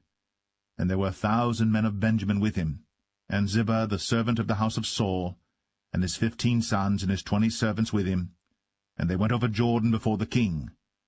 And there went over a ferry boat to carry over the king's household, and to do what he thought good. And Shimei the son of Gera fell down before the king, as he was come over Jordan, and said unto the king, Let not my lord impute iniquity unto me, neither do thou remember that which thy servant did perversely the day that my lord the king went out of Jerusalem, that the king should take it to his heart. For thy servant doth know that I have sinned, therefore, behold, I am come the first this day of all the house of Joseph, to go down to meet my lord the king. But Abishai the son of Zeruiah answered and said, Shall not Shimei be put to death for this, because he cursed the Lord's anointed? And David said, What have I to do with you, ye sons of Zeruiah, that ye should this day be adversaries unto me? Shall there any man be put to death this day in Israel? For do not I know that I am this day king over Israel? Therefore the king said unto Shimei, Thou shalt not die. And the king sware unto him. And Mephibosheth, the son of Saul, came down to meet the king, and had neither dressed his feet, nor trimmed his beard, nor washed his clothes, from the day the king departed until the day he came again in peace. And it came to pass, when he was come to Jerusalem to meet the king, that the king said unto him, Wherefore wentest not thou with me, Mephibosheth? And he answered, My lord, O king, my servant deceived me. For thy servant said, I will saddle me an ass, that I may ride thereon, and go to the king, because thy servant is lame. And he hath slandered thy servant unto my lord the king.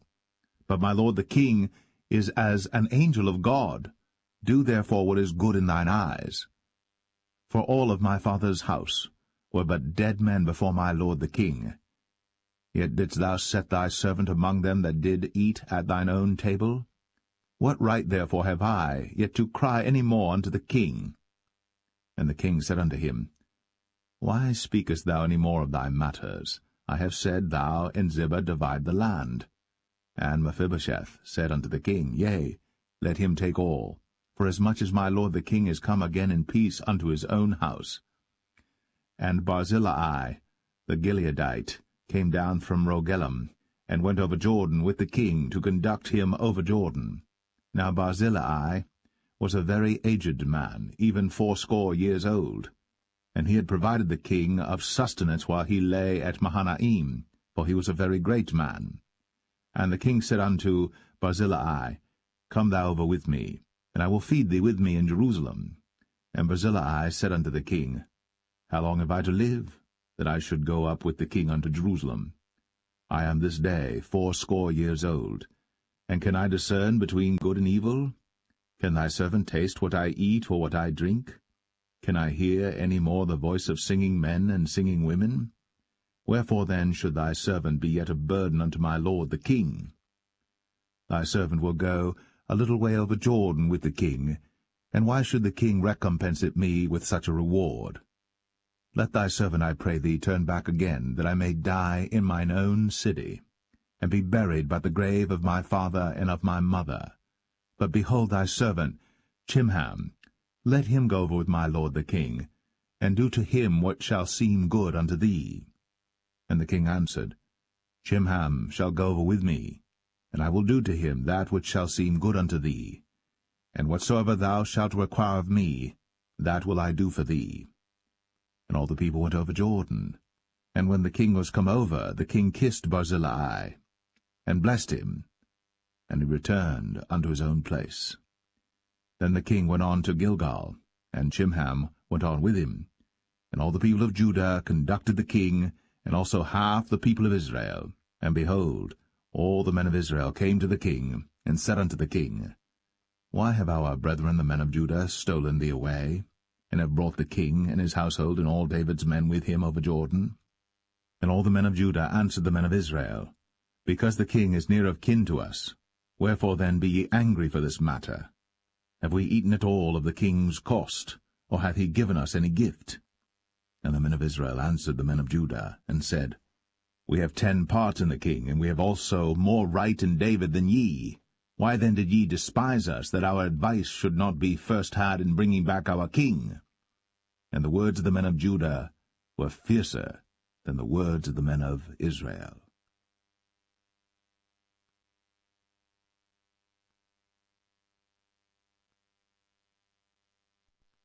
2 Samuel 20. And there happened to be there a man of Belial, whose name was Sheba, the son of Bichri, a Benjamite.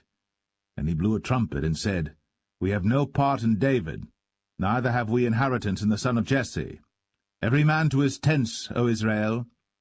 So every man of Israel went up from after David, and followed Sheba the son of Bichri. But the men of Judah clave unto their king, from Jordan even to Jerusalem. And David came to his house at Jerusalem. And the king took the 10 women his concubines, whom he had left to keep the house, and put them in ward, and fed them, but went not in unto them. So they were shut up unto the day of their death, living in widowhood. Then said the king to Amasa, Assemble me the men of Judah within 3 days, and be thou here present. So Amasa went to assemble the men of Judah, but he tarried longer than the set time which he had appointed him. And David said to Abishai, Now shall Sheba the son of Bichri do us more harm than did Absalom. Take thou thy lord's servants, and pursue after him, lest he get him fenced cities and escape us. And there went out after him Joab's men, and the Cherethites and the Pelethites, and all the mighty men, and they went out of Jerusalem, to pursue after Sheba the son of Bichri. When they were at the great stone which is in Gibeon, Amasa went before them, and Joab's garment that he had put on was girded unto him, and upon it a girdle with a sword fastened upon his loins in the sheath thereof. And as he went forth it fell out. And Joab said to Amasa, Art thou in health, my brother? And Joab took Amasa by the beard with the right hand to kiss him. But Amasa took no heed to the sword that was in Joab's hand. So he smote him therewith in the 5th rib, and shed out his bowels to the ground, and struck him not again, and he died. So Joab and Abishai his brother pursued after Sheba the son of Bichri. And one of Joab's men stood by him, and said, He that favoureth Joab, and he that is for David, let him go after Joab. And Amasa wallowed in blood in the midst of the highway. And when the man saw that all the people stood still, he removed Amasa out of the highway into the field, and cast a cloth upon him, when he saw that every one that came by him stood still. When he was removed out of the highway, all the people went on after Joab, to pursue after Sheba the son of Bichri. And he went through all the tribes of Israel unto Abel, and to Bethmachah, and all the Berites, and they were gathered together, and went also after him. And they came and besieged him in Abel of Bethmachah. And they cast up a bank against the city, and it stood in the trench, and all the people that were with Joab battered the wall to throw it down. Then cried a wise woman out of the city, Hear, hear, say, I pray you, unto Joab, Come near hither, that I may speak with thee. And when he was come near unto her, the woman said, Art thou Joab? And he answered, I am he. Then she said unto him, Hear the words of thine handmaid. And he answered, I do hear. Then she spake, saying, They were wont to speak in old time, saying, They shall surely ask counsel at Abel. And so they ended the matter. I am one of them that are peaceable and faithful in Israel. Thou seekest to destroy a city and a mother in Israel. Why wilt thou swallow up the inheritance of the Lord? And Joab answered and said, far be it from me that I should swallow up or destroy. The matter is not so. But a man of Mount Ephraim, Sheba, the son of Bichri by name, hath lifted up his hand against the king, even against David. Deliver him only, and I will depart from the city. And the woman said unto Joab, Behold, his head shall be thrown to thee over the wall. Then the woman went unto all the people in her wisdom, and they cut off the head of Sheba the son of Bichri, and cast it out to Joab. And he blew a trumpet, and they retired from the city, every man to his tent. And Joab returned to Jerusalem unto the king. Now Joab was over all the host of Israel, and Benaiah the son of Jehoiada was over the Cherethites and over the Pelethites, and Adoram was over the tribute, and Jehoshaphat the son of Ahilud was recorder, and Sheva was scribe, and Zadok and Abiathar were priests, and Ira also the Jerite was a chief ruler about David.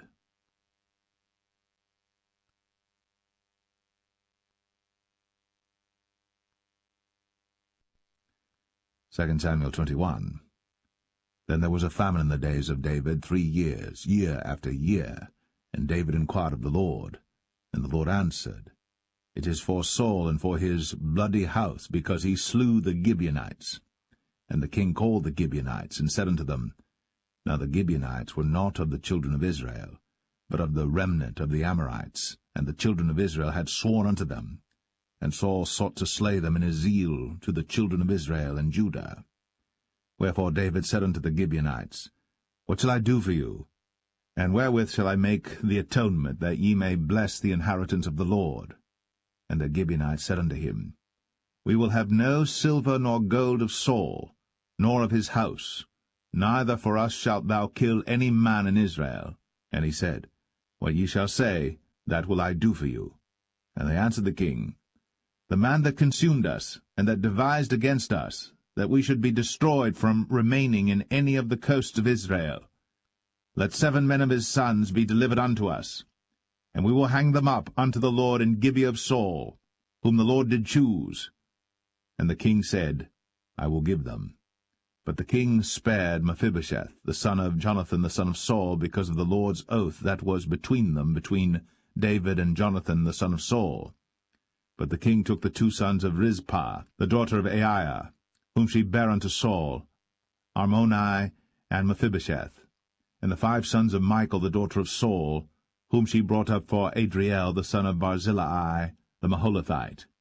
And he delivered them into the hands of the Gibeonites, and they hanged them in the hill before the Lord. And they fell all 7 together, and were put to death in the days of harvest, in the first days, in the beginning of barley harvest. And Rizpah the daughter of Aiah took sackcloth, and spread it for her upon the rock, from the beginning of harvest until water dropped upon them out of heaven, and suffered neither the birds of the air to rest on them by day, nor the beast of the field by night. And it was told David what Rizpah the daughter of Aiah, the concubine of Saul, had done. And David went and took the bones of Saul, and the bones of Jonathan his son, from the men of Jabesh-Gilead, which had stolen them from the street of Bethshan, where the Philistines had hanged them, when the Philistines had slain Saul in Gilboa. And he brought up from thence the bones of Saul, and the bones of Jonathan his son, and they gathered the bones of them that were hanged. And the bones of Saul and Jonathan his son buried they in the country of Benjamin in Zelle, in the sepulchre of Kish his father. And they performed all that the king commanded, and after that God was entreated for the land. Moreover, the Philistines had yet war again with Israel, and David went down, and his servants with him, and fought against the Philistines, and David waxed faint.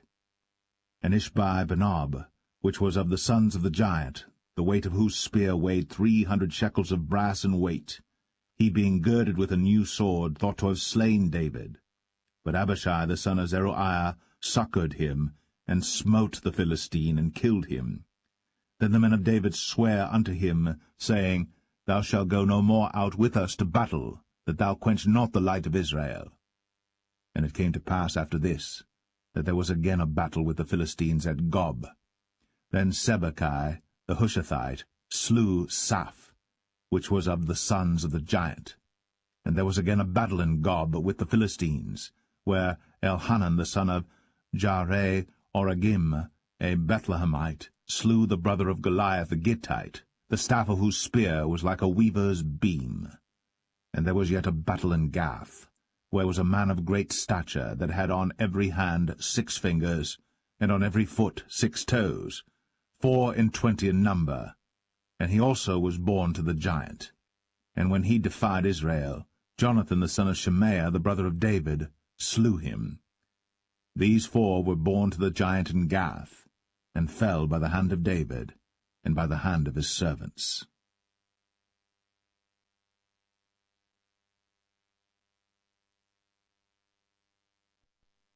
2 Samuel 22.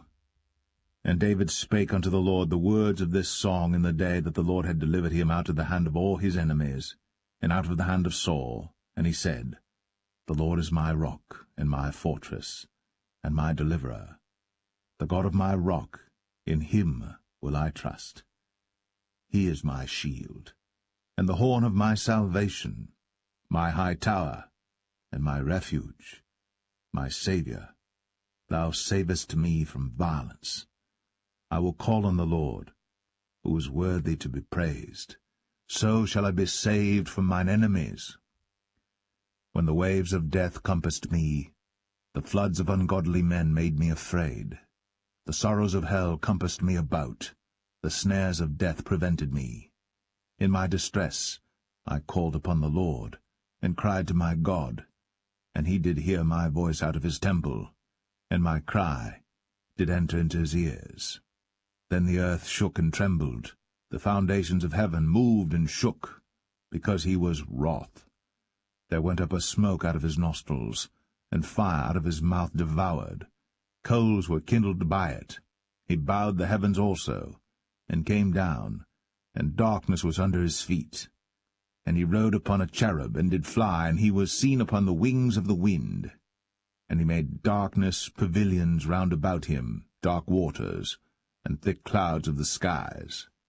Through the brightness before him were coals of fire kindled. The Lord thundered from heaven, and the Most High uttered his voice. And he sent out arrows, and scattered them, lightning, and discomfited them. And the channels of the sea appeared. The foundations of the world were discovered, at the rebuking of the Lord, at the blast of the breath of his nostrils. He sent from above, he took me, he drew me out of many waters. He delivered me from my strong enemy, and from them that hated me, for they were too strong for me. They prevented me in the day of my calamity. But the Lord was my stay. He brought me forth also into a large place. He delivered me because he delighted in me. The Lord rewarded me according to my righteousness, according to the cleanness of my hands hath he recompensed me. For I have kept the ways of the Lord, and have not wickedly departed from my God. For all his judgments were before me, and as for his statutes, I did not depart from them. I was also upright before him, and have kept myself from mine iniquity. Therefore the Lord hath recompensed me according to my righteousness, according to my cleanness in his eyesight. With the merciful thou wilt show thyself merciful, and with the upright man thou wilt show thyself upright. With the pure thou wilt show thyself pure, and with the froward thou wilt show thyself unsavoury. And the afflicted people thou wilt save, but thine eyes are upon the haughty, that thou mayest bring them down. For thou art my lamp, O Lord, and the Lord will lighten my darkness. For by thee I have run through a troop, by my God have I leaped over a wall. As for God, his way is perfect. The word of the Lord is tried. He is a buckler to all them that trust in him. For who is God save the Lord? And who is a rock save our God? God is my strength and power, and he maketh my way perfect. He maketh my feet like hinds' feet, and setteth me upon my high places. He teacheth my hands to war, so that a bow of steel is broken by mine arms. Thou hast also given me the shield of thy salvation, and thy gentleness hath made me great. Thou hast enlarged my steps under me, so that my feet did not slip. I have pursued mine enemies, and destroyed them, and turned not again until I had consumed them. And I have consumed them and wounded them, that they could not arise, yea, they are fallen under my feet. For thou hast girded me with strength to battle. Them that rose up against me hast thou subdued under me. Thou hast also given me the necks of mine enemies, that I might destroy them that hate me. They looked, but there was none to save, even unto the Lord. But he answered them not. Then did I beat them as small as the dust of the earth. I did stamp them as the mire of the street, and did spread them abroad. Thou also hast delivered me from the strivings of my people. Thou hast kept me to be head of the heathen. A people which I knew not shall serve me. Strangers shall submit themselves unto me. As soon as they hear, they shall be obedient unto me. Strangers shall fade away, and they shall be afraid out of their close places. The Lord liveth, and blessed be my rock, and exalted be the God of the rock of my salvation. It is God that avengeth me, and that bringeth down the people unto me, and that bringeth me forth from mine enemies. Thou also hast lifted me up on high above them that rose up against me. Thou hast delivered me from the violent man. Therefore I will give thanks unto thee, O Lord, among the heathen, and I will sing praises unto thy name. He is the tower of salvation for his king, and showeth mercy to his anointed, unto David, and to his seed for evermore.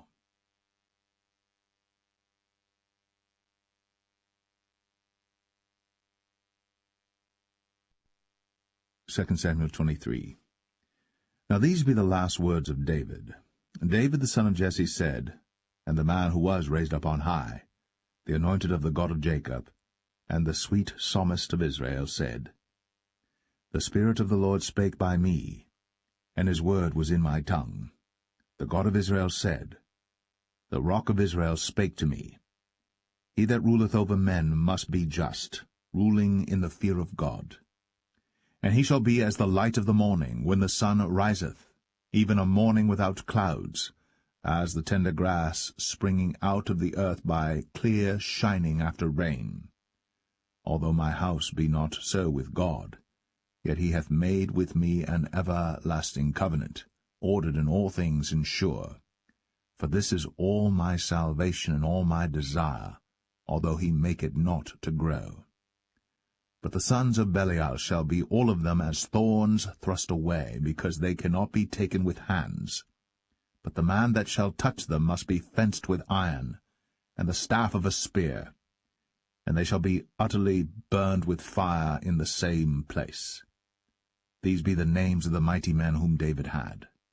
The Tachmonite, that sat in the seat, chief among the captains. The same was Adino, the Esnite. He lift up his spear against 800, whom he slew at one time. And after him was Eleazar the son of Dodo the Ahohite, one of the 3 mighty men with David, when they defied the Philistines that were there gathered together to battle, and the men of Israel were gone away. He arose, and smote the Philistines until his hand was weary, and his hand clave unto the sword. And the Lord wrought a great victory that day, and the people returned after him only to spoil. And after him was Shammah the son of Agi, the Herahite. And the Philistines were gathered together into a troop, where was a piece of ground full of lentils, and the people fled from the Philistines. But he stood in the midst of the ground, and defended it, and slew the Philistines, and the Lord wrought a great victory. And 3 of the 30 chief went down, and came to David, in the harvest time, unto the cave of Adullam. And the troop of the Philistines pitched in the valley of Rephaim. And David was then in an hold, and the garrison of the Philistines was then in Bethlehem. And David longed, and said, O that one would give me drink of the water of the well of Bethlehem, which is by the gate. And the 3 mighty men brake through the host of the Philistines, and drew water out of the well of Bethlehem that was by the gate, and took it, and brought it to David. Nevertheless he would not drink thereof, but poured it out unto the Lord. And he said, Be it far from me, O Lord, that I should do this. Is not this the blood of the men that went in jeopardy of their lives? Therefore he would not drink it. These things did these 3 mighty men. And Abishai the brother of Joab, the son of Zeruiah, was chief among 3. And he lifted up his spear against 300, and slew them, and had the name among 3. Was he not most honourable of 3? Therefore he was their captain, howbeit he attained not unto the first 3. And Benaiah the son of Jehoiada, the son of a valiant man of Kabzeel, who had done many acts, he slew 2 lion-like men of Moab. He went down also and slew a lion in the midst of a pit in time of snow. And he slew an Egyptian, a goodly man. And the Egyptian had a spear in his hand. But he went down to him with a staff, and plucked the spear out of the Egyptian's hand, and slew him with his own spear. These things did Benaiah the son of Jehoiada, and had the name among 3 mighty men. He was more honourable than the 30, but he attained not to the first 3. And David set him over his guard.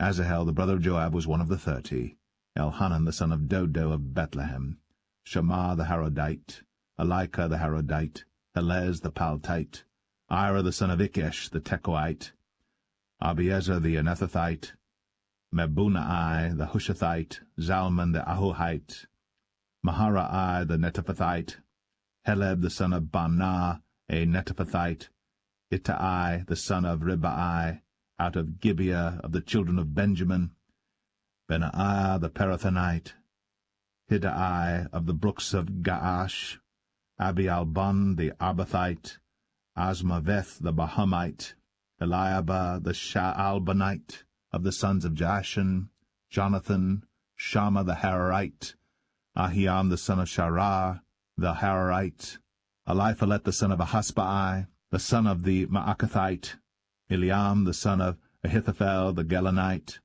Hezrai the Carmelite, Parai the Arbite, Igal the son of Nathan of Zobah, Bani the Gadite, Zelek the Ammonite, Naharai the Barathite, Armabera to Joab the son of Zeruiah, Ira and Ithrite, Gareb and Ithrite, Uriah the Hittite, 37 in all.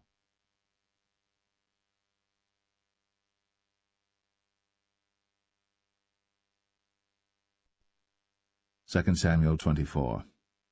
And again the anger of the Lord was kindled against Israel. And he moved David against them to say, Go, number Israel and Judah. For the king said to Joab, the captain of the host, which was with him, Go now through all the tribes of Israel, from Dan even to Beersheba, and number ye the people, that I may know the number of the people. And Joab said unto the king, Now the Lord thy God add unto the people, how many soever they be, 100-fold, and that the eyes of my lord the king may see it. But why doth my lord the king delight in this thing? Notwithstanding the king's word prevailed against Joab and against the captains of the host. And Joab and the captains of the host went out from the presence of the king, to number the people of Israel. And they passed over Jordan, and pitched in Aroer, on the right side of the city that lieth in the midst of the river of Gad, and toward Jazer.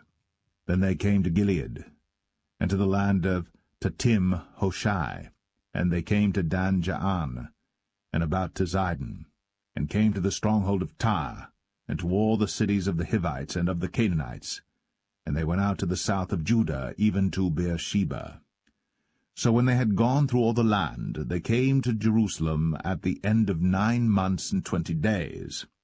And Joab gave up the sum of the number of the people unto the king, and there were in Israel 800,000 valiant men that drew the sword, and the men of Judah were 500,000 men. And David's heart smote him after that he had numbered the people. And David said unto the Lord, I have sinned greatly in that I have done. And now, I beseech thee, O Lord, take away the iniquity of thy servant, for I have done very foolishly.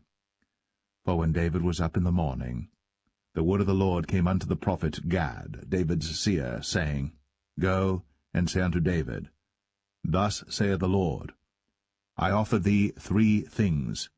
Choose thee one of them, that I may do it unto thee. So Gad came to David, and told him, and said unto him, Shall 7 years of famine come unto thee in thy land? Or wilt thou flee 3 months before thine enemies, while they pursue thee?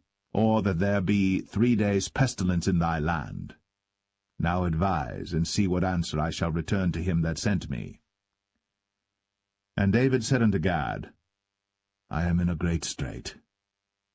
Let us fall now into the hand of the Lord, for his mercies are great, and let me not fall into the hand of man.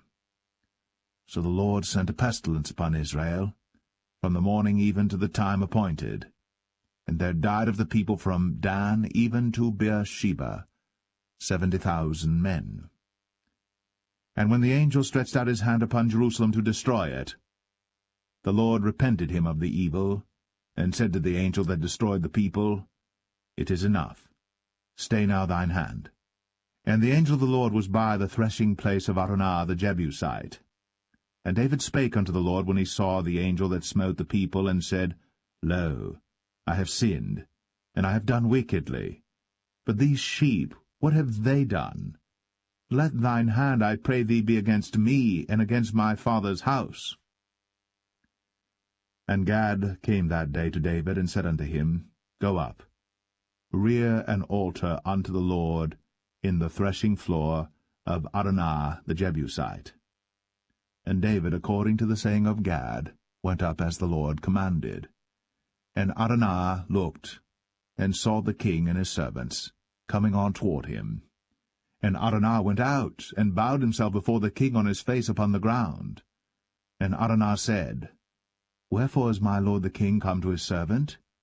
And David said, To buy the threshing floor of thee, to build an altar unto the Lord, that the plague may be stayed from the people.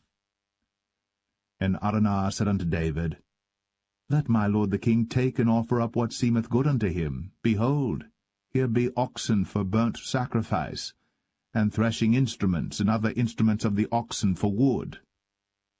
All these things did Araunah as a king give unto the king. And Araunah said unto the king, The Lord thy God accept thee. And the king said unto Araunah, Nay, but I will surely buy it of thee at a price. Neither will I offer burnt offerings unto the Lord my God of that which doth cost me nothing. So David bought the threshing floor and the oxen for 50 shekels of silver.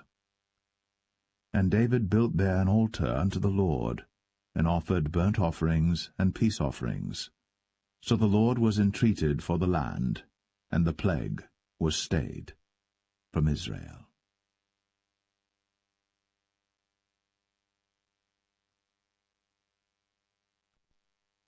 The first book of Kings, chapter 1. Now King David was old, and stricken in years, and they covered him with clothes, but he gat no heat.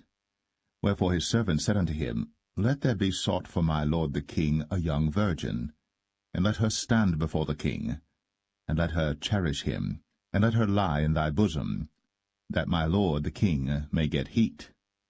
So they sought for a fair damsel throughout all the coasts of Israel, and found Abishag, a Shunammite, and brought her to the king. And the damsel was very fair, and cherished the king, and ministered to him. But the king knew her not. Then Adonijah the son of Haggith exalted himself, saying, I will be king. And he prepared him chariots and horsemen, and 50 men to run before him. And his father had not displeased him at any time in saying, Why hast thou done so? And he also was a very goodly man. And his mother bare him after Absalom. And he conferred with Joab the son of Zeruiah, and with Abiathar the priest, and they, following Adonijah, helped him. But Zadok the priest, and Benaiah the son of Jehoiada, and Nathan the prophet, and Shimei, and Rei, and the mighty men which belonged to David, were not with Adonijah. And Adonijah slew sheep and oxen and fat cattle by the stone of Zoheleth, which is by En-Rogel, and called all his brethren the king's sons, and all the men of Judah the king's servants. But Nathan the prophet, and Benaiah, and the mighty men, and Solomon his brother, he called not. Wherefore Nathan spake unto Bathsheba, the mother of Solomon, saying, Hast thou not heard that Adonijah the son of Haggith doth reign, and David our Lord knoweth it not? Now therefore come, let me, I pray thee, give thee counsel, that thou mayest save thine own life, and the life of thy son Solomon. Go and get thee in unto King David, and say unto him, Didst not thou, my lord, O king, swear unto thine handmaid, saying, Assuredly Solomon thy son shall reign after me, and he shall sit upon my throne. Why then doth Adonijah reign? Behold, while thou yet talkest there with the king, I also will come in after thee, and confirm thy words. And Bathsheba went in unto the king into the chamber. And the king was very old, and Abishag the Shunammite ministered unto the king.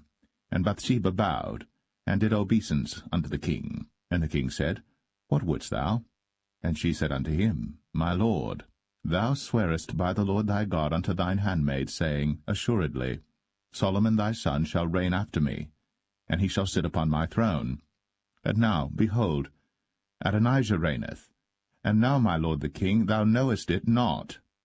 And he hath slain oxen and fat cattle, and sheep in abundance, and hath called all the sons of the king, and Abiathar the priest, and Joab the captain of the host. But Solomon thy servant hath he not called. And thou, my lord, O king, the eyes of all Israel are upon thee, that thou shouldst tell them who shall sit on the throne of my lord the king after him. Otherwise it shall come to pass, when my lord the king shall sleep with his fathers, that I and my son Solomon shall be counted offenders. And lo, while she yet talked with the king, Nathan the prophet also came in. And they told the king, saying, Behold, Nathan the prophet. And when he was come in before the king, he bowed himself before the king with his face to the ground. And Nathan said, My lord, O king, hast thou said, Adonijah shall reign after me, and he shall sit upon my throne?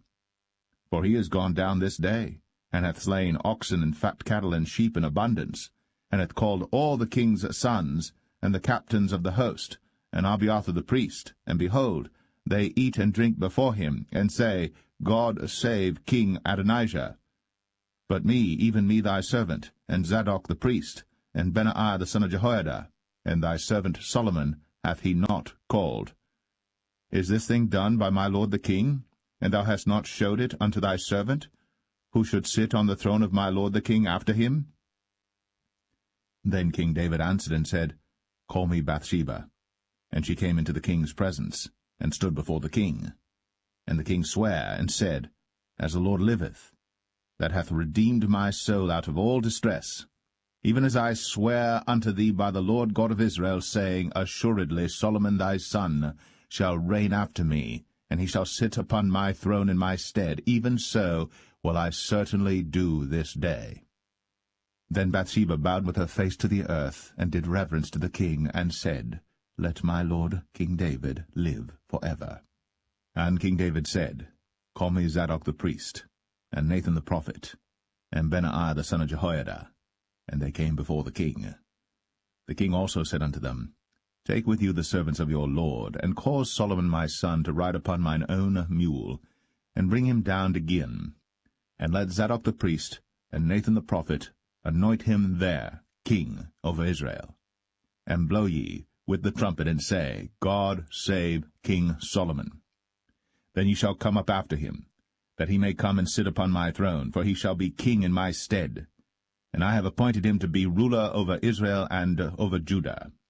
And Benaiah the son of Jehoiada answered the king, and said, Amen. The Lord God of my lord the king say so too. As the Lord hath been with my lord the king, even so be he with Solomon, and make his throne greater than the throne of my lord, King David. So Zadok the priest, and Nathan the prophet, and Benaiah the son of Jehoiada, and the Cherethites, and the Pelethites, went down, and caused Solomon to ride upon King David's mule, and brought him to Gin.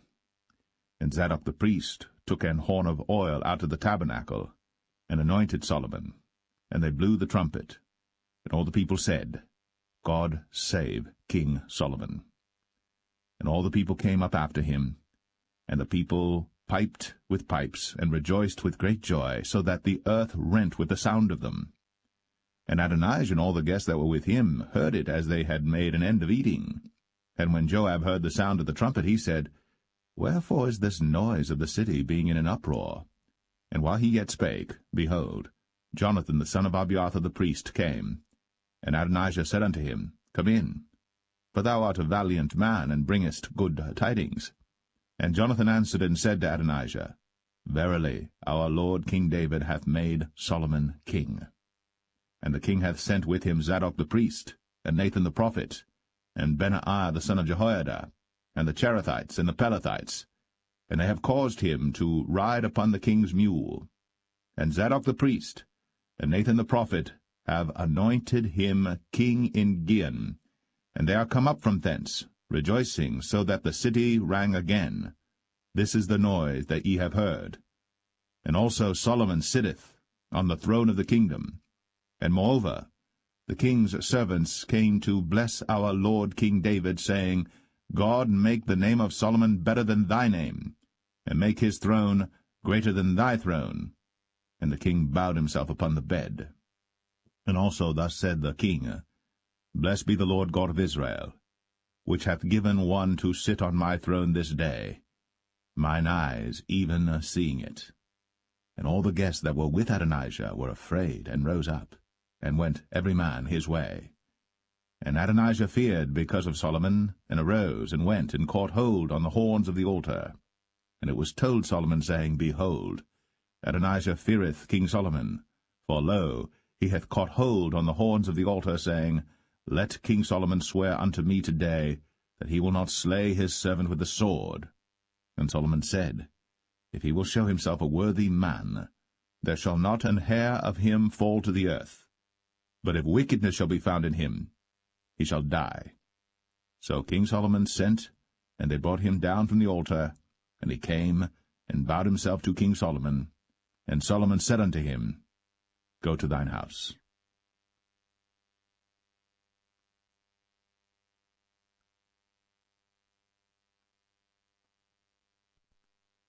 1 Kings 2. Now the days of David drew nigh, that he should die. And he charged Solomon his son, saying, I go the way of all the earth. Be thou strong therefore, and show thyself a man, and keep the charge of the Lord thy God, to walk in his ways, to keep his statutes, and his commandments, and his judgments, and his testimonies, as it is written in the law of Moses, that thou mayest prosper in all that thou doest, and whithersoever thou turnest thyself, that the Lord may continue his word which he spake concerning me, saying, If thy children take heed to their way, to walk before me in truth with all their heart and with all their soul, there shall not fail thee, said he, a man on the throne of Israel. Moreover, thou knowest also what Joab the son of Zeruiah did to me, and what he did to the two captains of the host of Israel, unto Abner the son of Ner, and unto Amasa the son of Jether, whom he slew, and shed the blood of war in peace, and put the blood of war upon his girdle that was about his loins, and in his shoes that were on his feet. Do therefore according to thy wisdom, and let not his hoar head go down to the grave in peace. But show kindness unto the sons of Barzillai the Gileadite, and let them be of those that eat at thy table. For so they came to me when I fled because of Absalom thy brother. And behold, thou hast with thee Shimei the son of Gera, a Benjamite of Bahurim, which cursed me with a grievous curse, in the day when I went to Mahanaim. But he came down to meet me at Jordan, and I sware to him by the Lord, saying, I will not put thee to death with the sword. Now therefore hold him not guiltless, for thou art a wise man, and knowest what thou oughtest to do unto him. But his hoar head bring thou down to the grave with blood. So David slept with his fathers, and was buried in the city of David. And the days that David reigned over Israel were 40 years. 7 years reigned he in Hebron, and 33 years reigned he in Jerusalem. Then sat Solomon upon the throne of David his father, and his kingdom was established greatly. And Adonijah the son of Haggith came to Bathsheba, the mother of Solomon, and she said, Comest thou peaceably? And he said, Peaceably. He said moreover, I have somewhat to say unto thee. And she said, Say on. And he said, Thou knowest that the kingdom was mine, and that all Israel set their faces on me, that I should reign. Howbeit the kingdom is turned about, and is become my brother's, for it was his from the Lord. And now I ask one petition of thee, deny me not. And she said unto him, Say on. And he said, Speak, I pray thee, unto Solomon the king. For he will not say thee nay, that he give me Abishag the Shunammite to wife. And Bathsheba said, Well, I will speak for thee unto the king. Bathsheba therefore went unto King Solomon, to speak unto him for Adonijah. And the king rose up to meet her, and bowed himself unto her, and sat down on his throne, and caused a seat to be set for the king's mother. And she sat on his right hand. Then she said, I desire one small petition of thee. I pray thee, say me not nay. And the king said unto her, Ask on, my mother, for I will not say thee nay. And she said, Let Abishag the Shunammite be given to Adonijah thy brother to wife. And King Solomon answered and said unto his mother, And why dost thou ask Abishag the Shunammite for Adonijah? Ask for him the kingdom also? For he is mine elder brother, even for him, and for Abiathar the priest, and for Joab the son of Zeruiah. Then King Solomon sware by the Lord, saying, God do so to me, and more also, if Adonijah have not spoken this word against his own life. Now therefore, as the Lord liveth, which hath established me, and set me on the throne of David my father, and who hath made me an house, as he promised, Adonijah shall be put to death this day. And King Solomon sent by the hand of Benaiah the son of Jehoiada, and he fell upon him, that he died. And unto Abiathar the priest said the king, Get thee to Anathoth, unto thine own fields, for thou art worthy of death. But I will not at this time put thee to death, because thou bearest the ark of the Lord God before David my father, and because thou hast been afflicted in all wherein my father was afflicted. So Solomon thrust out Abiathar from being priest unto the Lord, that he might fulfill the word of the Lord which he spake concerning the house of Eli in Shiloh. Then tidings came to Joab. For Joab had turned after Adonijah, though he turned not after Absalom. And Joab fled unto the tabernacle of the Lord, and caught hold on the horns of the altar.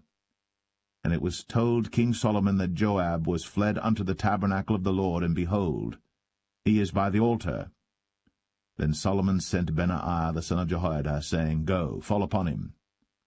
And Benaiah came to the tabernacle of the Lord, and said unto him, Thus saith the king, Come forth. And he said, Nay, but I will die here. And Benaiah brought the king word again, saying, Thus said Joab. And thus he answered me. And the king said unto him, Do as he hath said, and fall upon him, and bury him, that thou mayest take away the innocent blood, which Joab shed from me, and from the house of my father. And the Lord shall return his blood upon his own head, who fell upon 2 men more righteous and better than he, and slew them with the sword. My father David, not knowing thereof, to wit, Abner the son of Ner, captain of the host of Israel, and Amasa the son of Jether, captain of the host of Judah. Their blood shall therefore return upon the head of Joab, and upon the head of his seed for ever. But upon David, and upon his seed, and upon his house, and upon his throne, shall there be peace for ever from the Lord. So Benaiah the son of Jehoiada went up, and fell upon him, and slew him. And he was buried in his own house, in the wilderness. And the king put Benaiah the son of Jehoiada in his room over the host, and Zadok the priest did the king put in the room of Abiathar. And the king sent and called for Shimei, and said unto him, Build thee an house in Jerusalem, and dwell there, and go not forth thence any whither. For it shall be, that on the day thou goest out, and passest over the brook Kidron, thou shalt know for certain that thou shalt surely die. Thy blood shall be upon thine own head. And Shimei said unto the king, The saying is good. As my lord the king hath said, so will thy servant do. And Shimei dwelt in Jerusalem many days. And it came to pass at the end of 3 years, that 2 of the servants of Shimei ran away unto Achish, son of Maachah, king of Gath. And they told Shimei, saying, Behold, thy servants be in Gath. And Shimei arose, and saddled his ass, and went to Gath to Achish to seek his servants. And Shimei went, and brought his servants from Gath. And it was told Solomon that Shimei had gone from Jerusalem to Gath, and was come again. And the king sent and called for Shimei, and said unto him, Did I not make thee to swear by the Lord, and protested unto thee, saying, Know for a certain, on the day thou goest out, and walkest abroad any whither, that thou shalt surely die? And thou saidst unto me, The word that I have heard is good. Why then hast thou not kept the oath of the Lord, and the commandment that I have charged thee with?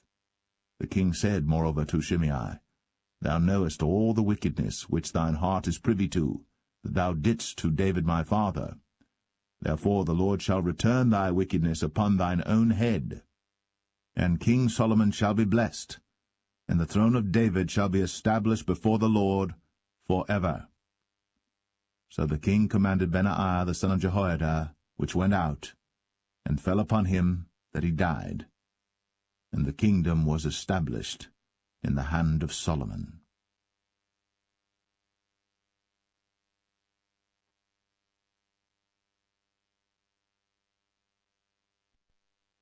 First Kings 3. And Solomon made affinity with Pharaoh king of Egypt, and took Pharaoh's daughter, and brought her into the city of David, until he had made an end of building his own house, and the house of the Lord, and the wall of Jerusalem round about. Only the people sacrificed in high places, because there was no house built unto the name of the Lord, until those days. And Solomon loved the Lord, walking in the statutes of David his father. Only he sacrificed and burnt incense in high places. And the king went to Gibeon to sacrifice there, for that was the great high place. 1,000 burnt offerings did Solomon offer upon that altar. In Gibeon the Lord appeared to Solomon in a dream by night, and God said, Ask what I shall give thee. And Solomon said, Thou hast shown unto thy servant David my father great mercy, according as he walked before thee in truth, and in righteousness, and in uprightness of heart with thee. And thou hast kept for him this great kindness, that thou hast given him a son, to sit on his throne, as it is this day. And now, O Lord my God, thou hast made thy servant king instead of David my father, and I am but a little child. I know not how to go out or come in. And thy servant is in the midst of thy people which thou hast chosen, a great people, that cannot be numbered nor counted for multitude. Give therefore thy servant an understanding heart to judge thy people, that I may discern between good and bad. For who is able to judge this, thy so great a people? And the speech pleased the Lord, that Solomon had asked this thing. And God said unto him, Because thou hast asked this thing, and hast not asked for thyself long life, neither hast asked riches for thyself, nor hast asked the life of thine enemies, but hast asked for thyself understanding, to discern judgment. Behold, I have done according to thy words. Lo, I have given thee a wise and an understanding heart, so that there was none like thee before thee, neither after thee shall any arise like unto thee.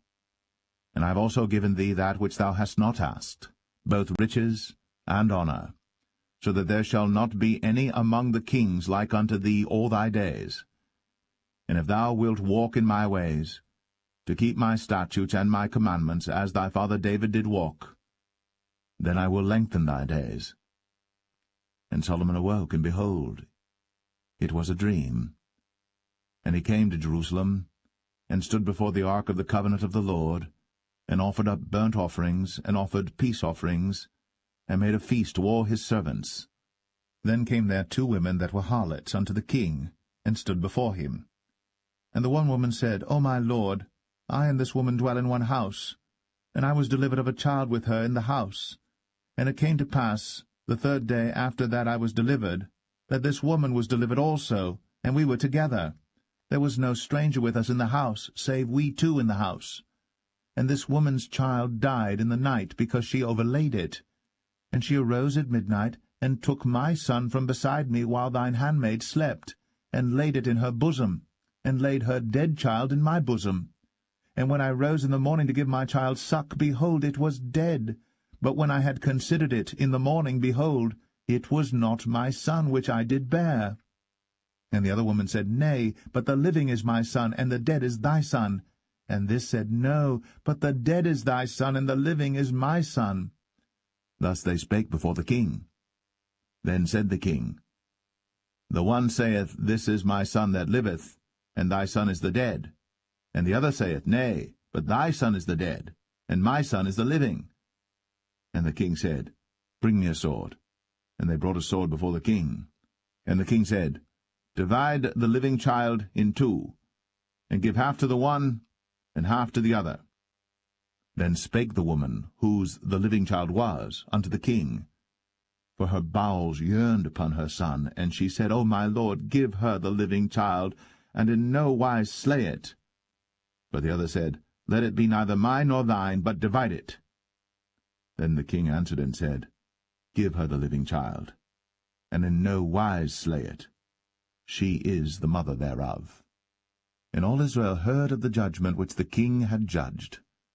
And they feared the king, for they saw that the wisdom of God was in him, to do judgment.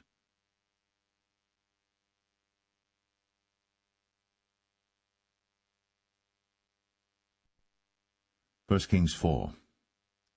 So King Solomon was king over all Israel. And these were the princes which he had: Azariah the son of Zadok the priest, Elihoreph and Ahiah the sons of Shishah, scribes, Jehoshaphat the son of Ahilud, the recorder, and Benaiah the son of Jehoiada was over the host, and Zadok and Abiathar were the priests. And Azariah the son of Nathan was over the officers, and Zabud the son of Nathan was principal officer, and the king's friend. And Ahishah was over the household, and Adoniram the son of Abda was over the tribute. And Solomon had 12 officers over all Israel, which provided victuals for the king and his household. Each man his month in a year made provision. And these are their names: the son of Hur, in Mount Ephraim, the son of Dekar, in Makaz, and in Shaalbim, and in Beth-Shemesh, in Elon Bethanan, the son of Hesed in Arabath. To him pertained Socho, in all the land of Hepher, the son of Abinadab, in all the region of Dor, which had Taphath, the daughter of Solomon, to wife. Baanah, the son of Ahilud, to him pertained Tanakh and Megiddo, in all Bethshan, which is by Zartanah beneath Jezreel, from Bethshan to Abel-Meholah, even unto the place that is beyond Jokneam. The son of Geber, in Ramoth-Gilead, to him pertain the towns of Jair the son of Manasseh, which are in Gilead. To him also pertain the region of Argob, which is in Bashan, 80 great cities with walls and brazen bars. Ahinadab the son of Edo had Mahanaim. Ahimaaz was in Naphtali. He also took Basmath, the daughter of Solomon, to wife. Baanah the son of Hushai was in Asher and in Aloth. Jehoshaphat the son of Paruah in Issachar. Shimei the son of Elah in Benjamin. Geber the son of Uri was in the country of Gilead, in the country of Sihon the king of the Amorites, and of Og the king of Bashan, and he was the only officer which was in the land. Judah and Israel were many as the sand which is by the sea in multitude, eating and drinking and making merry. And Solomon reigned over all kingdoms from the river unto the land of the Philistines, and unto the border of Egypt. They brought presents, and served Solomon all the days of his life. And Solomon's provisions for one day was 30 measures of fine flour, and 80 measures of meal, 10 fat oxen, and 20 oxen out of the pastures, and 100 sheep beside harts and roebucks, and fallow deer and fatted fowl. For he had dominion over all the region on this side the river, from Tiphsah even to Azar, over all the kings on this side the river, and he had peace on all sides round about him. And Judah and Israel dwelt safely, every man under his vine and under his fig tree, from Dan even to Beersheba, all the days of Solomon. And Solomon had 40,000 stalls of horses for his chariots, and 12,000 horsemen. And those officers provided victual for King Solomon, and for all that came unto King Solomon's table every man in his month, they lacked nothing. Barley also, and straw for the horses, and dromedaries brought they unto the place where the officers were, every man according to his charge. And God gave Solomon wisdom and understanding exceeding much, and largeness of heart, even as the sand that is on the seashore. And Solomon's wisdom excelled the wisdom of all the children of the east country, and all the wisdom of Egypt. For he was wiser than all men, than Ethan the Ezrahite, and Heman, and Chalcol, and Darda, the sons of Mahol, and his fame was in all nations round about.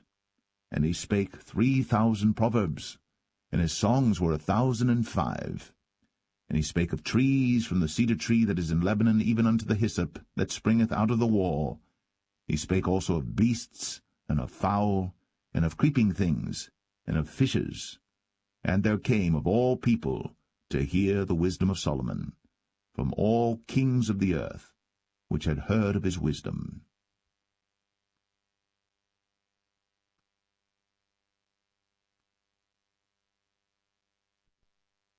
1 Kings 5. And Hiram king of Tyre sent his servants unto Solomon, for he had heard that they had anointed him king in the room of his father, for Hiram was ever a lover of David. And Solomon sent to Hiram, saying, Thou knowest how that David my father could not build an house unto the name of the Lord his God for the wars which were about him on every side, until the Lord put them under the soles of his feet. But now the Lord my God hath given me rest on every side, so that there is neither adversary nor evil occurrent.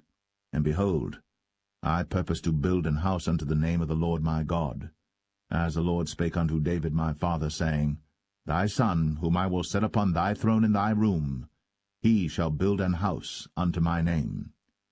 Now therefore command thou that they hew me cedar trees out of Lebanon, and my servants shall be with thy servants, and unto thee will I give hire for thy servants according to all that thou shalt appoint. For thou knowest that there is not among us any that can skill to hew timber like unto the Sidonians. And it came to pass, when Hiram heard the words of Solomon, that he rejoiced greatly, and said, Blessed be the Lord this day, which hath given unto David a wise son over this great people. And Hiram sent to Solomon, saying, I have considered the things which thou sentest to me for, and I will do all thy desire concerning timber of cedar, and concerning timber of fir. My servants shall bring them down from Lebanon unto the sea, and I will convey them by sea in floats unto the place that thou shalt appoint me, and will cause them to be discharged there. And thou shalt receive them, and thou shalt accomplish my desire in giving food for my household. So Hiram gave Solomon cedar trees and fir trees, according to all his desire. And Solomon gave Hiram 20,000 measures of wheat for food to his household, and 20 measures of pure oil. Thus gave Solomon to Hiram year by year. And the Lord gave Solomon wisdom, as he promised him. And there was peace between Hiram and Solomon, and they two made a league together. And King Solomon raised a levy out of all Israel, and the levy was 30,000 men. And he sent them to Lebanon, 10,000 a month by courses. A month they were in Lebanon, and 2 months at home, and Adoniram was over the levy. And Solomon had 70,000 that bare burdens, and 80,000 hewers in the mountains, beside the chief of Solomon's officers which were over the work, 3,300 which ruled over the people that wrought in the work. And the king commanded, and they brought great stones, costly stones, and hewed stones, to lay the foundation of the house. And Solomon's builders and Hiram's builders did hew them, and the stone squarers, so they prepared timber and stones to build the house.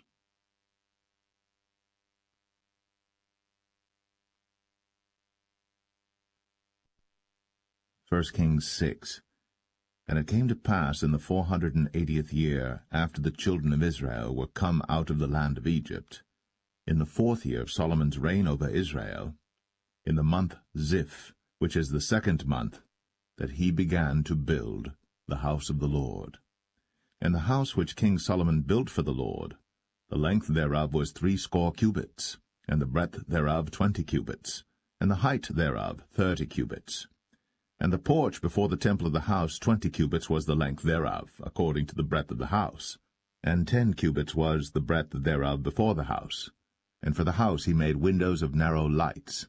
And against the wall of the house he built chambers round about, against the walls of the house round about, both of the temple and of the oracle, and he made chambers round about. The nethermost chamber was 5 cubits broad, and the middle was 6 cubits broad, and the third was 7 cubits broad. For without, in the wall of the house, he made narrowed rests round about, that the beams should not be fastened in the walls of the house. And the house, when it was in building, was built of stone made ready before it was brought thither, so that there was neither hammer nor axe nor any tool of iron heard in the house, while it was in building.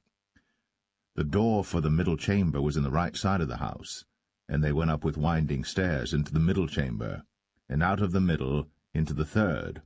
So he built the house, and finished it, and covered the house with beams and boards of cedar. And then he built chambers against all the house, 5 cubits high, and they rested on the house with timber of cedar. And the word of the Lord came to Solomon, saying, Concerning this house, which thou art in building, if thou wilt walk in my statutes, and execute my judgments, and keep all my commandments to walk in them, then will I perform my word with thee, which I spake unto David thy father, and I will dwell among the children of Israel, and will not forsake my people Israel. So Solomon built the house, and finished it. And he built the walls of the house within with boards of cedar, both the floor of the house and the walls of the ceiling, and he covered them on the inside with wood, and covered the floor of the house with planks of fir.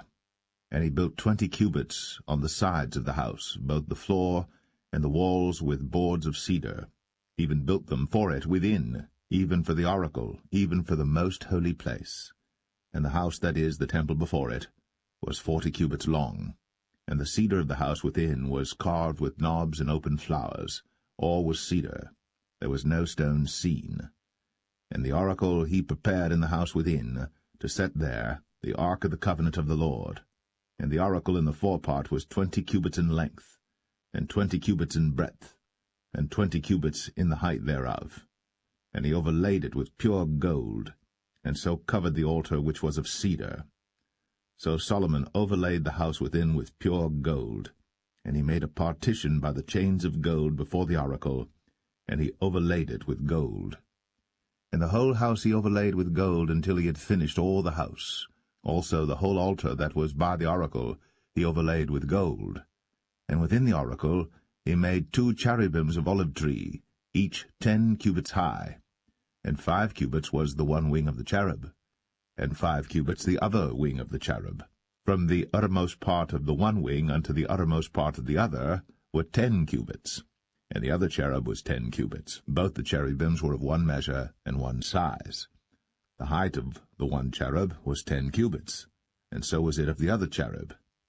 And he set the cherubims within the inner house, and they stretched forth the wings of the cherubims, so that the wing of the one touched the one wall, and the wing of the other cherub touched the other wall, and their wings touched one another in the midst of the house. And he overlaid the cherubims with gold, and he carved all the walls of the house round about with carved figures of cherubims and palm trees and open flowers, within and without. And the floor of the house he overlaid with gold, within and without. And for the entering of the oracle he made doors of olive tree. The lintel and side posts were a 5th part of the wall. The 2 doors also were of olive tree, and he carved upon them carvings of cherubims and palm trees and open flowers, and overlaid them with gold, and spread gold upon the cherubims and upon the palm trees. So also made he for the door of the temple posts of olive tree, a 4th part of the wall, and the 2 doors were of fir tree, The 2 leaves of the one door were folding, and the 2 leaves of the other door were folding. And he carved thereon cherubims and palm trees and open flowers, and covered them with gold, fitted upon the carved work. And he built the inner court with 3 rows of hewed stone, and a row of cedar beams. In the 4th year was the foundation of the house of the Lord laid, in the month Ziph. And in the 11th year, in the month Bul, which is the 8th month, was the house finished throughout all the parts thereof. And according to all the fashion of it, so was he 7 years in building it.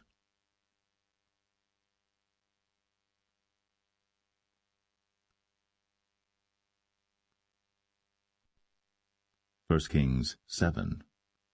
But Solomon was building his own house 13 years, and he finished all his house. He built also the house of the forest of Lebanon. The length thereof was 100 cubits, and the breadth thereof 50 cubits, and the height thereof 30 cubits, upon 4 rows of cedar pillars, with cedar beams upon the pillars. And it was covered with cedar above, upon the beams, that lay on 45 pillars, 15 in a row. And there were windows in 3 rows, and light was against light in 3 ranks. And all the doors and posts were square, with the windows, and light was against light in 3 ranks. And he made a porch of pillars. The length thereof was 50 cubits, and the breadth thereof 30 cubits, and the porch was before them. And the other pillars and the thick beam were before them. Then he made a porch for the throne where he might judge, even the porch of judgment, and it was covered with cedar from one side of the floor to the other. And his house where he dwelt had another court within the porch, which was of the like work. Solomon made also an house for Pharaoh's daughter, whom he had taken to wife, like unto this porch. All these were of costly stones, according to the measures of hewed stones, sawed with saws, within and without, even from the foundation unto the coping, and so on the outside toward the great court. And the foundation was of costly stones, even great stones, stones of 10 cubits, and stones of 8 cubits. And above were costly stones after the measures of hewed stones and cedars. And the great court round about was with 3 rows of hewed stones, and a row of cedar beams, both for the inner court of the house of the Lord, and for the porch of the house. And King Solomon sent and fetched Hiram out of Tyre. He was a widow's son of the tribe of Naphtali, and his father was a man of Tyre, a worker in brass, and he was filled with wisdom and understanding and cunning, to work all works in brass. And he came to King Solomon, and wrought all his work. For he cast 2 pillars of brass of 18 cubits high apiece, and a line of 12 cubits did compass either of them about. And he made 2 chapiters of molten brass, to set upon the tops of the pillars.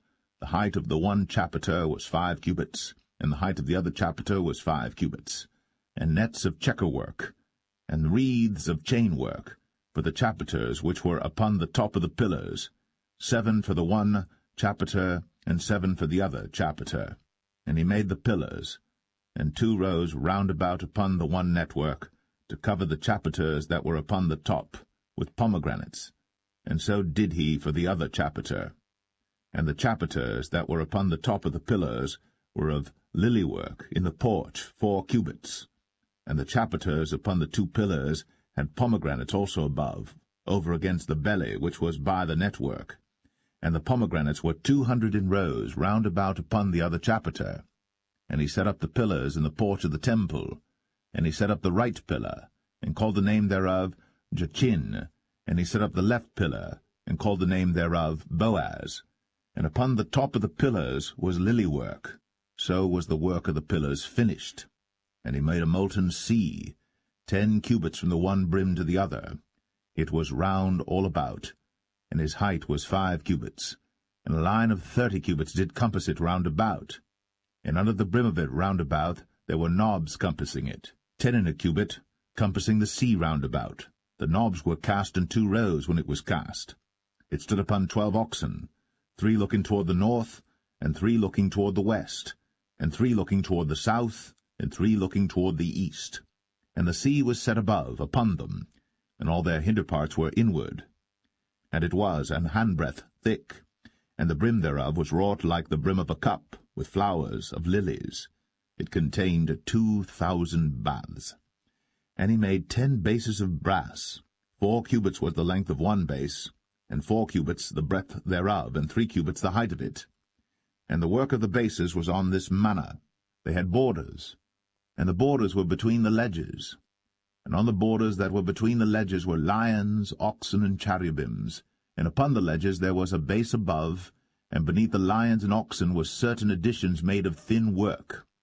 And every base had 4 brazen wheels, and plates of brass, and the 4 corners thereof had undersetters. Under the laver were undersetters molten, at the side of every addition. And the mouth of it within the chapiter, and above was a cubit, but the mouth thereof was round after the work of the base, a cubit and an half. And also upon the mouth of it were gravings with their borders, 4 square, not round. And under the borders were 4 wheels, and the axle trees of the wheels were joined to the base. And the height of a wheel was a cubit and a half a cubit. And the work of the wheels was like the work of a chariot wheel. Their axle trees and their naves and their felloes and their spokes were all molten. And there were 4 undersetters to the 4 corners of one base, and the undersetters were of the very base itself. And in the top of the base was there a round compass of half a cubit high, and on the top of the base the ledges thereof, and the borders thereof were of the same. For on the plates of the ledges thereof, and on the borders thereof, he graved cherubims, lions, and palm trees, according to the proportion of every one, and additions round about. After this manner he made the 10 bases. All of them had 1 casting, 1 measure, and 1 size. Then made he 10 lavers of brass. 1 laver contained 40 baths, and every laver was 4 cubits, and upon every one of the 10 bases 1 laver. And he put 5 bases on the right side of the house, and 5 on the left side of the house, and he set the sea on the right side of the house eastward over against the south. And Hiram made the lavers, and the shovels, and the basins. So Hiram made an end of doing all the work that he made King Solomon for the house of the Lord.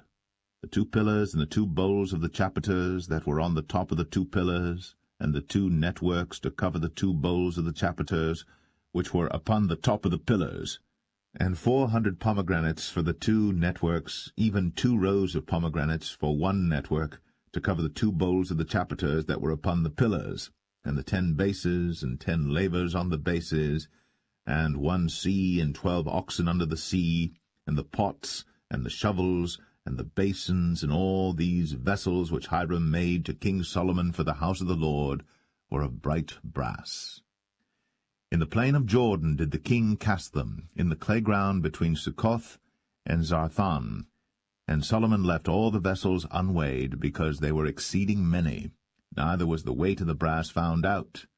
And Solomon made all the vessels that pertained unto the house of the Lord, the altar of gold, and the table of gold whereupon the showbread was, and the candlesticks of pure gold, 5 on the right side and 5 on the left, before the oracle, with the flowers and the lamps and the tongs of gold, and the bowls and the snuffers and the basins and the spoons and the censers of pure gold, and the hinges of gold, both for the doors of the inner house, the most holy place, and for the doors of the house, to wit, of the temple.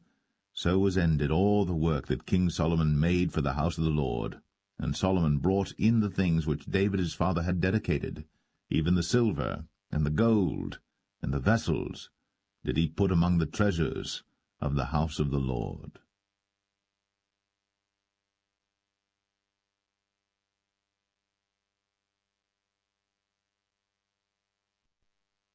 1 Kings 8.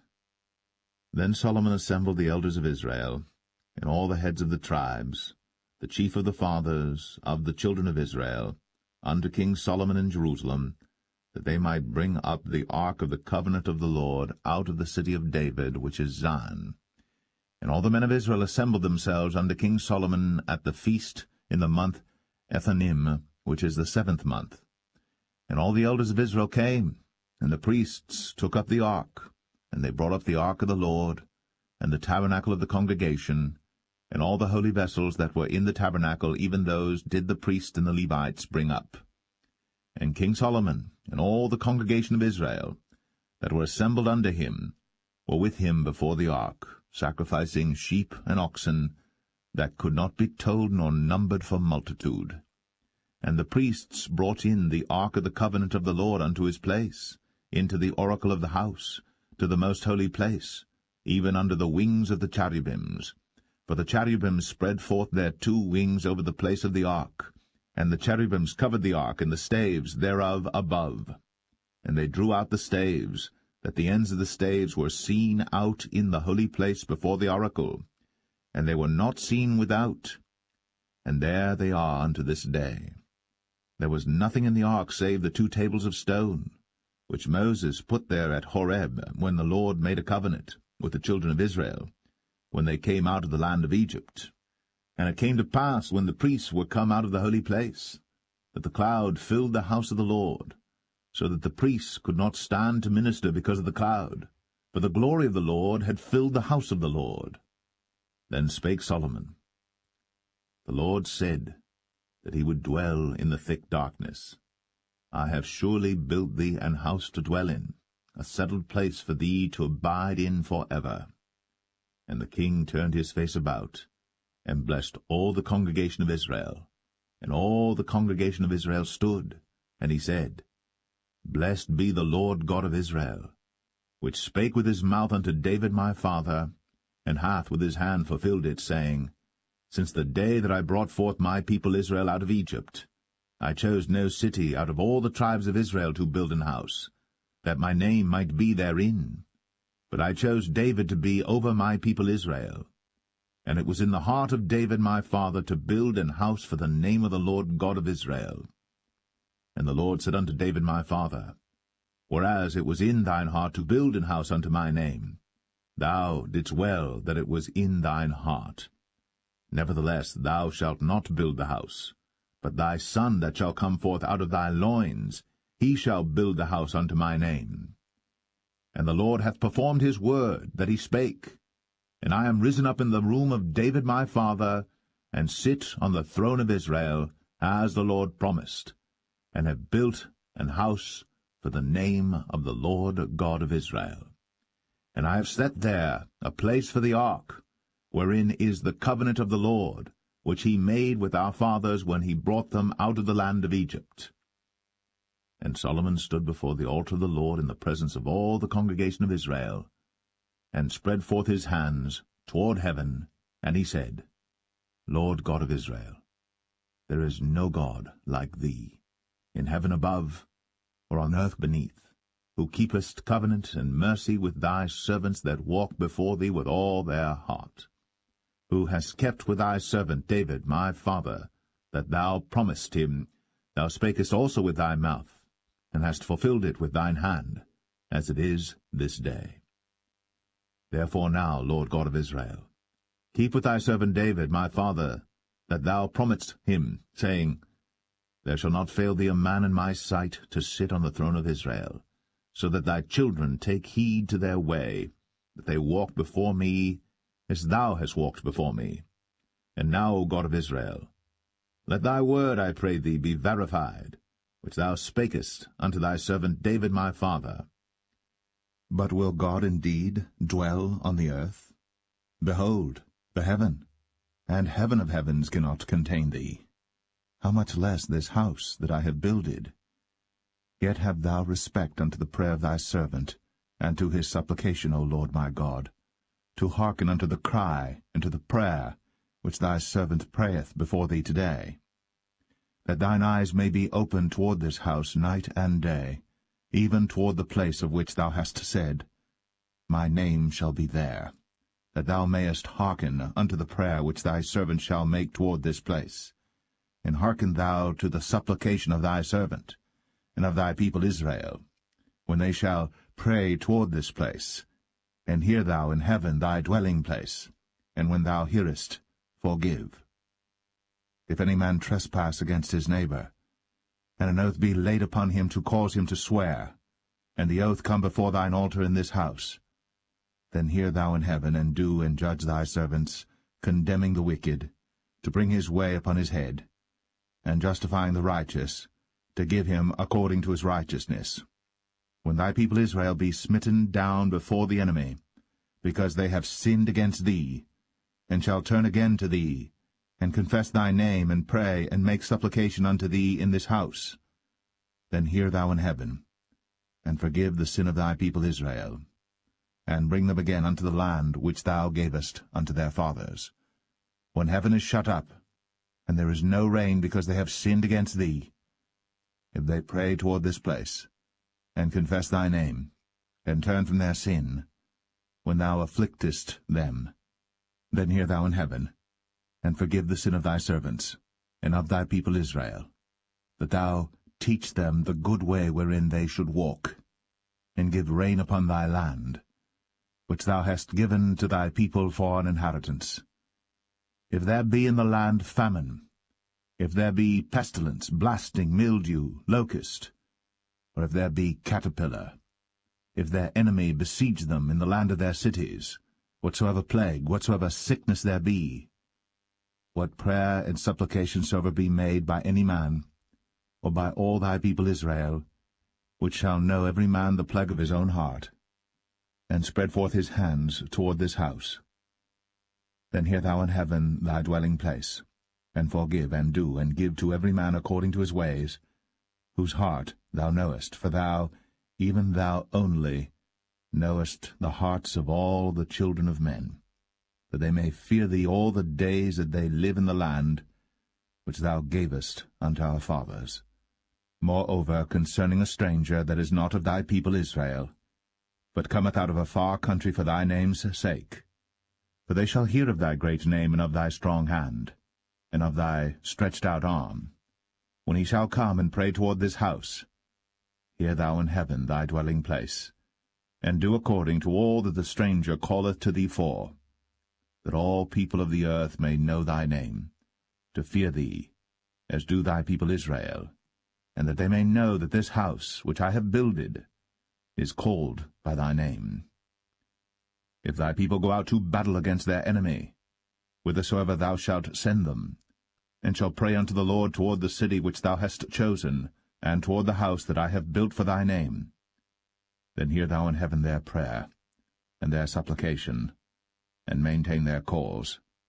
If they sin against thee, for there is no man that sinneth not, and thou be angry with them, and deliver them to the enemy, so that they carry them away captives unto the land of the enemy, far or near.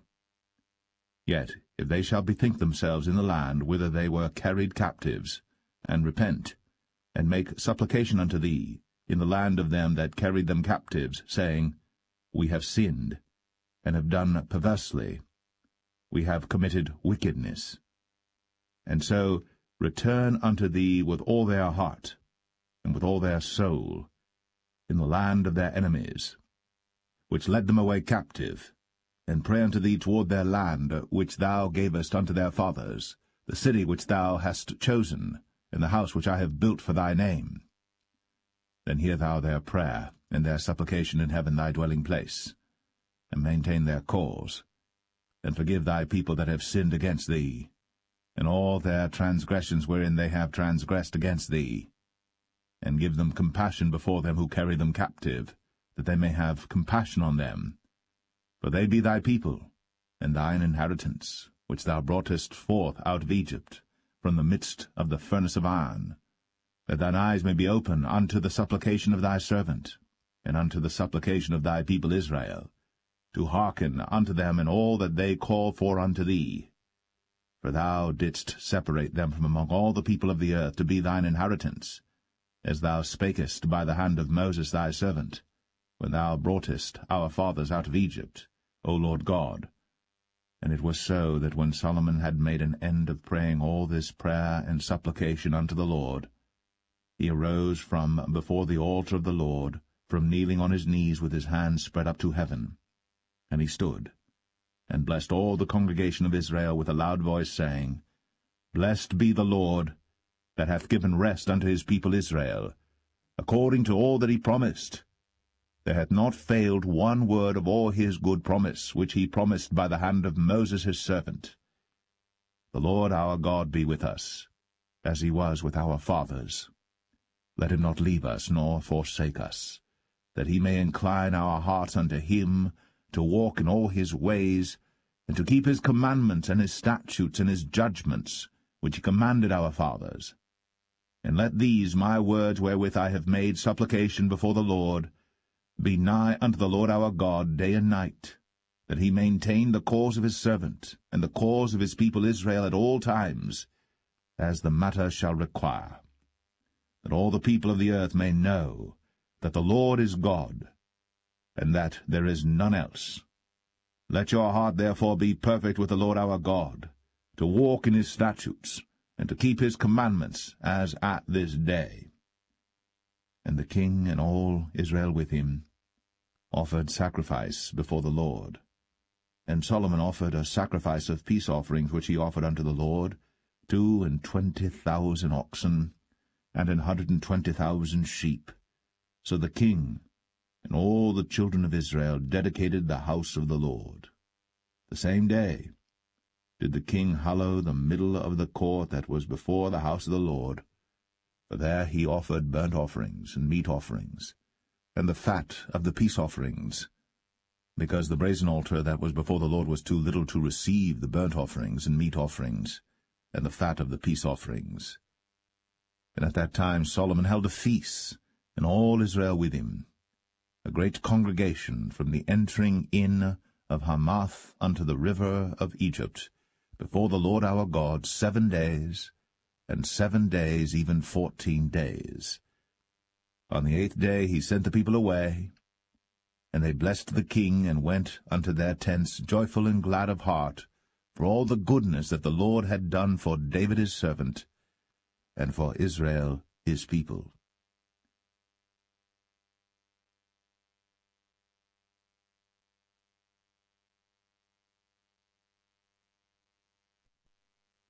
First Kings 9. And it came to pass, when Solomon had finished the building of the house of the Lord, and the king's house, and all Solomon's desire which he was pleased to do, that the Lord appeared to Solomon the second time, as he had appeared unto him at Gibeon. And the Lord said unto him, I have heard thy prayer and thy supplication that thou hast made before me. I have hallowed this house which thou hast built, to put my name there for ever, and mine eyes and mine heart shall be there perpetually. And if thou wilt walk before me, as David thy father walked, in integrity of heart, and in uprightness, to do according to all that I have commanded thee, and wilt keep my statutes and my judgments, then I will establish the throne of thy kingdom upon Israel forever, as I promised to David thy father, saying, There shall not fail thee a man upon the throne of Israel. But if ye shall at all turn from following me, ye or your children, and will not keep my commandments and my statutes which I have set before you, but go and serve other gods, and worship them, then will I cut off Israel out of the land which I have given them, and this house which I have hallowed for my name will I cast out of my sight, and Israel shall be a proverb and a byword among all people. And at this house which is high, every one that passeth by it shall be astonished, and shall hiss, and they shall say, Why hath the Lord done thus unto this land, and to this house? And they shall answer, Because they forsook the Lord their God, who brought forth their fathers out of the land of Egypt, and had taken hold upon other gods, and have worshipped them, and served them. Therefore hath the Lord brought upon them all this evil. And it came to pass at the end of 20 years, when Solomon had built the 2 houses, the house of the Lord, and the king's house. Now Hiram the king of Tyre had furnished Solomon with cedar trees and fir trees, and with gold, according to all his desire. That then King Solomon gave Hiram 20 cities in the land of Galilee. And Hiram came out from Tyre to see the cities which Solomon had given him, and they pleased him not. And he said, What cities are these which thou hast given me, my brother? And he called them the land of Cabul unto this day. And Hiram sent to the king 60 talents of gold. And this is the reason of the levy which King Solomon raised, for to build the house of the Lord and his own house, and Millo, and the wall of Jerusalem, and Hazor, and Megiddo, and Gezer. For Pharaoh king of Egypt had gone up and taken Gezer, and burnt it with fire. and slain the Canaanites that dwelt in the city, and given it for a present unto his daughter Solomon's wife. And Solomon built Gezer, and Beth-horon the nether, and Baalath, and Tadmor in the wilderness in the land, and all the cities of store that Solomon had, and cities for his chariots, and cities for his horsemen, and that which Solomon desired to build in Jerusalem, and in Lebanon, and in all the land of his dominion. And all the people that were left of the Amorites, Hittites, Perizzites, Hivites, and Jebusites, which were not of the children of Israel, their children that were left after them in the land, whom the children of Israel also were not able utterly to destroy, upon those did Solomon levy a tribute of bondservice unto this day. But of the children of Israel did Solomon make no bondmen, but they were men of war, and his servants, and his princes, and his captains, and rulers of his chariots, and his horsemen. These were the chief of the officers that were over Solomon's work, 550, which bare rule over the people that wrought in the work. But Pharaoh's daughter came up out of the city of David unto her house, which Solomon had built for her. Then did he build Millo. And 3 times in a year did Solomon offer burnt offerings and peace offerings upon the altar which he built unto the Lord. And he burnt incense upon the altar that was before the Lord. So he finished the house. And King Solomon made a navy of ships in Ezion-Geber, which is beside Eloth, on the shore of the Red Sea, in the land of Edom. And Hiram sent in the navy his servants, shipmen that had knowledge of the sea, with the servants of Solomon. And they came to Ophir, and fetched from thence gold 420 talents, and brought it to King Solomon.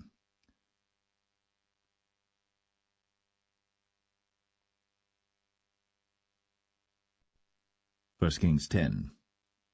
And when the queen of Sheba heard of the fame of Solomon concerning the name of the Lord, she came to prove him with hard questions. And she came to Jerusalem with a very great train, with camels that bare spices, and very much gold, and precious stones. And when she was come to Solomon, she communed with him of all that was in her heart. And Solomon told her all her questions. There was not anything hid from the king which he told her not.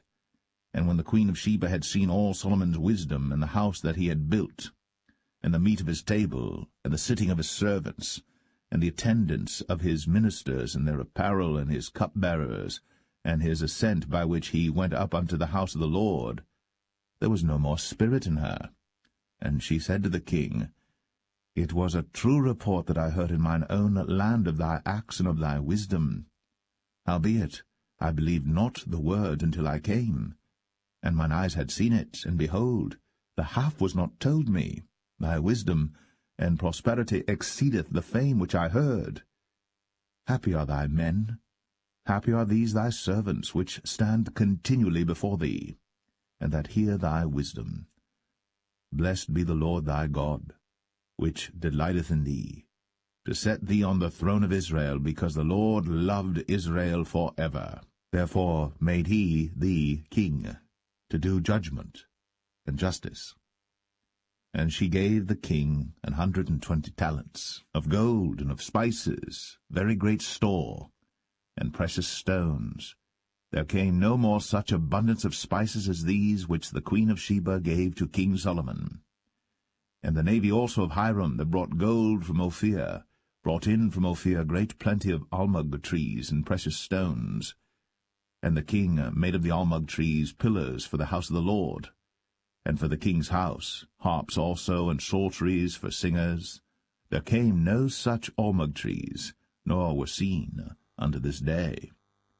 And King Solomon gave unto the queen of Sheba all her desire, whatsoever she asked, beside that which Solomon gave her of his royal bounty. So she turned, and went to her own country, she and her servants. Now the weight of gold that came to Solomon in 1 year was 666 talents of gold. Beside that he had of the merchantmen, and of the traffic of the spice merchants, and of all the kings of Arabia, and of the governors of the country. And King Solomon made 200 targets of beaten gold. 600 shekels of gold went to 1 target. And he made 300 shields of beaten gold. 3 pound of gold went to 1 shield, and the king put them in the house of the forest of Lebanon. Moreover, the king made a great throne of ivory, and overlaid it with the best gold. The throne had 6 steps, and the top of the throne was round behind, and there were stays on either side on the place of the seat, and 2 lions stood beside the stays, and 12 lions stood there on the one side, and on the other upon the 6 steps. There was not the like made in any kingdom. And all King Solomon's drinking vessels were of gold, and all the vessels of the house of the forest of Lebanon were of pure gold. None were of silver. It was nothing accounted of in the days of Solomon. For the king had at sea a navy of Tarshish, with the navy of Hiram. Once in 3 years came the navy of Tarshish, bringing gold and silver, ivory, and apes and peacocks. So King Solomon exceeded all the kings of the earth for riches and for wisdom. And all the earth sought to Solomon, to hear his wisdom, which God had put in his heart.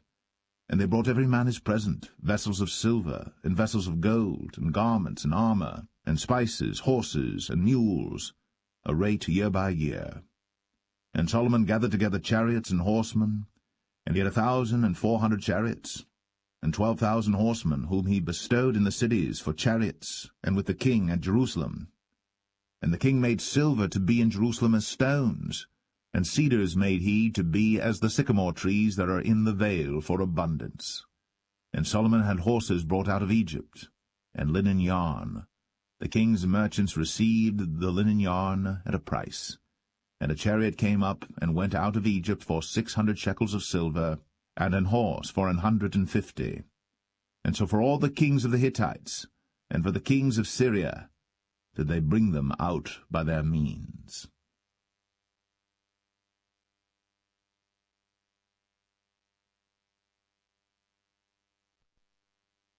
1 Kings 11. But King Solomon loved many strange women, together with the daughter of Pharaoh, women of the Moabites, Ammonites, Edomites, Zidonians, and Hittites. Of the nations concerning which the Lord said unto the children of Israel, Ye shall not go in to them, neither shall they come in unto you, for surely they will turn away your heart after their gods. Solomon clave unto these in love. And he had 700 wives, princesses, and 300 concubines, and his wives turned away his heart. For it came to pass, when Solomon was old, that his wives turned away his heart after other gods. And his heart was not perfect with the Lord his God, as was the heart of David his father. For Solomon went after Ashtoreth, the goddess of the Zidonians, and after Milcom, the abomination of the Ammonites. And Solomon did evil in the sight of the Lord, and went not fully after the Lord, as did David his father. Then did Solomon build an high place for Chemosh, the abomination of Moab, in the hill that is before Jerusalem, and for Molech, the abomination of the children of Ammon. And likewise did he for all his strange wives, which burnt incense, and sacrificed unto their gods. And the Lord was angry with Solomon, because his heart was turned from the Lord God of Israel, which had appeared unto him twice, and had commanded him concerning this thing, that he should not go after other gods.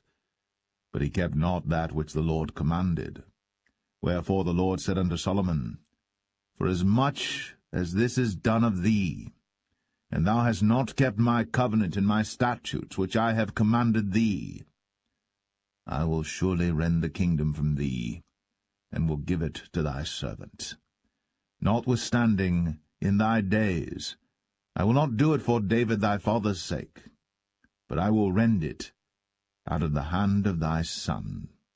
Howbeit, I will not rend away all the kingdom, but will give one tribe to thy son, for David my servant's sake, and for Jerusalem's sake, which I have chosen. And the Lord stirred up an adversary unto Solomon, Hadad the Edomite. He was of the king's seed in Edom. For it came to pass, when David was in Edom, and Joab, the captain of the host, was gone up to bury the slain, after he had smitten every male in Edom. For 6 months did Joab remain there with all Israel, until he had cut off every male in Edom. that Hadad fled, he and certain Edomites of his father's servants with him, to go into Egypt, Hadad being yet a little child. And they arose out of Midian and came to Paran. And they took men with them out of Paran, and they came to Egypt, unto Pharaoh king of Egypt, which gave him an house, and appointed him victuals, and gave him land. And Hadad found great favour in the sight of Pharaoh, so that he gave him to wife the sister of his own wife, the sister of Tahpenes the queen. And the sister of Tahpenes bare him Genubath his son, whom Tahpenes weaned in Pharaoh's house. And Genubath was in Pharaoh's household among the sons of Pharaoh. And when Hadad heard in Egypt that David slept with his fathers, and that Joab the captain of the host was dead, Hadad said to Pharaoh, Let me depart, that I may go to mine own country. Then Pharaoh said unto him, But what hast thou lacked with me, that, behold, thou seekest to go to thine own country? And he answered, Nothing. Howbeit, let me go in any wise. And God stirred him up another adversary, Rezin the son of Eliadah, which fled from his lord Hadadezer king of Zobah.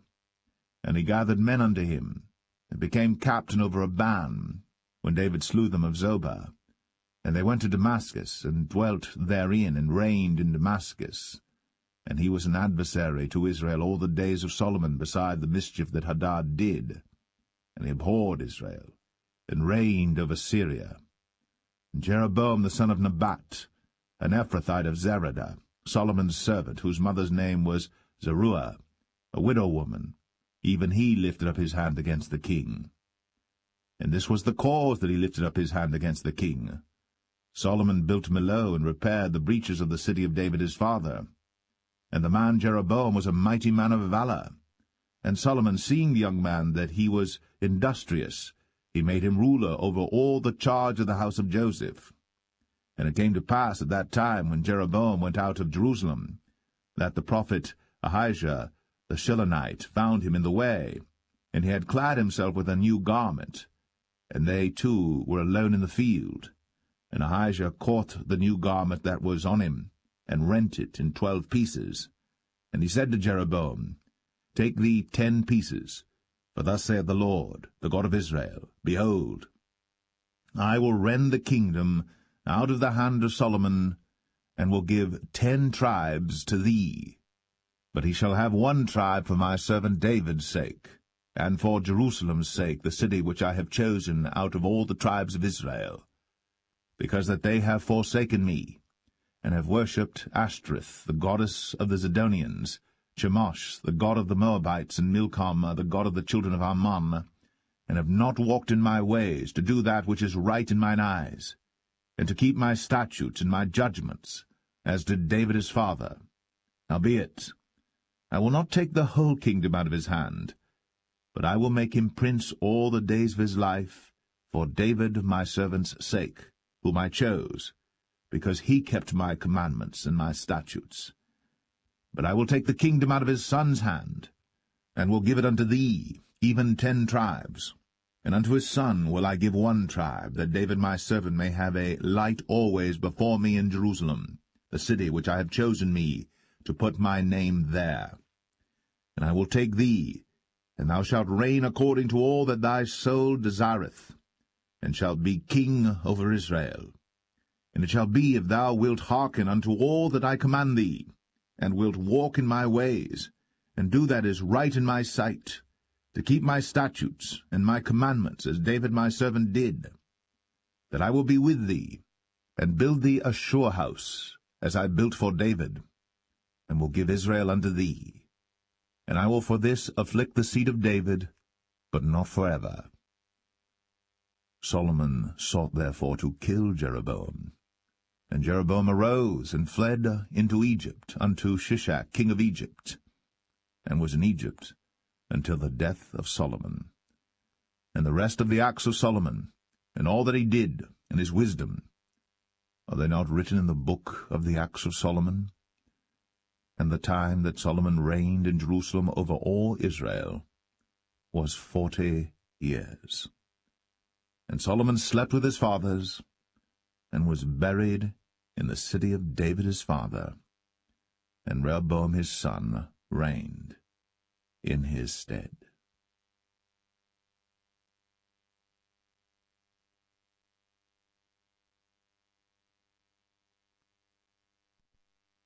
First Kings 12. And Rehoboam went to Shechem, for all Israel were come to Shechem to make him king. And it came to pass, when Jeroboam the son of Nebat, who was yet in Egypt, heard of it, for he was fled from the presence of King Solomon, and Jeroboam dwelt in Egypt, that they sent and called him.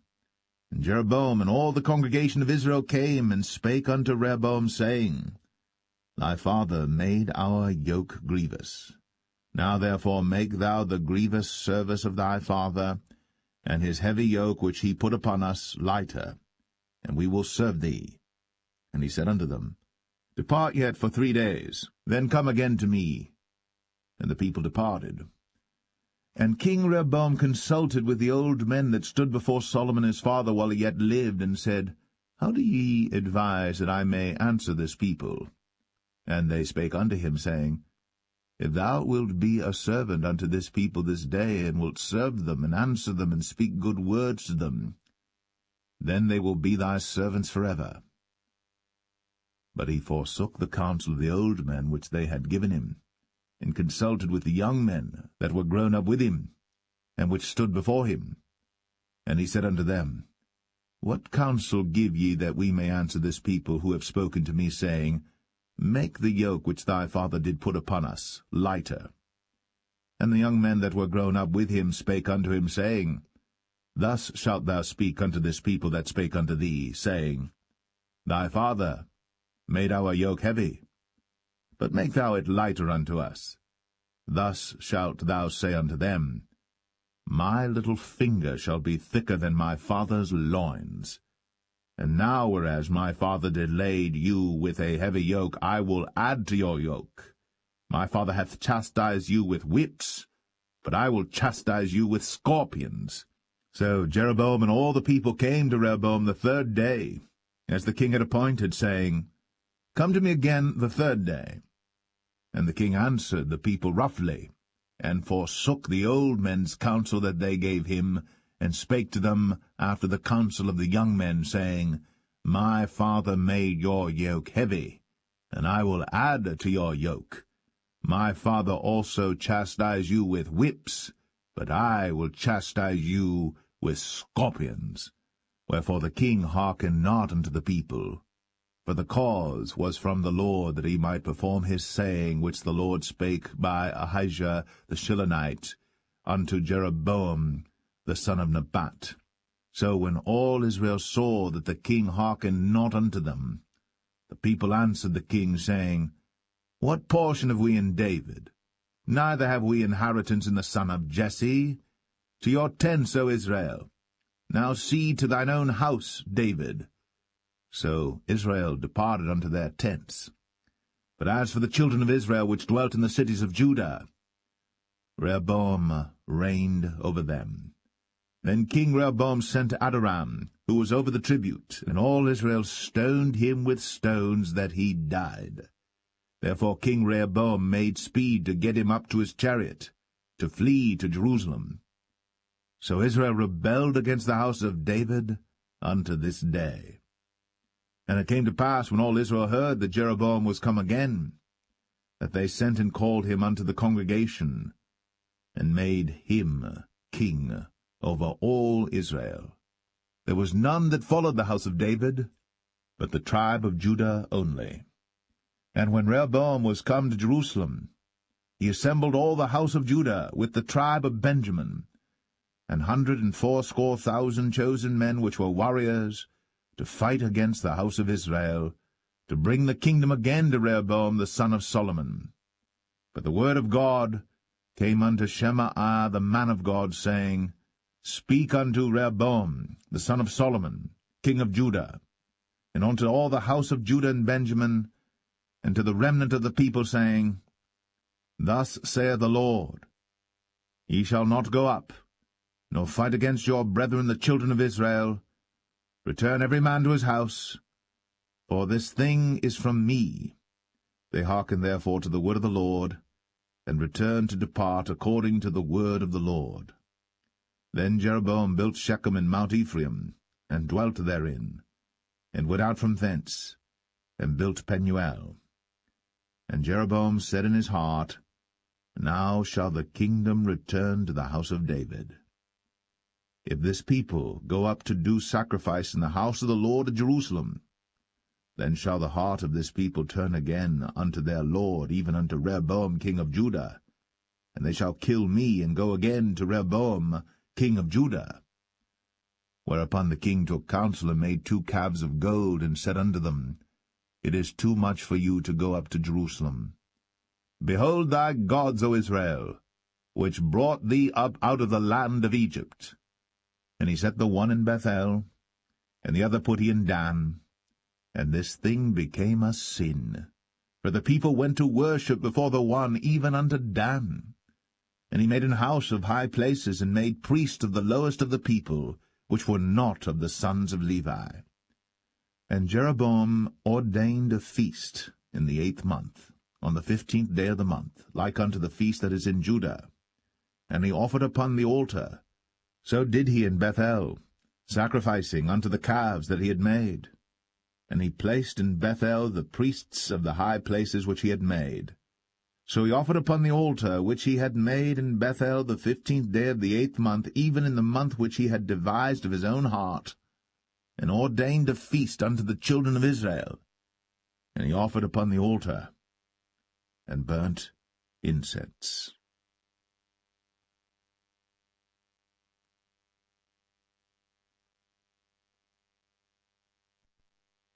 1 Kings 13. And behold, there came a man of God out of Judah by the word of the Lord unto Bethel.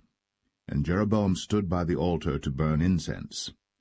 And he cried against the altar in the word of the Lord, and said, O altar, altar, thus saith the Lord, Behold, a child shall be born unto the house of David, Josiah by name. And upon thee shall he offer the priests of the high places that burn incense upon thee, and men's bones shall be burnt upon thee. And he gave a sign the same day, saying, This is the sign which the Lord hath spoken. Behold, the altar shall be rent, and the ashes that are upon it shall be poured out. And it came to pass, when King Jeroboam heard the saying of the man of God, which had cried against the altar in Bethel, that he put forth his hand from the altar, saying, Lay hold on him. And his hand, which he put forth against him, dried up, so that he could not pull it in again to him. The altar also was rent, and the ashes poured out from the altar, according to the sign which the man of God had given, by the word of the Lord.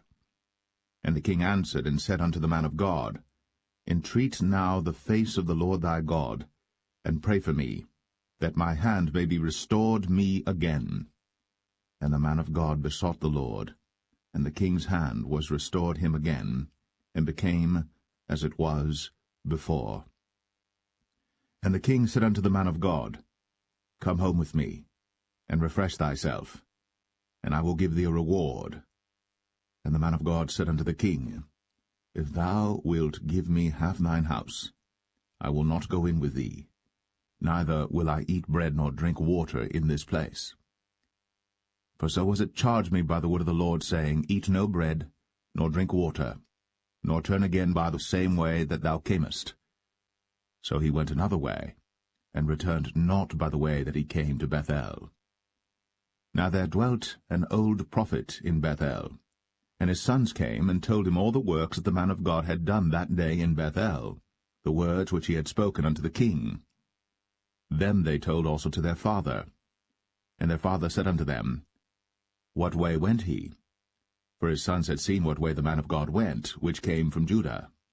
And he said unto his sons, Saddle me the ass. So they saddled him the ass, and he rode thereon, and went after the man of God, and found him sitting under an oak. And he said unto him, Art thou the man of God that camest from Judah? And he said, I am. Then he said unto him, Come home with me, and eat bread. And he said, I may not return with thee, nor go in with thee, neither will I eat bread nor drink water with thee in this place. For it was said to me by the word of the Lord, Thou shalt eat no bread, nor drink water there, nor turn again to go by the way that thou camest. He said unto him, I am a prophet, also as thou art. And an angel spake unto me by the word of the Lord, saying, Bring him back with thee into thine house, that he may eat bread and drink water. But he lied unto him. So he went back with him, and did eat bread in his house, and drank water. And it came to pass, as they sat at the table, that the word of the Lord came unto the prophet that brought him back.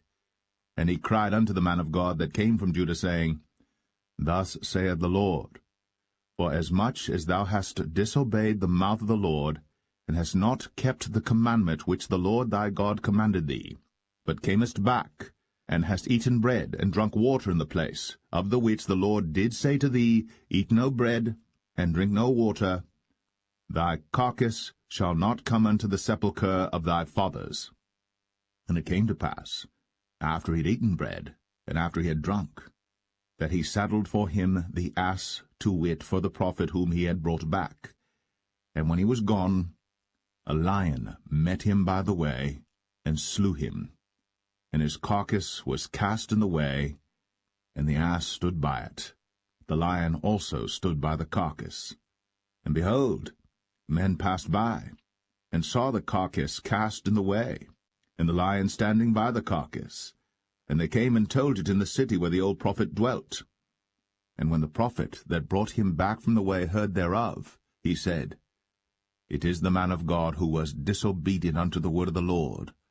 Therefore the Lord hath delivered him unto the lion, which hath torn him and slain him according to the word of the Lord, which he spake unto him. And he spake to his son, saying, Saddle me the ass. And they saddled him. And he went and found his carcass cast in the way, and the ass and the lion standing by the carcass. The lion had not eaten the carcass, nor torn the ass. And the prophet took up the carcass of the man of God, and laid it upon the ass, and brought it back. And the old prophet came to the city to mourn and to bury him. And he laid his carcass in his own grave. And they mourned over him, saying, Alas, my brother! And it came to pass, after he had buried him, that he spake to his son, saying, When I am dead, then bury me in the sepulchre wherein the man of God is buried. Lay my bones beside his bones. For the saying which he cried by the word of the Lord against the altar in Bethel, and against all the houses of the high places which are in the cities of Samaria, shall surely come to pass. After this thing Jeroboam returned not from his evil way, but made again of the lowest of the people priests of the high places. Whosoever would, he consecrated him, and he became one of the priests of the high places. And this thing became sin unto the house of Jeroboam, even to cut it off, and to destroy it from off the face of the earth.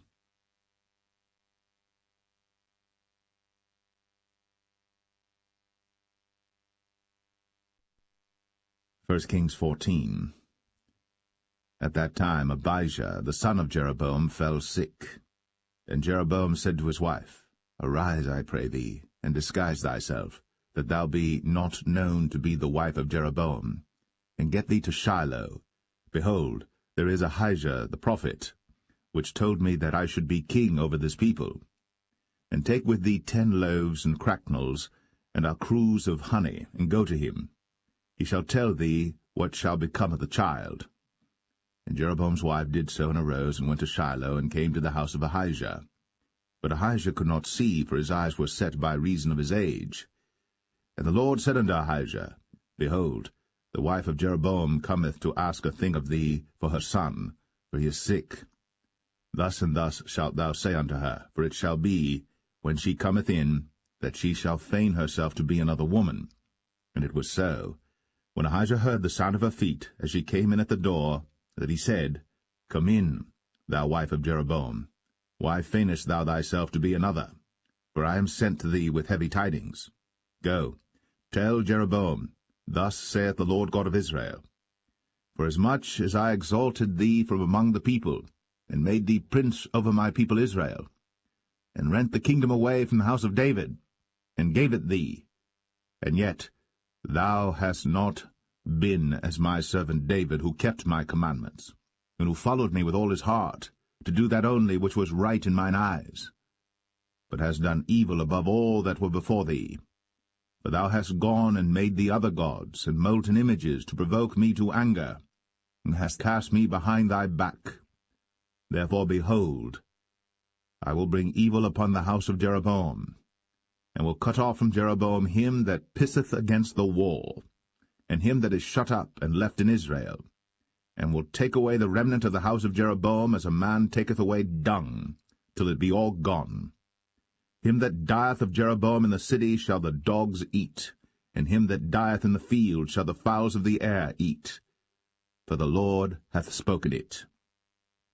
Arise thou therefore, get thee to thine own house, and when thy feet enter into the city, the child shall die.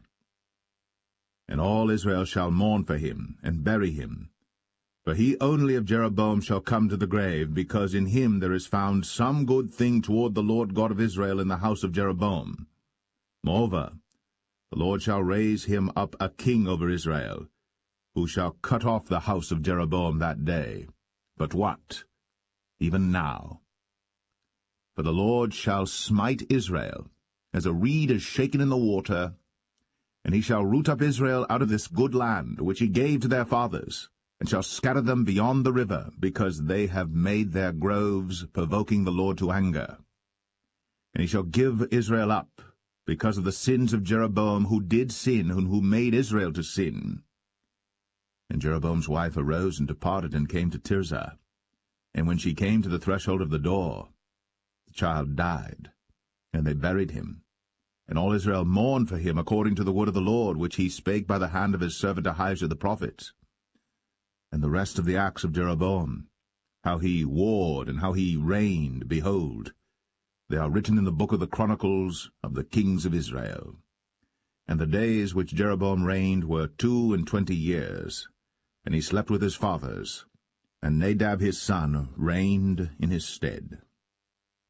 And Rehoboam the son of Solomon reigned in Judah. Rehoboam was 41 years old when he began to reign, and he reigned 17 years in Jerusalem, the city which the Lord did choose out of all the tribes of Israel, to put his name there. And his mother's name was Naamah, an Ammonitess. And Judah did evil in the sight of the Lord, and they provoked him to jealousy with their sins which they had committed, above all that their fathers had done. For they also built them high places and images and groves on every high hill, and under every green tree. And there were also Sodomites in the land, and they did according to all the abominations of the nations which the Lord cast out before the children of Israel. And it came to pass in the 5th year of King Rehoboam, that Shishak king of Egypt came up against Jerusalem. And he took away the treasures of the house of the Lord, and the treasures of the king's house, even took away all, and he took away all the shields of gold which Solomon had made. And King Rehoboam made in their stead brazen shields, and committed them unto the hands of the chief of the guard which kept the door of the king's house. And it was so, when the king went into the house of the Lord, that the guard bare them and brought them back into the guard chamber. Now the rest of the acts of Rehoboam, and all that he did, are they not written in the book of the Chronicles of the kings of Judah? And there was war between Rehoboam and Jeroboam all their days. And Rehoboam slept with his fathers, and was buried with his fathers in the city of David. And his mother's name was Naamah, an Ammonitess. And Abijam, his son, reigned in his stead.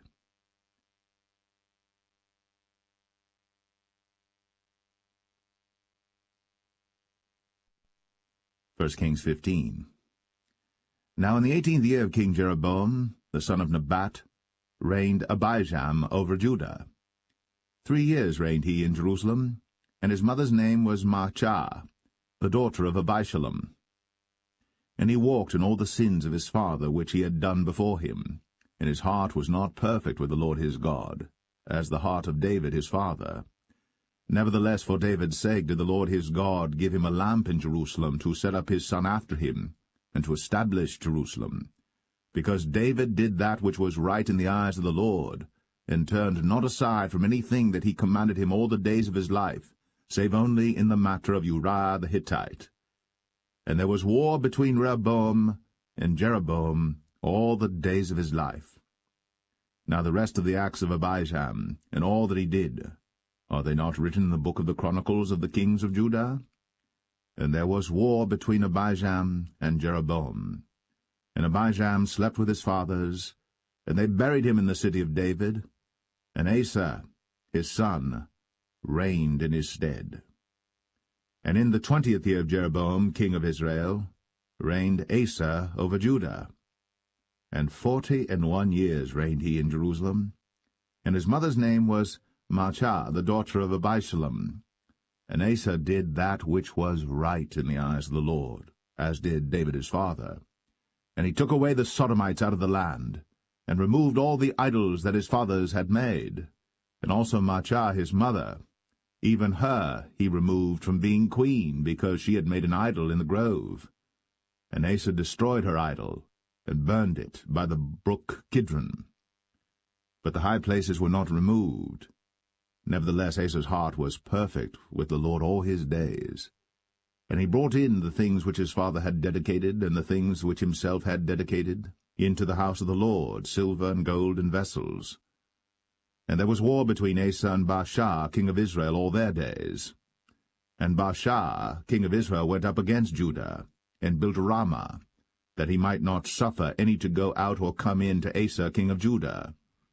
Then Asa took all the silver and the gold that were left in the treasures of the house of the Lord, and the treasures of the king's house, and delivered them into the hand of his servants.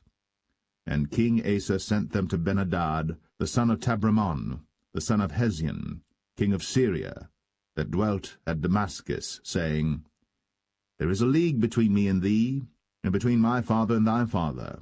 Behold, I have sent unto thee a present of silver and gold.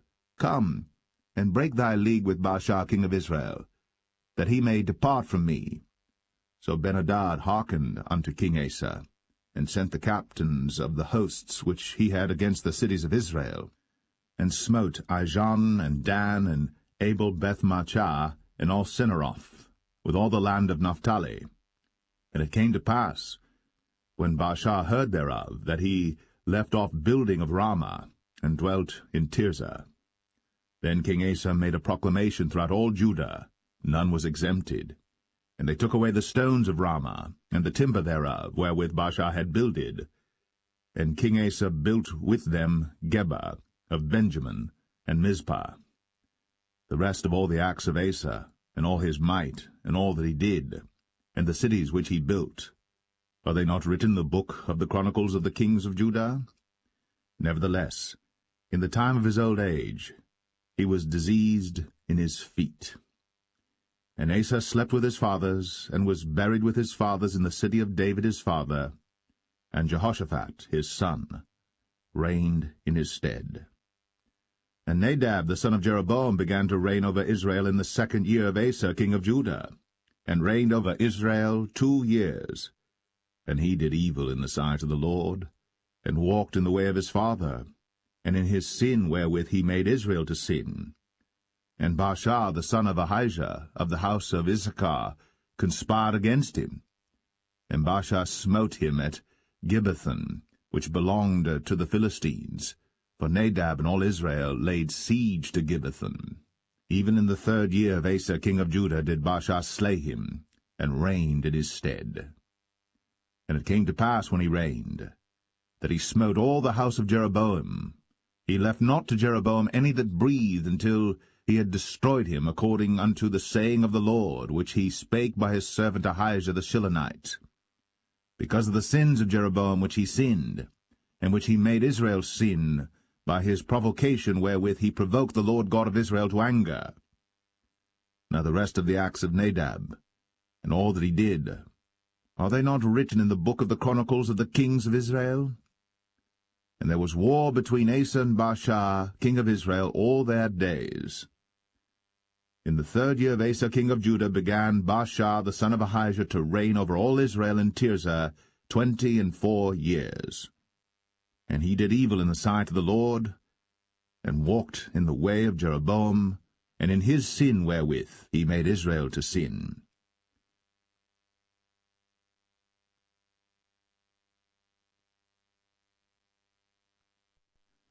1 Kings 16.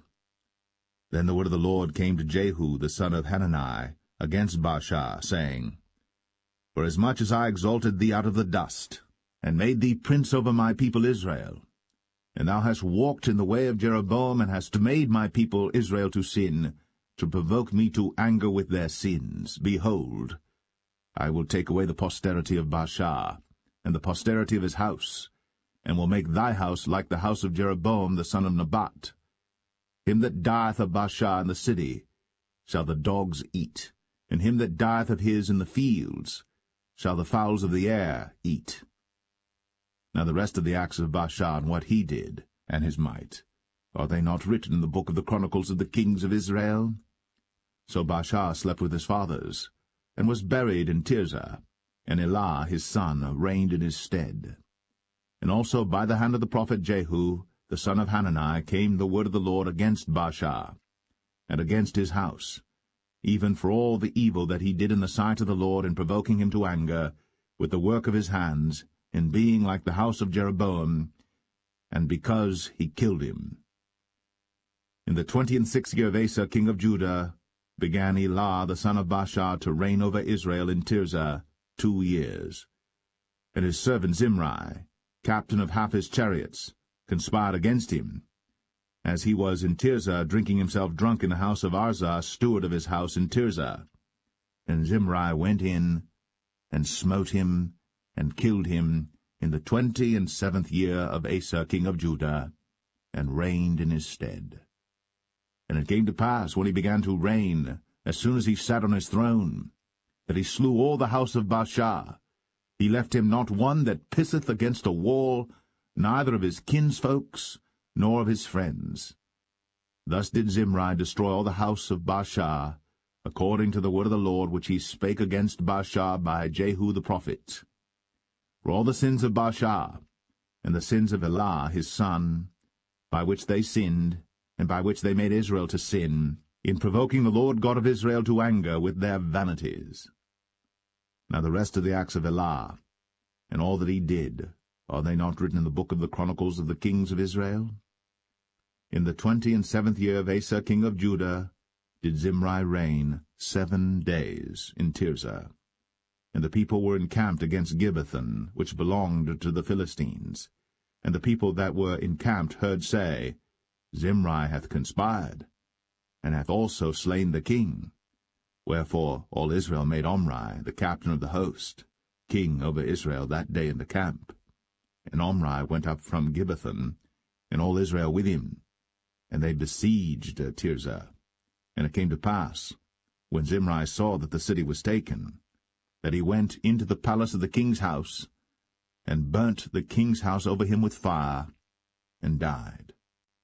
For his sins, which he sinned in doing evil in the sight of the Lord, in walking in the way of Jeroboam, and in his sin which he did, to make Israel to sin. Now the rest of the acts of Zimri, and his treason that he wrought, are they not written in the book of the chronicles of the kings of Israel? Then were the people of Israel divided into 2 parts. Half of the people followed Tibni the son of Ginath, to make him king, and half followed Omri. But the people that followed Omri prevailed against the people that followed Tibni the son of Ginath. So Tibni died, and Omri reigned. In the 31st year of Asa king of Judah began Omri to reign over Israel 12 years. 6 years reigned he in Tirzah.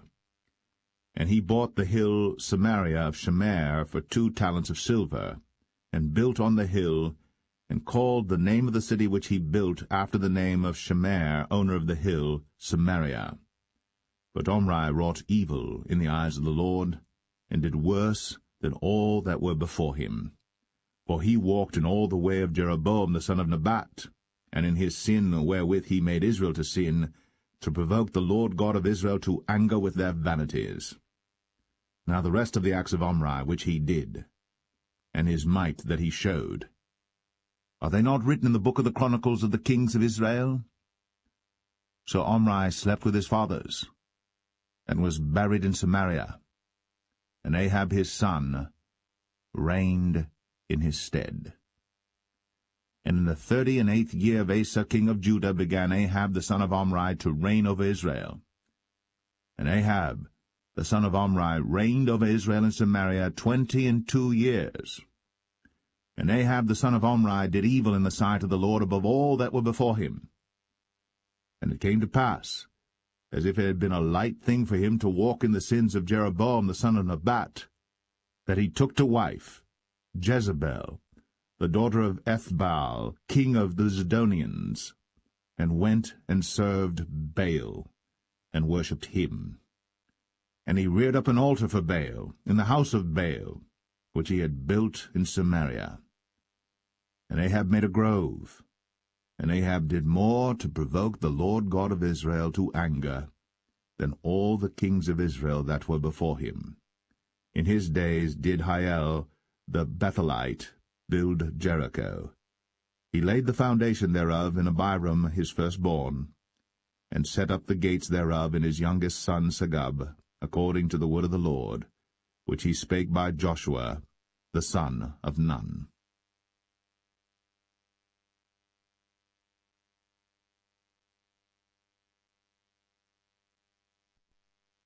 1 Kings 17. And Elijah the Tishbite, who was of the inhabitants of Gilead, said unto Ahab, As the Lord God of Israel liveth, before whom I stand, there shall not be dew nor rain these years, but according to my word. And the word of the Lord came unto him, saying, Get thee hence, and turn thee eastward, and hide thyself by the brook Cherith, that is before Jordan. And it shall be that thou shalt drink of the brook, and I have commanded the ravens to feed thee there. So he went and did according unto the word of the Lord, for he went and dwelt by the brook Cherith, that is before Jordan. And the ravens brought him bread and flesh in the morning, and bread and flesh in the evening, and he drank of the brook. And it came to pass after a while that the brook dried up, because there had been no rain in the land.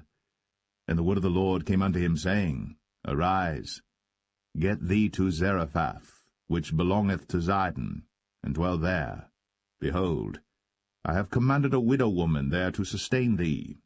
So he arose and went to Zarephath. And when he came to the gate of the city, behold, the widow woman was there gathering of sticks. And he called to her, and said, Fetch me, I pray thee, a little water in a vessel, that I may drink. And as she was going to fetch it, he called to her, and said, Bring me, I pray thee, a morsel of bread in thine hand.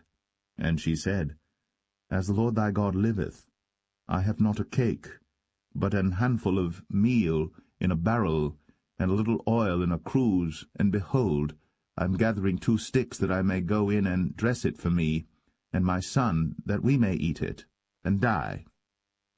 And Elijah said unto her, Fear not, go and do as thou hast said, but make me thereof a little cake first, and bring it unto me, and after make for thee and for thy son. For thus saith the Lord God of Israel, The barrel of meal shall not waste, neither shall the cruse of oil fail, until the day that the Lord sendeth rain upon the earth. And she went and did according to the saying of Elijah, and she and he and her house did eat many days. And the barrel of meal wasted not, neither did the cruse of oil fail, according to the word of the Lord, which he spake by Elijah. And it came to pass after these things, that the son of the woman, the mistress of the house, fell sick, and his sickness was so sore, that there was no breath left in him. And she said unto Elijah, What have I to do with thee, O thou man of God? Art thou come unto me to call my sin to remembrance, and to slay my son? And he said unto her, Give me thy son. And he took him out of her bosom, and carried him up into a loft, where he abode, and laid him upon his own bed. And he cried unto the Lord, and said, O Lord my God, hast thou also brought evil upon the widow with whom I sojourn, by slaying her son?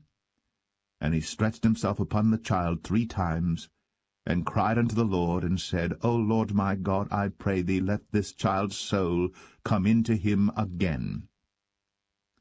And the Lord heard the voice of Elijah, and the soul of the child came into him again, and he revived.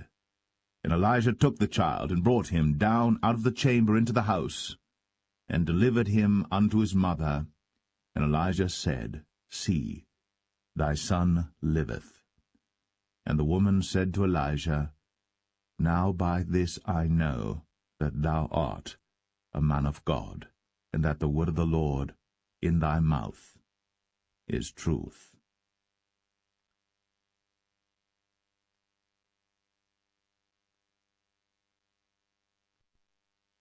1 Kings 18. And it came to pass, after many days, that the word of the Lord came to Elijah in the 3rd year, saying, Go, show thyself unto Ahab, and I will send rain upon the earth. And Elijah went to show himself unto Ahab. And there was a sore famine in Samaria. And Ahab called Obadiah, which was the governor of his house. Now Obadiah feared the Lord greatly. For it was so, when Jezebel cut off the prophets of the Lord, that Obadiah took 100 prophets, and hid them by 50 in a cave, and fed them with bread and water. And Ahab said unto Obadiah, Go into the land, unto all fountains of water, and unto all brooks. Peradventure we may find grass to save the horses and mules alive, that we lose not all the beasts. So they divided the land between them to pass throughout it. Ahab went one way by himself, and Obadiah went another way by himself. And as Obadiah was in the way, behold, Elijah met him, and he knew him, and fell on his face, and said, Art thou that my lord Elijah? And he answered him, I am. Go tell thy lord, Behold, Elijah is here. And he said, What have I sinned that thou wouldst deliver thy servant into the hand of Ahab, to slay me? As the Lord thy God liveth, there is no nation or kingdom whither my lord hath not sent to seek thee. And when they said, He is not there, he took an oath of the kingdom and nation that they found thee not. And now thou sayest, Go, tell thy lord, Behold, Elijah is here. And it shall come to pass, as soon as I am gone from thee, that the Spirit of the Lord shall carry thee whither I know not. And so when I come and tell Ahab, and he cannot find thee, he shall slay me. But I thy servant fear the Lord from my youth. Was it not told my lord what I did when Jezebel slew the prophets of the Lord, how I hid 100 men of the Lord's prophets by 50 in a cave, and fed them with bread and water? And now thou sayest, Go tell thy lord, Behold, Elijah is here, and he shall slay me? And Elijah said, As the Lord of hosts liveth, before whom I stand, I will surely show myself unto him today. So Obadiah went to meet Ahab, and told him. And Ahab went to meet Elijah. And it came to pass, when Ahab saw Elijah, that Ahab said unto him, Art thou he that troubleth Israel? And he answered, I have not troubled Israel, but thou and thy father's house, in that ye have forsaken the commandments of the Lord, and thou hast followed Baalim. Now therefore send and gather to me all Israel unto Mount Carmel, and the prophets of Baal 450, and the prophets of the groves 400, which eat at Jezebel's table. So Ahab sent unto all the children of Israel, and gathered the prophets together unto Mount Carmel. And Elijah came unto all the people, and said, How long halt ye between 2 opinions? If the Lord be God, follow him, but if Baal, then follow him. And the people answered him not a word. Then said Elijah unto the people, I, even I only, remain a prophet of the Lord, but Baal's prophets are 450 men. Let them therefore give us 2 bullocks, and let them choose 1 bullock from themselves, and cut it in pieces, and lay it on wood, and put no fire under. And I will dress the other bullock, and lay it on wood, and put no fire under. And call ye on the name of your gods, and I will call on the name of the Lord. And the God that answereth by fire, let him be God. And all the people answered and said, It is well spoken. And Elijah said unto the prophets of Baal, Choose you 1 bullock for yourselves, and dress it first, for ye are many, and call on the name of your gods, but put no fire under. And they took the bullock which was given them, and they dressed it, and called on the name of Baal from morning even until noon, saying, O Baal, hear us! But there was no voice, nor any that answered, and they leaped upon the altar which was made. And it came to pass at noon that Elijah mocked them, and said, Cry aloud, for he is a god. Either he is talking, or he is pursuing, or he is in a journey, or peradventure he sleepeth, and must be awaked. And they cried aloud, and cut themselves after their manner with knives and lancets, till the blood gushed out upon them. And it came to pass, when midday was past, and they prophesied until the time of the offering of the evening sacrifice, that there was neither voice, nor any to answer, nor any that regarded. And Elijah said unto all the people, Come near unto me. And all the people came near unto him, and he repaired the altar of the Lord that was broken down. And Elijah took 12 stones, according to the number of the tribes of the sons of Jacob, unto whom the word of the Lord came, saying, Israel shall be thy name. And with the stones he built an altar in the name of the Lord, and he made a trench about the altar, as great as would contain 2 measures of seed. And he put the wood in order, and cut the bullock in pieces, and laid him on the wood, and said, Fill 4 barrels with water, and pour it on the burnt sacrifice, and on the wood. And he said, Do it the 2nd time. And they did it the 2nd time. And he said, Do it the 3rd time. And they did it the 3rd time. And the water ran round about the altar, and he filled the trench also with water.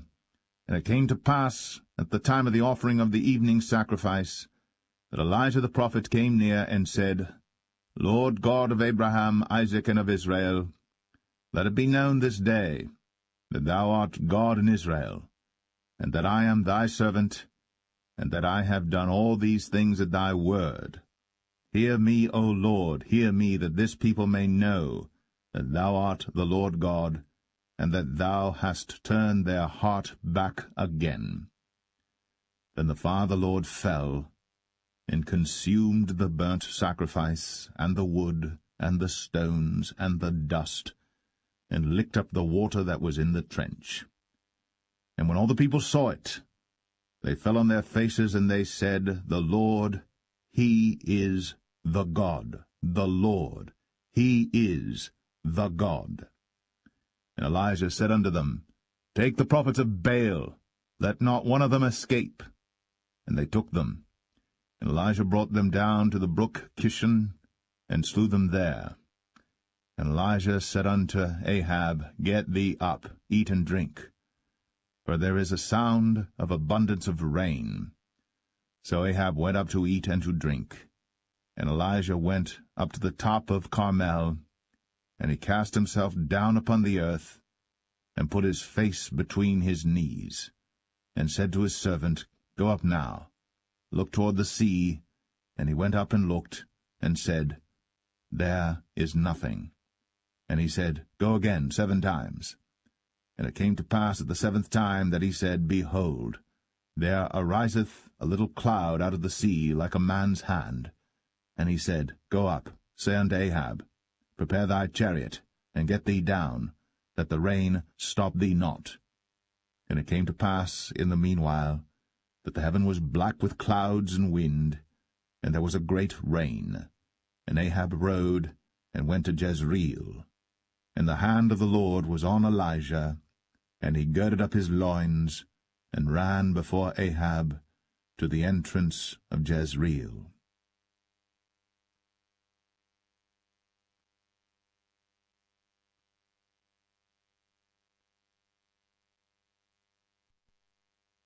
First Kings 19. And Ahab told Jezebel all that Elijah had done, and withal how he had slain all the prophets with the sword. Then Jezebel sent a messenger unto Elijah, saying, So let the gods do to me, and more also, if I make not thy life as the life of one of them by tomorrow about this time. And when he saw that, he arose, and went for his life, and came to Beersheba, which belongeth to Judah, and left his servant there. But he himself went a day's journey into the wilderness, and came and sat down under a juniper tree. And he requested for himself that he might die, and said, It is enough. Now, O Lord, take away my life, for I am not better than my fathers. And as he lay and slept under a juniper tree, behold, then an angel touched him, and said unto him, Arise and eat. And he looked, and behold, there was a cake baked on the coals, and a cruse of water at his head. And he did eat and drink, and laid him down again. And the angel of the Lord came again the 2nd time, and touched him, and said, Arise and eat, because the journey is too great for thee. And he arose and did eat and drink, and went in the strength of that meat 40 days and 40 nights unto Horeb the mount of God.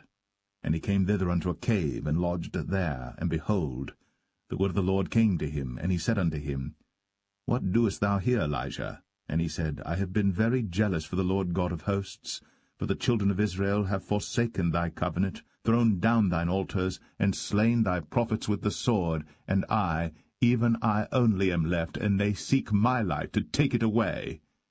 And he said, Go forth, and stand upon the mount before the Lord. And behold, the Lord passed by, and a great and strong wind rent the mountains, and brake in pieces the rocks before the Lord. But the Lord was not in the wind. And after the wind an earthquake. But the Lord was not in the earthquake. And after the earthquake a fire.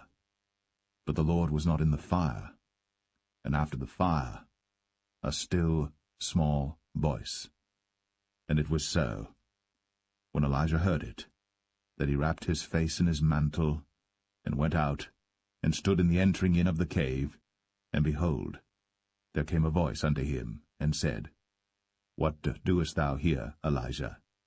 And he said, I have been very jealous for the Lord God of hosts, because the children of Israel have forsaken thy covenant, thrown down thine altars, and slain thy prophets with the sword, and I, even I only, am left. And they seek my life, to take it away.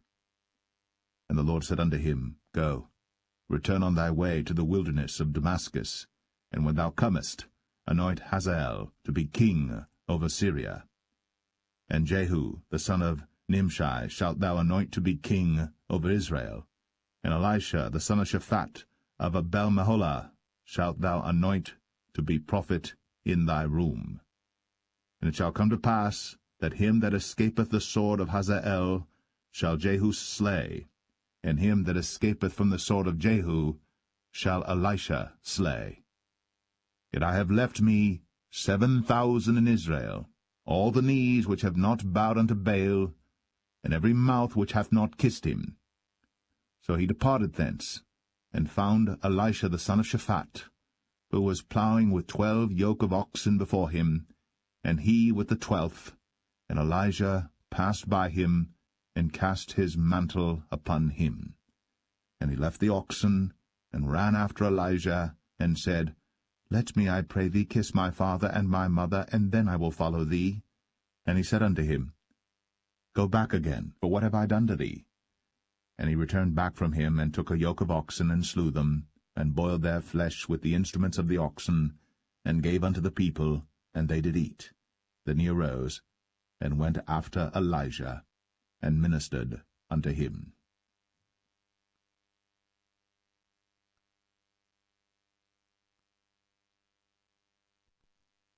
1 Kings 20. And Ben-Hadad the king of Syria gathered all his host together, and there were 32 kings with him, and horses and chariots, and he went up and besieged Samaria, and warred against it. And he sent messengers to Ahab king of Israel into the city, and said unto him, Thus saith Ben-Hadad, Thy silver and thy gold is mine, thy wives also and thy children, even the goodliest, are mine. And the king of Israel answered and said, My lord, O king, according to thy saying, I am thine, and all that I have. And the messengers came again and said, Thus speaketh Ben-Hadad, saying, Although I have sent unto thee, saying, Thou shalt deliver me thy silver and thy gold and thy wives and thy children, yet I will send my servants unto thee tomorrow about this time, and they shall search thine house and the houses of thy servants. And it shall be that whatsoever is pleasant in thine eyes, they shall put it in their hand, and take it away. Then the king of Israel called all the elders of the land, and said, Mark, I pray you, and see how this man seeketh mischief, for he sent unto me for my wives, and for my children, and for my silver, and for my gold, and I denied him not. And all the elders and all the people said unto him, Hearken not unto him, nor consent. Wherefore he said unto the messengers of Ben-Hadad, Tell my lord the king, all that thou didst send for to thy servant at the first, I will do, but this thing I may not do. And the messengers departed, and brought him word again. And Benhadad sent unto him, and said, The gods do so unto me, and more also, if the dust of Samaria shall suffice for handfuls for all the people that follow me. And the king of Israel answered and said, Tell him, Let not him that girdeth on his harness boast himself, as he that putteth it off. And it came to pass, when Benhadad heard this message, as he was drinking, he and the kings in the pavilions, that he said unto his servants, Set yourselves in array. And they set themselves in array against the city. And behold, there came a prophet unto Ahab king of Israel, saying, Thus saith the Lord, Hast thou seen all this great multitude? Behold, I will deliver it into thine hand this day, and thou shalt know that I am the Lord. And Ahab said, By whom? And he said, Thus saith the Lord, Even by the young men of the princes of the provinces. Then he said, Who shall order the battle? And he answered, Thou. Then he numbered the young men of the princes of the provinces, and they were 232, and after them he numbered all the people, even all the children of Israel, being 7,000. And they went out at noon. But Benhadad was drinking himself drunk in the pavilions, he and the kings, the 32 kings that helped him. And the young men of the princes of the provinces went out first. And Benhadad sent out, and they told him, saying, There are men come out of Samaria. And he said, Whether they be come out for peace, take them alive, or whether they be come out for war, take them alive. So these young men of the princes of the provinces came out of the city, and the army which followed them, and they slew every one his man, and the Syrians fled. Israel pursued them, and Benhadad the king of Syria escaped on an horse with the horsemen. And the king of Israel went out, and smote the horses and chariots, and slew the Syrians with a great slaughter. And the prophet came to the king of Israel, and said unto him, Go, strengthen thyself, and mark and see what thou doest. For at the return of the year the king of Syria will come up against thee. And the servants of the king of Syria said unto him, Their gods are gods of the hills, therefore they were stronger than we. But let us fight against them in the plain, and surely we shall be stronger than they. And do this thing, take the kings away, every man out of his place, and put captains in their rooms. And number thee an army like the army that thou hast lost, horse for horse, and chariot for chariot, and we will fight against them in the plain, and surely we shall be stronger than they. And he hearkened unto their voice, and did so. And it came to pass, at the return of the year, that Benhadad numbered the Syrians, and went up to Aphek to fight against Israel. And the children of Israel were numbered, and were all present, and went against them. And the children of Israel pitched before them like 2 little flocks of kids, but the Syrians filled the country. And there came a man of God, and spake unto the king of Israel, and said, Thus saith the Lord, Because the Syrians have said, The Lord is God of the hills, but he is not God of the valleys. Therefore will I deliver all this great multitude into thine hand, and ye shall know that I am the Lord.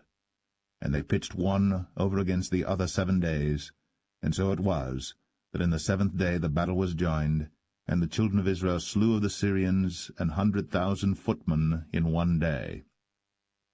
But the rest fled to Aphek into the city, and there a wall fell upon 27,000 of the men that were left. And Benhadad fled, and came into the city, into an inner chamber. And his servants said unto him, Behold now, we have heard that the kings of the house of Israel are merciful kings. Let us, I pray thee, put sackcloth on our loins, and ropes upon our heads, and go out to the king of Israel. Peradventure he will save thy life. So they girded sackcloth on their loins, and put ropes on their heads, and came to the king of Israel, and said, Thy servant Benhadad saith, I pray thee, let me live. And he said, Is he yet alive? He is my brother. Now the men did diligently observe whether anything would come from him, and did hastily catch it. And they said, Thy brother Benhadad. Then he said, Go ye, bring him. Then Benhadad came forth to him, and he caused him to come up into the chariot. And Benhadad said unto him, The cities which my father took from thy father I will restore, and thou shalt make streets for thee in Damascus, as my father made in Samaria. Then said Ahab, I will send thee away with this covenant. So he made a covenant with him, and sent him away. And a certain man of the sons of the prophets said unto his neighbor in the word of the Lord, Smite me, I pray thee. And the man refused to smite him. Then said he unto him, Because thou hast not obeyed the voice of the Lord, behold, as soon as thou art departed from me, a lion shall slay thee. And as soon as he was departed from him, a lion found him and slew him. Then he found another man, and said, Smite me, I pray thee. And the man smote him, so that in smiting he wounded him. So the prophet departed, and waited for the king by the way, and disguised himself with ashes upon his face.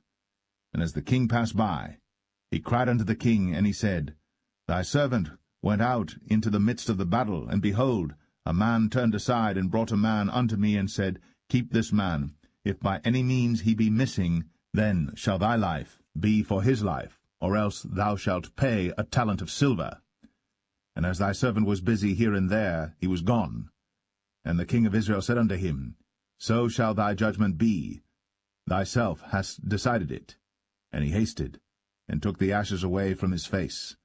And the king of Israel discerned him that he was of the prophets.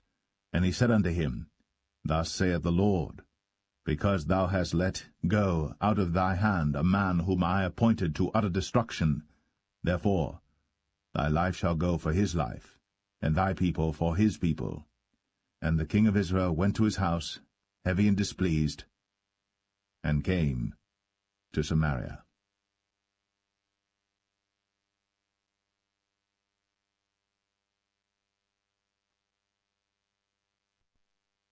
1 Kings 21. And it came to pass, after these things, that Naboth the Jezreelite had a vineyard, which was in Jezreel, hard by the palace of Ahab king of Samaria. And Ahab spake unto Naboth, saying, Give me thy vineyard, that I may have it for a garden of herbs, because it is near unto my house. And I will give thee for it a better vineyard than it.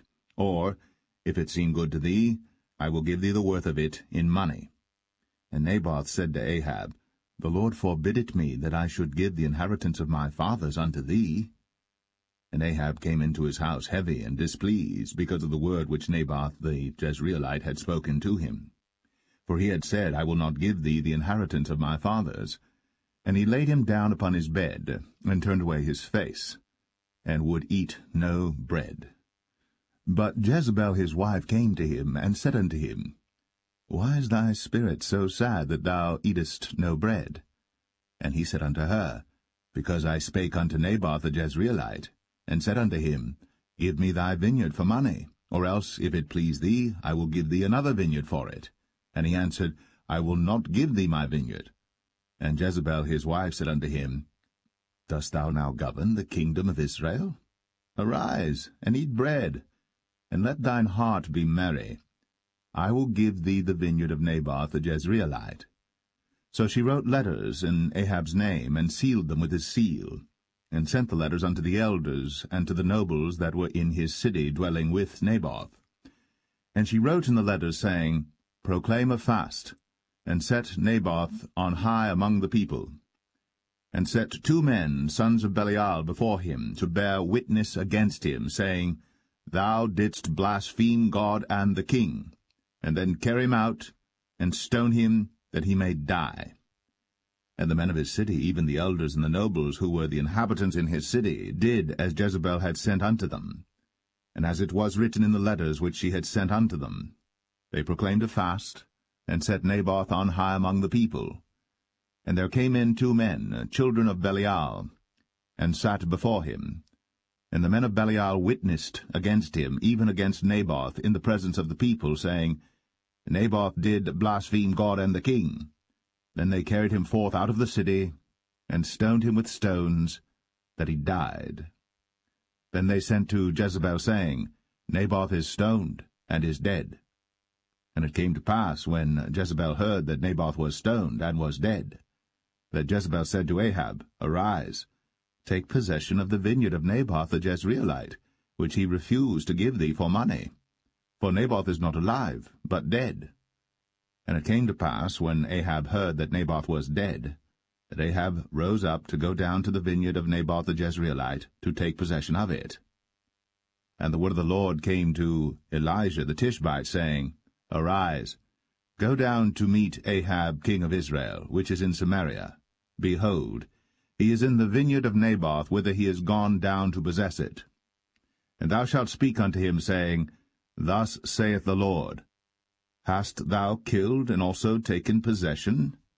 And thou shalt speak unto him, saying, Thus saith the Lord, In the place where dogs licked the blood of Naboth shall dogs lick thy blood, even thine. And Ahab said to Elijah, Hast thou found me, O mine enemy? And he answered, I have found thee, because thou hast sold thyself to work evil in the sight of the Lord. Behold, I will bring evil upon thee, and will take away thy posterity, and will cut off from Ahab him that pisseth against the wall, and him that is shut up and left in Israel, and will make thine house like the house of Jeroboam the son of Nebat, and like the house of Baasha the son of Ahijah, for the provocation wherewith thou hast provoked me to anger, and made Israel to sin. And of Jezebel also spake the Lord, saying, The dogs shall eat Jezebel by the wall of Jezreel. Him that dieth of Ahab in the city the dogs shall eat, and him that dieth in the field shall the fowls of the air eat. But there was none like unto Ahab, which did sell himself to work wickedness in the sight of the Lord, whom Jezebel his wife stirred up. And he did very abominably in following idols, according to all things as did the Amorites, whom the Lord cast out before the children of Israel. And it came to pass, when Ahab heard those words, that he rent his clothes, and put sackcloth upon his flesh, and fasted, and lay in sackcloth, and went softly. And the word of the Lord came to Elijah the Tishbite, saying, Seest thou how Ahab humbleth himself before me? Because he humbleth himself before me, I will not bring the evil in his days, but in his son's days will I bring the evil upon his house.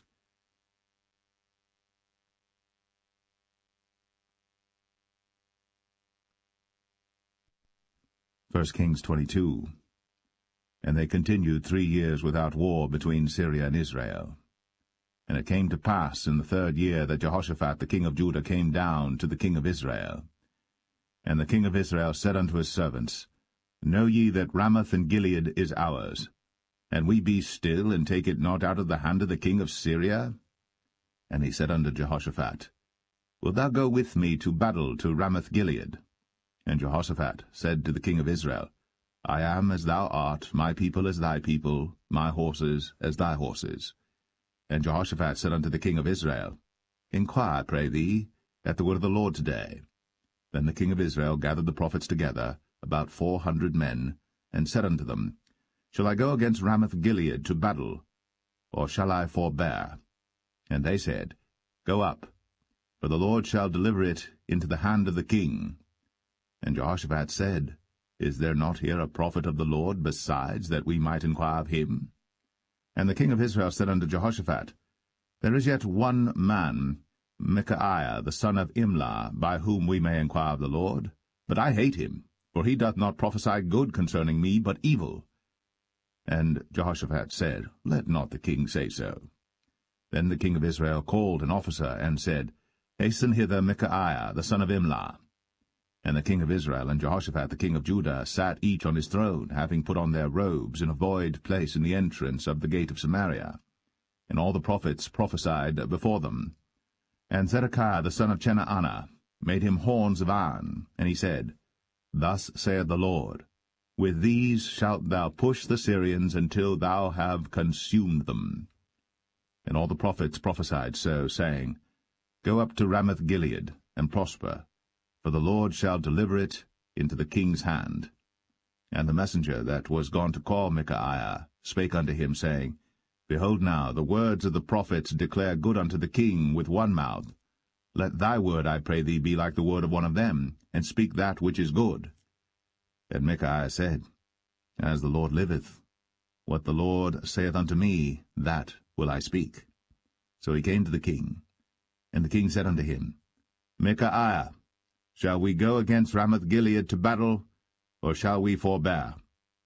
And he answered him, Go, and prosper, for the Lord shall deliver it into the hand of the king. And the king said unto him, How many times shall I adjure thee that thou tell me nothing but that which is true in the name of the Lord? And he said, I saw all Israel scattered upon the hills, as sheep that have not a shepherd. And the Lord said, These have no master. Let them return every man to his house in peace.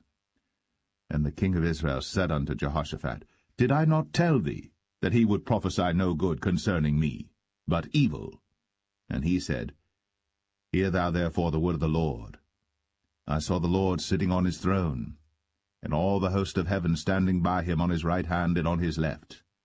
And the Lord said, Who shall persuade Ahab that he may go up and fall at Ramoth-Gilead? And one said on this manner, and another said on that manner. And there came forth a spirit, and stood before the Lord, and said, I will persuade him. And the Lord said unto him, Wherewith? And he said, I will go forth, and I will be a lying spirit in the mouth of all his prophets. And he said, Thou shalt persuade him, and prevail also. Go forth, and do so. Now therefore, behold, the Lord hath put a lying spirit in the mouth of all these thy prophets, and the Lord hath spoken evil concerning thee. But Zedekiah the son of Chenaanah went near, and smote Micaiah on the cheek, and said, Which way went the Spirit of the Lord from me to speak unto thee? And Micaiah said, Behold, thou shalt see in that day, when thou shalt go into an inner chamber to hide thyself. And the king of Israel said, Take Micaiah, and carry him back unto Amon the governor of the city, and to Joash the king's son, and say, Thus saith the king, Put this fellow in the prison, and feed him with bread of affliction and with water of affliction, until I come in peace. And Micaiah said, If thou return at all in peace, the Lord hath not spoken by me. And he said, Hearken, O people, every one of you. So the king of Israel and Jehoshaphat the king of Judah went up to Ramoth-Gilead. And the king of Israel said unto Jehoshaphat, I will disguise myself, and enter into battle, but put thou on thy robes. And the king of Israel disguised himself, and went into the battle. But the king of Syria commanded his 32 captains that had rule over his chariots, saying, Fight neither with small nor great, save only with the king of Israel. And it came to pass, when the captains of the chariots saw Jehoshaphat, that they said, Surely it is the king of Israel. And they turned aside to fight against him. And Jehoshaphat cried out. And it came to pass, when the captains of the chariots perceived that it was not the king of Israel, that they turned back from pursuing him. And a certain man drew a bow at a venture, and smote the king of Israel between the joints of the harness. Wherefore he said unto the driver of his chariots, Turn thy hand, and carry me out of the host, for I am wounded. And the battle increased that day. And the king was stayed up in his chariot against the Syrians, and died at even. And the blood ran out of the wound into the midst of the chariot. And there went a proclamation throughout the host about the going down of the sun, saying, Every man to his city, and every man to his own country. So the king died, and was brought to Samaria, and they buried the king in Samaria. And one washed the chariot in the pool of Samaria, and the dogs licked up his blood, and they washed his armor, according unto the word of the Lord which he spake. Now the rest of the acts of Ahab, and all that he did, and the ivory house which he made, and all the cities that he built, are they not written in the book of the Chronicles of the kings of Israel? So Ahab slept with his fathers, and Ahaziah his son reigned in his stead. And Jehoshaphat the son of Asa began to reign over Judah in the 4th year of Ahab king of Israel. Jehoshaphat was 35 years old when he began to reign, and he reigned 25 years in Jerusalem. And his mother's name was Azubah, the daughter of Shilhi. And he walked in all the ways of Asa his father. He turned not aside from it, doing that which was right in the eyes of the Lord. Nevertheless the high places were not taken away, for the people offered and burnt incense yet in the high places. And Jehoshaphat made peace with the king of Israel. Now the rest of the acts of Jehoshaphat, and his might that he showed, and how he warred, are they not written in the book of the Chronicles of the kings of Judah? and the remnant of the Sodomites, which remained in the days of his father Asa, he took out of the land.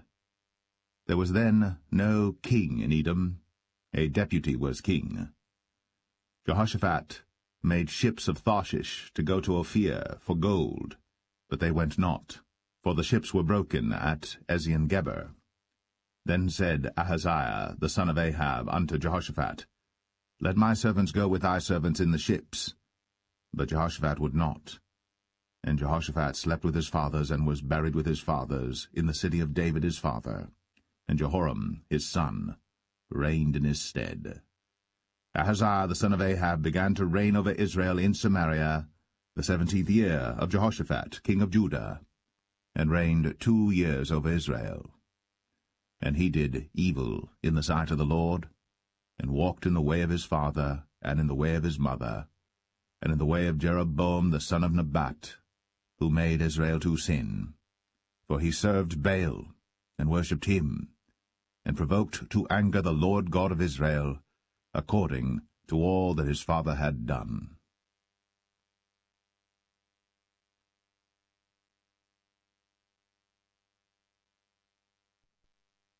The Second Book of Kings, Chapter 1. Then Moab rebelled against Israel after the death of Ahab. And Ahaziah fell down through a lattice in his upper chamber that was in Samaria, and was sick. And he sent messengers, and said unto them, Go, inquire of Baal-zebub, the god of Ekron, whether I shall recover of this disease. But the angel of the Lord said to Elijah the Tishbite, Arise, go up to meet the messengers of the king of Samaria, and say unto them, Is it not because there is not a God in Israel that ye go to inquire of Baal-zebub, the god of Ekron? Now therefore thus saith the Lord, Thou shalt not come down from that bed on which thou art gone up, but shalt surely die. And Elijah departed. And when the messengers turned back unto him, he said unto them, Why are ye now turned back? And they said unto him, There came a man up to meet us, and said unto us, Go, turn again unto the king that sent you, and say unto him, Thus saith the Lord, Is it not because there is not a God in Israel that thou sendest to inquire of Baal-zebub, the god of Ekron? Therefore thou shalt not come down from that bed on which thou art gone up, but shalt surely die. And he said unto them, What manner of man was he which came up to meet you, and told you these words? And they answered him, He was an hairy man, and girt with a girdle of leather about his loins. And he said, It is Elijah the Tishbite. Then the king sent unto him a captain of 50 with his 50. And he went up to him, and behold, he sat on the top of an hill. And he spake unto him, Thou man of God, the king hath said, Come down. And Elijah answered and said to the captain of 50, If I be a man of God, then let fire come down from heaven, and consume thee and thy 50. And there came down fire from heaven, and consumed him and his 50. Again also he sent unto him another captain of 50 with his 50. And he answered and said unto him, O man of God, thus hath the king said, Come down quickly. And Elijah answered and said unto them, If I be a man of God, let fire come down from heaven, and consume thee and thy 50. And the fire of God came down from heaven, and consumed him and his 50. And he sent again a captain of the third 50 with his 50. And the third captain of the 50 went up, and came and fell on his knees before Elijah, and besought him, and said unto him, O man of God, I pray thee, let my life and the life of these 50 thy servants be precious in thy sight. Behold, there came fire down from heaven, and burnt up the 2 captains of the former 50s with their 50s. Therefore let my life now be precious in thy sight. And the angel of the Lord said unto Elijah, Go down with him, be not afraid of him. And he arose, and went down with him unto the king. And he said unto him, Thus saith the Lord, Forasmuch as thou hast sent messengers to inquire of Baal-zebub, the god of Ekron, is it not because there is no God in Israel to inquire of his word? Therefore thou shalt not come down off that bed on which thou art gone up, but shalt surely die. So he died according to the word of the Lord which Elijah had spoken. And Jehoram reigned in his stead in the 2nd year of Jehoram the son of Jehoshaphat king of Judah, because he had no son. Now the rest of the acts of Ahaziah, which he did, are they not written in the book of the Chronicles of the kings of Israel?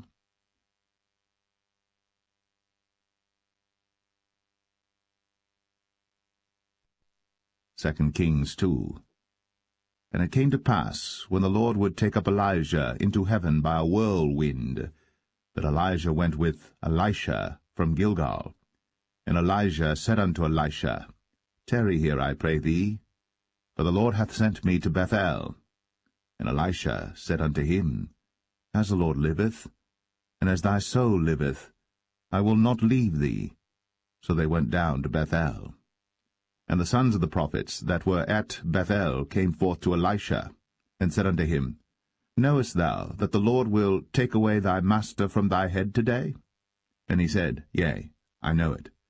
Hold ye your peace.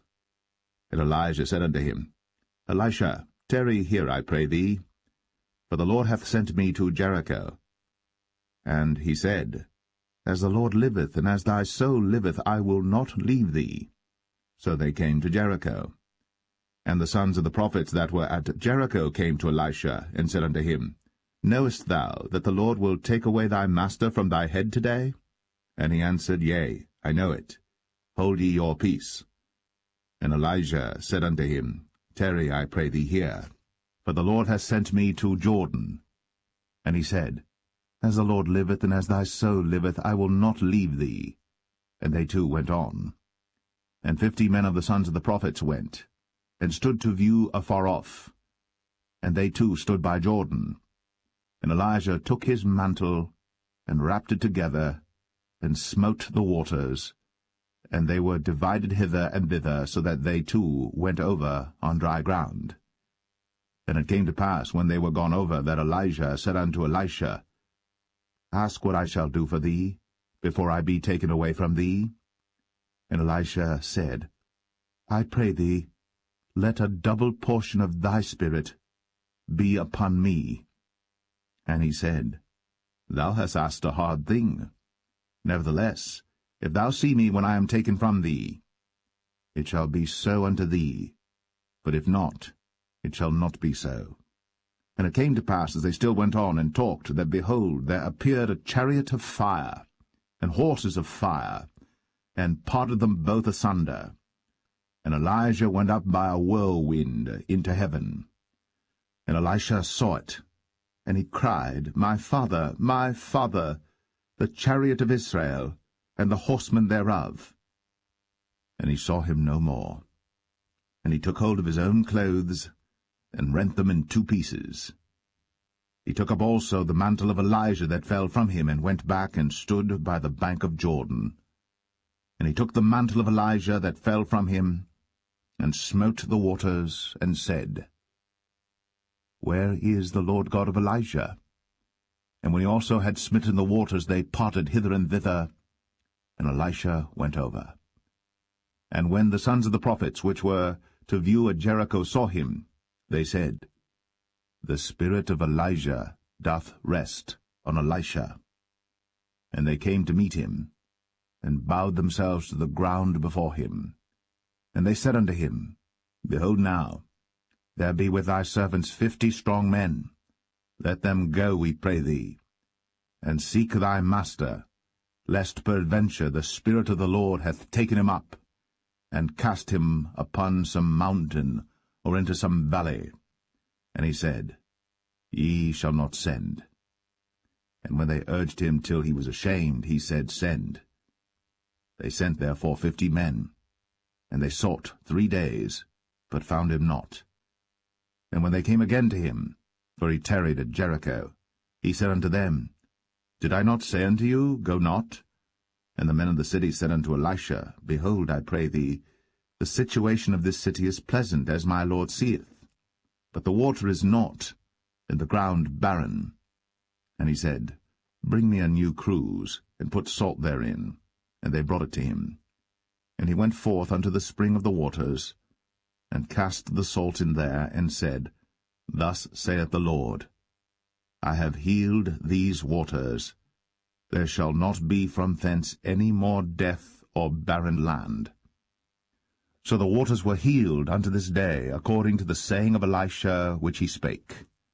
And he went up from thence unto Bethel, and as he was going up by the way, there came forth little children out of the city, and mocked him, and said unto him, Go up, thou bald head, go up, thou bald head. And he turned back, and looked on them, and cursed them in the name of the Lord.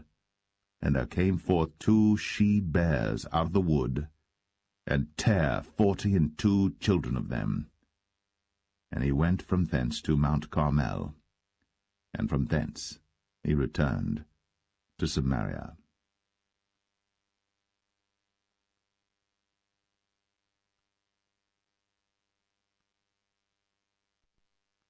Second Kings 3.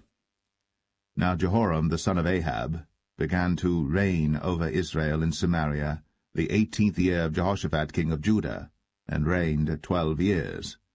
And he wrought evil in the sight of the Lord, but not like his father and like his mother. For he put away the image of Baal that his father had made.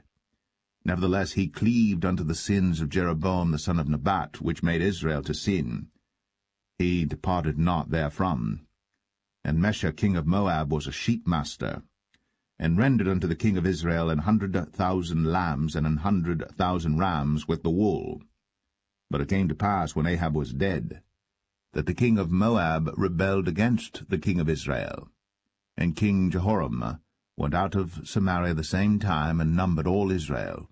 And he went and sent to Jehoshaphat the king of Judah, saying, The king of Moab hath rebelled against me. Wilt thou go with me against Moab to battle? And he said, I will go up. I am as thou art, my people as thy people, and my horses as thy horses. And he said, Which way shall we go up?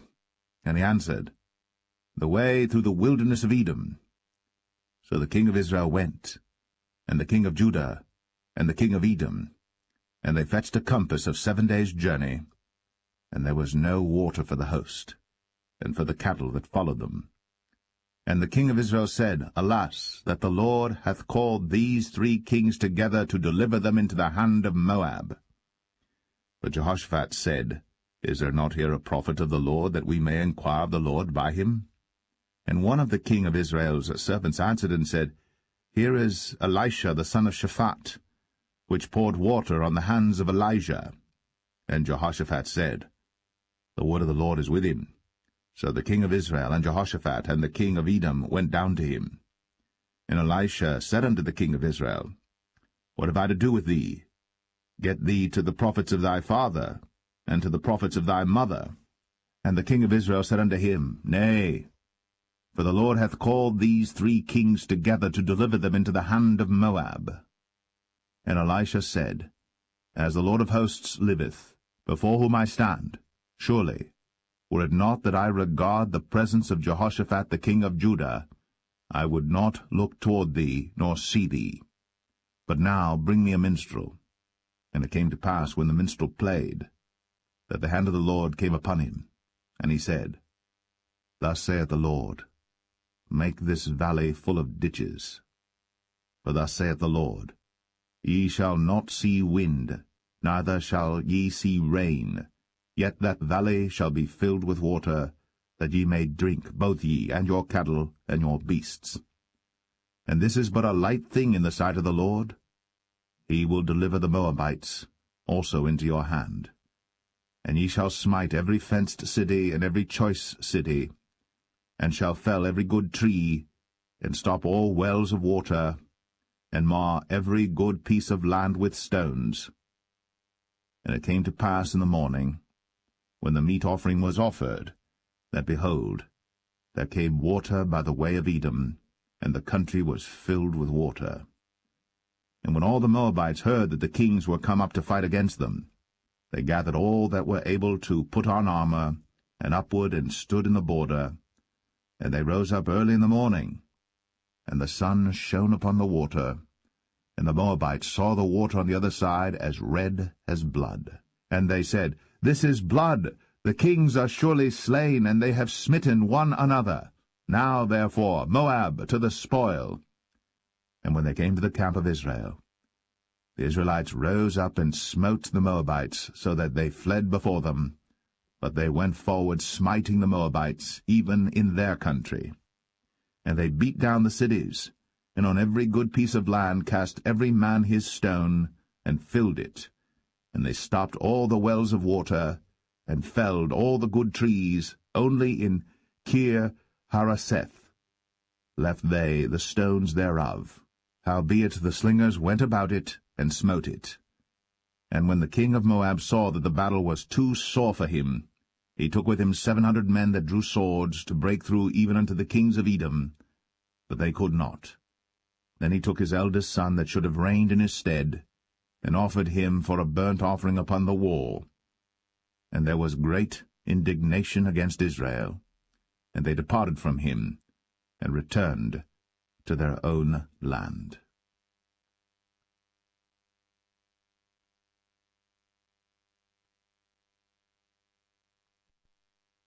2 Kings 4. Now there cried a certain woman of the wives of the sons of the prophets unto Elisha, saying, Thy servant my husband is dead, and thou knowest that thy servant did fear the Lord, and the creditors come to take unto him my 2 sons to be bondmen. And Elisha said unto her, What shall I do for thee?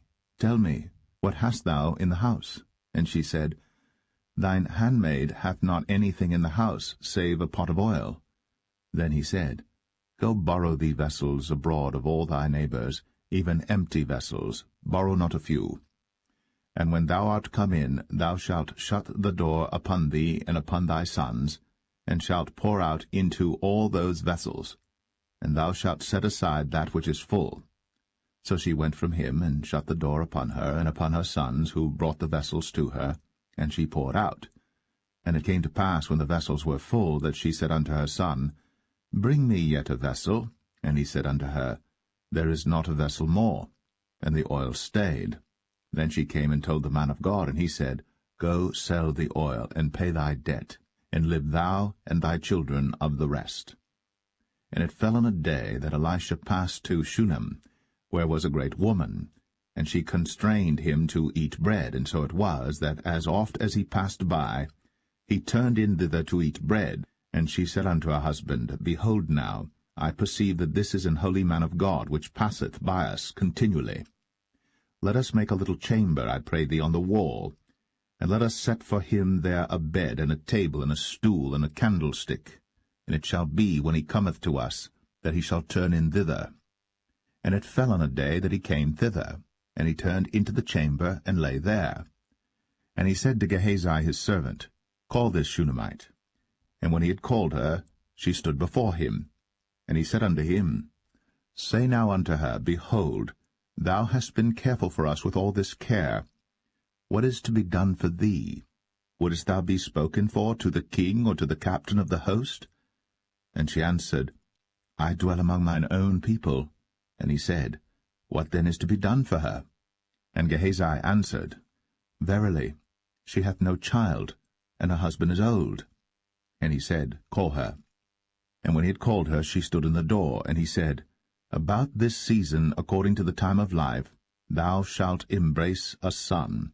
And she said, Nay, my lord, thou man of God, do not lie unto thine handmaid. And the woman conceived, and bare a son at that season that Elisha had said unto her, according to the time of life. And when the child was grown, it fell on a day that he went out to his father to the reapers. And he said unto his father, My head, my head. And he said to a lad, Carry him to his mother. And when he had taken him, and brought him to his mother, he sat on her knees till noon, and then died. And she went up, and laid him on the bed of the man of God, and shut the door upon him, and went out. And she called unto her husband, and said, Send me, I pray thee, one of the young men, and one of the asses, that I may run to the man of God, and come again. And he said, Wherefore wilt thou go to him today? It is neither new moon nor Sabbath. And she said, It shall be well. Then she saddled an ass, and said to her servant, Drive, and go forward. Slack not thy riding for me, except I bid thee. So she went. and came unto the man of God to Mount Carmel. And it came to pass, when the man of God saw her afar off, that he said to Gehazi his servant, Behold, yonder is that Shunammite. Run now, I pray thee, to meet her, and say unto her, Is it well with thee? Is it well with thy husband? Is it well with the child? And she answered, It is well. And when she came to the man of God to the hill, she caught him by the feet. But Gehazi came near to thrust her away. And the man of God said, Let her alone, for her soul is vexed within her. And the Lord hath hid it from me, and hath not told me. Then she said, Did I desire a son of my Lord? Did I not say, Do not deceive me? Then he said to Gehazi, Gird up thy loins, and take my staff in thine hand, and go thy way. If thou meet any man, salute him not, and if any salute thee, answer him not again. And lay my staff upon the face of the child. And the mother of the child said, As the Lord liveth, and as thy soul liveth, I will not leave thee. And he arose and followed her. And Gehazi passed on before them, and laid the staff upon the face of the child. But there was neither voice nor hearing. Wherefore he went again to meet him, and told him, saying, The child is not awaked. And when Elisha was come into the house, behold, the child was dead, and laid upon his bed. He went in therefore, and shut the door upon them twain, and prayed unto the Lord. And he went up and lay upon the child, and put his mouth upon his mouth, and his eyes upon his eyes, and his hands upon his hands. And he stretched himself upon the child, and the flesh of the child waxed warm. Then he returned, and walked in the house to and fro, and went up and stretched himself upon him. And the child sneezed 7 times. And the child opened his eyes. And he called Gehazi, and said, Call this Shunammite. So he called her. And when she was come in unto him, he said, Take up thy son. Then she went in, and fell at his feet, and bowed herself to the ground, and took up her son, and went out. And Elisha came again to Gilgal, and there was a dearth in the land. And the sons of the prophets were sitting before him. And he said unto his servant, Set on the great pot, and seethe porridge for the sons of the prophets. And one went out into the field to gather herbs, and found a wild vine, and gathered thereof wild gourds his lapful, and came and shred them into the pot of pottage, for they knew them not. So they poured out for the men to eat. And it came to pass, as they were eating of the pottage, that they cried out and said, O thou man of God, there is death in the pot. And they could not eat thereof. But he said, Then bring meal. And he cast it into the pot. And he said, Pour out for the people, that they may eat. And there was no harm in the pot.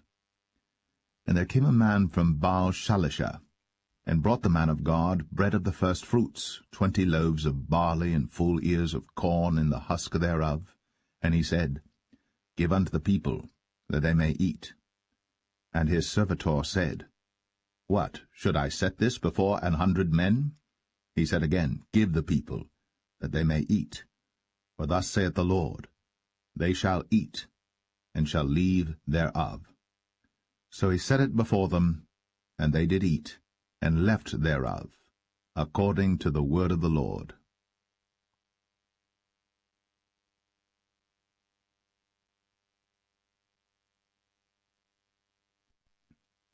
2 Kings 5. Now Naaman, captain of the host of the king of Syria, was a great man with his master, and honorable, because by him the Lord had given deliverance unto Syria. He was also a mighty man in valor, but he was a leper. And the Syrians had gone out by companies, and had brought away captive out of the land of Israel a little maid, and she waited on Naaman's wife. And she said unto her mistress, Would God my Lord were with the prophet that is in Samaria, for he would recover him of his leprosy. And one went in and told his lord, saying, Thus and thus said the maid that is of the land of Israel. And the king of Syria said, Go to, go, and I will send a letter unto the king of Israel. And he departed, and took with him 10 talents of silver, and 6,000 pieces of gold, and 10 changes of raiment. And he brought the letter to the king of Israel, saying, Now when this letter is come unto thee, behold, I have therewith sent Naaman my servant to thee, that thou mayest recover him of his leprosy. And it came to pass, when the king of Israel had read the letter, that he rent his clothes, and said, Am I God to kill and to make alive, that this man doth send unto me to recover a man of his leprosy? Wherefore consider, I pray you, and see how he seeketh a quarrel against me. And it was so, when Elisha the man of God had heard that the king of Israel had rent his clothes, that he sent to the king, saying, Wherefore hast thou rent thy clothes? Let him come now to me, and he shall know that there is a prophet in Israel. So Naaman came with his horses and with his chariot, and stood at the door of the house of Elisha. And Elisha sent a messenger unto him, saying, Go, and wash in Jordan 7 times, and thy flesh shall come again to thee, and thou shalt be clean. But Naaman was wroth, and went away, and said, Behold, I thought, he will surely come out to me, and stand, and call on the name of the Lord his God, and strike his hand over the place, and recover the leper. Are not Abana and Pharpar, rivers of Damascus, better than all the waters of Israel? May I not wash in them and be clean? So he turned, and went away in a rage. And his servants came near, and spake unto him, and said, My father, if the prophet had bid thee do some great thing, wouldst thou not have done it? How much rather, then, when he saith to thee, Wash and be clean? Then went he down, and dipped himself 7 times in Jordan, according to the saying of the man of God. And his flesh came again like unto the flesh of a little child, and he was clean. And he returned to the man of God, he and all his company, and came and stood before him. And he said, Behold, now I know that there is no God in all the earth, but in Israel. Now therefore I pray thee, take a blessing of thy servant. But he said, As the Lord liveth, before whom I stand, I will receive none. And he urged him to take it, but he refused. And Naaman said, Shall there not then, I pray thee, be given to thy servant 2 mules burden of earth? For thy servant will henceforth offer neither burnt offering nor sacrifice unto other gods, but unto the Lord. In this thing the Lord pardon thy servant, that when my master goeth into the house of Rimmon to worship there, and he leaneth on my hand, and I bow myself in the house of Rimmon, when I bow down myself in the house of Rimmon, the Lord pardon thy servant in this thing. And he said unto him, Go in peace. So he departed from him a little way. But Gehazi, the servant of Elisha, the man of God, said, Behold, my master hath spared Naaman this Syrian in not receiving at his hands that which he brought. But as the Lord liveth, I will run after him, and take somewhat of him. So Gehazi followed after Naaman. And when Naaman saw him running after him, he lighted down from the chariot to meet him, and said, Is all well? And he said, All is well. My master hath sent me, saying, Behold, even now there be come to me from Mount Ephraim 2 young men of the sons of the prophets. Give them, I pray thee, a talent of silver, and 2 changes of garments. And Naaman said, Be content, take 2 talents. And he urged him, and bound 2 talents of silver in 2 bags, with 2 changes of garments, and laid them upon 2 of his servants, and they bare them before him. And when he came to the tower, he took them from their hand, and bestowed them in the house. And he let the men go, and they departed. But he went in, and stood before his master. And Elisha said unto him, Whence comest thou, Gehazi? And he said, Thy servant went no whither. And he said unto him, Went not mine heart with thee, when the man turned again from his chariot to meet thee? Is it a time to receive money, and to receive garments, and oliveyards, and vineyards, and sheep, and oxen, and men-servants, and maidservants? The leprosy therefore of Naaman shall cleave unto thee, and unto thy seed for ever. And he went out from his presence, a leper as white as snow.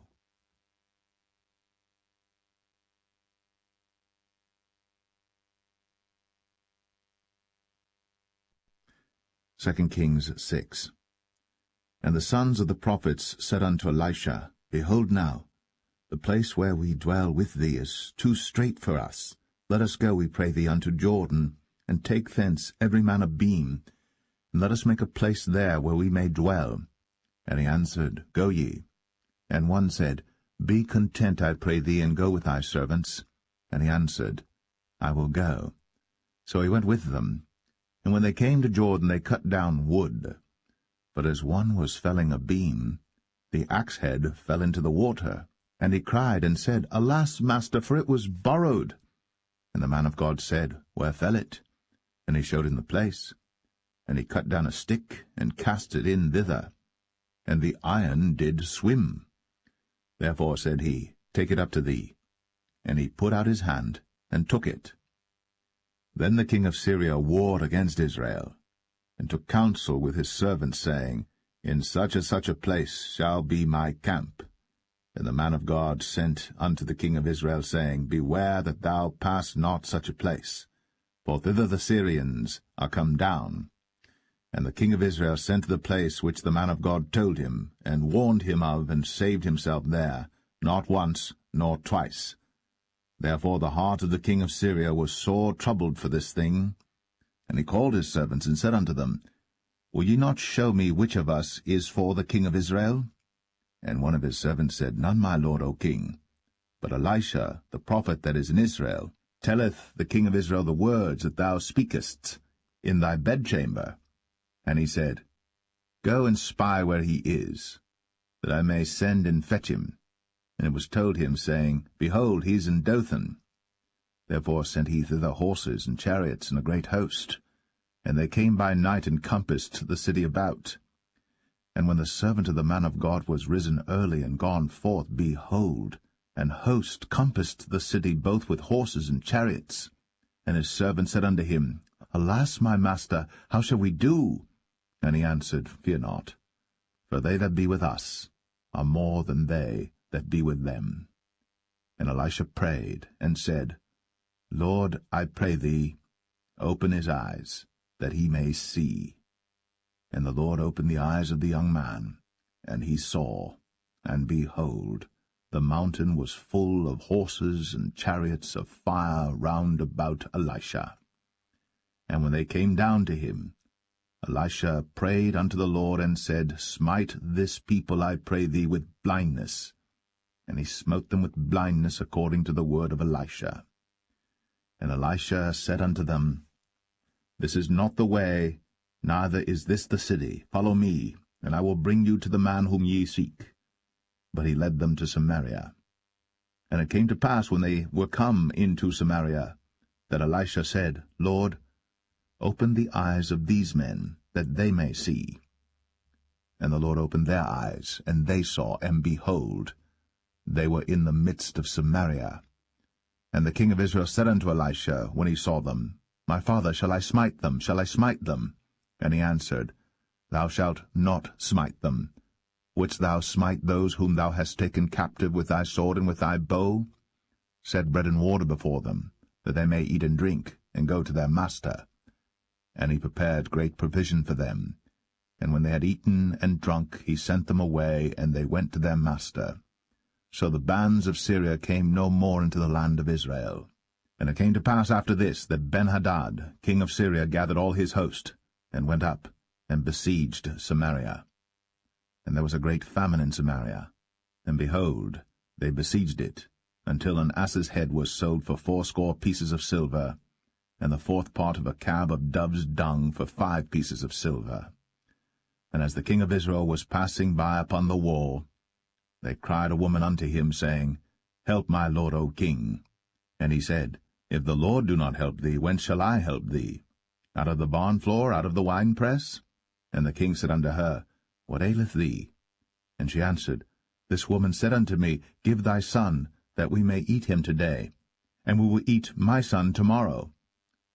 So we boiled my son, and did eat him, And I said unto her on the next day, Give thy son, that we may eat him. And she hath hid her son. And it came to pass, when the king heard the words of the woman, that he rent his clothes, and he passed by upon the wall. And the people looked, and behold, he had sackcloth within upon his flesh. Then he said, God do so, and more also to me, if the head of Elisha the son of Shaphat shall stand on him this day. But Elisha sat in his house, and the elders sat with him. And the king sent a man from before him.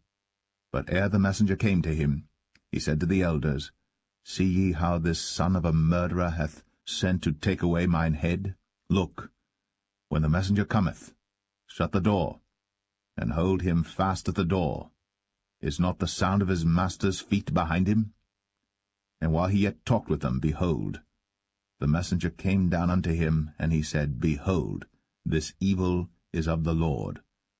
What should I wait for the Lord any longer?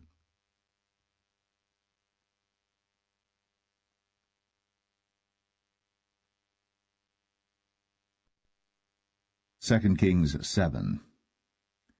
Then Elisha said, Hear ye the word of the Lord. Thus saith the Lord, Tomorrow about this time shall a measure of fine flour be sold for a shekel, and 2 measures of barley for a shekel, in the gate of Samaria. Then a lord, on whose hand the king leaned, answered the man of God, and said, Behold, if the Lord would make windows in heaven, might this thing be? And he said, Behold, thou shalt see it with thine eyes, but shalt not eat thereof. And there were 4 leprous men at the entering in of the gate, and they said one to another, Why sit we here until we die? If we say we will enter into the city, then the famine is in the city, and we shall die there. And if we sit still here, we die also. Now therefore come, and let us fall unto the host of the Syrians. If they save us alive, we shall live, and if they kill us, we shall but die. And they rose up in the twilight, to go unto the camp of the Syrians. And when they were come to the uttermost part of the camp of Syria, behold, there was no man there. For the Lord had made the host of the Syrians to hear a noise of chariots, and a noise of horses, even the noise of a great host. And they said one to another, Lo, the king of Israel hath hired against us the kings of the Hittites, and the kings of the Egyptians, to come upon us. Wherefore they arose and fled in the twilight, and left their tents and their horses and their asses, even the camp as it was, and fled for their life. And when these lepers came to the uttermost part of the camp, they went into one tent, and did eat and drink, and carried thence silver and gold and raiment, and went and hid it, and came again, and entered into another tent, and carried thence also, and went and hid it. Then they said one to another, We do not well. This day is a day of good tidings, and we hold our peace. If we tarry till the morning light, some mischief will come upon us. Now therefore come, that we may go and tell the king's household. So they came and called unto the port of the city. And they told them, saying, We came to the camp of the Syrians, and behold, there was no man there, neither voice of man, but horses tied and asses tied, and the tents as they were. And he called the porters, and they told it to the king's house within. And the king arose in the night, and said unto his servants, I will now show you what the Syrians have done to us. They know that we be hungry, therefore are they gone out of the camp to hide themselves in the field, saying, When they come out of the city we shall catch them alive, and get into the city. And one of his servants answered and said, Let some take, I pray thee, 5 of the horses that remain, which are left in the city. Behold, they are as all the multitude of Israel that are left in it. Behold, I say, they are even as all the multitude of the Israelites that are consumed. And let us send and see. They took therefore 2 chariot horses, and the king sent after the host of the Syrians, saying, Go and see. And they went after them unto Jordan, and lo, all the way was full of garments and vessels, which the Syrians had cast away in their haste. And the messengers returned, and told the king. And the people went out and spoiled the tents of the Syrians. So a measure of fine flour was sold for a shekel, and 2 measures of barley for a shekel, according to the word of the Lord. And the king appointed the Lord on whose hand he leaned to have the charge of the gate. And the people trod upon him in the gate, and he died, as the man of God had said, who spake when the king came down to him. And it came to pass, as the man of God had spoken to the king, saying, 2 measures of barley for a shekel, and a measure of fine flour for a shekel, shall be tomorrow about this time in the gate of Samaria. And that Lord answered the man of God, and said, Now behold, if the Lord should make windows in heaven, might such a thing be? And he said, Behold, thou shalt see it with thine eyes, but shalt not eat thereof. And so it fell out unto him, for the people trod upon him in the gate, and he died.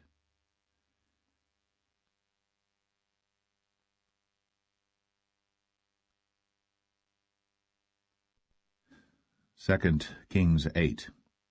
Then spake Elisha unto the woman, whose son he had restored to life, saying, Arise, and go thou and thine household, and sojourn wheresoever thou canst sojourn. For the Lord hath called for a famine, and it shall also come upon the land 7 years. And the woman arose, and did after the saying of the man of God. And she went with her household, and sojourned in the land of the Philistines 7 years. And it came to pass at the 7 years' end, that the woman returned out of the land of the Philistines. And she went forth to cry unto the king for her house and for her land. And the king talked with Gehazi, the servant of the man of God, saying, Tell me, I pray thee, all the great things that Elisha hath done. And it came to pass, as he was telling the king how he had restored a dead body to life, that, behold, the woman, whose son he had restored to life, cried to the king for her house and for her land. And Gehazi said, My lord, O king, this is the woman, and this is her son, whom Elisha restored to life. And when the king asked the woman, she told him. So the king appointed unto her a certain officer, saying, Restore all that was hers, and all the fruits of the field, since the day that she left the land, even until now. And Elisha came to Damascus, and Benhadad the king of Syria was sick. And it was told him, saying, The man of God is come hither. And the king said unto Hazael, Take a present in thine hand, and go, meet the man of God, and inquire of the Lord by him, saying, Shall I recover of this disease? So Hazael went to meet him, and took a present with him, even of every good thing of Damascus, 40 camels' burden, and came and stood before him, and said, Thy son Ben-Hadad, king of Syria, hath sent me to thee, saying, Shall I recover of this disease? And Elisha said unto him, Go, say unto him, Thou mayest certainly recover. Howbeit, the Lord hath shown me that he shall surely die. And he settled his countenance steadfastly, until he was ashamed. And the man of God wept. And Hazael said, Why weepeth my lord? And he answered, Because I know the evil that thou wilt do unto the children of Israel. Their strongholds wilt thou set on fire, and their young men wilt thou slay with the sword, and wilt dash their children, and rip up their women with child. And Hazael said, But what, is thy servant a dog, that he should do this great thing? And Elisha answered, The Lord hath shown me that thou shalt be king over Syria. So he departed from Elisha, and came to his master, who said to him, What said Elisha to thee? And he answered, He told me that thou shouldst surely recover. And it came to pass on the morrow that he took a thick cloth, and dipped it in water, and spread it on his face, so that he died. And Hazael reigned in his stead. And in the 5th year of Joram, the son of Ahab, king of Israel, Jehoshaphat being then king of Judah, Jehoram the son of Jehoshaphat, king of Judah, began to reign. 32 years old was he when he began to reign, and he reigned 8 years in Jerusalem. And he walked in the way of the kings of Israel, as did the house of Ahab, for the daughter of Ahab was his wife, and he did evil in the sight of the Lord. Yet the Lord would not destroy Judah for David his servant's sake, as he promised him to give him always a light unto his children. In his days Edom revolted from under the hand of Judah, and made a king over themselves. So Joram went over to Zair, and all the chariots with him. And he rose by night, and smote the Edomites which compassed him about, and the captains of the chariots and the people fled into their tents. Yet Edom revolted from under the hand of Judah unto this day. Then Libnah revolted at the same time. And the rest of the acts of Joram, and all that he did, are they not written in the book of the Chronicles of the kings of Judah? And Joram slept with his fathers, and was buried with his fathers in the city of David, and Ahaziah his son reigned in his stead. In the 12th year of Joram, the son of Ahab king of Israel, did Ahaziah the son of Jehoram king of Judah begin to reign. 22 years old was Ahaziah when he began to reign, and he reigned 1 year in Jerusalem, and his mother's name was Athaliah, the daughter of Omri, king of Israel. And he walked in the way of the house of Ahab, and did evil in the sight of the Lord, as did the house of Ahab. For he was the son-in-law of the house of Ahab. And he went with Joram, the son of Ahab, to the war against Hazael, king of Syria, in Ramoth-Gilead. And the Syrians wounded Joram. And King Joram went back to be healed in Jezreel of the wounds which the Syrians had given him at Ramah, when he fought against Hazael, king of Syria. And Ahaziah the son of Jehoram, king of Judah, went down to see Joram the son of Ahab in Jezreel, because he was sick.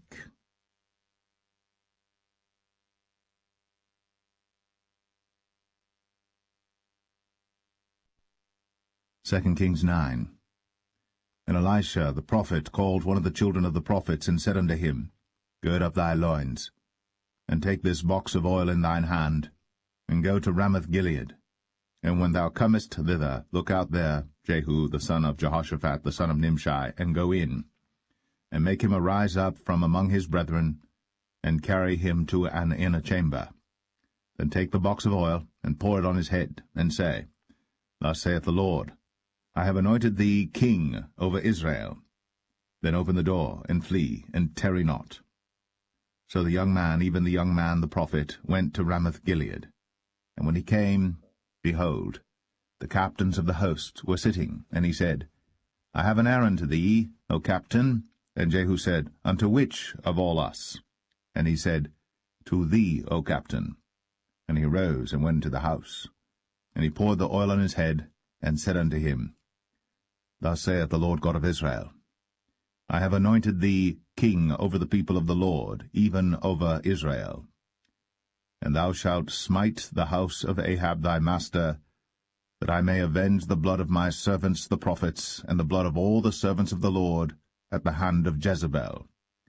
For the whole house of Ahab shall perish, and I will cut off from Ahab him that pisseth against the wall, and him that is shut up and left in Israel. And I will make the house of Ahab like the house of Jeroboam the son of Nebat, and like the house of Baasha the son of Ahijah. And the dogs shall eat Jezebel in the portion of Jezreel, and there shall be none to bury her. And he opened the door and fled. Then Jehu came forth to the servants of his lord, and one said unto him, Is all well? Wherefore came this mad fellow to thee? And he said unto them, Ye know the man, and his communication. And they said, It is false, tell us now.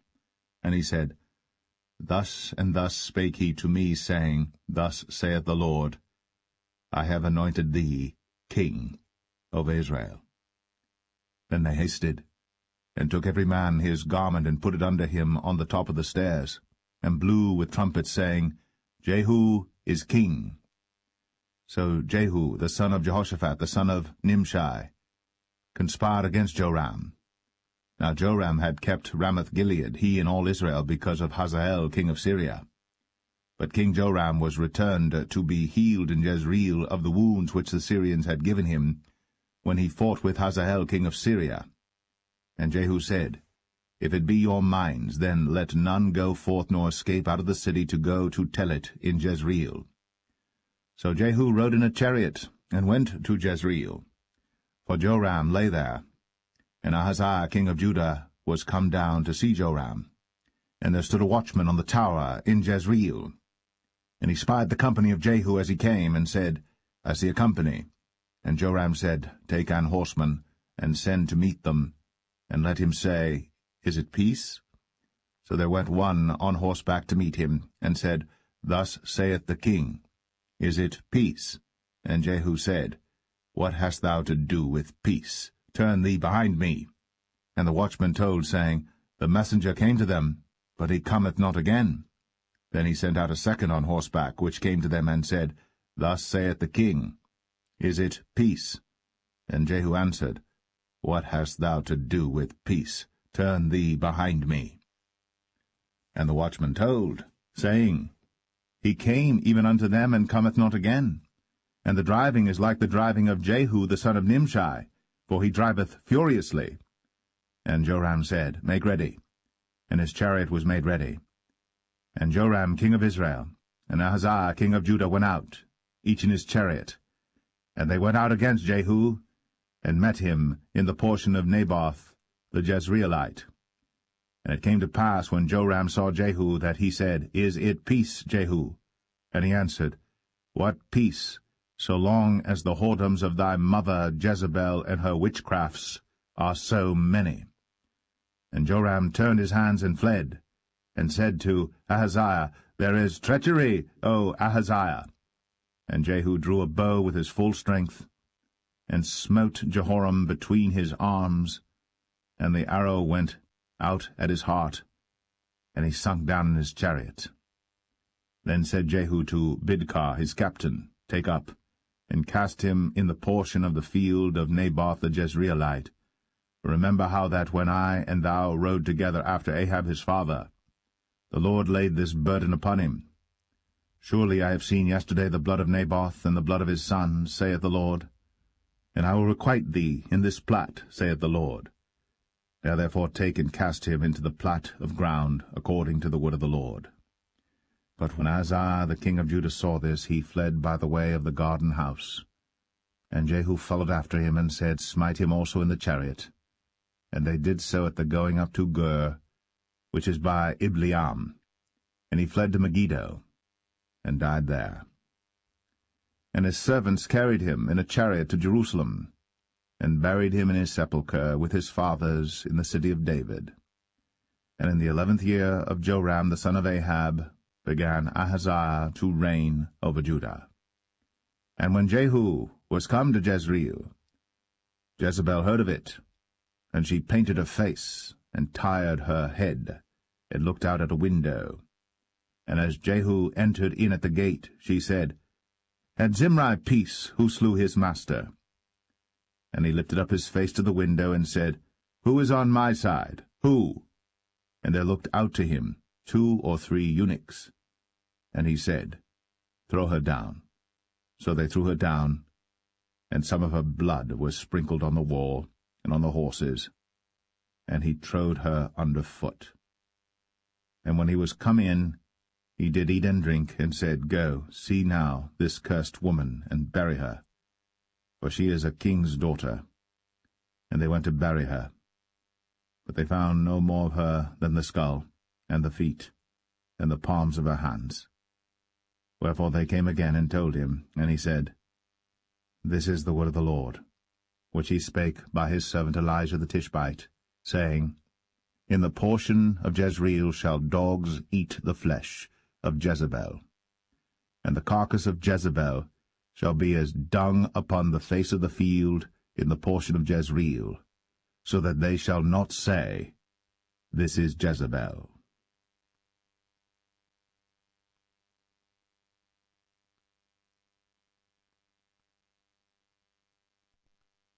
Second Kings 10. And Ahab had 70 sons in Samaria. And Jehu wrote letters, and sent to Samaria, unto the rulers of Jezreel, to the elders, and to them that brought up Ahab's children, saying, Now as soon as this letter cometh to you, seeing your master's sons are with you, and there are with you chariots and horses, a fenced city also in armor, look even out the best and meetest of your master's sons, and set him on his father's throne, and fight for your master's house. But they were exceedingly afraid, and said, Behold, 2 kings stood not before him. How then shall we stand? And he that was over the house, and he that was over the city, the elders also, and the bringers up of the children, sent to Jehu, saying, We are thy servants, and will do all that thou shalt bid us. We will not make any king. Do thou that which is good in thine eyes. Then he wrote a letter the second time to them, saying, If ye be mine, and if ye will hearken unto my voice, Take ye the heads of the men, your master's sons, and come to me to Jezreel by tomorrow this time. Now the king's sons, being 70 persons, were with the great men of the city, which brought them up. And it came to pass, when the letter came to them, that they took the king's sons, and slew 70 persons, and put their heads in baskets, and sent him them to Jezreel. And there came a messenger, and told him, saying, They have brought the heads of the king's sons. And he said, Lay ye them in 2 heaps at the entering in of the gate until the morning. And it came to pass in the morning, that he went out, and stood, and said to all the people, Ye be righteous, behold, I conspired against my master, and slew him. But who slew all these? Know now, that there shall fall unto the earth nothing of the word of the Lord, which the Lord spake concerning the house of Ahab. For the Lord hath done that which he spake by his servant Elijah. So Jehu slew all that remained of the house of Ahab in Jezreel, and all his great men, and his kinsfolks, and his priests, until he left him none remaining.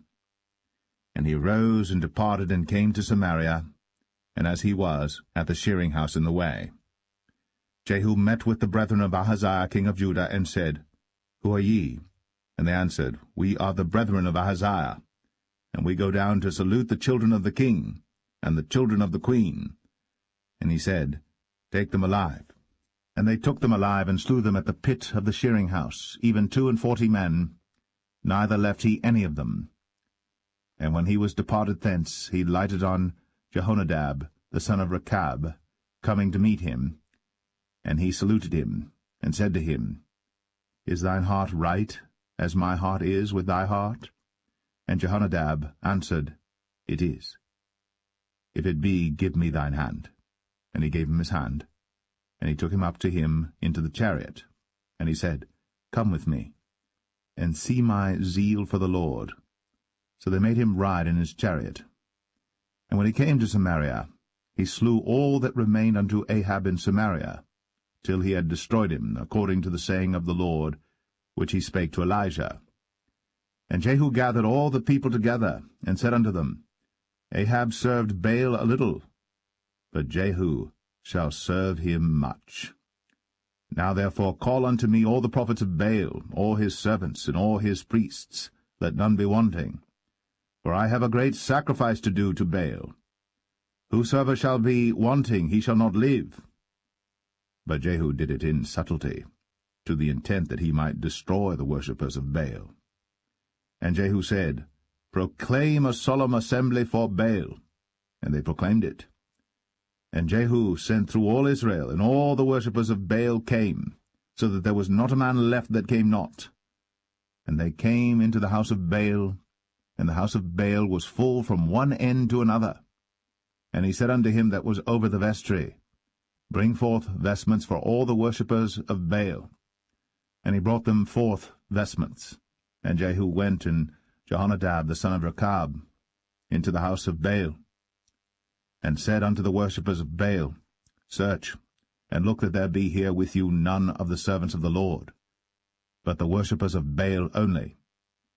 And when they went in to offer sacrifices and burnt offerings, Jehu appointed 80 men without, and said, If any of the men whom I have brought into your hands escape, he that letteth him go, his life shall be for the life of him. And it came to pass, as soon as he had made an end of offering the burnt offering, that Jehu said to the guard and to the captains, Go in, and slay them, let none come forth. And they smote them with the edge of the sword, and the guard and the captains cast them out, and went to the city of the house of Baal. And they brought forth the images out of the house of Baal, and burned them. And they brake down the image of Baal, and brake down the house of Baal, and made it a draught house unto this day. Thus Jehu destroyed Baal out of Israel. Howbeit, from the sins of Jeroboam the son of Nebat, who made Israel to sin, Jehu departed not from after them, to wit, the golden calves that were in Bethel, and that were in Dan. And the Lord said unto Jehu, Because thou hast done well in executing that which is right in mine eyes, and hast done unto the house of Ahab according to all that was in mine heart. Thy children of the 4th generation shall sit on the throne of Israel.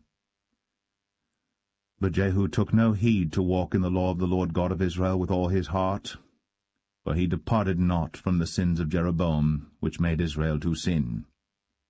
In those days the Lord began to cut Israel short. And Hazael smote them in all the coasts of Israel, from Jordan eastward, all the land of Gilead, the Gadites, and the Reubenites, and the Manassites, from Aroer, which is by the river Arnon, even Gilead and Bashan. Now the rest of the acts of Jehu, and all that he did, and all his might, are they not written in the book of the chronicles of the kings of Israel? And Jehu slept with his fathers, and they buried him in Samaria, and Jehoahaz, his son, reigned in his stead.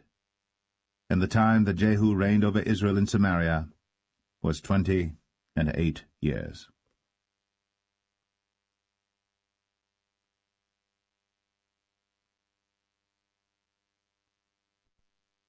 Second Kings 11. And when Athaliah, the mother of Ahaziah, saw that her son was dead, she arose and destroyed all the seed royal. Then Jehosheba, the daughter of King Joram, sister of Ahaziah, took Joash the son of Ahaziah, and stole him from among the king's sons which were slain. And they hid him, even him and his nurse, in the bedchamber from Athaliah, so that he was not slain. And he was with her hid in the house of the Lord 6 years. And Athaliah did reign over the land. And the 7th year Jehoiada sent and fetched the rulers over hundreds, with the captains and the guard, and brought them to him into the house of the Lord, and made a covenant with them, and took an oath of them in the house of the Lord, and showed them the king's son. And he commanded them, saying, This is the thing that ye shall do. A 3rd part of you that enter in on the Sabbath shall even be keepers of the watch of the king's house, and a 3rd part shall be at the gate of Sur, and a 3rd part at the gate behind the guard. So shall ye keep the watch of the house, that it be not broken down. And 2 parts of all you that go forth on the Sabbath, even they shall keep the watch of the house of the Lord about the king. And ye shall compass the king round about, every man with his weapons in his hand. And he that cometh within the ranges, let him be slain. And be ye with the king, as he goeth out, and as he cometh in. And the captains over the hundreds did according to all things that Jehoiada the priest commanded. And they took every man his men, that were to come in on the Sabbath, with them that should go out on the Sabbath, and came to Jehoiada the priest. And to the captains over hundreds did the priest give King David's spears and shields, that were in the temple of the Lord. And the guard stood, every man with his weapons in his hand, round about the king, from the right corner of the temple to the left corner of the temple, along by the altar and the temple. And he brought forth the king's son, and put the crown upon him, and gave him the testimony, and then made him king, and anointed him. And they clapped their hands, and said, God save the king. And when Athaliah heard the noise of the guard and of the people, she came to the people into the temple of the Lord. And when she looked, behold, the king stood by a pillar, as the manner was, and the princes and the trumpeters by the king, and all the people of the land rejoiced, and blew with trumpets. And Athaliah rent her clothes, and cried, Treason! Treason! But Jehoiada the priest commanded the captains of the hundreds, the officers of the host, and said unto them, Have her forth without the ranges, and him that followeth her kill with the sword. For the priest had said, Let her not be slain in the house of the Lord. And they laid hands on her, and she went by the way by the which the horses came into the king's house, and there was she slain. And Jehoiada made a covenant between the Lord and the king and the people, that they should be the Lord's people, between the king also and the people. And all the people of the land went into the house of Baal, and brake it down. His altars and his images brake they in pieces thoroughly, and slew Mattan the priest of Baal before the altars, and the priest appointed officers over the house of the Lord. And he took the rulers over hundreds, and the captains, and the guard, and all the people of the land. And they brought down the king from the house of the Lord, and came by the way of the gate of the guard to the king's house. And he sat on the throne of the kings. And all the people of the land rejoiced, and the city was in quiet. And they slew Athaliah with the sword beside the king's house. 7 years old was Jehoash when he began to reign.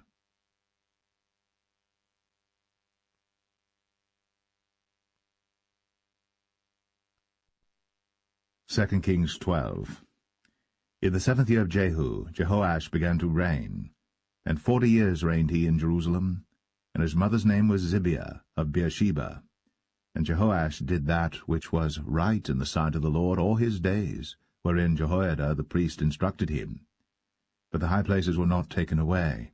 The people still sacrificed, and burnt incense in the high places. And Jehoash said to the priests, All the money of the dedicated things that is brought into the house of the Lord, even the money of every one that passeth the account, the money that every man is set at, and all the money that cometh into any man's heart to bring into the house of the Lord, let the priests take it to them, every man of his acquaintance, and let them repair the breaches of the house, wheresoever any breach shall be found. But it was so that in the 23 year of King Jehoash, the priests had not repaired the breaches of the house. Then King Jehoash called for Jehoiada the priest and the other priests, and said unto them, Why repair ye not the breaches of the house? Now therefore receive no more money of your acquaintance, but deliver it for the breaches of the house. And the priests consented to receive no more money of the people, neither to repair the breaches of the house. But Jehoiada the priest took a chest, and bored a hole in the lid of it, and set it beside the altar, on the right side as one cometh into the house of the Lord. And the priests that kept the door put therein all the money that was brought into the house of the Lord. And it was so, when they saw that there was much money in the chest, that the king's scribe and the high priest came up, and they put up in bags, and told the money that was found in the house of the Lord. And they gave the money, being told, into the hands of them that did the work, that had the oversight of the house of the Lord. And they laid it out to the carpenters and builders that wrought upon the house of the Lord, and to masons and hewers of stone, and to buy timber and hewed stone to repair the breaches of the house of the Lord, and for all that was laid out for the house to repair it. Howbeit, there were not made for the house of the Lord bowls of silver, snuffers, basins, trumpets, any vessels of gold, or vessels of silver, of the money that was brought into the house of the Lord.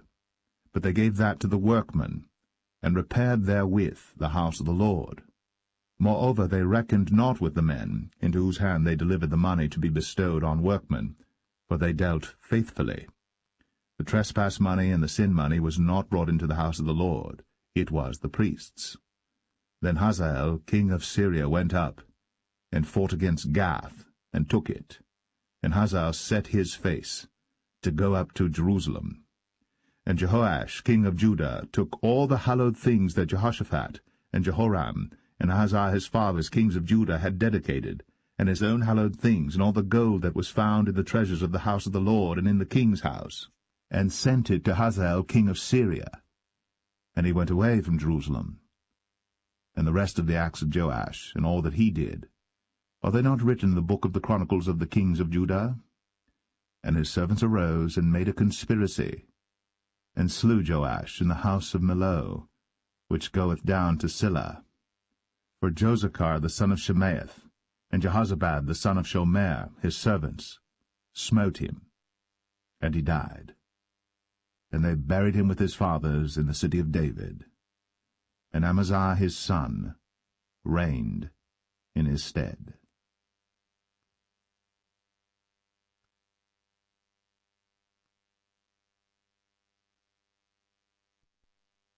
Second Kings 13. In the 23 year of Joash, the son of Ahaziah king of Judah, Jehoahaz the son of Jehu began to reign over Israel in Samaria, and reigned 17 years. And he did that which was evil in the sight of the Lord, and followed the sins of Jeroboam the son of Nebat, which made Israel to sin. He departed not therefrom. And the anger of the Lord was kindled against Israel, and he delivered them into the hand of Hazael king of Syria, and into the hand of Benhadad the son of Hazael all their days. And Jehoahaz besought the Lord, and the Lord hearkened unto him, for he saw the oppression of Israel, because the king of Syria oppressed them. And the Lord gave Israel a Saviour, so that they went out from under the hand of the Syrians, and the children of Israel dwelt in their tents as beforetime.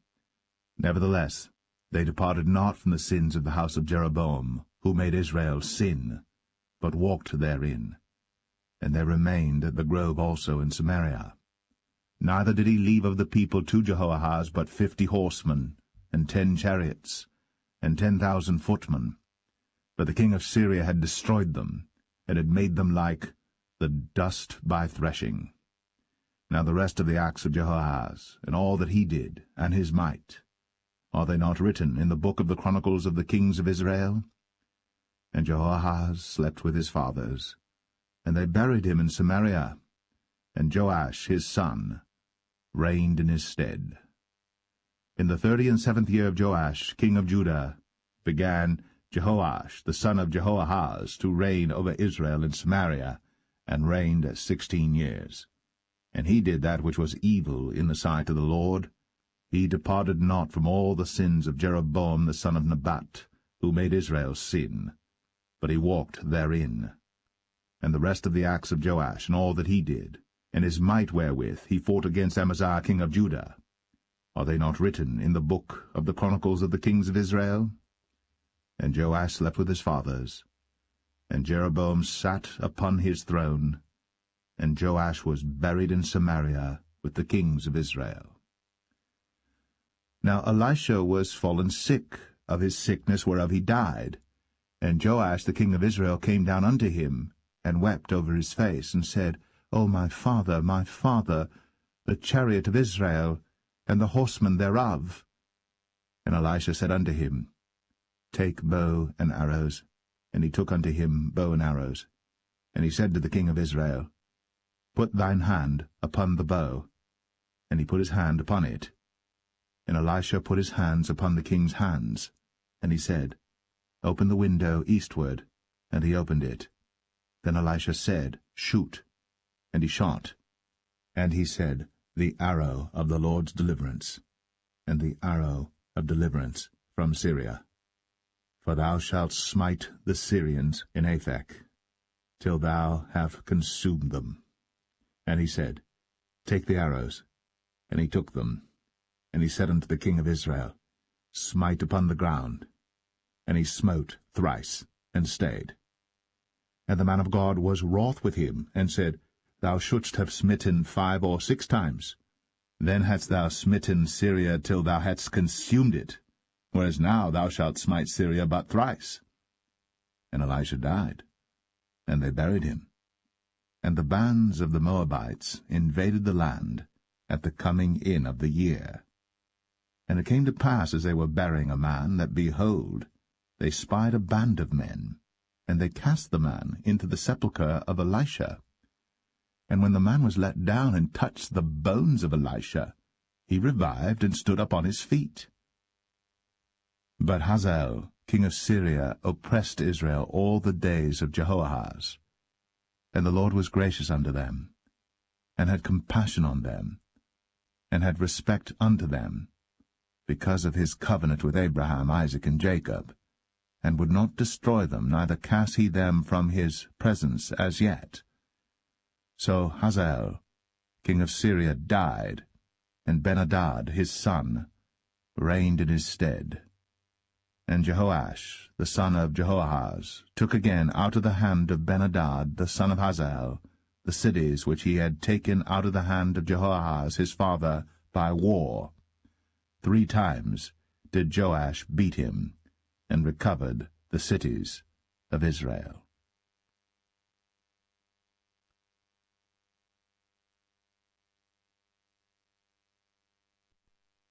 2 Kings 14. In the 2nd year of Joash, son of Jehoahaz, king of Israel, reigned Amaziah the son of Joash, king of Judah. He was 25 years old when he began to reign, and reigned 29 years in Jerusalem. And his mother's name was Jehoadan of Jerusalem. And he did that which was right in the sight of the Lord, yet not like David his father. He did according to all things as Joash his father did. Howbeit, the high places were not taken away. As yet the people did sacrifice, and burnt incense on the high places.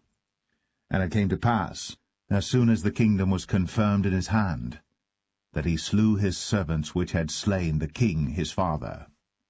But the children of the murderers he slew not, according unto that which is written in the book of the law of Moses, wherein the Lord commanded, saying, The fathers shall not be put to death for the children, nor the children be put to death for the fathers, but every man shall be put to death for his own sin. He slew of Edom in the valley of Salt 10,000, and took Selah by war, and called the name of it Joktheel unto this day.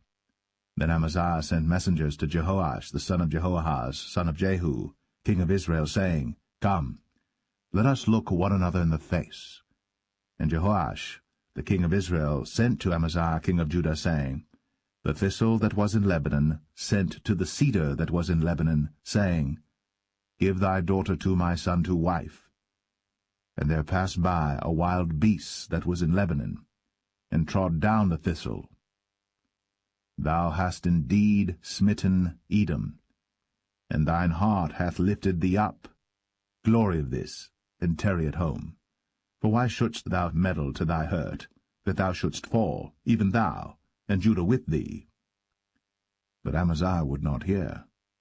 Therefore Jehoash king of Israel went up, and he and Amaziah king of Judah looked one another in the face at Beth-shemesh, which belongeth to Judah. And Judah was put to the worse before Israel, and they fled every man to their tents. And Jehoash king of Israel took Amaziah king of Judah, the son of Jehoash, the son of Ahaziah, at Beth-shemesh, and came to Jerusalem, and brake down the wall of Jerusalem from the gate of Ephraim unto the corner gate, 400 cubits. And he took all the gold and silver, and all the vessels that were found in the house of the Lord, and in the treasures of the king's house, and hostages, and returned to Samaria. Now the rest of the acts of Jehoash, which he did, and his might, and how he fought with Amaziah king of Judah, are they not written in the book of the chronicles of the kings of Israel?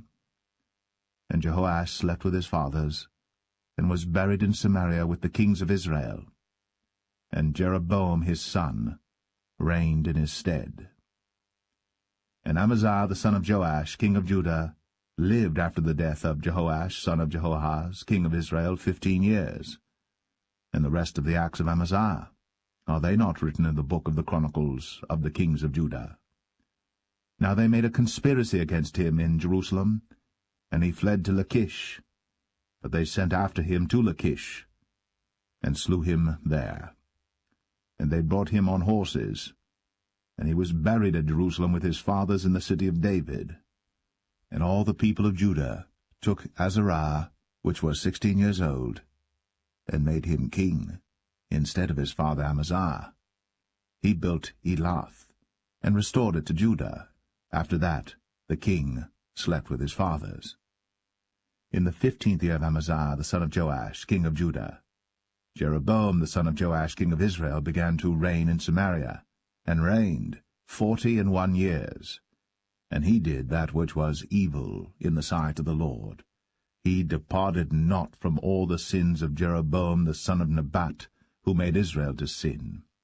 He restored the coast of Israel, from the entering of Hamath unto the sea of the plain, according to the word of the Lord God of Israel, which he spake by the hand of his servant Jonah the son of Amittai the prophet, which was of Gath-hepher. For the Lord saw the affliction of Israel, that it was very bitter, for there was not any shut up, nor any left, nor any helper for Israel. And the Lord said not that he would blot out the name of Israel from under heaven, but he saved them by the hand of Jeroboam the son of Joash.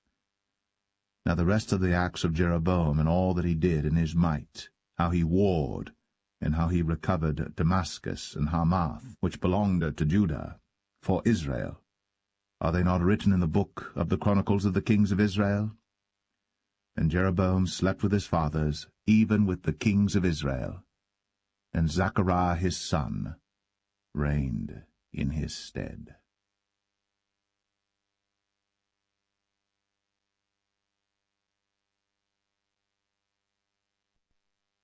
2 Kings 15. In the 27th year of Jeroboam king of Israel, began Azariah son of Amaziah king of Judah to reign. 16 years old was he when he began to reign, and he reigned 52 years in Jerusalem, and his mother's name was Jechaliah of Jerusalem. And he did that which was right in the sight of the Lord, according to all that his father Amaziah had done, save that the high places were not removed. The people sacrificed, and burnt incense still on the high places. And the Lord smote the king, so that he was a leper unto the day of his death, and dwelt in a several house. And Jotham, the king's son, was over the house, judging the people of the land. And the rest of the acts of Azariah and all that he did, are they not written in the book of the Chronicles of the kings of Judah? So Azariah slept with his fathers, and they buried him with his fathers in the city of David, and Jotham his son reigned in his stead. In the 38th year of Azariah king of Judah did Zechariah the son of Jeroboam reign over Israel in Samaria 6 months. And he did that which was evil in the sight of the Lord, as his fathers had done. He departed not from the sins of Jeroboam the son of Nebat, who made Israel to sin. And Shallum the son of Jabesh conspired against him, and smote him before the people, and slew him, and reigned in his stead. And the rest of the acts of Zechariah, behold, they are written in the book of the Chronicles of the kings of Israel.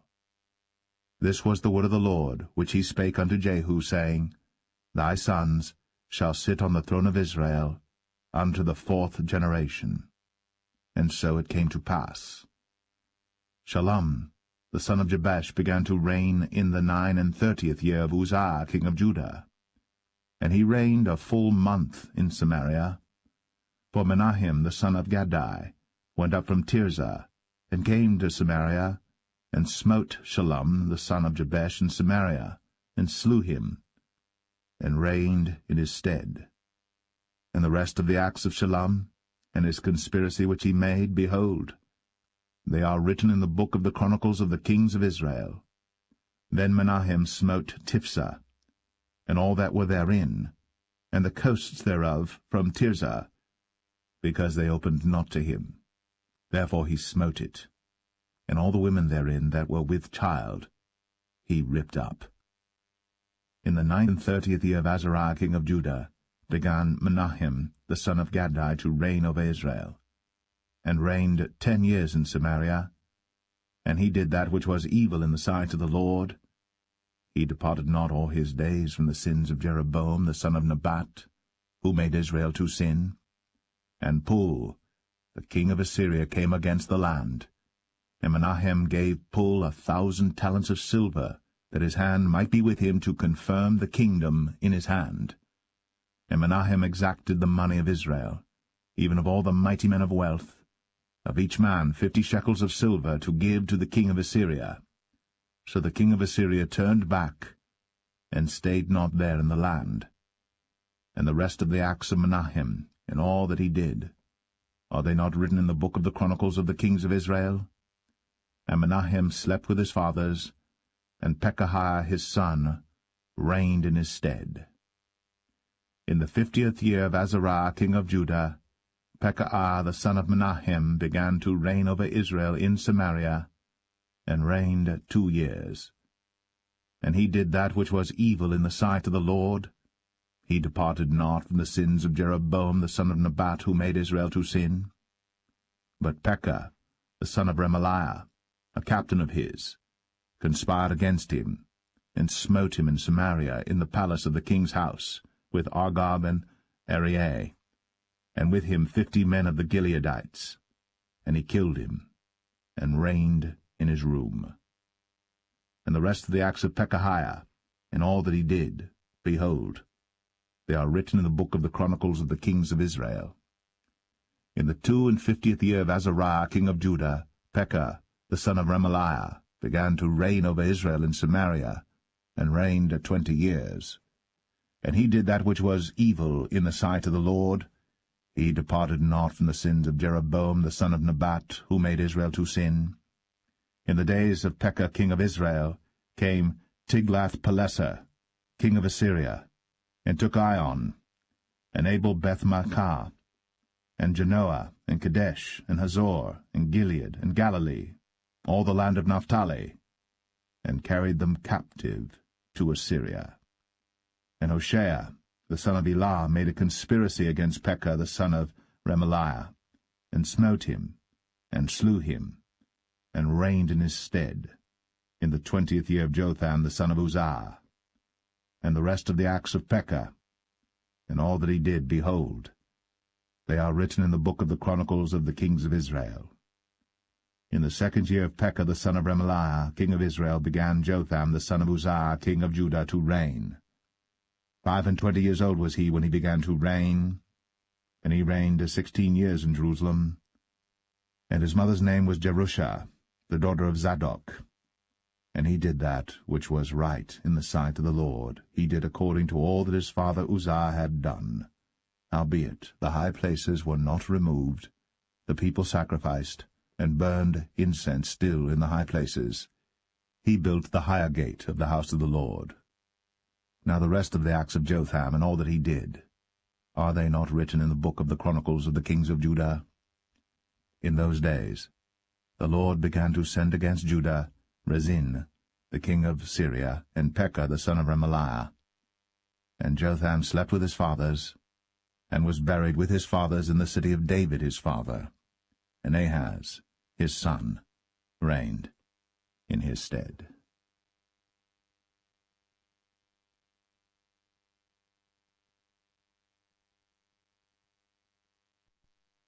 Second Kings 16. In the 17th year of Pekah the son of Remaliah, Ahaz the son of Jotham, king of Judah, began to reign. 20 years old was Ahaz when he began to reign, and reigned 16 years in Jerusalem, and did not that which was right in the sight of the Lord his God, like David his father. But he walked in the way of the kings of Israel, yea, and made his son to pass through the fire according to the abominations of the heathen, whom the Lord cast out from before the children of Israel. And he sacrificed and burnt incense in the high places, and on the hills, and under every green tree. Then Rezin, king of Syria, and Pekah, son of Remaliah, king of Israel, came up to Jerusalem to war. And they besieged Ahaz, but could not overcome him. At that time Rezin, king of Syria, recovered Elath to Syria, and drave the Jews from Elath. And the Syrians came to Elath, and dwelt there unto this day. So Ahaz sent messengers to Tiglath-Pileser, king of Assyria, saying, I am thy servant and thy son. Come up and save me out of the hand of the king of Syria, and out of the hand of the king of Israel, which rise up against me. And Ahaz took the silver and gold that was found in the house of the Lord, and in the treasures of the king's house, and sent it for a present to the king of Assyria.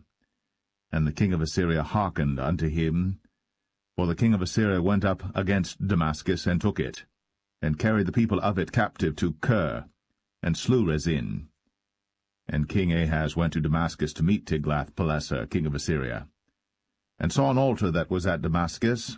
And King Ahaz sent to Urijah the priest the fashion of the altar, and the pattern of it, according to all the workmanship thereof.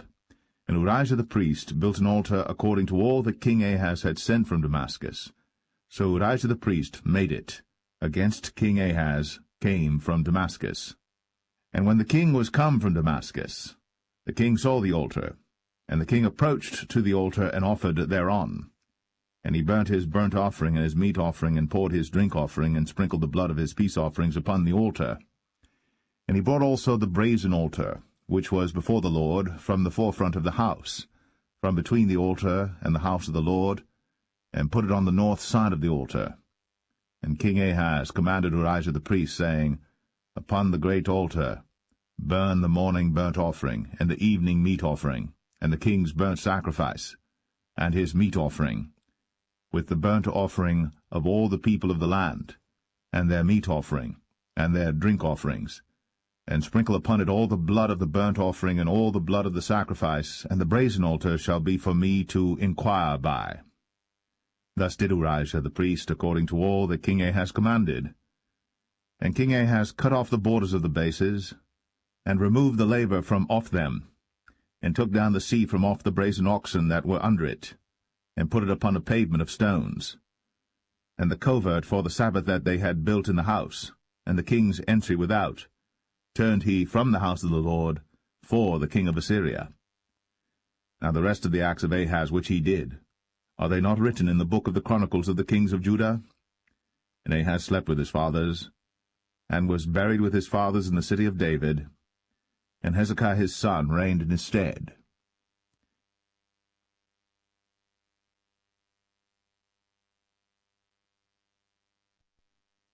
2 Kings 17. In the 12th year of Ahaz, king of Judah, began Hoshea the son of Elah to reign in Samaria over Israel 9 years. And he did that which was evil in the sight of the Lord, but not as the kings of Israel that were before him. Against him came up Shalmaneser king of Assyria, and Hoshea became his servant, and gave him presents.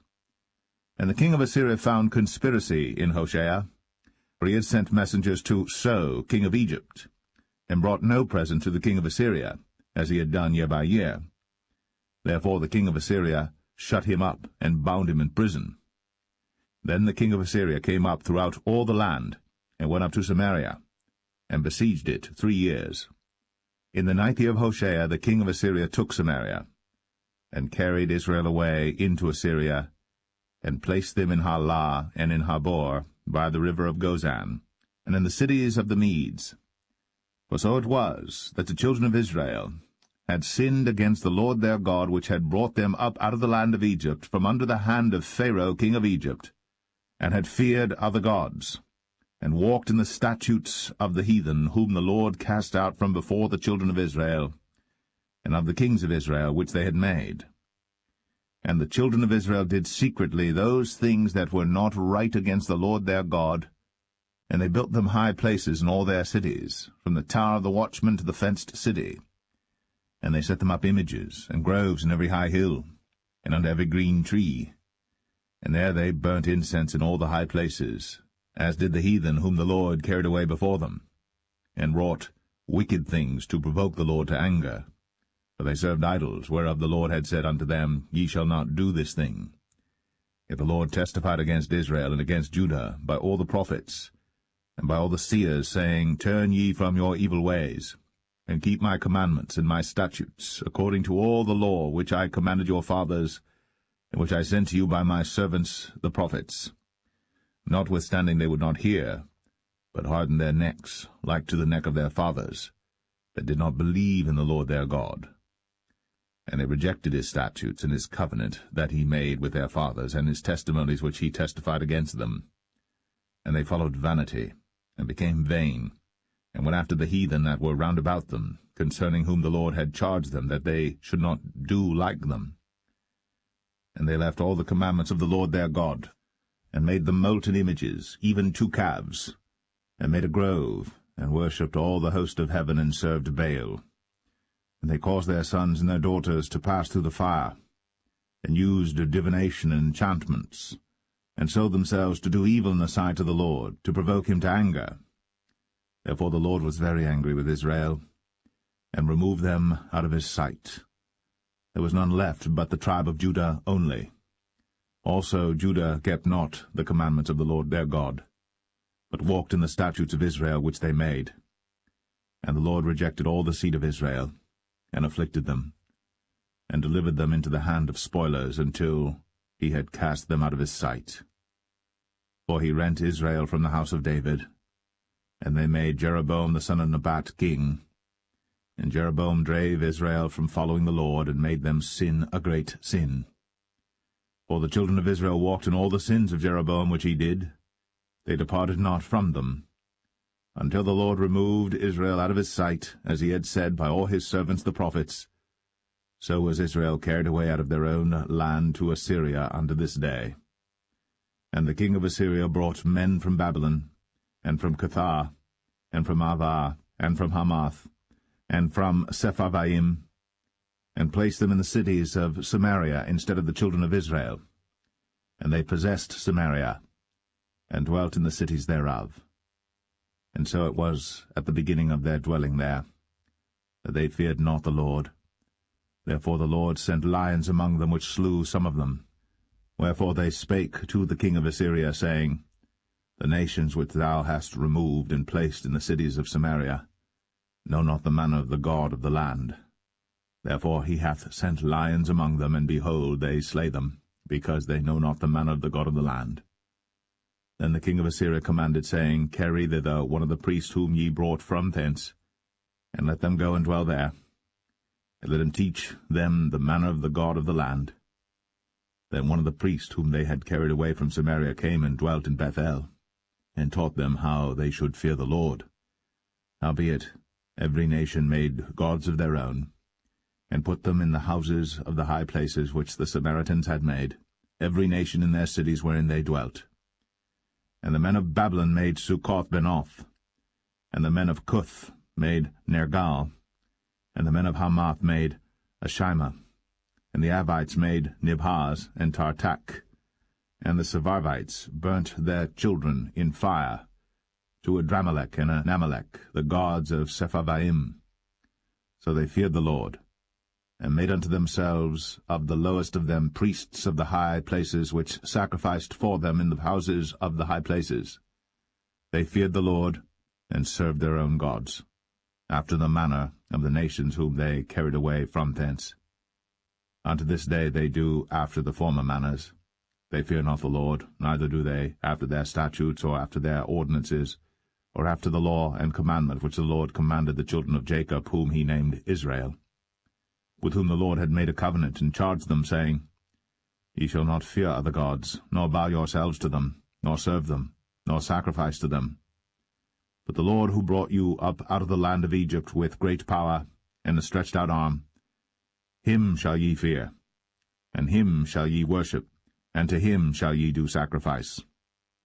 And the statutes and the ordinances and the law and the commandment, which he wrote for you, ye shall observe to do for evermore, and ye shall not fear other gods. And the covenant that I have made with you ye shall not forget, neither shall ye fear other gods. But the Lord your God ye shall fear, and he shall deliver you out of the hand of all your enemies. Howbeit they did not hearken, but they did after their former manner. So these nations feared the Lord, and served their graven images, both their children and their children's children, as did their fathers, so do they unto this day.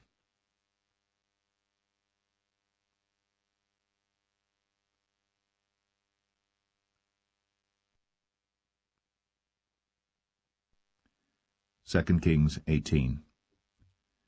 Now it came to pass in the 3rd year of Hoshea son of Elah, king of Israel, that Hezekiah the son of Ahaz, king of Judah, began to reign. 25 years old was he when he began to reign, and he reigned 29 years in Jerusalem. His mother's name also was Abi, the daughter of Zechariah. And he did that which was right in the sight of the Lord, according to all that David his father did. He removed the high places, and brake the images, and cut down the groves, and brake in pieces the brazen serpent that Moses had made. For unto those days the children of Israel did burn incense to it. And he called it Nehushtan. He trusted in the Lord God of Israel, so that after him was none like him among all the kings of Judah, nor any that were before him. For he clave to the Lord, and departed not from following him, but kept his commandments which the Lord commanded Moses. And the Lord was with him, and he prospered whithersoever he went forth. And he rebelled against the king of Assyria, and served him not. He smote the Philistines even unto Gaza, and the borders thereof, from the tower of the watchman to the fenced city. And it came to pass in the 4th year of King Hezekiah, which was the 7th year of Hoshea, son of Elah, king of Israel, that Shalmaneser, king of Assyria, came up against Samaria, and besieged it. and at the end of 3 years they took it. Even in the 6th year of Hezekiah, that is the 9th year of Hoshea king of Israel, Samaria was taken.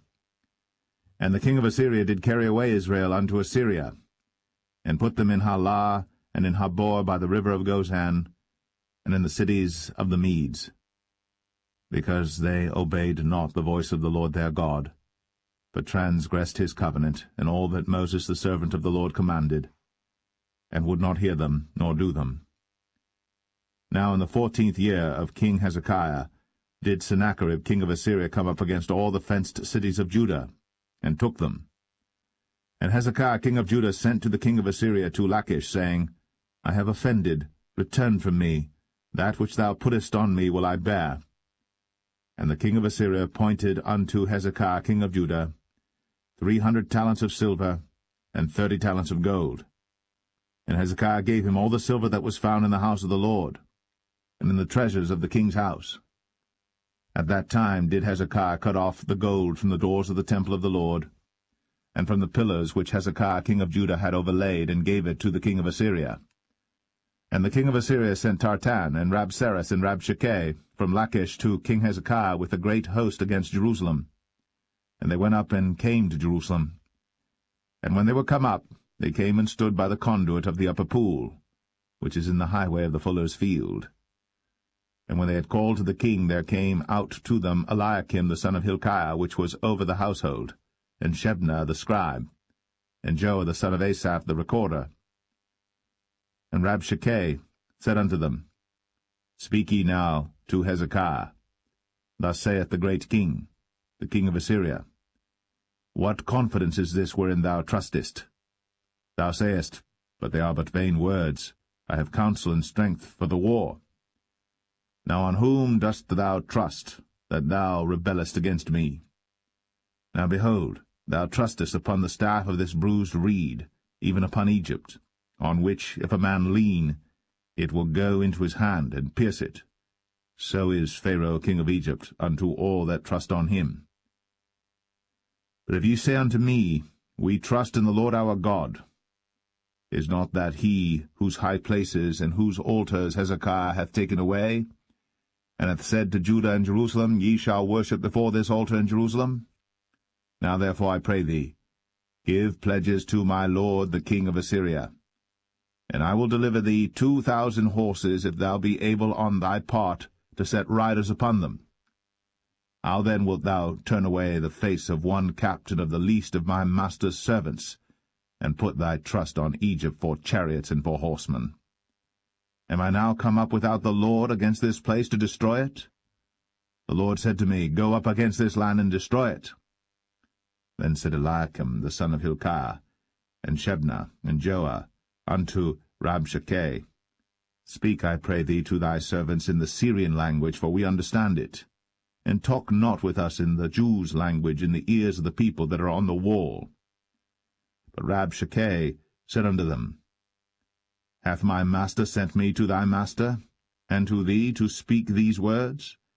Hath he not sent me to the men which sit on the wall, that they may eat their own dung and drink their own piss with you?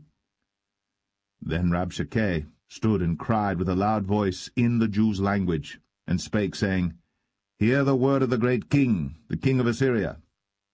Thus saith the king, Let not Hezekiah deceive you, for he shall not be able to deliver you out of his hand. Neither let Hezekiah make you trust in the Lord, saying, The Lord will surely deliver us, and the city shall not be delivered into the hand of the king of Assyria.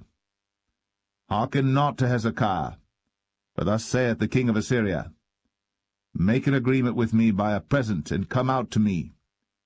And then eat ye every man of his own vine, and every one of his fig tree, and drink ye every one the waters of his cistern, until I come and take you away to a land like your own land, a land of corn and wine, a land of bread and vineyards, a land of oil olive and of honey, that ye may live and not die. And hearken not unto Hezekiah, when he persuadeth you, saying, The Lord will deliver us. Hath any of the gods of the nations delivered at all his land out of the hand of the king of Assyria? Where are the gods of Hamath and of Arpad? Where are the gods of Sepharvaim? Henna, and Eva? Have they delivered Samaria out of mine hand? Who are they among all the gods of the countries that have delivered their country out of mine hand, that the Lord should deliver Jerusalem out of mine hand? But the people held their peace, and answered him not a word, for the king's commandment was, saying, Answer him not. Then came Eliakim the son of Hilkiah, which was over the household, and Shebna the scribe, and Joah the son of Asaph the recorder, to Hezekiah with their clothes rent, and told him the words of Rabshakeh.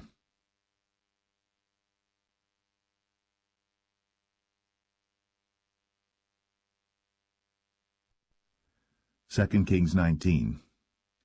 And it came to pass, when King Hezekiah heard it, that he rent his clothes, and covered himself with sackcloth, and went into the house of the Lord. And he sent Eliakim, which was over the household, and Shebna the scribe, and the elders of the priests, covered with sackcloth, to Isaiah the prophet, the son of Amoz.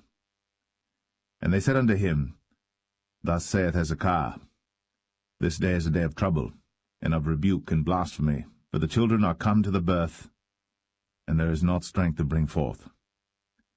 It may be the Lord thy God will hear all the words of Rabshakeh, whom the king of Assyria his master hath sent to reproach the living God, and will reprove the words which the Lord thy God hath heard. Wherefore lift up thy prayer for the remnant that are left. So the servants of King Hezekiah came to Isaiah. And Isaiah said unto them, Thus shall ye say to your master, Thus saith the Lord, Be not afraid of the words which thou hast heard, with which the servants of the king of Assyria have blasphemed me. Behold, I will send a blast upon him, and he shall hear a rumour, and shall return to his own land, and I will cause him to fall by the sword in his own land. So Rabshakeh returned, and found the king of Assyria warring against Libnah, for he had heard that he was departed from Lachish. And when he heard say of Tirhakah, king of Ethiopia, Behold, he is come out to fight against thee, he sent messages again unto Hezekiah, saying, Thus shall ye speak to Hezekiah king of Judah, saying, Let not thy God in whom thou trustest deceive thee, saying, Jerusalem shall not be delivered into the hand of the king of Assyria.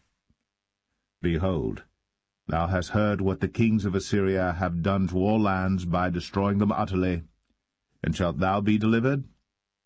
Have the gods of the nations delivered them which my fathers have destroyed, as Gozan and Haran, and Rezeph, and the children of Eden, which were in Thelasar? Where is the king of Hamath, and the king of Arpad, and the king of the city of Sepharvaim, of Henna and Ivah? And Hezekiah received the letter of the hand of the messengers, and read it.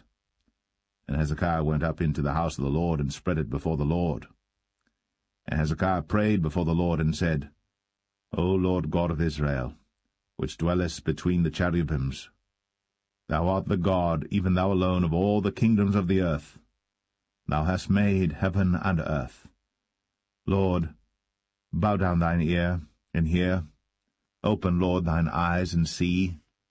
And hear the words of Sennacherib, which hath sent him to reproach the living God. Of a truth, Lord, the kings of Assyria have destroyed the nations and their lands, and have cast their gods into the fire. For they were no gods, but the work of men's hands, wood and stone. Therefore they have destroyed them. Now therefore, O Lord our God, I beseech thee, save thou us out of his hand, that all the kingdoms of the earth may know that thou art the Lord God, even thou only.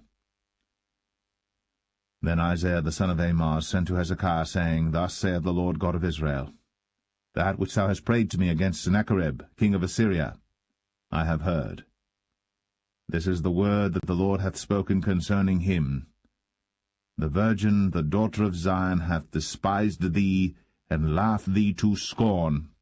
The daughter of Jerusalem hath shaken her head at thee. Whom hast thou reproached and blasphemed? And against whom hast thou exalted thy voice, and lifted up thine eyes on high, even against the Holy One of Israel?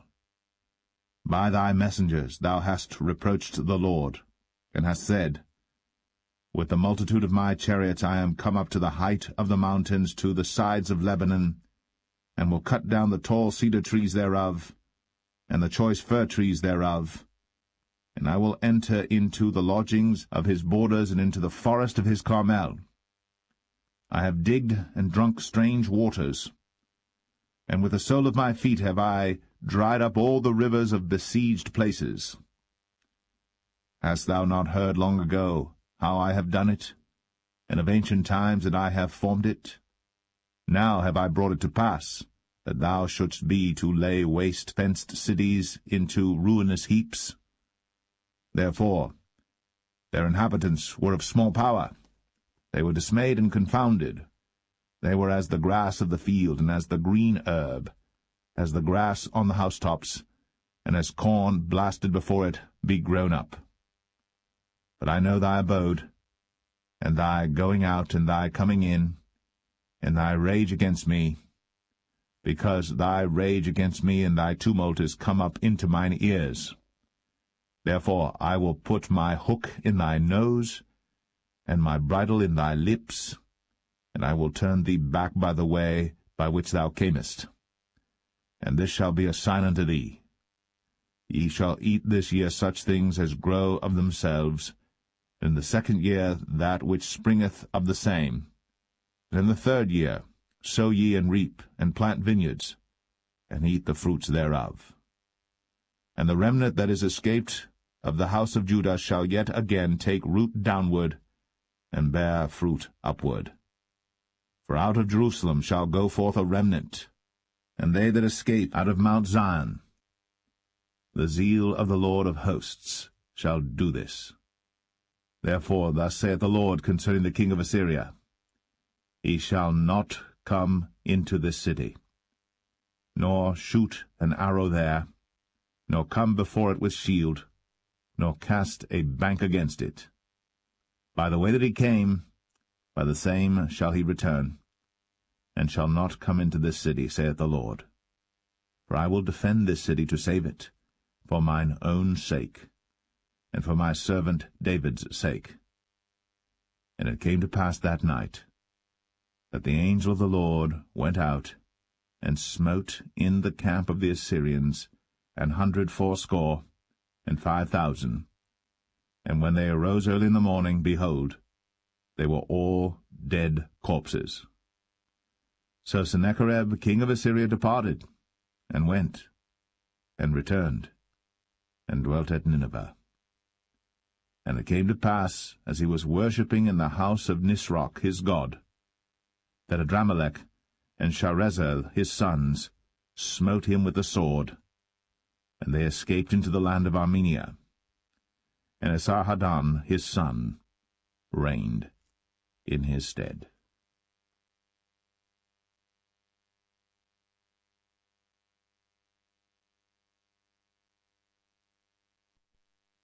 Second Kings 20. In those days was Hezekiah sick unto death. And the prophet Isaiah the son of Amoz came to him, and said unto him, Thus saith the Lord, Set thine house in order, for thou shalt die, and not live. Then he turned his face to the wall, and prayed unto the Lord, saying, I beseech thee, O Lord, remember now how I have walked before thee in truth, and with a perfect heart, and have done that which is good in thy sight. And Hezekiah wept sore. And it came to pass, afore Isaiah was gone out into the middle court, that the word of the Lord came to him, saying, Turn again, and tell Hezekiah, the captain of my people, Thus saith the Lord, the God of David thy father, I have heard thy prayer, I have seen thy tears. Behold, I will heal thee. On the third day thou shalt go up into the house of the Lord. And I will add unto thy days 15 years. And I will deliver thee and this city out of the hand of the king of Assyria. And I will defend this city for mine own sake, and for my servant David's sake. Then Isaiah said, Take a lump of figs. And they took and laid it on the boil, and he recovered. And Hezekiah said unto Isaiah, What shall be the sign that the Lord will heal me, and that I shall go up into the house of the Lord the third day?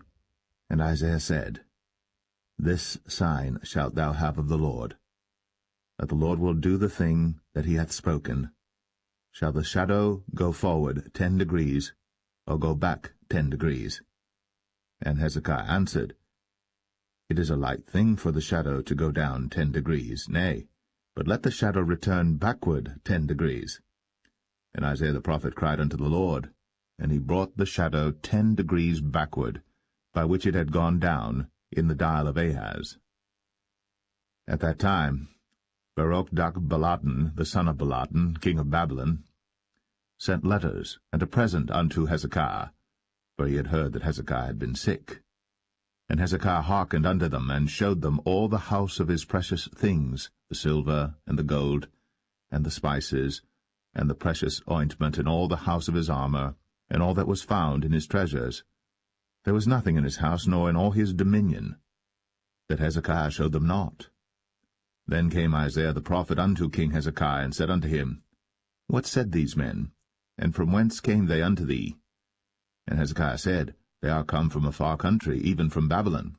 And he said, What have they seen in thine house? And Hezekiah answered, All the things that are in mine house have they seen. There is nothing among my treasures that I have not showed them.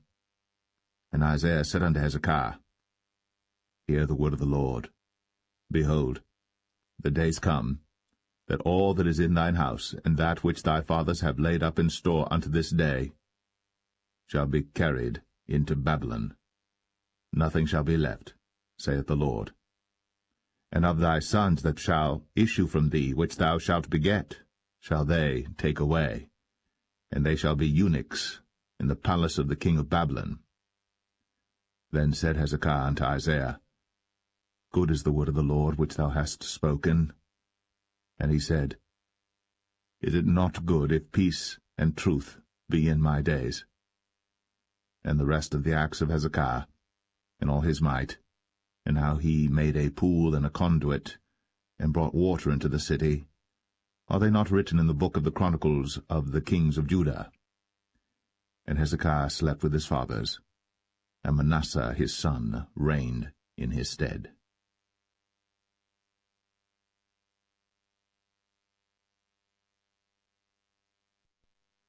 2 Kings 21. Manasseh was 12 years old when he began to reign, and reigned 55 years in Jerusalem. And his mother's name was Hephzibah. And he did that which was evil in the sight of the Lord, after the abominations of the heathen whom the Lord cast out before the children of Israel. For he built up again the high places which Hezekiah his father had destroyed. And he reared up altars for Baal, and made a grove, as did Ahab king of Israel, and worshipped all the host of heaven, and served them. And he built altars in the house of the Lord, of which the Lord said, In Jerusalem will I put my name. And he built altars for all the host of heaven in the 2 courts of the house of the Lord.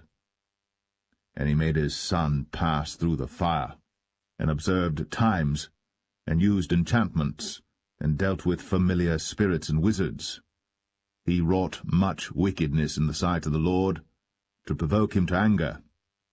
And he set a graven image of the grove that he had made in the house, of which the Lord said to David, and to Solomon his son, In this house and in Jerusalem, which I have chosen, out of all tribes of Israel, will I put my name forever.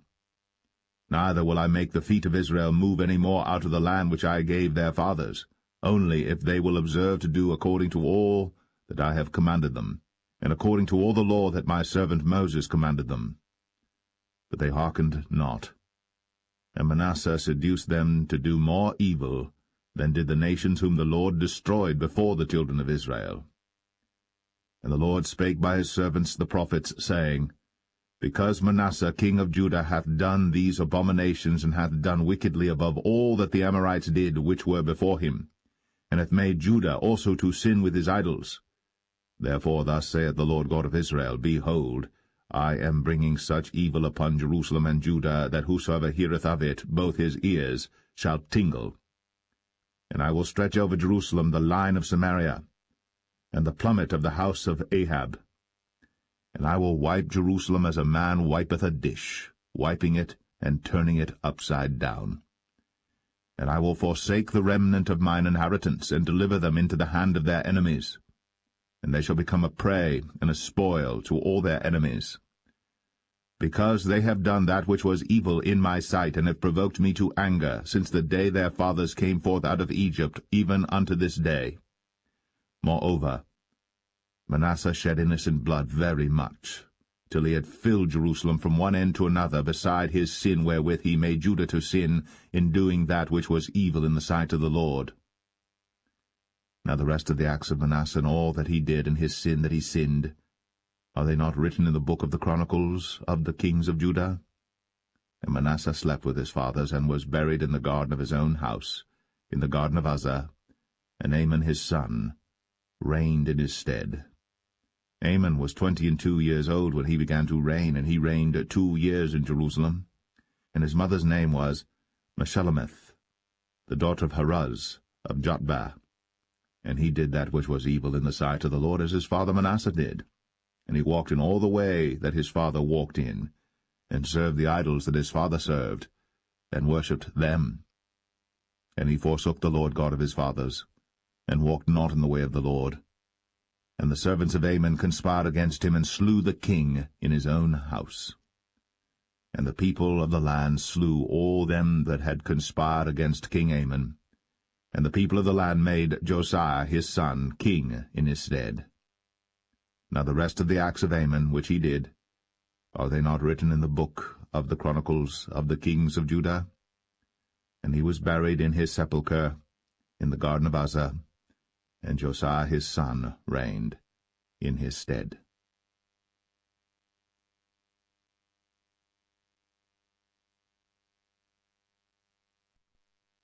Second Kings 22. Josiah was 8 years old when he began to reign, and he reigned 31 years in Jerusalem. And his mother's name was Jedidah, the daughter of Adaiah of Boscath. And he did that which was right in the sight of the Lord, and walked in all the way of David his father, and turned not aside to the right hand or to the left. And it came to pass in the 18th year of King Josiah that the king sent Shaphan the son of Azaliah, the son of Meshullam, the scribe, to the house of the Lord, saying, Go up to Hilkiah the high priest, that he may sum the silver which is brought into the house of the Lord, which the keepers of the door have gathered of the people, and let them deliver it into the hand of the doers of the work that have the oversight of the house of the Lord, and let them give it to the doers of the work which is in the house of the Lord, to repair the breaches of the house, unto carpenters and builders and masons, and to buy timber and hewn stone to repair the house.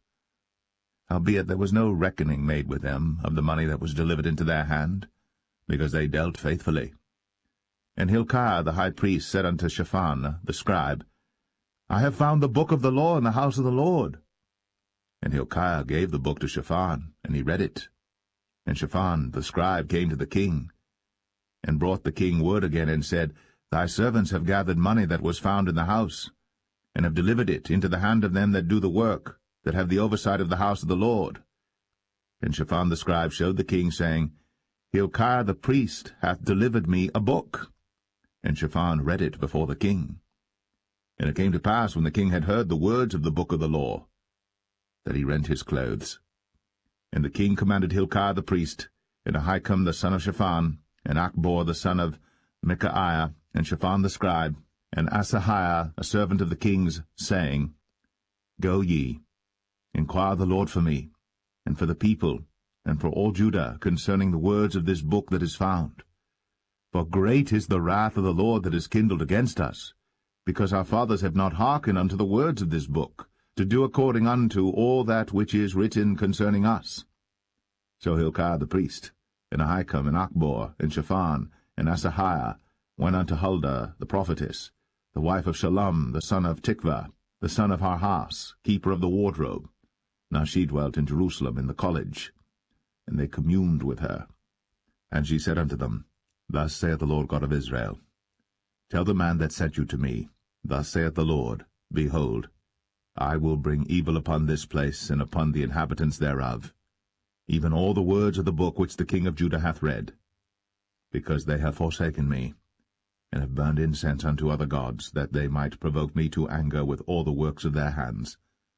Therefore my wrath shall be kindled against this place, and shall not be quenched. But to the king of Judah, which sent you to inquire of the Lord, thus shall ye say to him, Thus saith the Lord God of Israel, as touching the words which thou hast heard. Because thine heart was tender, and thou hast humbled thyself before the Lord, when thou heardest what I spake against this place, and against the inhabitants thereof, that they should become a desolation and a curse, and hast rent thy clothes, and wept before me. I also have heard thee, saith the Lord. Behold, therefore, I will gather thee unto thy fathers, and thou shalt be gathered into thy grave in peace. And thine eyes shall not see all the evil which I will bring upon this place. And they brought the king word again.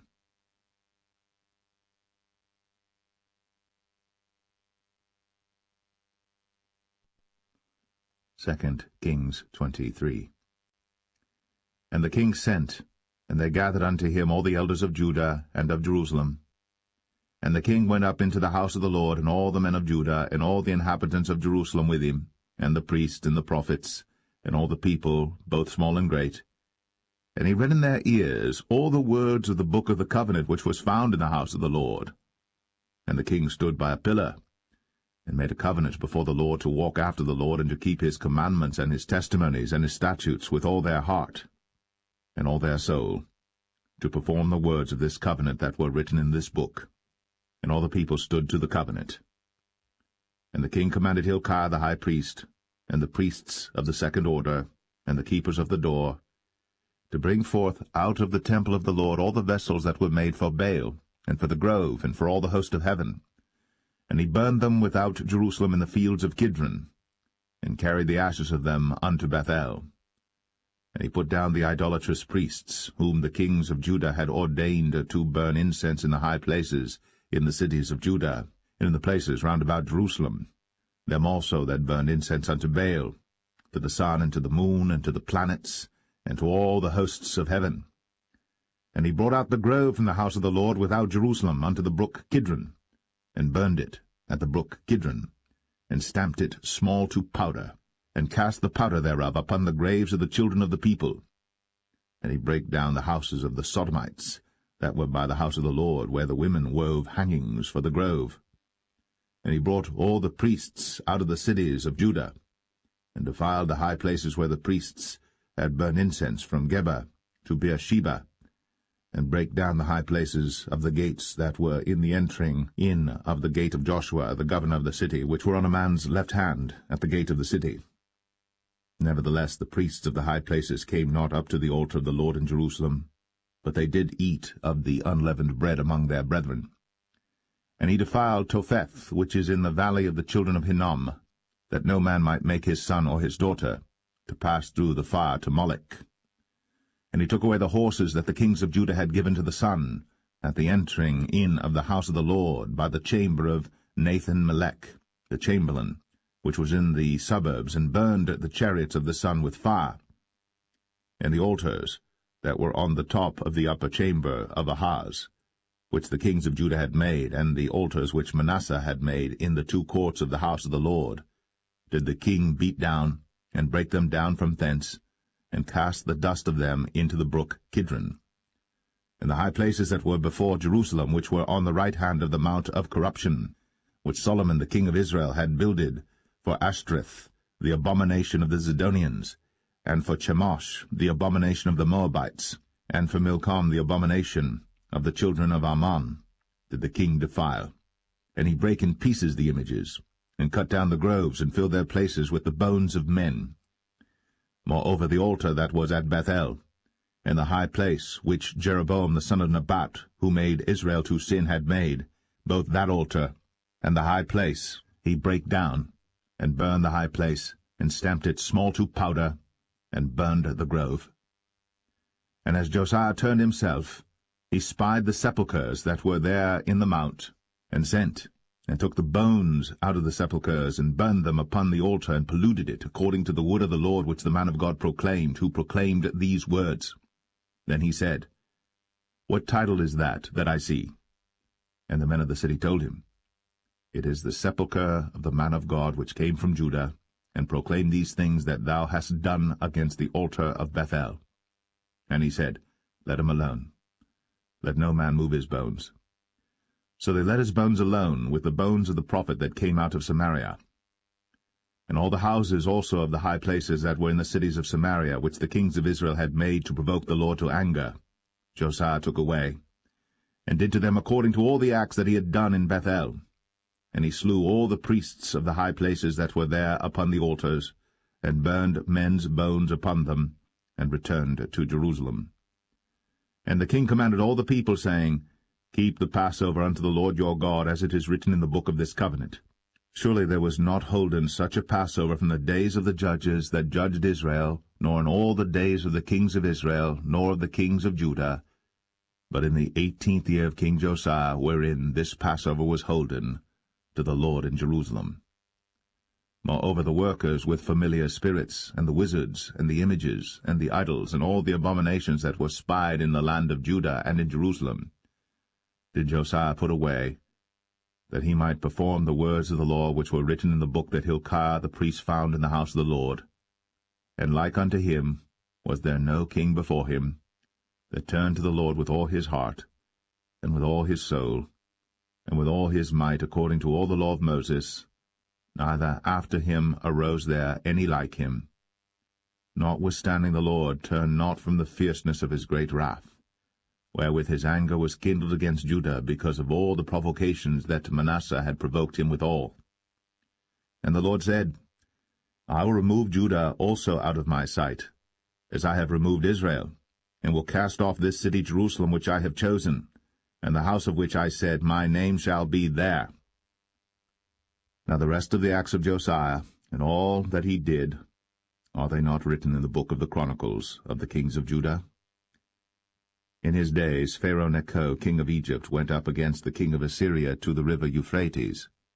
And King Josiah went against him, and he slew him at Megiddo when he had seen him. And his servants carried him in a chariot dead from Megiddo, and brought him to Jerusalem, and buried him in his own sepulchre. And the people of the land took Jehoahaz the son of Josiah, and anointed him, and made him king in his father's stead. Jehoahaz was 23 years old when he began to reign, and he reigned 3 months in Jerusalem. And his mother's name was Hamutal, the daughter of Jeremiah of Libnah. And he did that which was evil in the sight of the Lord, according to all that his fathers had done. And Pharaoh Necho put him in bands at Riblah, in the land of Hamath, that he might not reign in Jerusalem, and put the land to a tribute of 100 talents of silver, and a talent of gold. And Pharaoh Necho made Eliakim the son of Josiah king in the room of Josiah his father, and turned his name to Jehoiakim, and took Jehoahaz away, and he came to Egypt and died there. And Jehoiakim gave the silver and the gold to Pharaoh, but he taxed the land to give the money according to the commandment of Pharaoh. He exacted the silver and the gold of the people of the land, of every one according to his taxation, to give it unto Pharaoh Necho.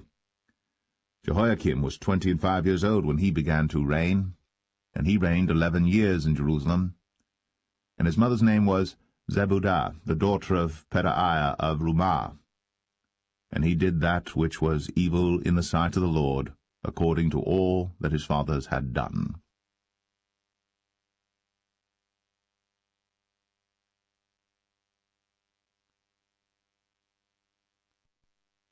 Second Kings 24. In his days Nebuchadnezzar king of Babylon came up, and Jehoiakim became his servant 3 years. Then he turned and rebelled against him. And the Lord sent against him bands of the Chaldees, and bands of the Syrians, and bands of the Moabites, and bands of the children of Ammon, and sent them against Judah to destroy it, according to the word of the Lord which he spake by his servants the prophets.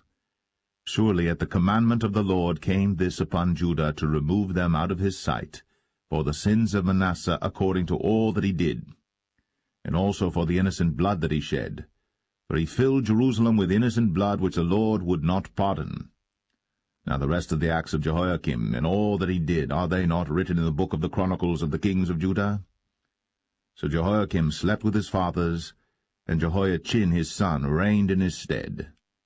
And the king of Egypt came not again any more out of his land, for the king of Babylon had taken from the river of Egypt unto the river Euphrates all that pertained to the king of Egypt. Jehoiachin was 18 years old when he began to reign, and he reigned in Jerusalem 3 months. And his mother's name was Nehushta, the daughter of Elnathan of Jerusalem. And he did that which was evil in the sight of the Lord, according to all that his father had done.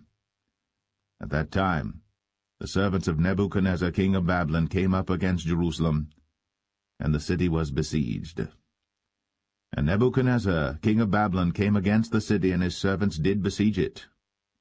And Jehoiachin the king of Judah went out to the king of Babylon, he and his mother and his servants, and his princes and his officers. And the king of Babylon took him in the 8th year of his reign. And he carried out thence all the treasures of the house of the Lord, and the treasures of the king's house, and cut in pieces all the vessels of gold which Solomon king of Israel had made in the temple of the Lord, as the Lord had said. And he carried away all Jerusalem, and all the princes, and all the mighty men of valor, even 10,000 captives, and all the craftsmen and smiths, none remained, save the poorest sort of the people of the land. And he carried away Jehoiachin to Babylon, and the king's mother, and the king's wives, and his officers, and the mighty of the land. Those carried he into captivity from Jerusalem to Babylon. And all the men of might, even 7,000, and craftsmen and smiths 1,000, all that was strong and apt for war, even them the king of Babylon brought captive to Babylon. And the king of Babylon made Mattaniah his father's brother king in his stead, and changed his name to Zedekiah. Zedekiah was 21 years old when he began to reign, and he reigned 11 years in Jerusalem.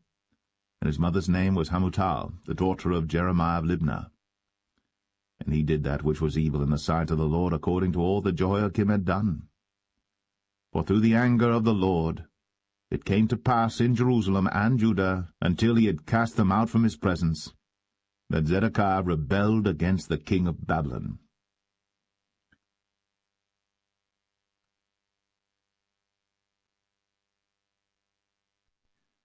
Second Kings 25.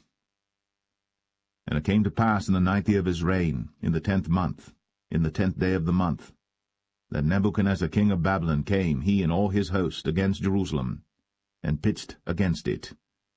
And they built forts against it round about. And the city was besieged unto the 11th year of King Zedekiah. And on the 9th day of the 4th month the famine prevailed in the city, and there was no bread for the people of the land. And the city was broken up, and all the men of war fled by night by the way of the gate between 2 walls, which is by the king's garden. Now the Chaldees were against the city round about, and the king went the way toward the plain. And the army of the Chaldees pursued after the king, and overtook him in the plains of Jericho, and all his army was scattered from him. So they took the king, and brought him up to the king of Babylon, to Riblah, and they gave judgment upon him. And they slew the sons of Zedekiah before his eyes, and put out the eyes of Zedekiah, and bound him with fetters of brass, and carried him to Babylon. And in the 5th month, on the 7th day of the month, which is the 19th year of King Nebuchadnezzar king of Babylon, came Nebuzaradan, captain of the guard, a servant of the king of Babylon, unto Jerusalem. And he burnt the house of the Lord, and the king's house, and all the houses of Jerusalem, and every great man's house burnt he with fire.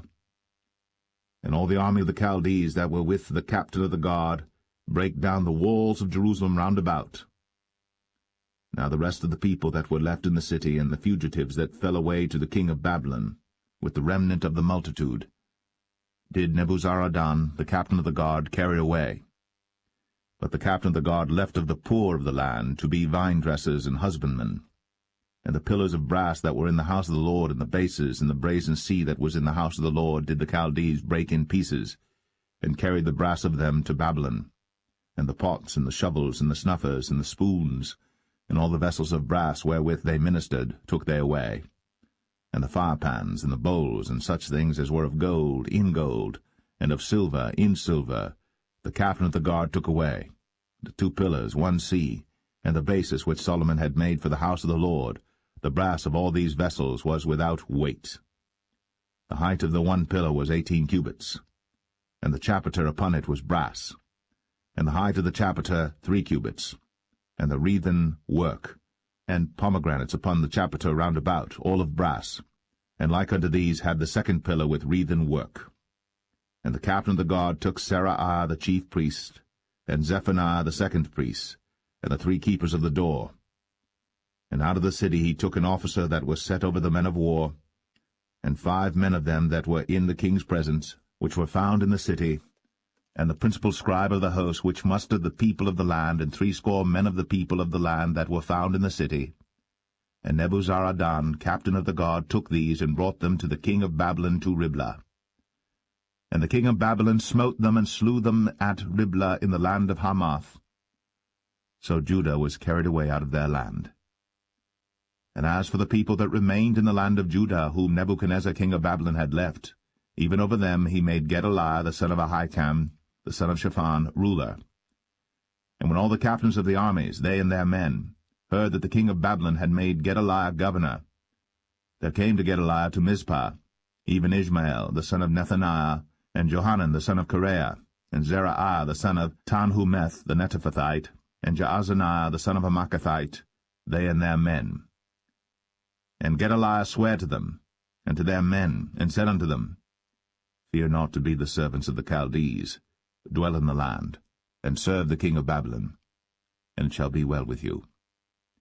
But it came to pass in the 7th month, that Ishmael the son of Nethaniah, the son of Elishama, of the seed royal, came, and 10 men with him, and smote Gedaliah, that he died, and the Jews and the Chaldees that were with him at Mizpah.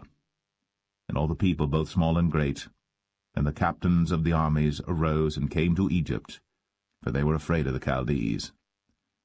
And it came to pass in the 37th year of the captivity of Jehoiachin king of Judah, in the 12th month, on the 27th day of the month, that Evil-Merodach king of Babylon, in the year that he began to reign, did lift up the head of Jehoiachin king of Judah out of prison, and he spake kindly to him, and set his throne above the throne of the kings that were with him in Babylon, and changed his prison garments, and he did eat bread continually before him all the days of his life. And his allowance was a continual allowance given him of the king, a daily rate for every day, all the days of his life.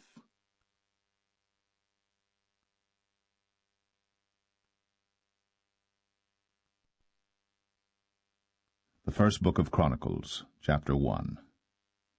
Adam, Sheth, Enosh, Canaan, Mahalaleel, Jared, Enoch, Methuselah, Lamech, Noah, Shem, Ham, and Japheth.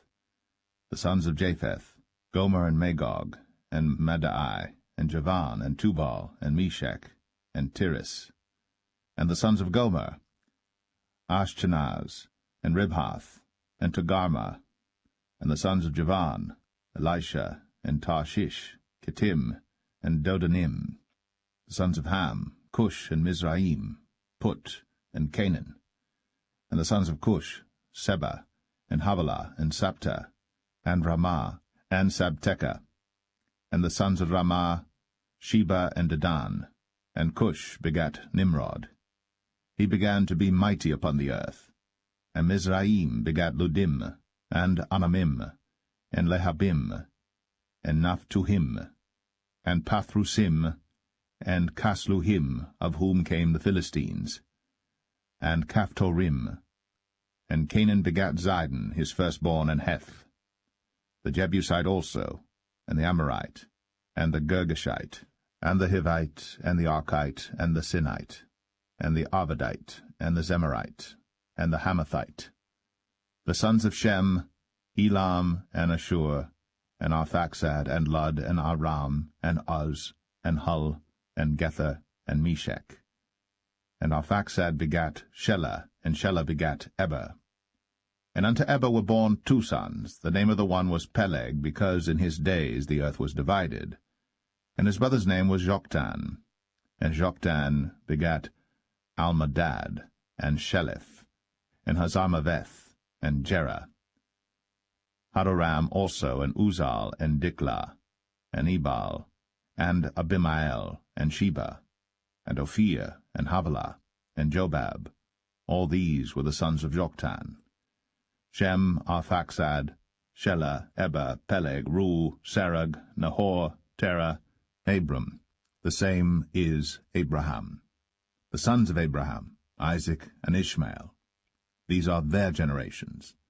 The firstborn of Ishmael, Nebaioth, then Kedar, and Abiel, and Mibsam, Mishma, and Dumah, Massa, Hadad, and Tema, Jetur, Naphish, and Kedemah. These are the sons of Ishmael. Now the sons of Keturah, Abraham's concubine. She bare Zimran, and Jokshan, and Medan, and Midian, and Ishbak, and Shua. And the sons of Jokshan, Sheba and Dedan. And the sons of Midian, Ephah, and Epher, and Henoch, and Abida, and Eldaah. All these are the sons of Keturah. And Abraham begat Isaac. The sons of Isaac, Esau and Israel. The sons of Esau, Eliphaz, Ruel, and Jeush, and Jalam, and Korah. The sons of Eliphaz, Teman, and Omar, Zephi, and Gatam, Kenaz, and Timnah, and Amalek. The sons of Ruel, Nehath, Zerah, Shammah, and Mizah. And the sons of Zia, Lotan, and Shobal, and Zibeon, and Anah, and Dishan, and Ezar, and Dishan. And the sons of Lotan, Horai, and Homam, and Timnah was Lotan's sister. The sons of Shobal, Alian, and Manahath, and Ebal, Shephi, and Onam. And the sons of Zibeon, Ai, and Anah. The sons of Anah, Dishon. And the sons of Dishon, Amram, and Eshban, and Ithran, and Cheran. The sons of Ezer, Bilhan, and Zavan, and Jakan. The sons of Dishan, Uz, and Aran. Now these are the kings that reigned in the land of Edom, before any king reigned over the children of Israel. Bela the son of Beor, and the name of his city was Dinhabah. And when Bela was dead, Jobab the son of Zerah, of Bozrah, reigned in his stead. And when Jobab was dead, Husham of the land of the Timonites reigned in his stead. And when Husham was dead, Hadad the son of Bedad, which smote Midian in the field of Moab, reigned in his stead. And the name of his city was Avith. And when Hadad was dead, Samlah of Masrekah reigned in his stead. And when Samlah was dead, Shaul of Rehoboth by the river reigned in his stead. And when Shaul was dead, Baal-Hanan the son of Achbor reigned in his stead. And when Baal-Hanan was dead, Hadad reigned in his stead, and the name of his city was Pai. And his wife's name was Mehetabel, the daughter of Matred, the daughter of Mezahab. Hadad died also, and the dukes of Edom were Duke Timnah, Duke Aliah, Duke Jetheth, Duke Oholibamah, Duke Elah, Duke Pinan, Duke Kenaz, Duke Teman, Duke Mibsar, Duke Magdiel, Duke Iram. These are the dukes of Edom.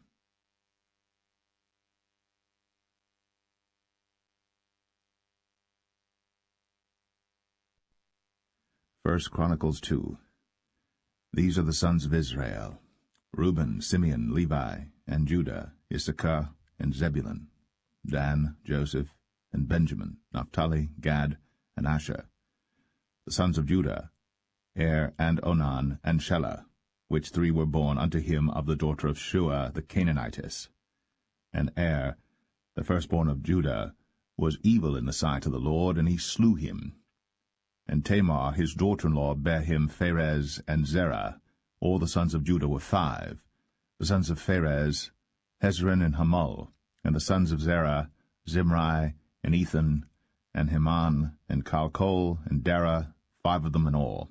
And the sons of Carmi, Achar, the troubler of Israel, who transgressed in the thing accursed. And the sons of Ethan, Azariah. The sons also of Hezron that were born unto him, Jerahmeel, and Ram, and Chelubai. And Ram begat Aminadab, and Aminadab begat Nahshon, prince of the children of Judah. And Nahshon begat Salma, and Salma begat Boaz, and Boaz begat Obed, and Obed begat Jesse. And Jesse begat his firstborn Eliab, and Aminadab the second, and Shema the third. Nathaniel the fourth, Radai the fifth, Ozem the sixth, David the seventh, whose sisters were Zeruiah and Abigail. And the sons of Zeruiah, Abishai, and Joab, and Asahel 3. And Abigail bare Amasa, and the father of Amasa was Jether the Ishmaelite. And Caleb the son of Hezron begat children of Azabah his wife, and of Jerioth. Her sons are these, Jesher, and Shabab, and Ardan. And when Azabah was dead, Caleb took unto him Ephrath, which bare him Hur, and Hur begat Uri, and Uri begat Bezaleel. And afterward Hezron went in to the daughter of Machir, the father of Gilead, whom he married when he was 60 years old. And she bare him Segub, and Segub begat Jair, who had 23 cities in the land of Gilead. And he took Gesher and Aram, with the towns of Jair from them, with Kenath, and the towns thereof, even 60 cities. All these belonged to the sons of Machir, the father of Gilead. And after that Hezron was dead, and Caleb Ephratah. Then Abiah, Hezron's wife, bare him Asher, the father of Tekoa. And the sons of Jerahmeel, the firstborn of Hezron, were Ram the firstborn, and Bunah, and Oren, and Ozem, and Ahijah. Jerahmeel had also another wife, whose name was Adarah. She was the mother of Onam. And the sons of Ram, the firstborn of Jerahmeel, were Maaz, and Jamin, and Acher. And the sons of Onam were Shammai, and Jadah. And the sons of Shammai, Nadab, and Abishur. And the name of the wife of Abishur was Abihail, and she bare him Aban and Molid. And the sons of Nadab, Seled, and Appaim, but Seled died without children. And the sons of Appaim, Ishai. And the sons of Ishai, Sheshan. And the children of Sheshan, Alai. And the sons of Judah, the brother of Shammai, Jether and Jonathan. And Jether died without children. And the sons of Jonathan, Paulett and Zazah. These were the sons of Jerahmeel. Now Sheshan had no sons but daughters, and Sheshan had a servant, an Egyptian, whose name was Jarha. And Sheshan gave his daughter to Jarha his servant to wife, and she bare him Attai. And Attai begat Nathan, and Nathan begat Zabad, and Zabad begat Ephlal, and Ephlal begat Obed. And Obed begat Jehu, and Jehu begat Azariah, and Azariah begat Helez, and Helez begat Eleazar, and Eleazar begat Sesamei, and Sesamei begat Shalom, and Shalom begat Jechamiah, and Jechamiah begat Elishama. Now the sons of Caleb, the brother of Jerahmeel, were Misha, his firstborn, which was the father of Ziph, and the sons of Mareshah, the father of Hebron, and the sons of Hebron, Korah, and Tapua, and Rechem, and Shema. And Shema begat Raham, the father of Jorkoam, and Rechem begat Shammai. And the son of Shammai was Maon, and Maon was the father of Beth-zur. And Ephah, Caleb's concubine, bare Haran, and Moza, and Gazez, and Haran begat Gazez. And the sons of Jaddai, Regem, and Jotham, and Gesham, and Paulett, and Ephah, and Shaaph. Maacah, Caleb's concubine, bare Sheber, and Tirhanah. She bare also Shaaph, the father of Madmanah, Sheva, the father of Machbenah, and the father of Gibeah, and the daughter of Caleb was Aksah. These were the sons of Caleb, the son of Hur, the firstborn of Ephratah, Shobal, the father of Kirjath-Jearim, Salma, the father of Bethlehem, Hareph, the father of Beth-Gader, and Shobal, the father of Kirjath-Jearim, had sons, Haraway, and half of the Manahethites. And the families of Kirjath-Jearim the Ithrites, and the Puhites, and the Shumathites, and the Misraites. Of them came the Zarathites, and the Eshtuelites. The sons of Salma, Bethlehem, and the Netophathites, Adaroth, the house of Joab, and half of the Manahathites, the Zorites. And the families of the scribes which dwelt at Jabez, the Terathites, the Shimeathites, and Sukathites. These are the Kenites that came of Hemath, the father of the house of Rechab.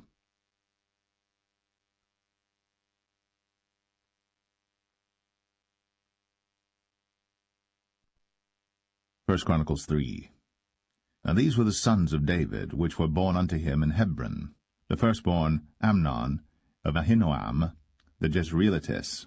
The second Daniel of Abigail, the Carmelitess.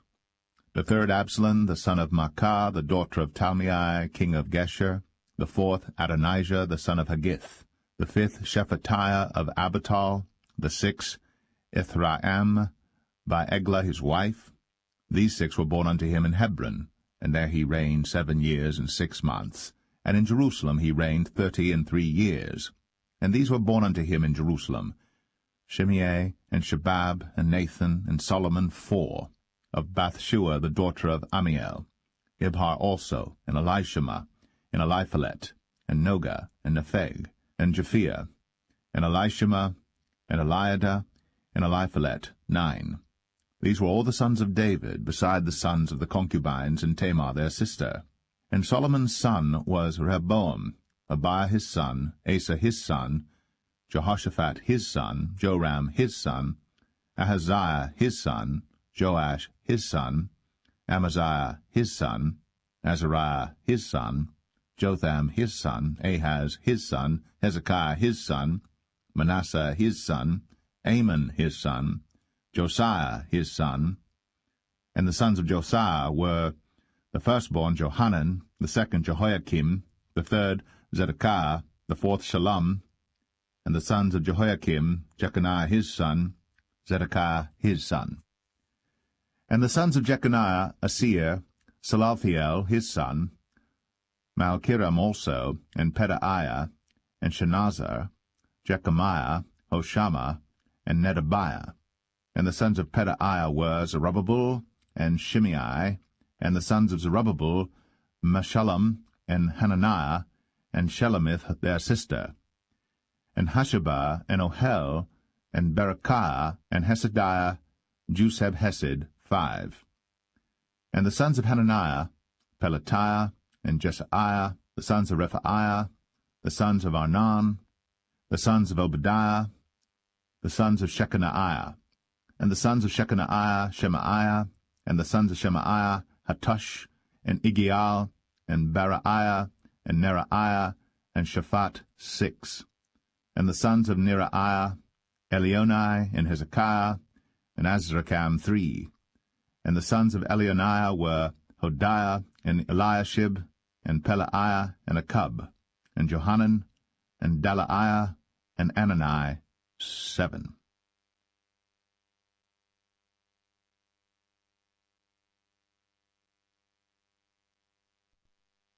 1 Chronicles 4. The sons of Judah, Pharez, Hezron, and Carmi, and Hur, and Shabal. And Reaiah, the son of Shabal, begat Jahath, and Jahath begat Ahumai, and Lahad. These are the families of the Zorathites.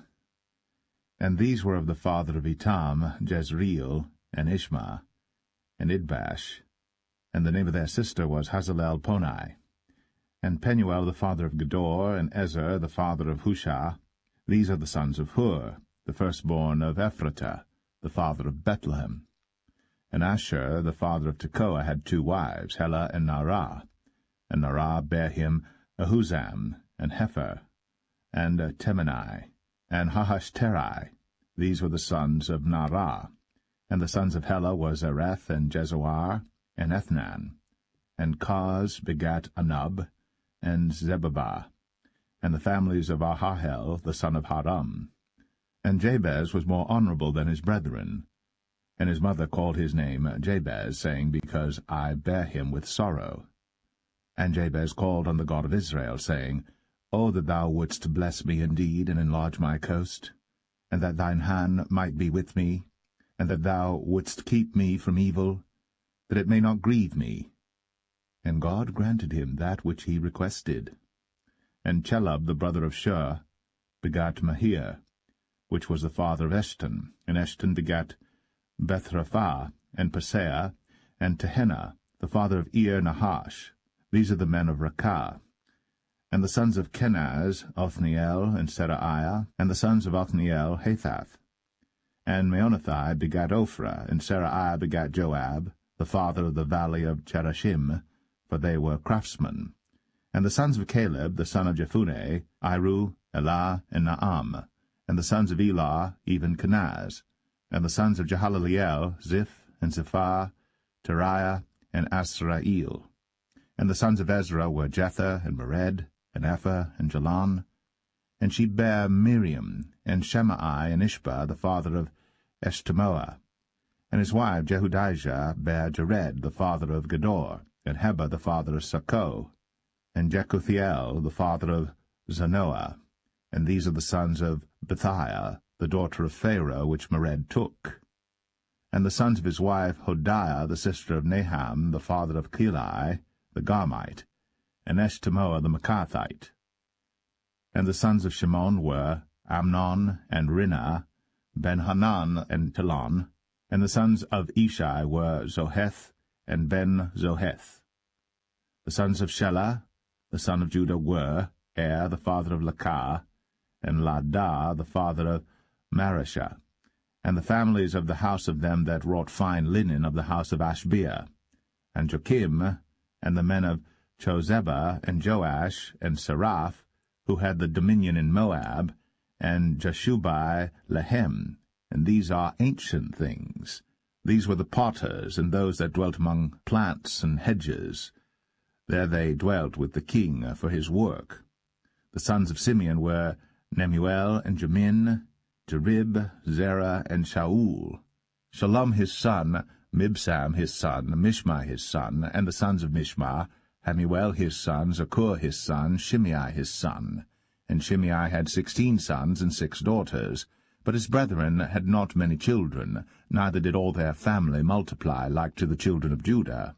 And they dwelt at Beersheba, and Moladah, and Hazar-Shual, and at Bilhah, and at Ezem, and at Tolad, and at Bethuel, and at Hormah, and at Ziklag, and at Beth-Markaboth, and Hazar-Susim, and at Beth-Birei, and at Sharaim. These were their cities unto the reign of David. And their villages were Etam, and Ain, Rimmon, and Tochen, and Ashan, 5 cities, and all their villages that were round about the same cities unto Baal. These were their habitations, and their genealogy. And Meshobab, and Jamlech, and Joshah, the son of Amaziah, and Joel, and Jehu, the son of Josabiah, the son of Seraiah, the son of Asiel, and Elionai, and Jaakobah, and Jeshohaiah, and Asaiah, and Adiel, and Jesemiel, and Benaniah, and Ziza, the son of Shephi, the son of Alon, the son of Jedaiah, the son of Shimri, the son of Shemaiah.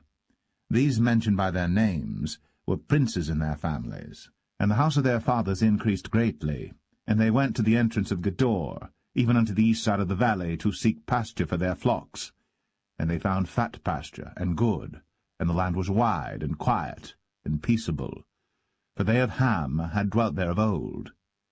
And these written by name came in the days of Hezekiah king of Judah, and smote their tents, and the habitations that were found there, and destroyed them utterly unto this day, and dwelt in their rooms, because there was pasture there for their flocks.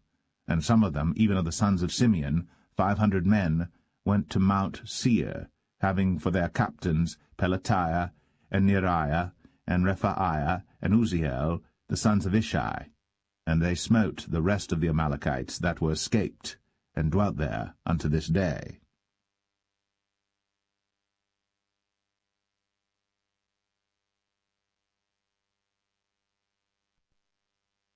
1 Chronicles 5. Now the sons of Reuben, the firstborn of Israel, For he was the firstborn, but forasmuch as he defiled his father's bed, his birthright was given unto the sons of Joseph, the son of Israel. And the genealogy is not to be reckoned after the birthright. For Judah prevailed above his brethren, and of him came the chief ruler, but the birthright was Joseph's. The sons, I say, of Reuben, the firstborn of Israel, were Hanok and Palu, Hezron and Carmi. The sons of Joel, Shemaiah his son, Gog his son, Shimei his son, Micah his son, Reaiah his son, Baal his son, Beerah his son, whom Tilgath-Pilneser king of Assyria carried away captive. He was prince of the Reubenites. And his brethren by their families, when the genealogy of their generations was reckoned, were the chief, Jeiel and Zechariah, and Bela the son of Azaz, the son of Shema, the son of Joel, who dwelt in Aroer, even unto Nebo, and Baal-meon. And eastward he inhabited unto the entering in of the wilderness from the river Euphrates, because their cattle were multiplied in the land of Gilead. And in the days of Saul they made war with the Hagarites, who fell by their hand, and they dwelt in their tents throughout all the east land of Gilead. And the children of Gad dwelt over against them, and the land of Bashan unto Salcah, Joel the chief, and Shaphan the next, and Jaanai, and Shaphat in Bashan. And their brethren of the house of their fathers were Michael, and Meshullam, and Sheba, and Jorai, and Jachan, and Zia, and Heber, 7. These are the children of Abihail, the son of Huri, the son of Jeroah, the son of Gilead, the son of Michael, the son of Jeshai, the son of Jado, the son of Buz. Ahi, the son of Abdiel, the son of Guni, chief of the house of their fathers. And they dwelt in Gilead and Bashan, and in her towns, and in all the suburbs of Sharon upon their borders. All these were reckoned by genealogies in the days of Jotham king of Judah, and in the days of Jeroboam king of Israel. The sons of Reuben and the Gadites, and half the tribe of Manasseh, of valiant men, men able to bear buckler and sword, and to shoot with bow, and skillful in war, were 44,760 that went out to the war.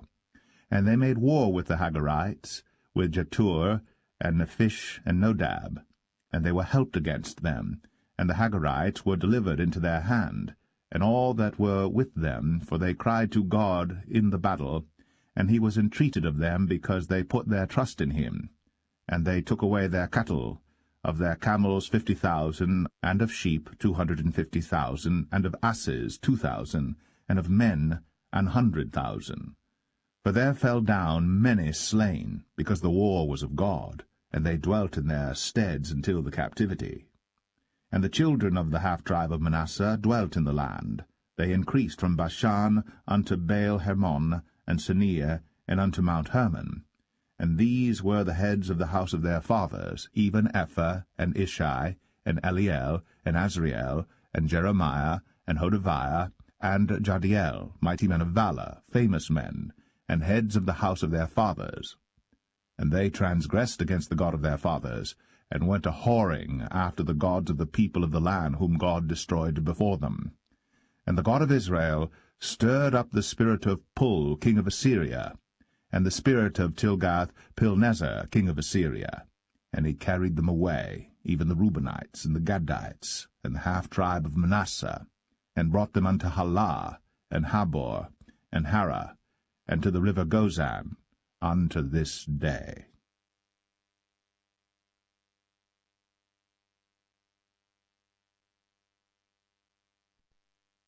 1 Chronicles 6. The sons of Levi, Gershon, Kohath, and Merari. And the sons of Kohath, Amram, Izhar, and Hebron, and Uzziel. And the children of Amram, Aaron, and Moses, and Miriam. The sons also of Aaron, Nadab and Abihu, Eleazar, and Ithamar. Eleazar begat Phinehas, Phinehas begat Abishua, and Abishua begat Bukai, and Bukai begat Uzai, and Uzai begat Zerahiah, and Zerahiah begat Marioth. Marioth begat Amariah, and Amariah begat Ahitub. And Ahitub begat Zadok, and Zadok begat Ahimaaz. And Ahimaaz begat Azariah, and Azariah begat Johanan, and Johanan begat Azariah. He it is that executed the priest's office in the temple that Solomon built in Jerusalem. And Azariah begat Amariah, and Amariah begat Ahitub, and Ahitub begat Zadok, and Zadok begat Shallum, and Shallum begat Hilkiah, and Hilkiah begat Azariah, and Azariah begat Seraiah, and Seraiah begat Jehozadak. And Jehozadak went into captivity when the Lord carried away Judah and Jerusalem by the hand of Nebuchadnezzar. The sons of Levi, Gershon, Kohath, and Merari. And these be the names of the sons of Gershom, Libni, and Shimei. And the sons of Kohath were Amram, and Izhar, and Hebron, and Uzziel. The sons of Merari, Mahli, and Mushai. And these are the families of the Levites according to their fathers. Of Gershom, Libni his son, Jahath his son, Zimmah his son, Joah his son, Iddo his son, Zerah his son, Jeterai his son.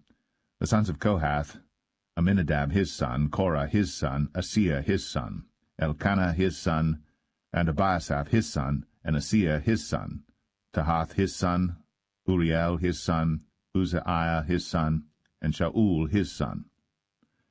And the sons of Elkanah, Amasai, and Ahimeth. As for Elkanah, the sons of Elkanah, Zophai his son, and Nahath his son, Eliab his son, Jeroham his son, Elkanah his son. And the sons of Samuel, the firstborn, Vashni, and Abiah. The sons of Merari, Mahli, Libni his son, Shimei his son, Uzzah his son, Shemaiah his son, Haggiah his son, Asaiah his son. And these are they whom David set over the service of song in the house of the Lord. After that the ark had rest. And they ministered before the dwelling place of the tabernacle of the congregation with singing, until Solomon had built the house of the Lord in Jerusalem. And then they waited on their office according to their order. And these are they that waited with their children. Of the sons of the Kohathites, Heman a singer, the son of Joel, the son of Shemuel, the son of Elkanah, the son of Jeroham, the son of Eliel, the son of Toah, the son of Zuph, the son of Elkanah, the son of Mahath, the son of Amasai, the son of Elkanah, the son of Joel, the son of Azariah, the son of Zephaniah, the son of Tahath, the son of Asir, the son of Abiasaph, the son of Korah, the son of Izhar, the son of Kohath, the son of Levi, the son of Israel. And his brother Asaph, who stood on his right hand, even Asaph, the son of Berechiah, the son of Shemaiah, the son of Michael, the son of Baasiah, the son of Malchiah, the son of Ethni, the son of Zerah, the son of Adai, the son of Ethan, the son of Zimmah, the son of Shimei, the son of Jahath, the son of Gershom, the son of Levi.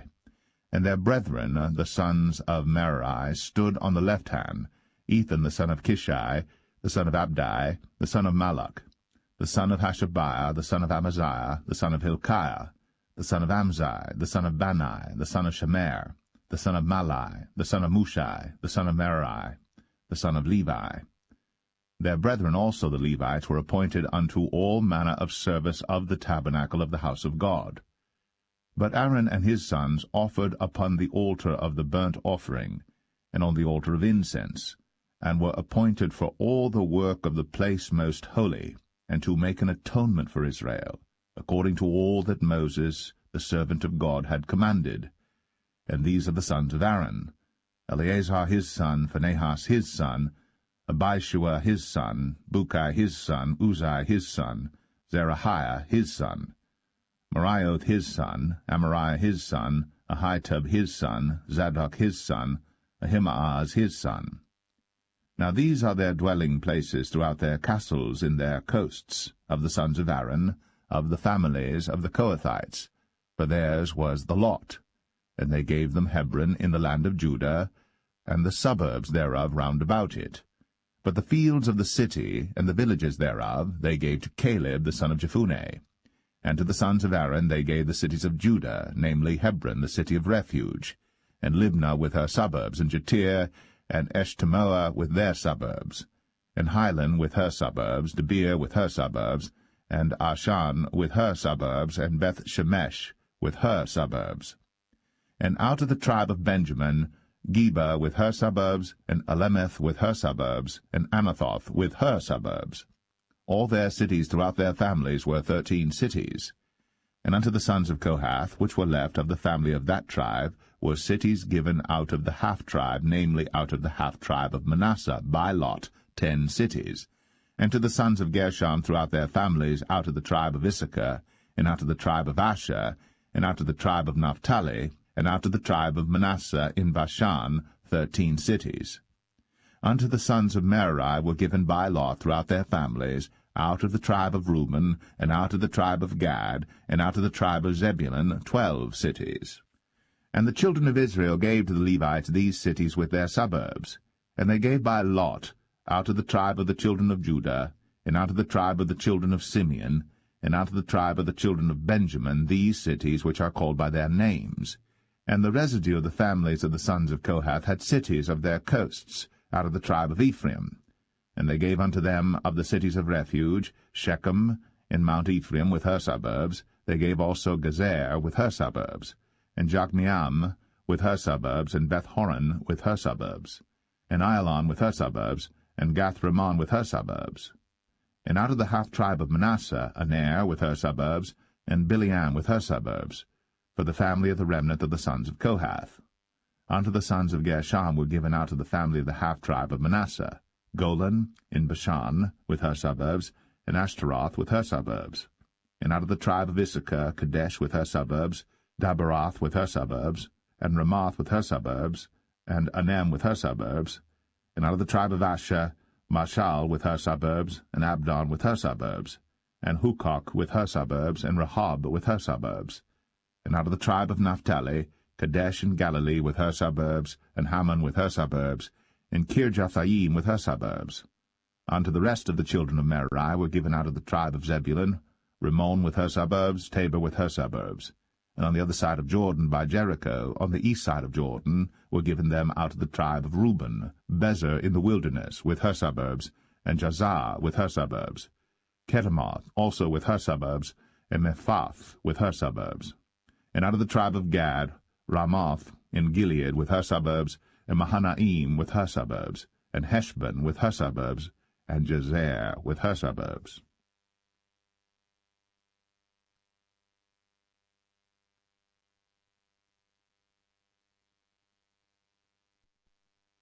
First Chronicles 7. Now the sons of Issachar were Tola, and Puah, Jashub, and Shimrom, 4. And the sons of Tola, Uzai, and Rephaiah, and Jeriel, and Jamai, and Jibsam, and Shemuel, heads of their father's house, to wit, of Tola. They were valiant men of might in their generations, whose number was, in the days of David, 22,600. And the sons of Uzai, Israiah, and the sons of Israiah, Michael and Obadiah, and Joel, Ishiah, 5, all of them chief men. And with them by their generations, after the house of their fathers, were bands of soldiers for war, 36,000 men.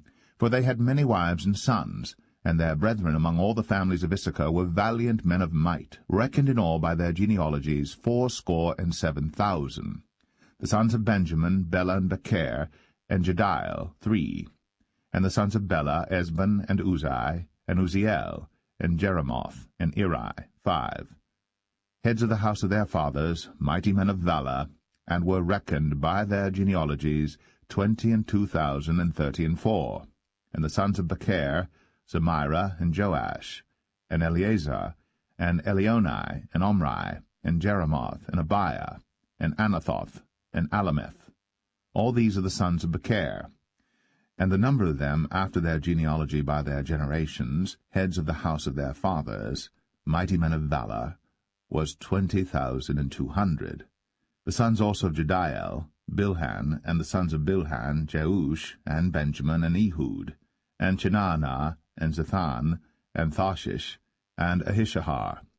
All these the sons of Jediel, by the heads of their fathers, mighty men of valor, were 17,200 soldiers, fit to go out for war and battle.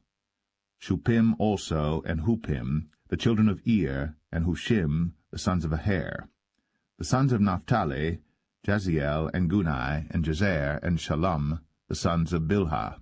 The sons of Manasseh, Ashriel, whom she bare, but his concubine, the Aramitess, bare Machir the father of Gilead, and Machir took to wife the sister of Huppim and Shuppim, whose sister's name was Maacah, and the name of the second was Zelophehad. And Zelophehad had daughters. And Maacah the wife of Machir bare a son, and she called his name Peresh, and the name of his brother was Sheresh, and his sons were Ulam and Rakem. And the sons of Ulam, Bedan. These were the sons of Gilead, the sons of Machir, the son of Manasseh. And his sister Hameleketh bare Ishad, and Abiezer, and Mahalah. And the sons of Shemidah were Ahian, and Shechem, and Likai, and Aniam. And the sons of Ephraim, Shuthelah, and Bered his son, and Tahath his son, and Eladah his son, and Tahath his son. And Zabad his son, and Shuthelah his son, and Ezer, and Eliad, whom the men of Gath that were born in that land slew, because they came down to take away their cattle. And Ephraim their father mourned many days, and his brethren came to comfort him. And when he went into his wife, she conceived, and bare a son. And he called his name Beriah, because it went evil with his house. And his daughter was Sherah, who built Beth-horon the Nether, and the upper, and Uzzen-Sherah. And Rephah was his son, also Resheph, and Telah his son, and Tahan his son, Ladan his son, Ammihud his son, Elishama his son, Non his son, Jehoshua his son. And their possessions and habitations were Bethel, and the towns thereof, and eastward Naaran, and westward Gezer, with the towns thereof, Shechem also, and the towns thereof, unto Gaza, and the towns thereof. And by the borders of the children of Manasseh, Bethshean and her towns, Taanach and her towns, Megiddo and her towns, Dor and her towns. In these dwelt the children of Joseph, the son of Israel. The sons of Asher, Imnah, and Ishua, and Ishuai, and Beriah, and Sarah their sister. And the sons of Beriah, Heber, and Malchiel, who is the father of Beerzavith. And Heber begat Japhlet, and Shomer, and Hotham, and Shua their sister. And the sons of Japhlet, Pasak, and Bimhal, and Ashvath. These are the children of Japhlet. And the sons of Shemer, Ahai, and Rogah, Jehubbah, and Aram.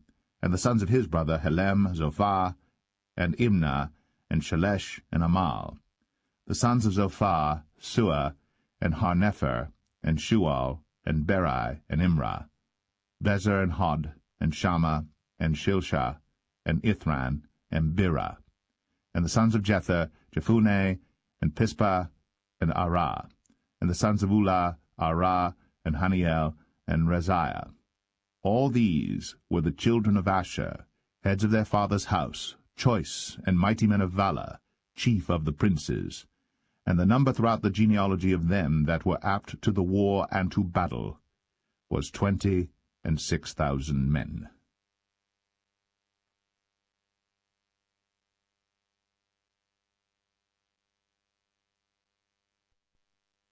1 Chronicles 8. Now Benjamin begat Bela his firstborn, Ashbel the second, and Naharah the third, Nohah the fourth, and Rapha the fifth. And the sons of Bela were Adar, and Gera, and Abihud, and Abishua, and Naaman, and Ahoah, and Gera, and Shephuphan, and Huram. And these are the sons of Ehud. These are the heads of the fathers of the inhabitants of Geba. And they removed them to Manahath. And Naaman, and Ahiah, and Gera, he removed them, and begat Uzzah, and Ahiad. And Shaharaim begat children in the country of Moab, after he had sent them away. Hushim and Barah were his wives. And he begat of Hodesh his wife Jobab, and Zibiah, and Mesha, and Malcham, and Jeuz, and Shekiah, and Mirmah. These were his sons, heads of the fathers. And of Hushim he begat Abitub, and Elpaal. The sons of Elpaal, Eber, and Misham, and Shemed, who built Ono and Lod, with the towns thereof.